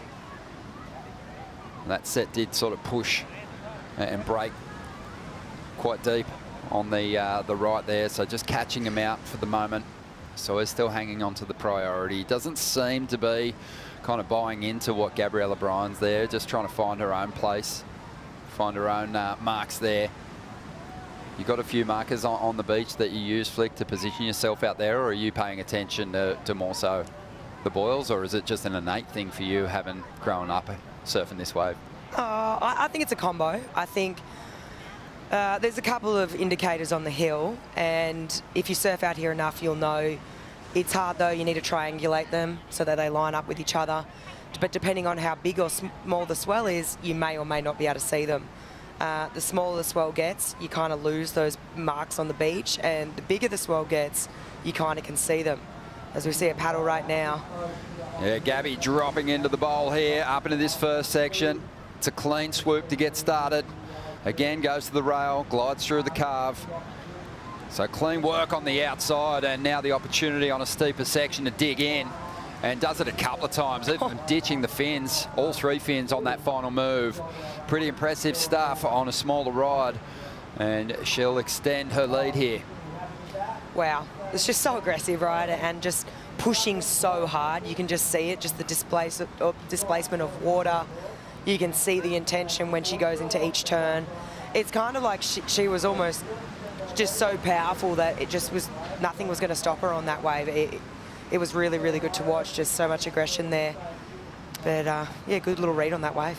Good. This is going to be a nice way to back up that 6.5. Yeah, I think Richard Marsh was pretty clear with the feedback don't not catch waves. Just keep catching waves and you'll be able to drop some numbers. So Gabriella handed back priority, but then found this inside one. Leans into this first bottom turn, top turn combination. Winds up again.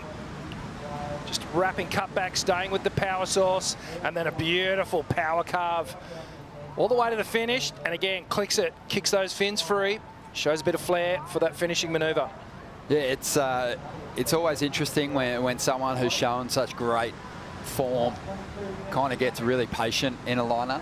It's always a bit of a head scratcher because even on a medium-sized wave, you're in a position where you might be able to surf that wave up into a decent score. It might only be a backup number for Gabriella at the moment, but it was. She hit every sort of scoring opportunity on offer there. Yeah. When the wave was flat, she's still committed to some solid rail work. Yeah, no, she's milked every ounce of points out of that wave. And you do see surfers do it. The greats can convert. You know, Taj Burra used to do it a lot, staying really busy. Felipe does it a lot.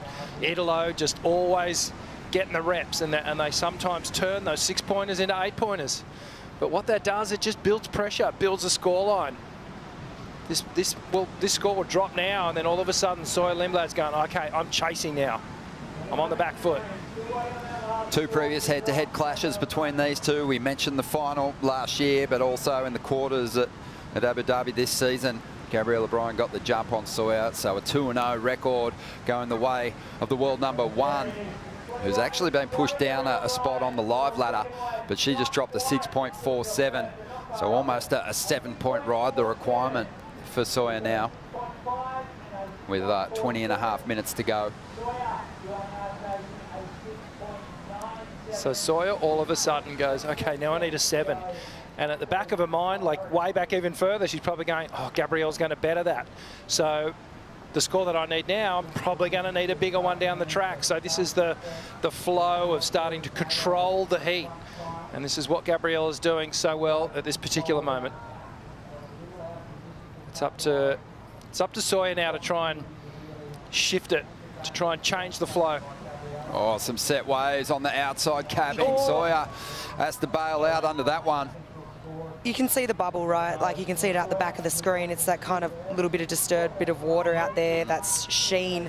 That's your clear marker, right? Everyone talks about it. You want to be hanging off or in, and especially on the right, you can actually hang a little bit further to the south of that. But right now, I mean, we just watched that set come through.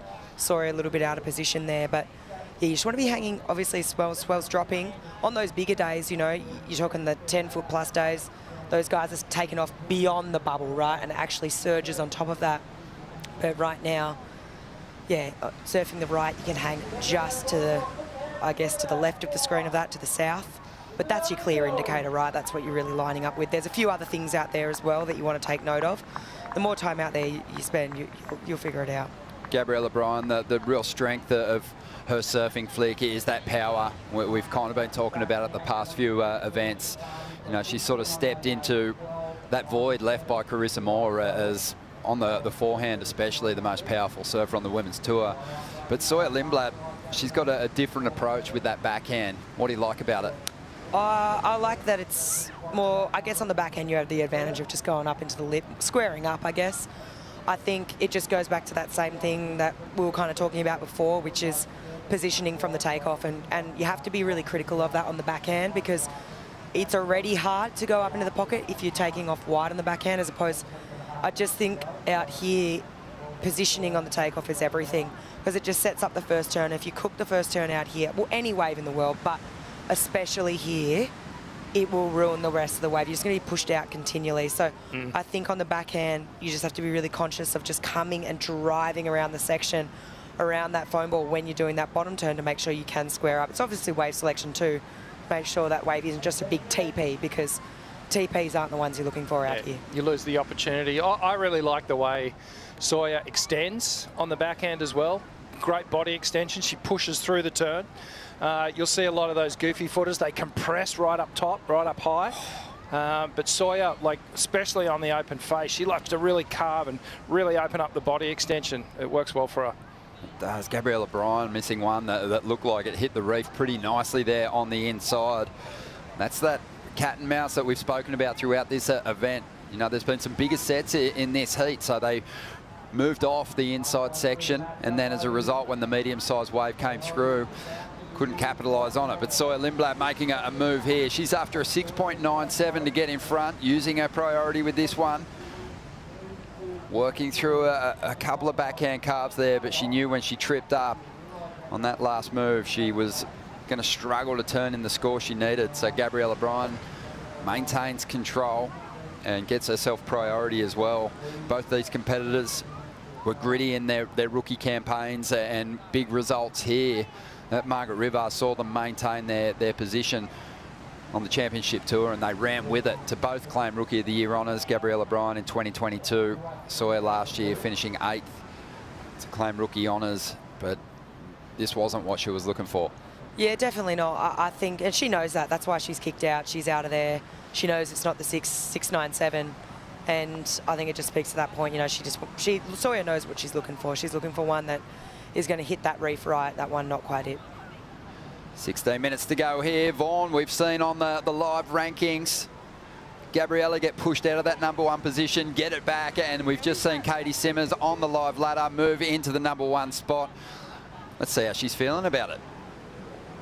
Katie, back to world #1. Congratulations. Yeah, slow heats, they put so much pressure on decision making, not just with wave selection, but also what you're going to do on your wave. I heard you and Tommy discussing that before.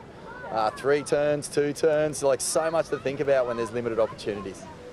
Just surfing in general, also just life, there's just so much to think about. I feel like it's just everything, but the ocean is like, there's so much going on, and you have to catch 2 good waves in 30 minutes, and you're only standing up for like probably 20 seconds out of the whole 30 minutes, so it's like the rest is just decision making. Like, it's like deciding in like less than a second whether you're gonna go on a wave or not, or there's all these different things. So yeah, you're right, there's a lot of decision making, and especially if you there's no waves. Or me and Luana were just kind of, honestly, we were just like laughing out there because we were like, what is going on a little bit? Because I think we were like in between the outside and the inside. Like there's like the medium ones that are like way in here, and then there's the sets way out there, and we were just bobbing back and forth between them,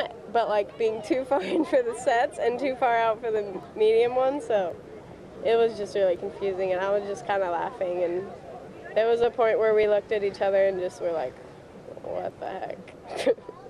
What the heck indeed, and yeah, life does have a lot of head noise sometimes, and don't worry, I know all about it. But you know, your Australian league so far, it's been punctuated by moments of just epic surfing, and but not the results. Like, when you look back on sort of this Aussie leg, how are you feeling? Yeah, I really wanted that car. So terrible. I feel terrible. No, I'm just kidding. No, honestly, I feel really good about my surfing, which is why it kind of sucks that I feel like I've just been beaten by the game a little bit. Like, I have been just making the wrong decisions, those like split-second decisions, and then it's costing me the heat. And in my opinion, I guess I'm just trying to justify myself. It hasn't been decisions that are like very clear decisions.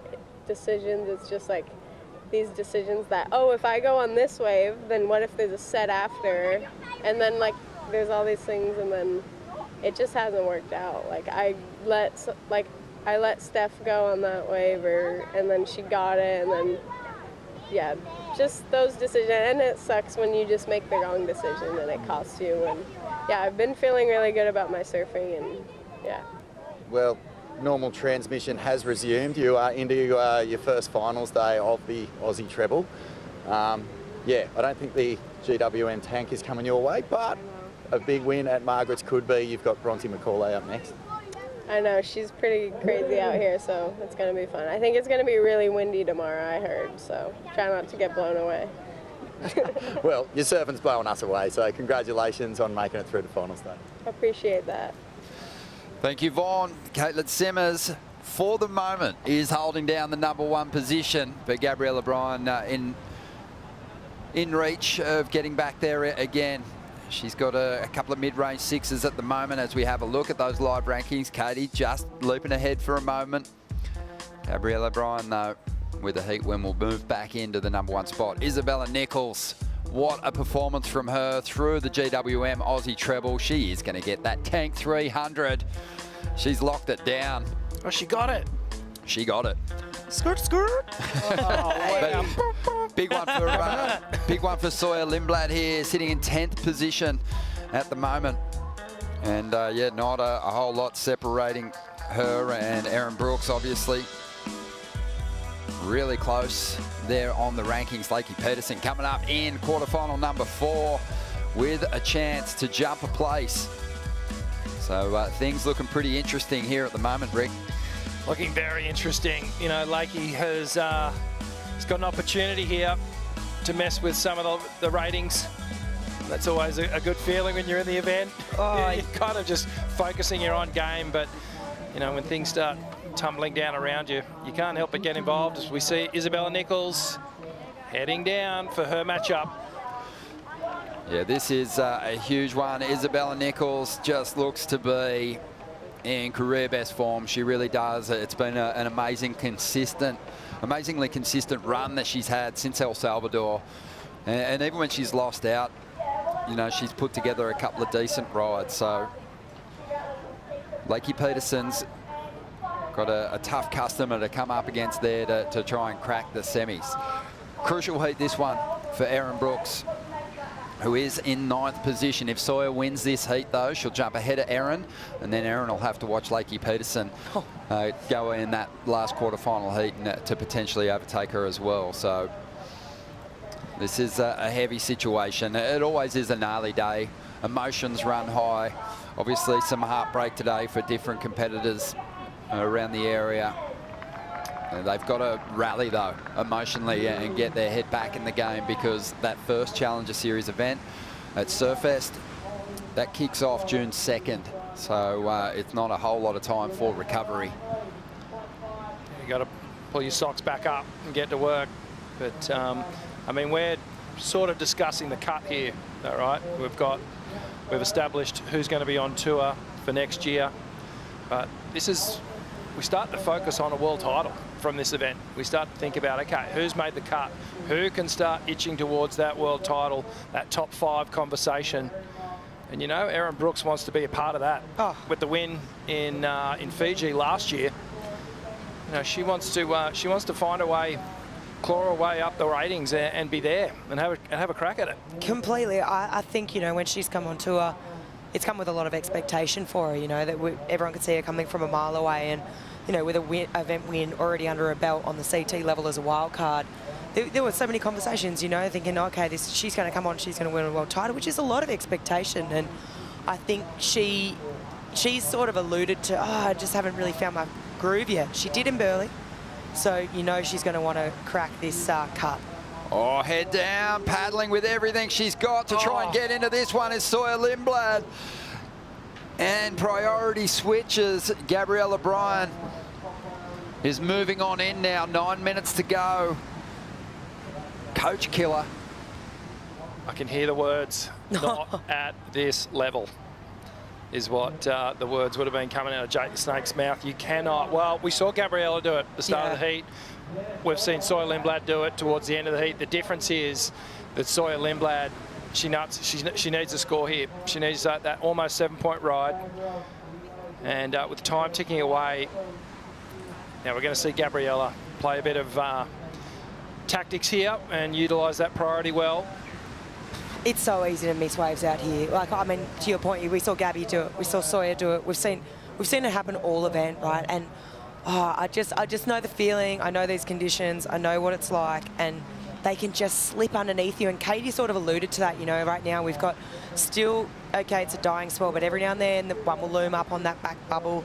It'll catch you. Then you've got this inside ledge, which we're probably going to see come into play tomorrow on finals day, because it's dropping in size. So it's alternating between the two, and if you get lost in the middle, it's so easy to miss waves. So you could see the disappointment on Sawyer's face after that. I mean, her hands went to her head. I mean, she knows. Yeah, not often at this level can you make a mistake like that and walk away as the victor. that they normally make you pay, especially the top seeds. Richard Dogmarsh, Jake Patterson, coaching these two, and they're just two of the most blunt humans you'll ever come across, Rich. They don't sugarcoat it, do they? Never, ever, ever. You know, Jake's one of my best buddies. We did the tour for, you know, over 10 years together, so I know exactly how he operates. And Dog took me on tour for the very first year, showed me the ropes. So, yeah, very tenacious competitors. Let's see if Sawyer can turn it around. She doesn't like the feel of that first turn. She's going to get out of there.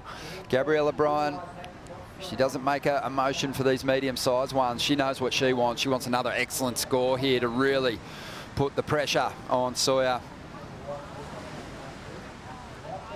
But yeah, they're hilarious. They really ride, like all the coaches, they ride the emotion of these heats, and every single mistake that is made, obviously they celebrate the big moments. Yeah, I'd say Dog's maybe a little bit more subdued compared to Snake. Really? Well, yeah, I reckon when the moments go down, Snake tends to explode. I've always said it when these two come up against you. You couldn't come up with better names for your coaches, Dog and Snake. They can find a way to win. You know that. They both got plenty of bite. One's got a bit more venom, though. Yeah. Dogs can have dirty mouths, though. Oh, here we go. This one capping on the outside, and they've worn a couple of these on the head. But the biggest sets here are not always necessarily where the best points are on offer. But I've seen a couple of quality waves roll through as well without anyone on them. It's so hard, though, to bank on sitting in that position further out and putting all your eggs in that one basket, right? Like, you kind of could, like Gabby's trying to chase an excellent ride. I mean, she's trying to improve on 265s, basically.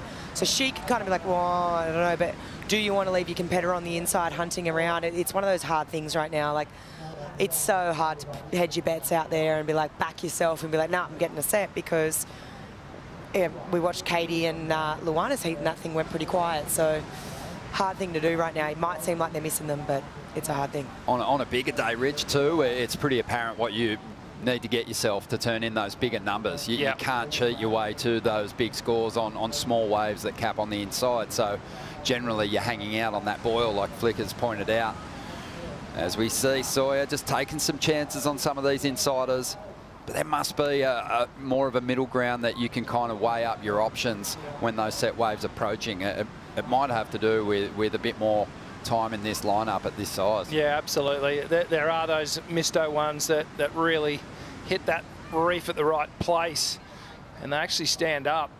But again, you've got to be positioned so well for it. And a lot of the time where you think you're on the perfect spot, you can go deeper. And you come around that first section. That's what Gabrielle did on that opening ride. Set yourself maybe another 2 meters deeper on the peak than what you think you are to come around the section with a lot more speed and really dig in. So that's what Sawyer needs to do on this next ride. Jake might need to get a brown rinse for that beard by the end of today. It's been a stressful one for him. A few greys popping out. As we see on the outside, Gabriella Bryan making her move, trying to improve on a 6.47 here. Sinks the rail, though, and opens the door for Sawyer Lindblad to assume priority and control, potentially with set waves on the outside, stacking up. It's time to make a move to the outside. Holy, this has just been back and forth, sort of mistake after mistake. And I mean, and then the other one given an opportunity. And right now, it's pretty unbelievable because it looks like there's sets stacking to the horizon. Sawyer might have an opportunity. This first one looks quite TP'd. It looks like it's got quite an angle on it. The second one, though, however, behind it, if she can get into position, could be all right. So interesting decisions here. We'll see if they even hit the spot. They could be swinging out wide. I'd love to see them just go a little deeper that wave that Gabriella took off on. There was possibly 2 turns on that ride before she even took off. Yeah, intense times here as we see now. Sawyer dropping in. It's a good looking wall. Drives off the bottom, straight up into the lip. Had to throw it up there. You could already see that wave starting to flatten out. But it is a fall that could be extremely costly. Snake drops his head. And have a look at that, nothing on the outside. So Sawyer, you know, with just over 2 minutes to go, might still get another swing at this. But Gabrielle O'Brien's going to have first pick of the sets that roll in. Yeah, it is a real power position now for Gabrielle O'Brien, with priority, with the lead. She can basically control this last couple of minutes here. Whatever the outcome of this heat, it's no less stressful for Jake Patterson watching quarterfinal number 4, because one of his surfers will be in that 10th position with Lakey Peterson chasing them down. So, you know, ultimately for Snake, Sawyer survives this one. Obviously, Isabella Nichols does her work in that 4th quarter, and he's got 2 surfers still on tour through the back end of this year. But this is intense. 1 minute and 40 seconds to go. Gabrielle O'Brien wanting to also maintain her position at the top of the ranks. So a lot on the line for both surfers.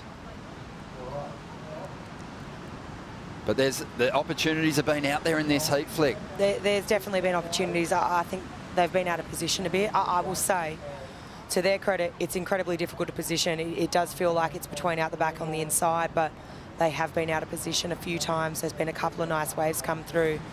But it also feels like there is a little bit of frantic behaviour going on, and it does.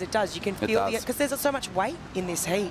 For Sawyer, obviously Gabby wants to maintain that yellow jersey as well, so that there's a lot of meaning behind this, and you can feel that energy, you know, just in those last decisions from both women.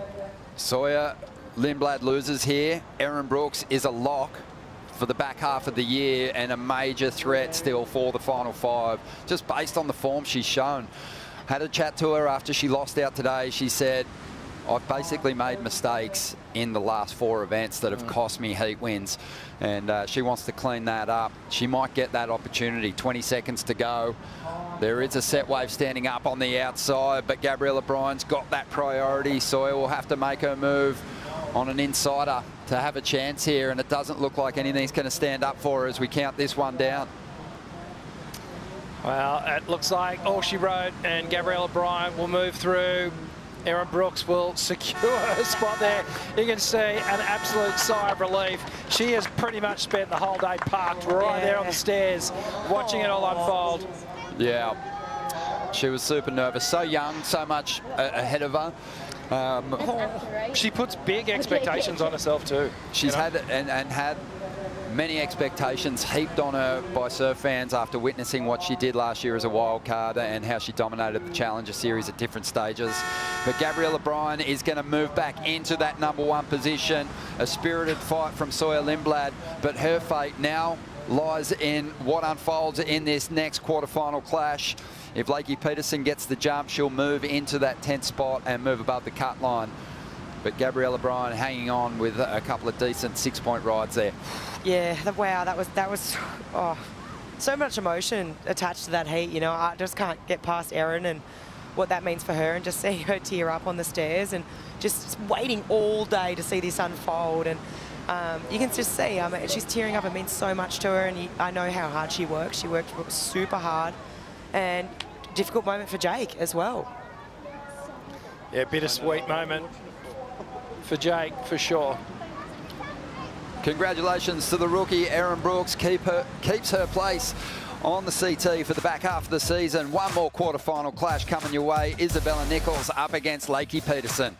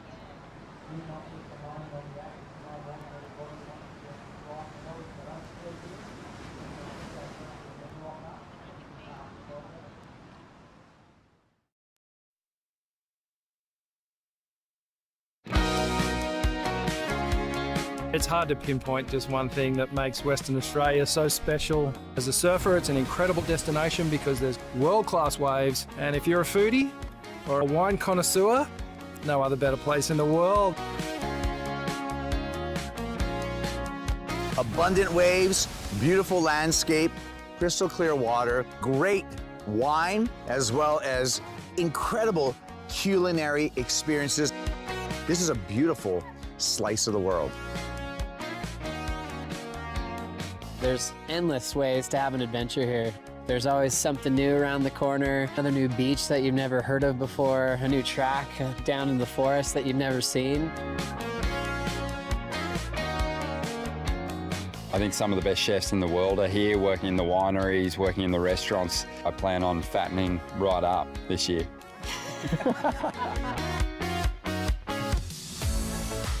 Welcome back to the show. Oh man, it has been a dramatic day. High emotions here at stop number 7. It is always the case, and that same emotion is always reserved for the end of a season as well. But we are looking to confirm those form surfers from the year who'll fight it out in the back half of this season and obviously into 2026. And Lakey Peterson still has that opportunity to save her place for the back end of 2025, but she's got a difficult draw.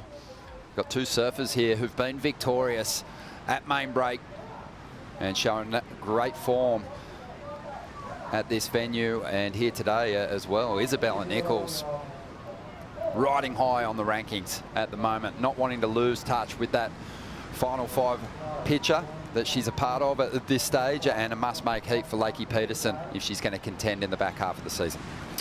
Yeah, well, Isabella obviously getting the win down at Bells and a good showing up on the Gold Coast, and now coming to one of her pet events where she's had the victory and feels so comfortable. But Lakey Peterson with, I believe, the highest score on the women's side this morning. Solid heat total. Here we go. We have surfer up and riding. Yeah, Isabella has looked very sure-footed, got magic equipment under her feet that she's worked hard on with DHD to replicate, and looking to get a good start here against Lakey.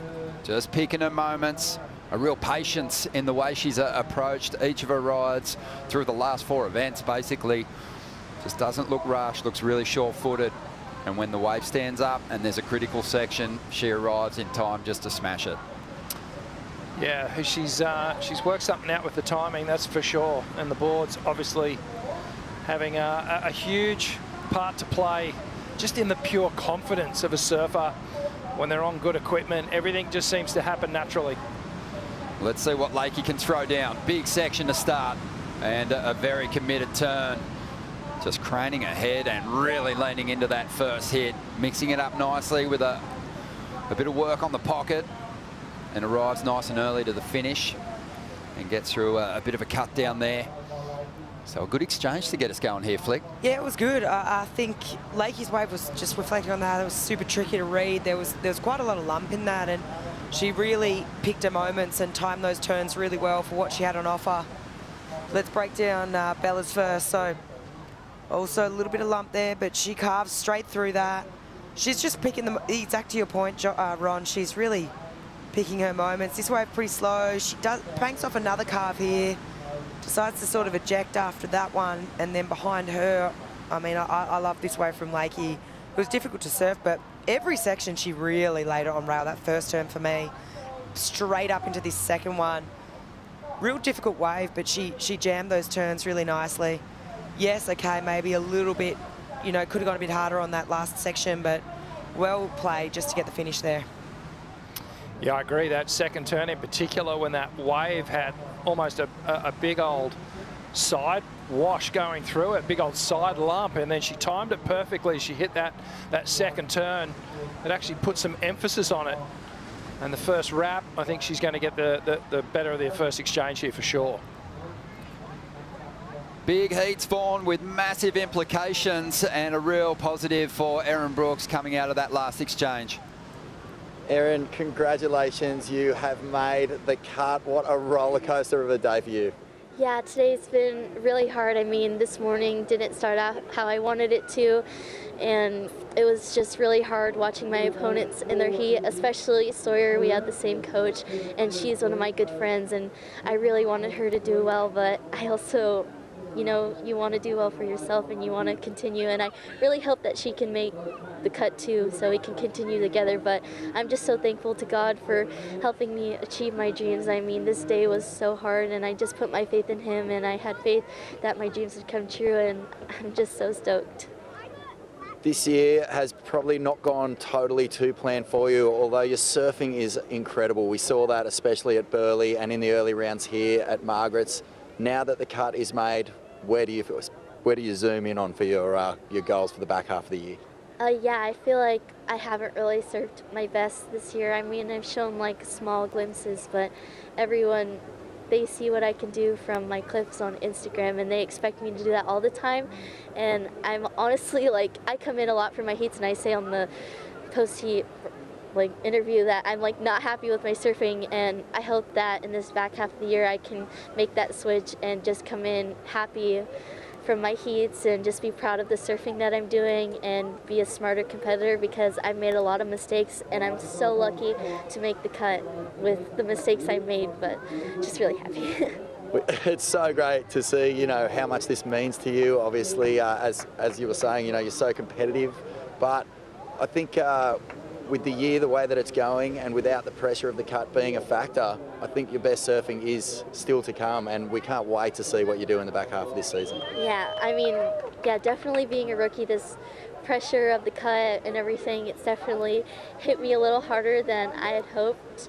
And everyone talking about the Final Five being at Fiji and seeing my performance last year, they expect me to be kind of close to there, and hopefully in this back half of the year I can get some better results and be there. That'd be the dream, but I mean, everyone else already has some amazing results, so I really got to step up if I want to do that.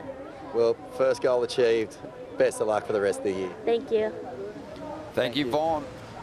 As we see Lakey making her way across the shelf, really committing to taking that one right through to the inside. Trying to back up what was a 7.33 for the opener. Isabella Nichols turned in a 4.83, so Lakey won the opening exchange.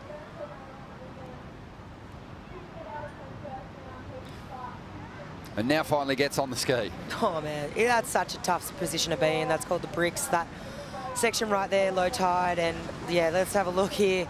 Lakey absolutely went to town on this one. Just, you can see she's opening up. There's just beautiful rail work, beautiful transitions between the turns.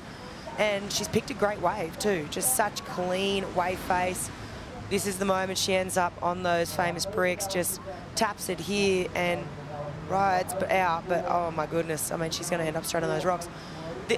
It's just, look how much, you know, how much body, like upper torque she gets through that body, how open her chest is. It's just clean rail work, and this is beautiful. She's really going to cement this first place position now, and yeah, really come out ahead with the lead now after this one. Definitely found something. One thing I've noticed with Lakey on those opening two rides is just how hard she's driving off the bottom. Those opening turns, that bottom turn, so much pressure on the back foot. You can see the nose of the board, that front edge is really out of the water. The tail and that inside rail really digging in. And that's giving her all that acceleration up into the top part of the wave, where she does that classic, you know, big open body wrap that she's got. But I was actually surprised when we had lunch with her the other day, just how kind of happy and upbeat and calm she was under this kind of real pressure situation. I guess that's kind of veteran-like status to have the maturity to be able to deal with that. But, you know, it's definitely not restricting her performance at the moment. Well, she felt the pain last year. She was finished in this position in 11th. So finds herself sitting in 11th right now on the live ladder with a must-win heat. And she's gotten off to a fantastic start here. A 6.5 for that second ride. Watching the replay of it, you know, again, a really strong opening turn. A bit of a catch on the rail at one point there. And the wave tapered off a little bit, which probably held back a stronger finishing turn. But just building really nicely. You know, even her backup number is almost a couple of points better than Isabella's first ride. So she's in a great position here. Thinking about these two, their head-to-head history. There's a bit there. And it's Lakey Peterson holding a 3-1 edge over Isabella from their previous 4 matchups. It was here at Margaret's, though, main break, where Isabella wrestled a victory away from Lakey. That was in 2022. And that was the year that she went on to win the contest. And you know Lakey hasn't forgotten that. Not for a second. She's staying busy, though. Look at this. Maybe having a little sniff on that inside. Quite enough energy on that swell. Isabella didn't look over her shoulder that time, Rich, but, you know, under priority, how important is it to play the role of, you know, the mosquito at night? Oh. For you? It's a thing, you know, if you can get under the skin of your competitor, get into the mind of your competitor, especially when you've built a solid scoreline. And the heat management to this point has been fantastic. And then, you know, as Isabella's sitting out there, she's starting to second guess, you know, what is she looking at? What should I be looking at that wave? And you start to second guess your decision making. But at the moment, Isabella seems to be, you know, fairly sturdy in her decisions, and still 20 minutes on the clock, plenty of time. Thinking about these two and their results over the years, we know Isabella's had a couple of wins now. Now, the win here at Margaret saved her place on the tour.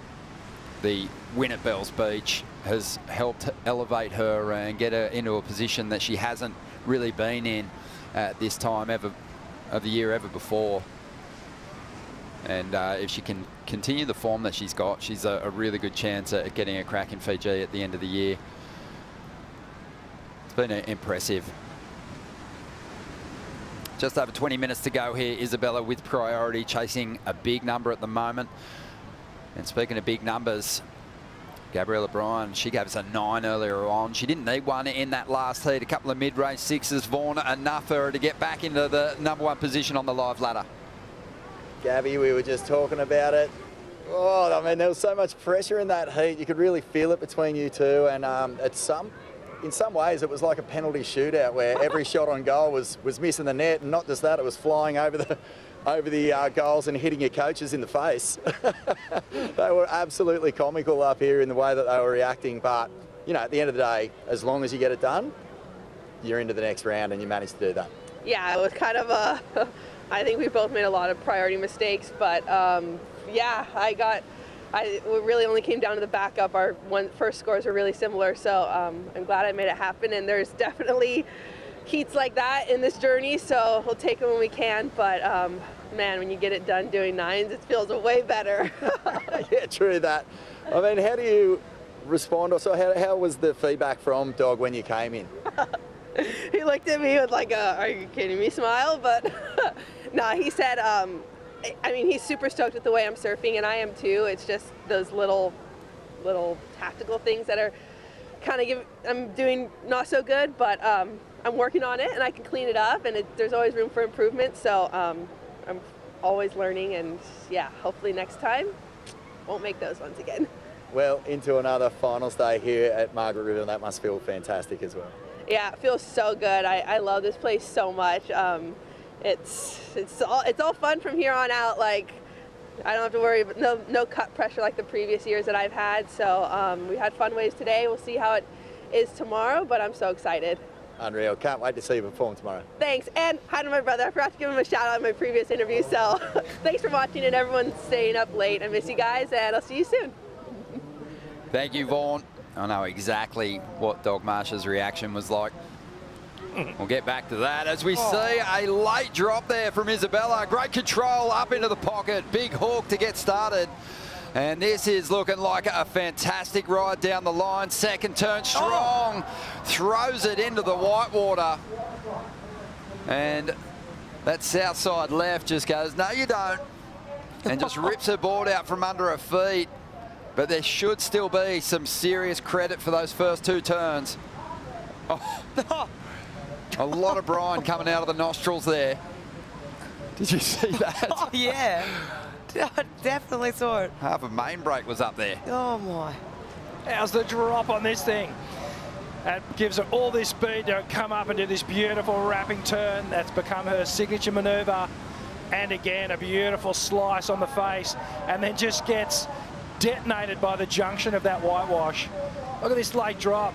So completely free falling, re-engages the fins and the rail, and then gets to work, starts to dig in here, drives off the bottom, up high into the face, beautiful extension. Bringing the momentum of that turn with the upper body across the shoulders. And again, just generating all that power, gets a little bit of release off that second turn. And then here, just completely engulfed. And a full sinus flush out for Isabella Nichols.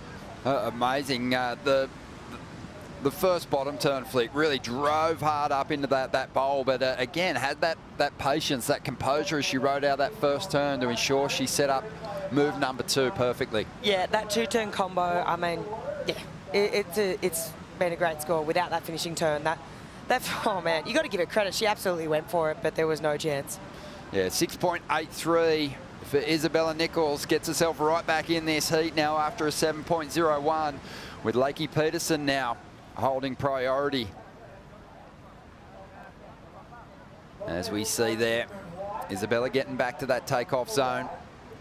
Lakey checking her watch. She'll be seeing that score drop on her Apple Watch now and knowing that she'll want to get rid of this 6.5 pretty soon, because with a finish on that ride, Isabella was probably going to push for an excellent score there. Yeah, it felt excellent. If that completing manoeuvre, she executed that, but I'm not actually sure what she could have done in that situation.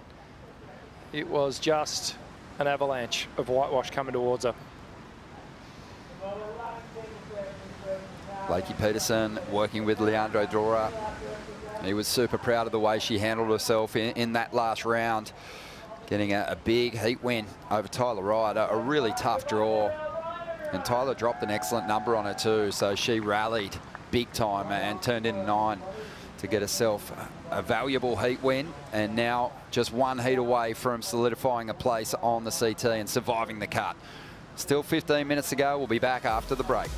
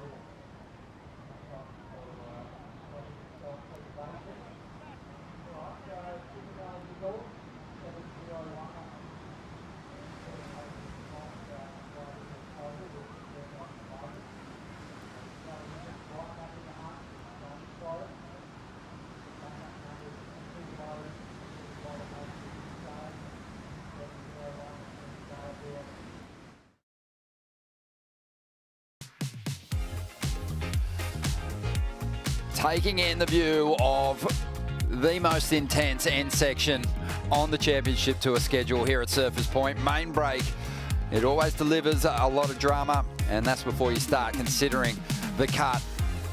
But I love to see this vision on the Western Australia flight cam. You can see how far out from the actual shoreline the surfers sit, how far they are away from the feedback. Thank goodness for the Apple Watches so they can stay in tune. Lakey Peterson, she knows that she's got to do work here because Isabella Nichols is chasing her down.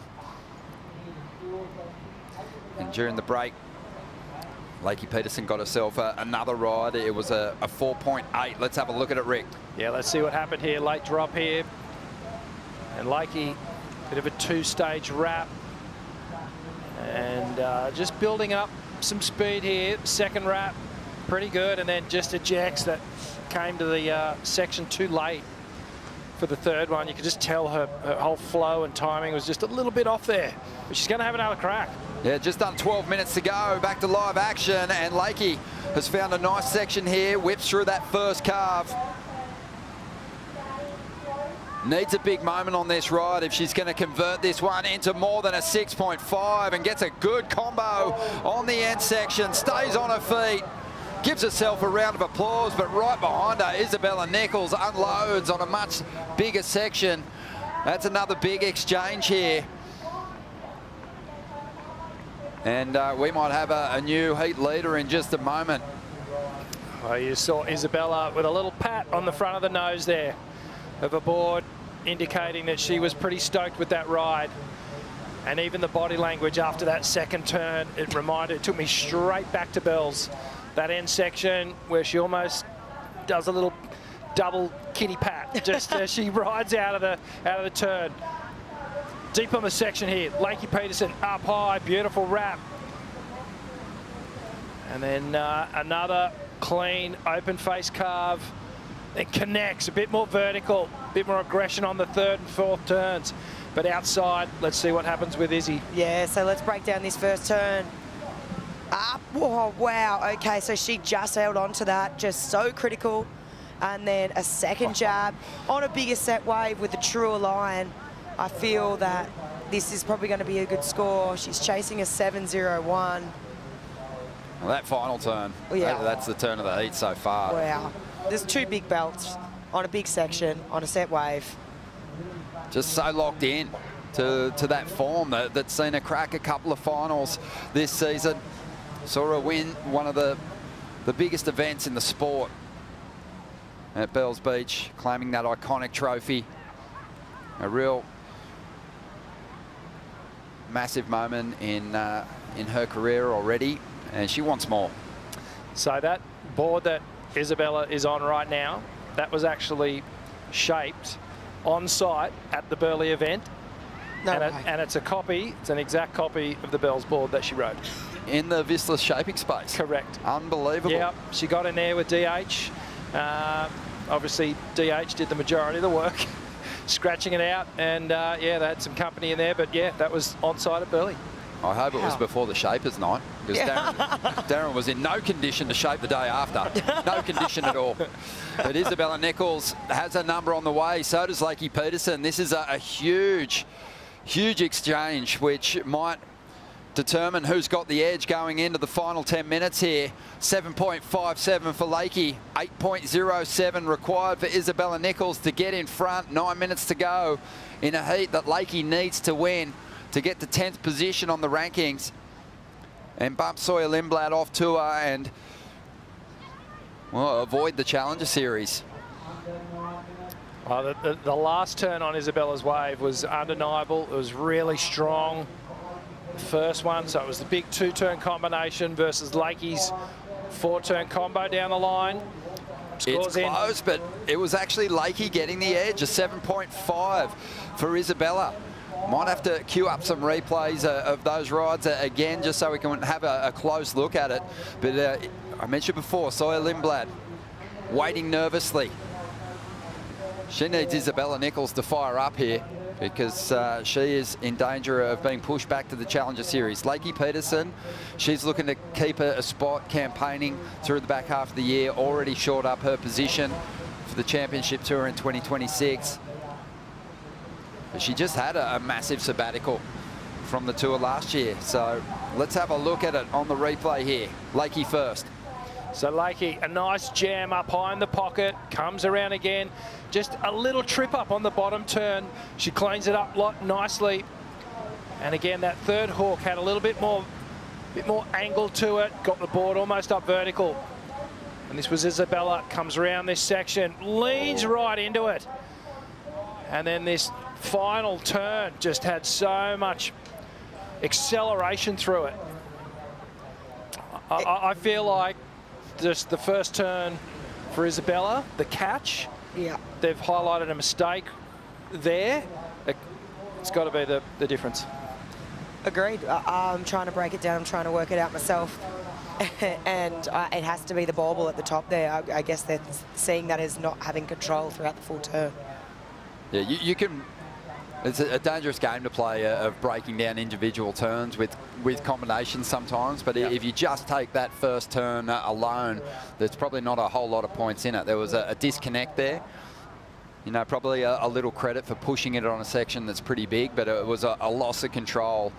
She did well to recover, and she threw a high-quality turn. I think we can collectively agree that that was the best turn of this heat, the final move, and that gave her the opportunity to really turn in a score that's given herself an opportunity to still turn this heat. With 6.5 minutes to go, she needs a 7.41 here. Lakey's got the priority though. Impressed by all the competitors, Rich, that through the GWM Aussie Treble were below the cut line and have fought so hard to keep their positions or at least give themselves a shot here at stop 7, getting above that cut line. But Lakey Peterson, she's the last woman standing at the moment and has the heat lead. Yeah, she's a real fighter, and we've seen valiant efforts from so many of the competitors. It's so easy to be crippled by the pressure. It's so easy to just be totally unwound and overcome by it. But time and time again, they've stood up. Yeah, and they all give it everything they've got. You know, and at the end of the day, this is a hard tour, and especially at the moment with this compressed field, to stay on. As we see Lakey, just a clean opening turn, and she is in attack mode. Second turn even stronger as she brings this one through to the inside, trying to better a 7.33 and looking to save her place on the CT. What a performance. Really clean. The opening carve was huge. The second turn even stronger, and it felt excellent. That sort of has to be right. In my eyes, that's a lot better than her 5.7. Her 7.57. Just two big clean belts out the back. The carve into the lip. I just feel that she's clicked it up a couple of gears. It was a beautiful canvas to start with, and Lakey, she got out the brush and just painted so well on it, didn't she? Just beautiful lines. That second turn gets up high and connects with the lip and really knifes it, carves through it down the line here and gets that final finishing turn. You watch the little fist pump. Bang, there it is. Numbers rolling through for Peterson are solid, an 8.77. As she trips her way through the inside. Still not stopping for a moment, understanding that Isabella Nichols is showing the kind of form at the moment that hasn't put this one out of reach. Isabella up at the moment. Live action and just a couple of stumbles on the outer sections, and she's going to get back to the takeoff zone and try and get priority again here. But what an effort there from Lakey. From what we've seen in the last 4 events, you know, Isabella Nichols has established herself as a real force with the big rail turns. Lakey threw down a beauty to start that last ride. I'd go for another replay. Asking, you shall receive. Here we go. Big carve. For me, these first 2 manoeuvres, this is the money, right? Anytime you can go up into the lip at main break, it just demonstrates so much control. It's such a hard thing to do. I mean, Lakey's had 2 great heats today. I mean, with 2, you know, big, giant heat totals. Previous heat, she dropped the 9.1 and the 7. Now she's got the 7.57 and the 8.77. So she's clicking into some really good form here. Back-to-back excellent heats for Lakey Peterson. 16.1 in the last round, already 16.34 here. But it hasn't put it out of reach of Isabella yet, and there's just over 2.5 minutes to go. Yeah, I was just going to say another point of difference on that wave compared to some of the others. There was no pumping off the bottom straight into that first turn. She got straight on a toe side rail, held the bottom turn the whole time, and it was a clean line, a really smooth arc up into the wave, and she did it twice. And it's that flow that we've talked about today, the speed that she held between the transitions, the commitment, the degree of difficulty. She was sort of going through that wave, ticking all the boxes. That's why it went excellent. The two best heats this year, when it counts, on the day that it's all on the line, in 11th position. And with a heat win, jumps up into 10th spot. What a turnaround from Lakey Peterson. Just the speed that she's carrying through her turns at the moment is strong. We talked about the boards that Isabella Nichols has had under her feet through this magic run, through the last 4 events. And you've got to say the same thing about what Lakey's put under her feet at this venue. Looks completely dialed in. Yeah, the CI's looking magic.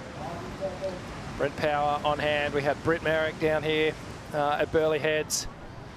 And I mean, just Ferraris getting pulled out of the garage on a daily basis. You know, all these shapers, they're just amazing at what they do. And equipment's everything. I can't like talk about enough as a surfer at this level. The confidence in your equipment is everything. It unlocks your ability to do what you want to do on the wave.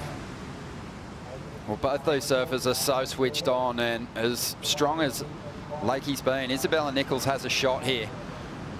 8.84 is the requirement. Will she get that chance? There's some lines approaching, but will they get here in time? 30 seconds on the clock. Oh man, nervous times. Nervous times. One bump, one opportunity. It's such an intense day because someone's ecstasy is another person's agony today. And this is another heat with really big implications for Sawyer Lindblad. Lakey Peterson gets the jump on Isabella, which she will. Lakey maintains her position on the CT for the back end of the year. And what a magic run it's been today. A couple of excellent heats. A massive moment for the veteran competitor from Santa Barbara, California. 30 years of age, bringing out some of her best stuff when she needed it most, and overcoming some really tough customers today. Wow. That was absolutely incredible, right? The 2 excellent heat scores in the most 2 important heats of her career so far. It's just cool, calm, collected. We mentioned it earlier when we went to lunch with her. She was pretty calm. She's continued that off on the off days and brought it to today, and she should be pretty proud of herself. Most definitely. Another quarterfinal result for Isabella Nichols. She'll maintain her position right up there at the top end of the ranks. But here comes Lakey Peterson with an opportunity to claim a second Margaret River Pro title. And she is into the semi-finals. And we have so much to talk about on the Stone and Wood post show today because there has been so many massive results.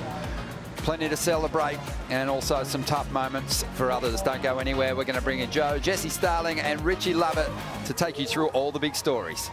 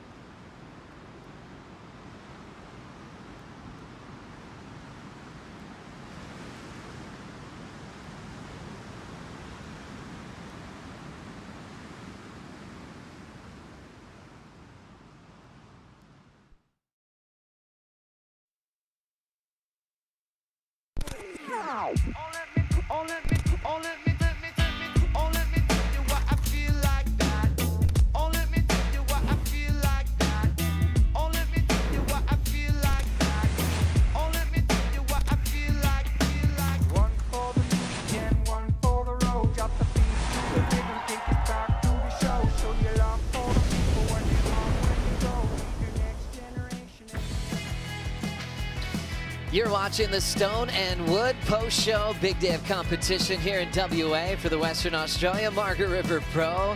With all the drama of the mid-season cut, we've got your roster set for the back end of the season and who will be on tour in 2026 from the championship tour. And Main Break certainly delivered after 4 consecutive lay days. Big South swell that really got clean and rippable. We had perfect scores. A lot to talk about on the Stone and Wood Post Show. Joe Trappell, Jesse Starling, and Richie Lovett here. So much intensity when surfers are fighting for their spot to compete for a world title this year. Rick, you're on the call for those last couple of heats, and there was so much on the line. It was so much on the line, you know, the cart, there was people trying to make their, secure their spot on tour. It all goes down, and what I love is the grit and determination, and when you see competitors stand up to the challenge and deliver. And we saw Lakey deliver it on that last heat. Amazing. Big 16-heat day. The men's quarterfinals were thrilling as well. It's not every day you get a giant full rotation punt. We got to see a 10 today, Jesse. We did get to see a 10 today, and it was quite a 10 at that. Griffin just had us on our toes. Leo in that heat got himself a 9 as well. So the quarterfinals, they were energetic. They were super spicy and definitely one of the highlights of my day. And now we're getting into the last day of the waiting period with plenty of swell and energy, setting up semifinals for both, the men and the women now, Rick. Yeah, it's going to be an exciting day tomorrow. We hope the swell's going to stick around. We're sure it will. And it might be a short day tomorrow, but it's going to be exciting, that's for sure. Also news with the GWM Aussie Treble. That's all leading up into this event at Margaret River as well. Luana Silva was in the mix. Isabella Nichols is the one grabbing the keys today. She's taking over the tank. She's going to drive straight back across the Nullarbor, back to the East Coast. And what a great way to end the day. New car. Well, let's break down in the Boost Mobile heat of the day. We got to see fireworks from Griffin Colapinto and Leo Fioravanti. Leo's been unbelievable, not just in this event, but this season. Coming in with some big 9s behind him, threw down a 9 in this heat, but then let Griff go. Let's see the conditions first, Rick. It was pumping in this matchup. It was absolutely pumping, and Leo out to an early lead, and then Griff just started to put things together, and then topped it off with one of the most amazing things we've ever seen at Margaret River Main Break. He did an air that honestly was one of the biggest rotations and highest airs I'm going to say ever done in competition here for sure. And without priority, Leo's playing such a smart heat. We talk about the tactician, the foundation, the performer, the confidence, but then the magic of Griffin. That can turn just things into his favor. I mean, this is when Leo just had everything going his way, and then this happened. Yeah, it all came down to this moment in this wave. You see him change his line, widen his stance, and this is it. Wow, this is the moment that just had us all just smiling big all throughout the day. That crazy, huge full rotation from Griffin got him the 10 and got him the win through the semi-finals. One of the most amazing things about that air is that he didn't over-rotate. He did 360 in the air, and then he was able to stabilize the board and keep it corrected right at that point where he landed, and then nailed it. Look at the numbers there. There's the 10. A lot of fans out there wanted Griffin to have a 10 at the box, so he saved it for Main Break 4 days later. He's got that real cool connection to being spontaneous, improving, surfing with heart. He can kind of get off the X's and O's and the textbook type formula that you can have in a playbook. He's got that mystique in his ability to identify major moments, and he called that landing maybe one of the best moments of his career. He called that wave at the box maybe the best moment of his career. He's going to be repeating that, I think, for multiple times this season if he continues on this type of roll. Yeah, let's keep that up for Griff, because that is some very entertaining surfing. And I mean, if that's what we've seen over the last 2 days of competition from Griffin, bring on what finals day has to come, because I know surfers like these, they save their best till last. So let's do it. Let's see it. Brothers feed off each other, don't they? And when Crosby does well, Griffin responds, and the opposite. With Crosby having that scary heat at the box where he's surfing for a spot on tour, the energy's really lifted in the Colapinto camp. Yeah, absolutely. They're definitely feeding off each other, and it's been a tough year for both the brothers. Griff has had a terrible start, really. He was way down the ratings.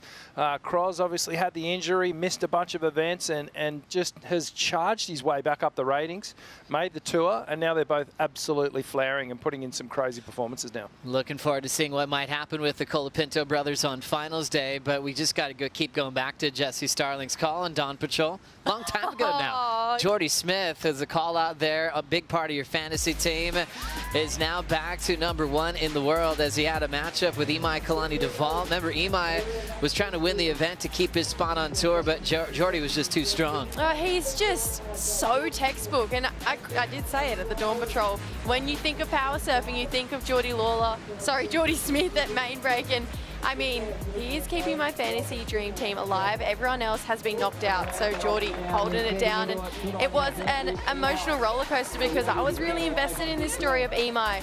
Needed to find the win to make the cut, get that last 20-second position, but unfortunately, just wasn't his day today. Jordy was just too good out there. See how beautiful these conditions were. Imai in this heat with a 7.83, so he was definitely throwing that rail around on that CI. Found his form late. He mentioned how he felt the pressure all season until Margaret River main break. We know he's got so much more in his career as we wish him the best on the CS, but it feels like the year Jordy Smith. Emotional victory in El Salvador. First time he's been #1 in the world since 2017. Yeah, it's pretty amazing, isn't it? And it's a good story to get behind, but Jordy just, with his heat management, has been on point with his decision-making. Wave choice, placement of maneuvers, everything is just in sync at the moment. Jordy is just in the zone. You know, we talk about surfers who have just got this energy around them, spotlight around them, and Jordy's feeling it at the moment. Great to see him up the top. WA has always been a great event for Jordy Smith. As we look at the final bracket, semifinals are set. There's a Colapinto on each side of the draw. Will we see a brothers final? We'll find out tomorrow. Griff does have Baron Mamiya. Crosby does have Jordy Smith. Now that we've seen everything from everybody, I'm going to have to put you both on the spot here. Who's going to be in the final and who's winning the event? Jesse Starling, I'll start with you. I'm thinking we're going to see a Griffin and Jordy final, and I think if it comes down to rail surfing, Jordy's going to get the jump, but if Griffin can pull another air out of the bags, then maybe Griffin will get the win, but I've got to go with my original pick. I've got to stick with Jordy. Nice line. You connected from the start of the event. What about you, Rick? Crosby's going to win the event.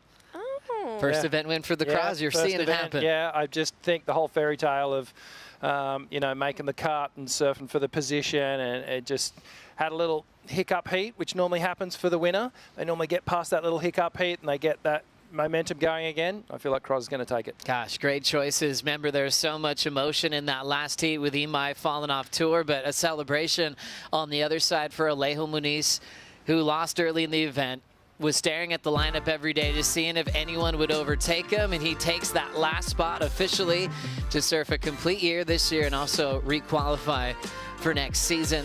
Crosby had the sudden death surf-off with Jackson Bunch. Al Cleland Jr. didn't even realize he had the heat of his life the other day. And obviously things getting exciting towards the top end as well, as this whole team's moving forward to lower trestles and beyond. Yeah, bring it on. It's a great looking 22. And I feel like taking a look at every single one of these names, they all bring something different to the tour. They all bring something fun and interesting, and I think these last events of this year are going to be really exciting, and there's a lot of room. So that final five could look a lot different by the time we get to Fiji. On the other side of it, some big names relegated to the Challenger Series, starting off their campaign at Newcastle. From Ryan Callanan all the way down to Imai Kalani-Duval. One name or two that are really popping out to you, Rick, that you think will be immediately back on tour next year? I've got to go with George Pitter and Sammy Pupo. I think just Sammy's such a wizard. He seems to just, you know, find his way back onto the tour, really dominate the Challenger Series. I think George is too good not to be on the tour. And, of course, he's my boy from Manly. So, yeah, come on, George. Come on. I mean, we don't have much time to wait. How good's pro surfing? I mean, we've got all the CT drama, but the Challenger Series is starting really quickly. Newcastle has so much surfing history and a lot of great waves. We saw that in the CT briefly in 2021 more recently, so a lot to look forward to as far as big heats to watch. Oh, definitely. And for me, names that don't, for me, feel like they belong on the Challenger Series, Liam O'Brien, Maddie McGilvray. So two people I think will get back on the tour very quick, but sometimes it just takes going back to the Challenger Series to realise that you want to belong on the CT. Totally. Another big impactful story and moment that we had today was young Luana Silva making the cut for the first time in her career and is against this feisty rookie named Erin Brooks. Lulu winning this heat, made the cut. She's fallen off the cut more than once. Usually it's the emotional roller coaster of going back to the Challenger Series. Lulu surfing belongs on tour, and she got to really enjoy that feeling today, Rick. Yeah, and she didn't actually know until she walked up the stairs and she saw her boyfriend, Joao, deliver the news, and she just actually couldn't believe it, you know, and this was a tough heat. Erin was ripping, getting right up tight in the backhand, some of the fastest hooks we've seen from this youngster out here in this event. But Luana, she just, you know, dug in, stuck with the game, and got it done. So you can see her actually just flourishing mentally, you know, through the event. With each heat win, she's going, I can do this. I do belong here. I can take these bigger competitors down. So, you know, with some amazing surfing over the past couple of events, you know, we're going to expect a lot more from her in the coming weeks and the coming months. We're all clicked when she made the final at Bells Beach. Joao Chianca right there said, hey, you made it. She's like, wait, are you serious? And then the emotion, she let go of it all.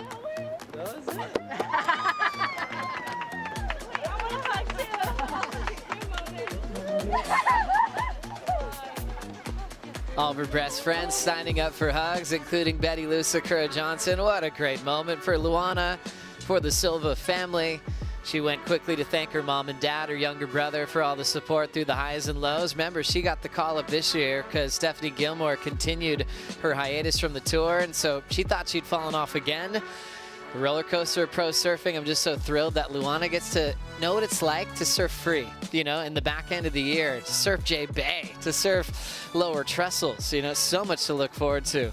I'm so excited that she didn't, and to see her, you know, cry tears of joy on those stairs rather than tears of heartbreak, which we have seen from Luana here before. It was a pretty special moment for, I think, a lot of people who have been a part of her journey, a lot of viewers who watched that heartbreak this time last year, but she's done it, and she's on the back half of the tour. And for her, it was not knowing the result she needed that really helped her stay locked in. Or some competitors want to feel it. They want to know where they want to go, you know? Some surfers come in totally aware of the points, and I think for Lulu it's better if she just stays in the go zone and just takes it one wave at a time. Yeah, and that's, you got to find what works for you as a competitor. Do you want that added pressure, or do you want to know everything so that you can just, you know, laser focus on what you have to do? So I think you're right. I think she operates better just feeling free and not really knowing the consequences. We had a screamer to finish off the day. Two legends just going head to head. Isabella Nichols driving that brand new GWM Tank 300, taking on Lakey Peterson. Lakey didn't just want to re-qualify for next year. She wanted to officially make the cut. She was going crazy in this matchup. Oh, I'm seeing almost young Lakey just starting to really rear her head. So much dominance, so much determination in her performance. She's just been finding this new gear that I don't even think she knew she had, and it's been super impressive. And not to mention up against Isabella Nichols, who has been one of the more informed surfers here at Margaret River over the last few years, and she was absolutely ripping too. This was a massive matchup, and one I actually couldn't keep my eyes away from. Yeah, so many great back and forth battles. What did it really come down to, Rick, to decide the winner of this matchup? It was super close. There was that one wave that Bella got with just a little catch on that opening turn, and it just kept that score from going right up into the excellent range. But Lakey was just busy. She got out, you know, she got that lead established, and then just continued on with it. But, you know, almost mistake-free surfing, solid as a rock. Making the cut. Congratulations to the top 10 after stop 7, continuing on to lowers, now trying to work out the final 5 for Cloudbreak. Erin Brooks, emotional on the stairs, just watching everybody compete. She takes that 10th spot. Lakey just ahead of her there. Lulu, Gabby Bryan still leading the tour. Lakey Peterson, fresh off that win, is now hanging out with Vaughn Blakey on the glass. Well, what a roller coaster of emotions. This event has been such a, well, from the cellar to the penthouse. You have officially made the cut on the back of that performance. Lakey Peterson, congratulations. Oh man, thank you so much. I can't believe it. This week has been so hard. It took everything, honestly. It took everything I had to just stay in it and believe in myself and, like, just do it. yeah, I've been doing this a long time, and I was just like, come on, I know it's in there. And so just really proud of myself, honestly, to do it today and really good waves. And frick, just so stoked to surf lowers. I was like, I gotta surf lowers. I live there, and like, yeah, I just really wanted to get that event in California, especially. And frick, but more work to be done here. I'm stoked. I think one of the most impressive things about your run through this event has just been the attack. Like, your surfing has never looked like it was under pressure, despite the fact you were surfing at one stage to save your career. Now you're surfing basically for a spot in that finals five. Yeah, I think it was definitely, that's been the goal of this event, like just to surf free and attack, and kind of like, you got nothing to lose. Like, I did have something to lose, but the goal was just to free my mind up of that and just surf how I know I can surf, you know. And I think the last few years after my back injury, it's been hard to get back to that place of like fully attacking. And I don't know, I felt good in my free surfs, and I just knew it would click if I just kept working. So I just kept head down, kept going, and it clicked. So I'm really stoked. It's great to get some momentum, and just knowing I've got lowers and J-Bay and a few events I really love coming up now is so cool. And yeah, hopefully it's just the start of more. It's classic. I can feel the sense of disbelief, even with the belief that you can do it. So it's coming out of you. It'll sink in tonight. But how good does it feel to be back into another finals day here at Margaret River? Oh, it's so awesome. I mean, just coming here every year for a long time now, and this place used to really freak me out and scare me. It still does. The elimination round, I was so scared out there, but I felt like it's always been a wave I can do well at, and so it's great to just, yeah, be in another finals day. And I've been hanging out with Bronte a lot this week, actually, and I was like, come on, B-Mac, you and me in the final are on opposite side of the draw, so I don't want to speak too soon, but it'd be cool. I keep telling her we're on our way, so now it'll be a good day tomorrow, and I'm looking forward to it. That's awesome. We're so stoked for you, and congrats again. Yeah, thank you so much, and yeah, thanks everyone who supported me. Appreciate you guys. Let's keep it going. Woo! What an epic run for Lakey Peterson into a finals day, making the cut. As we check out the finals bracket, just to note, Sally Fitzgibbons has been relegated to the Challenger Series as she's making another big comeback in the back end of the year. These are the heats. Lakey wants a final with Bronte. How are you guys seeing it? Remember, predictions again. Who's going to win? Starting with you again, Jessie. My prediction is we're going to see a Katie-Gabby final, and I think Katie's going to get the win. She's just drawing such different lines to have seen anyone else draw out here. Gabby obviously has been a standout, but I just think Katie, she hasn't really clicked into that top gear we've seen from her yet, so that's my call. Good. I like that. Richie, love it. Look, I put Gabby in my fantasy surfer team, and I'm going to stick with that choice. Okay. I just feel like the whole back-to-back story might just eventuate as well. So yeah, I'll stay there. Yeah, and she's had some wild heat wins too that sometimes aren't pretty, but just based on how good she is, she can save herself with that type of surfing. Big 9 for 2 turns earlier today where she couldn't stay on her feet. So those are positive signs. When she puts a whole heat together, it's pretty hard to beat her. Yeah, I know, and that's, you know, she's got that power game that at the moment I just feel is unmatched. So it also might depend what happens out here in the ocean and what sort of swell we get greeted with in the morning. But yeah, we'll see what happens. It's gonna be exciting either way. Well, remember, this is the final stop of the GWM Aussie Treble. Great news set to celebrate with Isabella Nichols. We'll send it to Vaughn Blakey. Well, the GWM Aussie Treble has been one of the great initiatives of this year's Aussie leg, and all the surfers are looking and searching hard to get the points to win one of these, a GWM Tank 300. The men's is still up for grabs, but the women's has been won, and I think yes, there she is. Isabella Nichols, congratulations. You are the champion of the GWM Aussie Treble. You must be pumped. I'm just spinning wheels here. I don't even know. This is the best prize that I think I've ever won. Speechless, as you can tell. But yeah, this whip is sick. I've just jumped in for the first time, and it's really nice on the inside, and can't wait to do a little road trip back from WA back to the East Coast.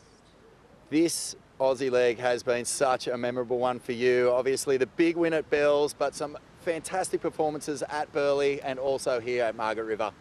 Yeah, coming into the treble, like, it was always a dream. Like, how cool would that be to walk away with a car? So rad. But I never really, like, thought too much about it until this event. And it's funny, like, the 2 heats before mine, when I knew the car was on the line, I was actually almost more nervous because I knew that there was a car. Like, if Lulu didn't make the heat, it was mine. And I was like, priorities, you know, like, But I mean, sick prize. So stoked. Thanks GWM. Thanks WSL. Froth it. Yeah, mate. Well, congratulations. The GWM Tank 300 is yours. There she is, the champ of the Aussie Treble. Oh, gosh, how cool is that? Congratulations to Isabella Nichols. It's been a tradition in pro surfing. Cars have been given out, but that one looks classy. The Tank 300, and Isabella looks great in it. You're predicting that she's going to drive it across the country. I hope she does. I hope she does too. The Nullarbor, it's a beautiful drive. She could go down South Oz, back up through the coast. Now I want a tank. So do I. Congrats, Isabella. We'll see where it ends up in the men's side. That decision will be made on finals day. We got to talk surf. We waited 4 days through onshore winds. Got a great south swell today. It cleaned up as the day went on. Surfline helping us out, making the call here for finals day. What are you seeing in this forecast, Rick? I think this is going to be a fairly easy one to predict. We're obviously seeing a bit of a drop in swell. We saw big waves this morning.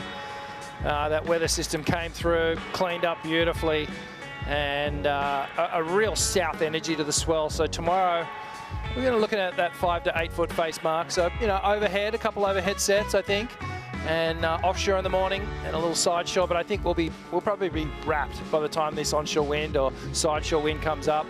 It's looking good for tomorrow. There'll be contestable waves. Wow, it's going to be a very quick, exciting finals day. Tomorrow, the last day of the waiting period. Big thanks to Surfline giving us those green colors, showing we're going to have some great conditions for the Hydrolite heat to watch. First one, semi-final one with Bronte McCauley in the wild card. No such thing as retiring. Look at the run she's into her 4th semi-final in her career at Main Break, taking on the world champ Katie Simmers. Oh yeah, Bronte's relationship with Main Break is just so beautiful, and she said in her post-interview today she's just been winging it, and so she's been winging it all the way to the semi-finals. She's been looking to break out of this round for so many years now, so potentially as a wild card might be able to do it, but I do think it's a big matchup in Katie Simmers. She's been drawing some very unique, very grunty kind of lines out there, so we'll see what Katie can bring. I like it, Jesse. Hydrolite heat to watch on the men's side. Griffin Colapinto off the 10.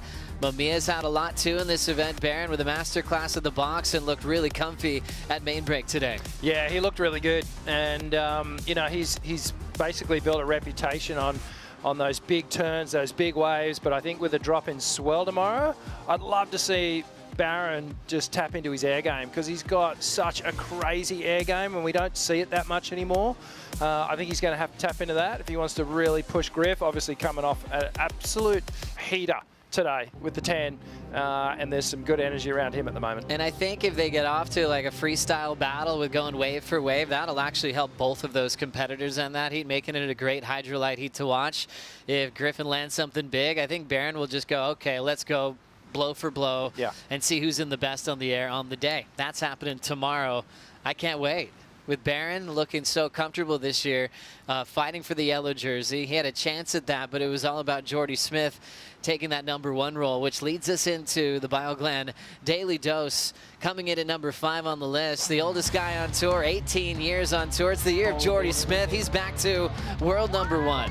Yeah, he's in the yellow jersey, and he belongs there. He's had such a great year this year, and it feels like he's just flowing. He's got so much fun just in his surfing, so sharp as well. I mean, this has been the year of Jordy Smith. Bring on the yellow jersey, bring on the back half of the season, and bring on what he has to bring, because it's just been fun to watch. Coming in #4 on the BioGun Daily Dose. Local knowledge prevails for Bronte McCauley. Yeah, this was a really cool heat, and the spectators, all the fans, all the locals, they turned out to watch this one. And Bronte on the backhand, she did some great work. You know, it was a tight heat. It was a real tussle, that one.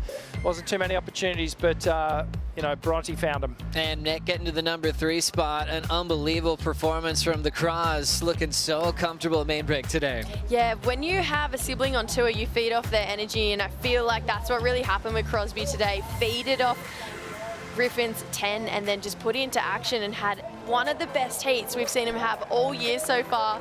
He loved it. We loved it. Crosby, he's back. He is finding the magic. #2, making the cut, Luana Silva, and also Lakey Peterson, Rick. Big day for Luana and Lakey. You know, they really had to surf for their spots on tour.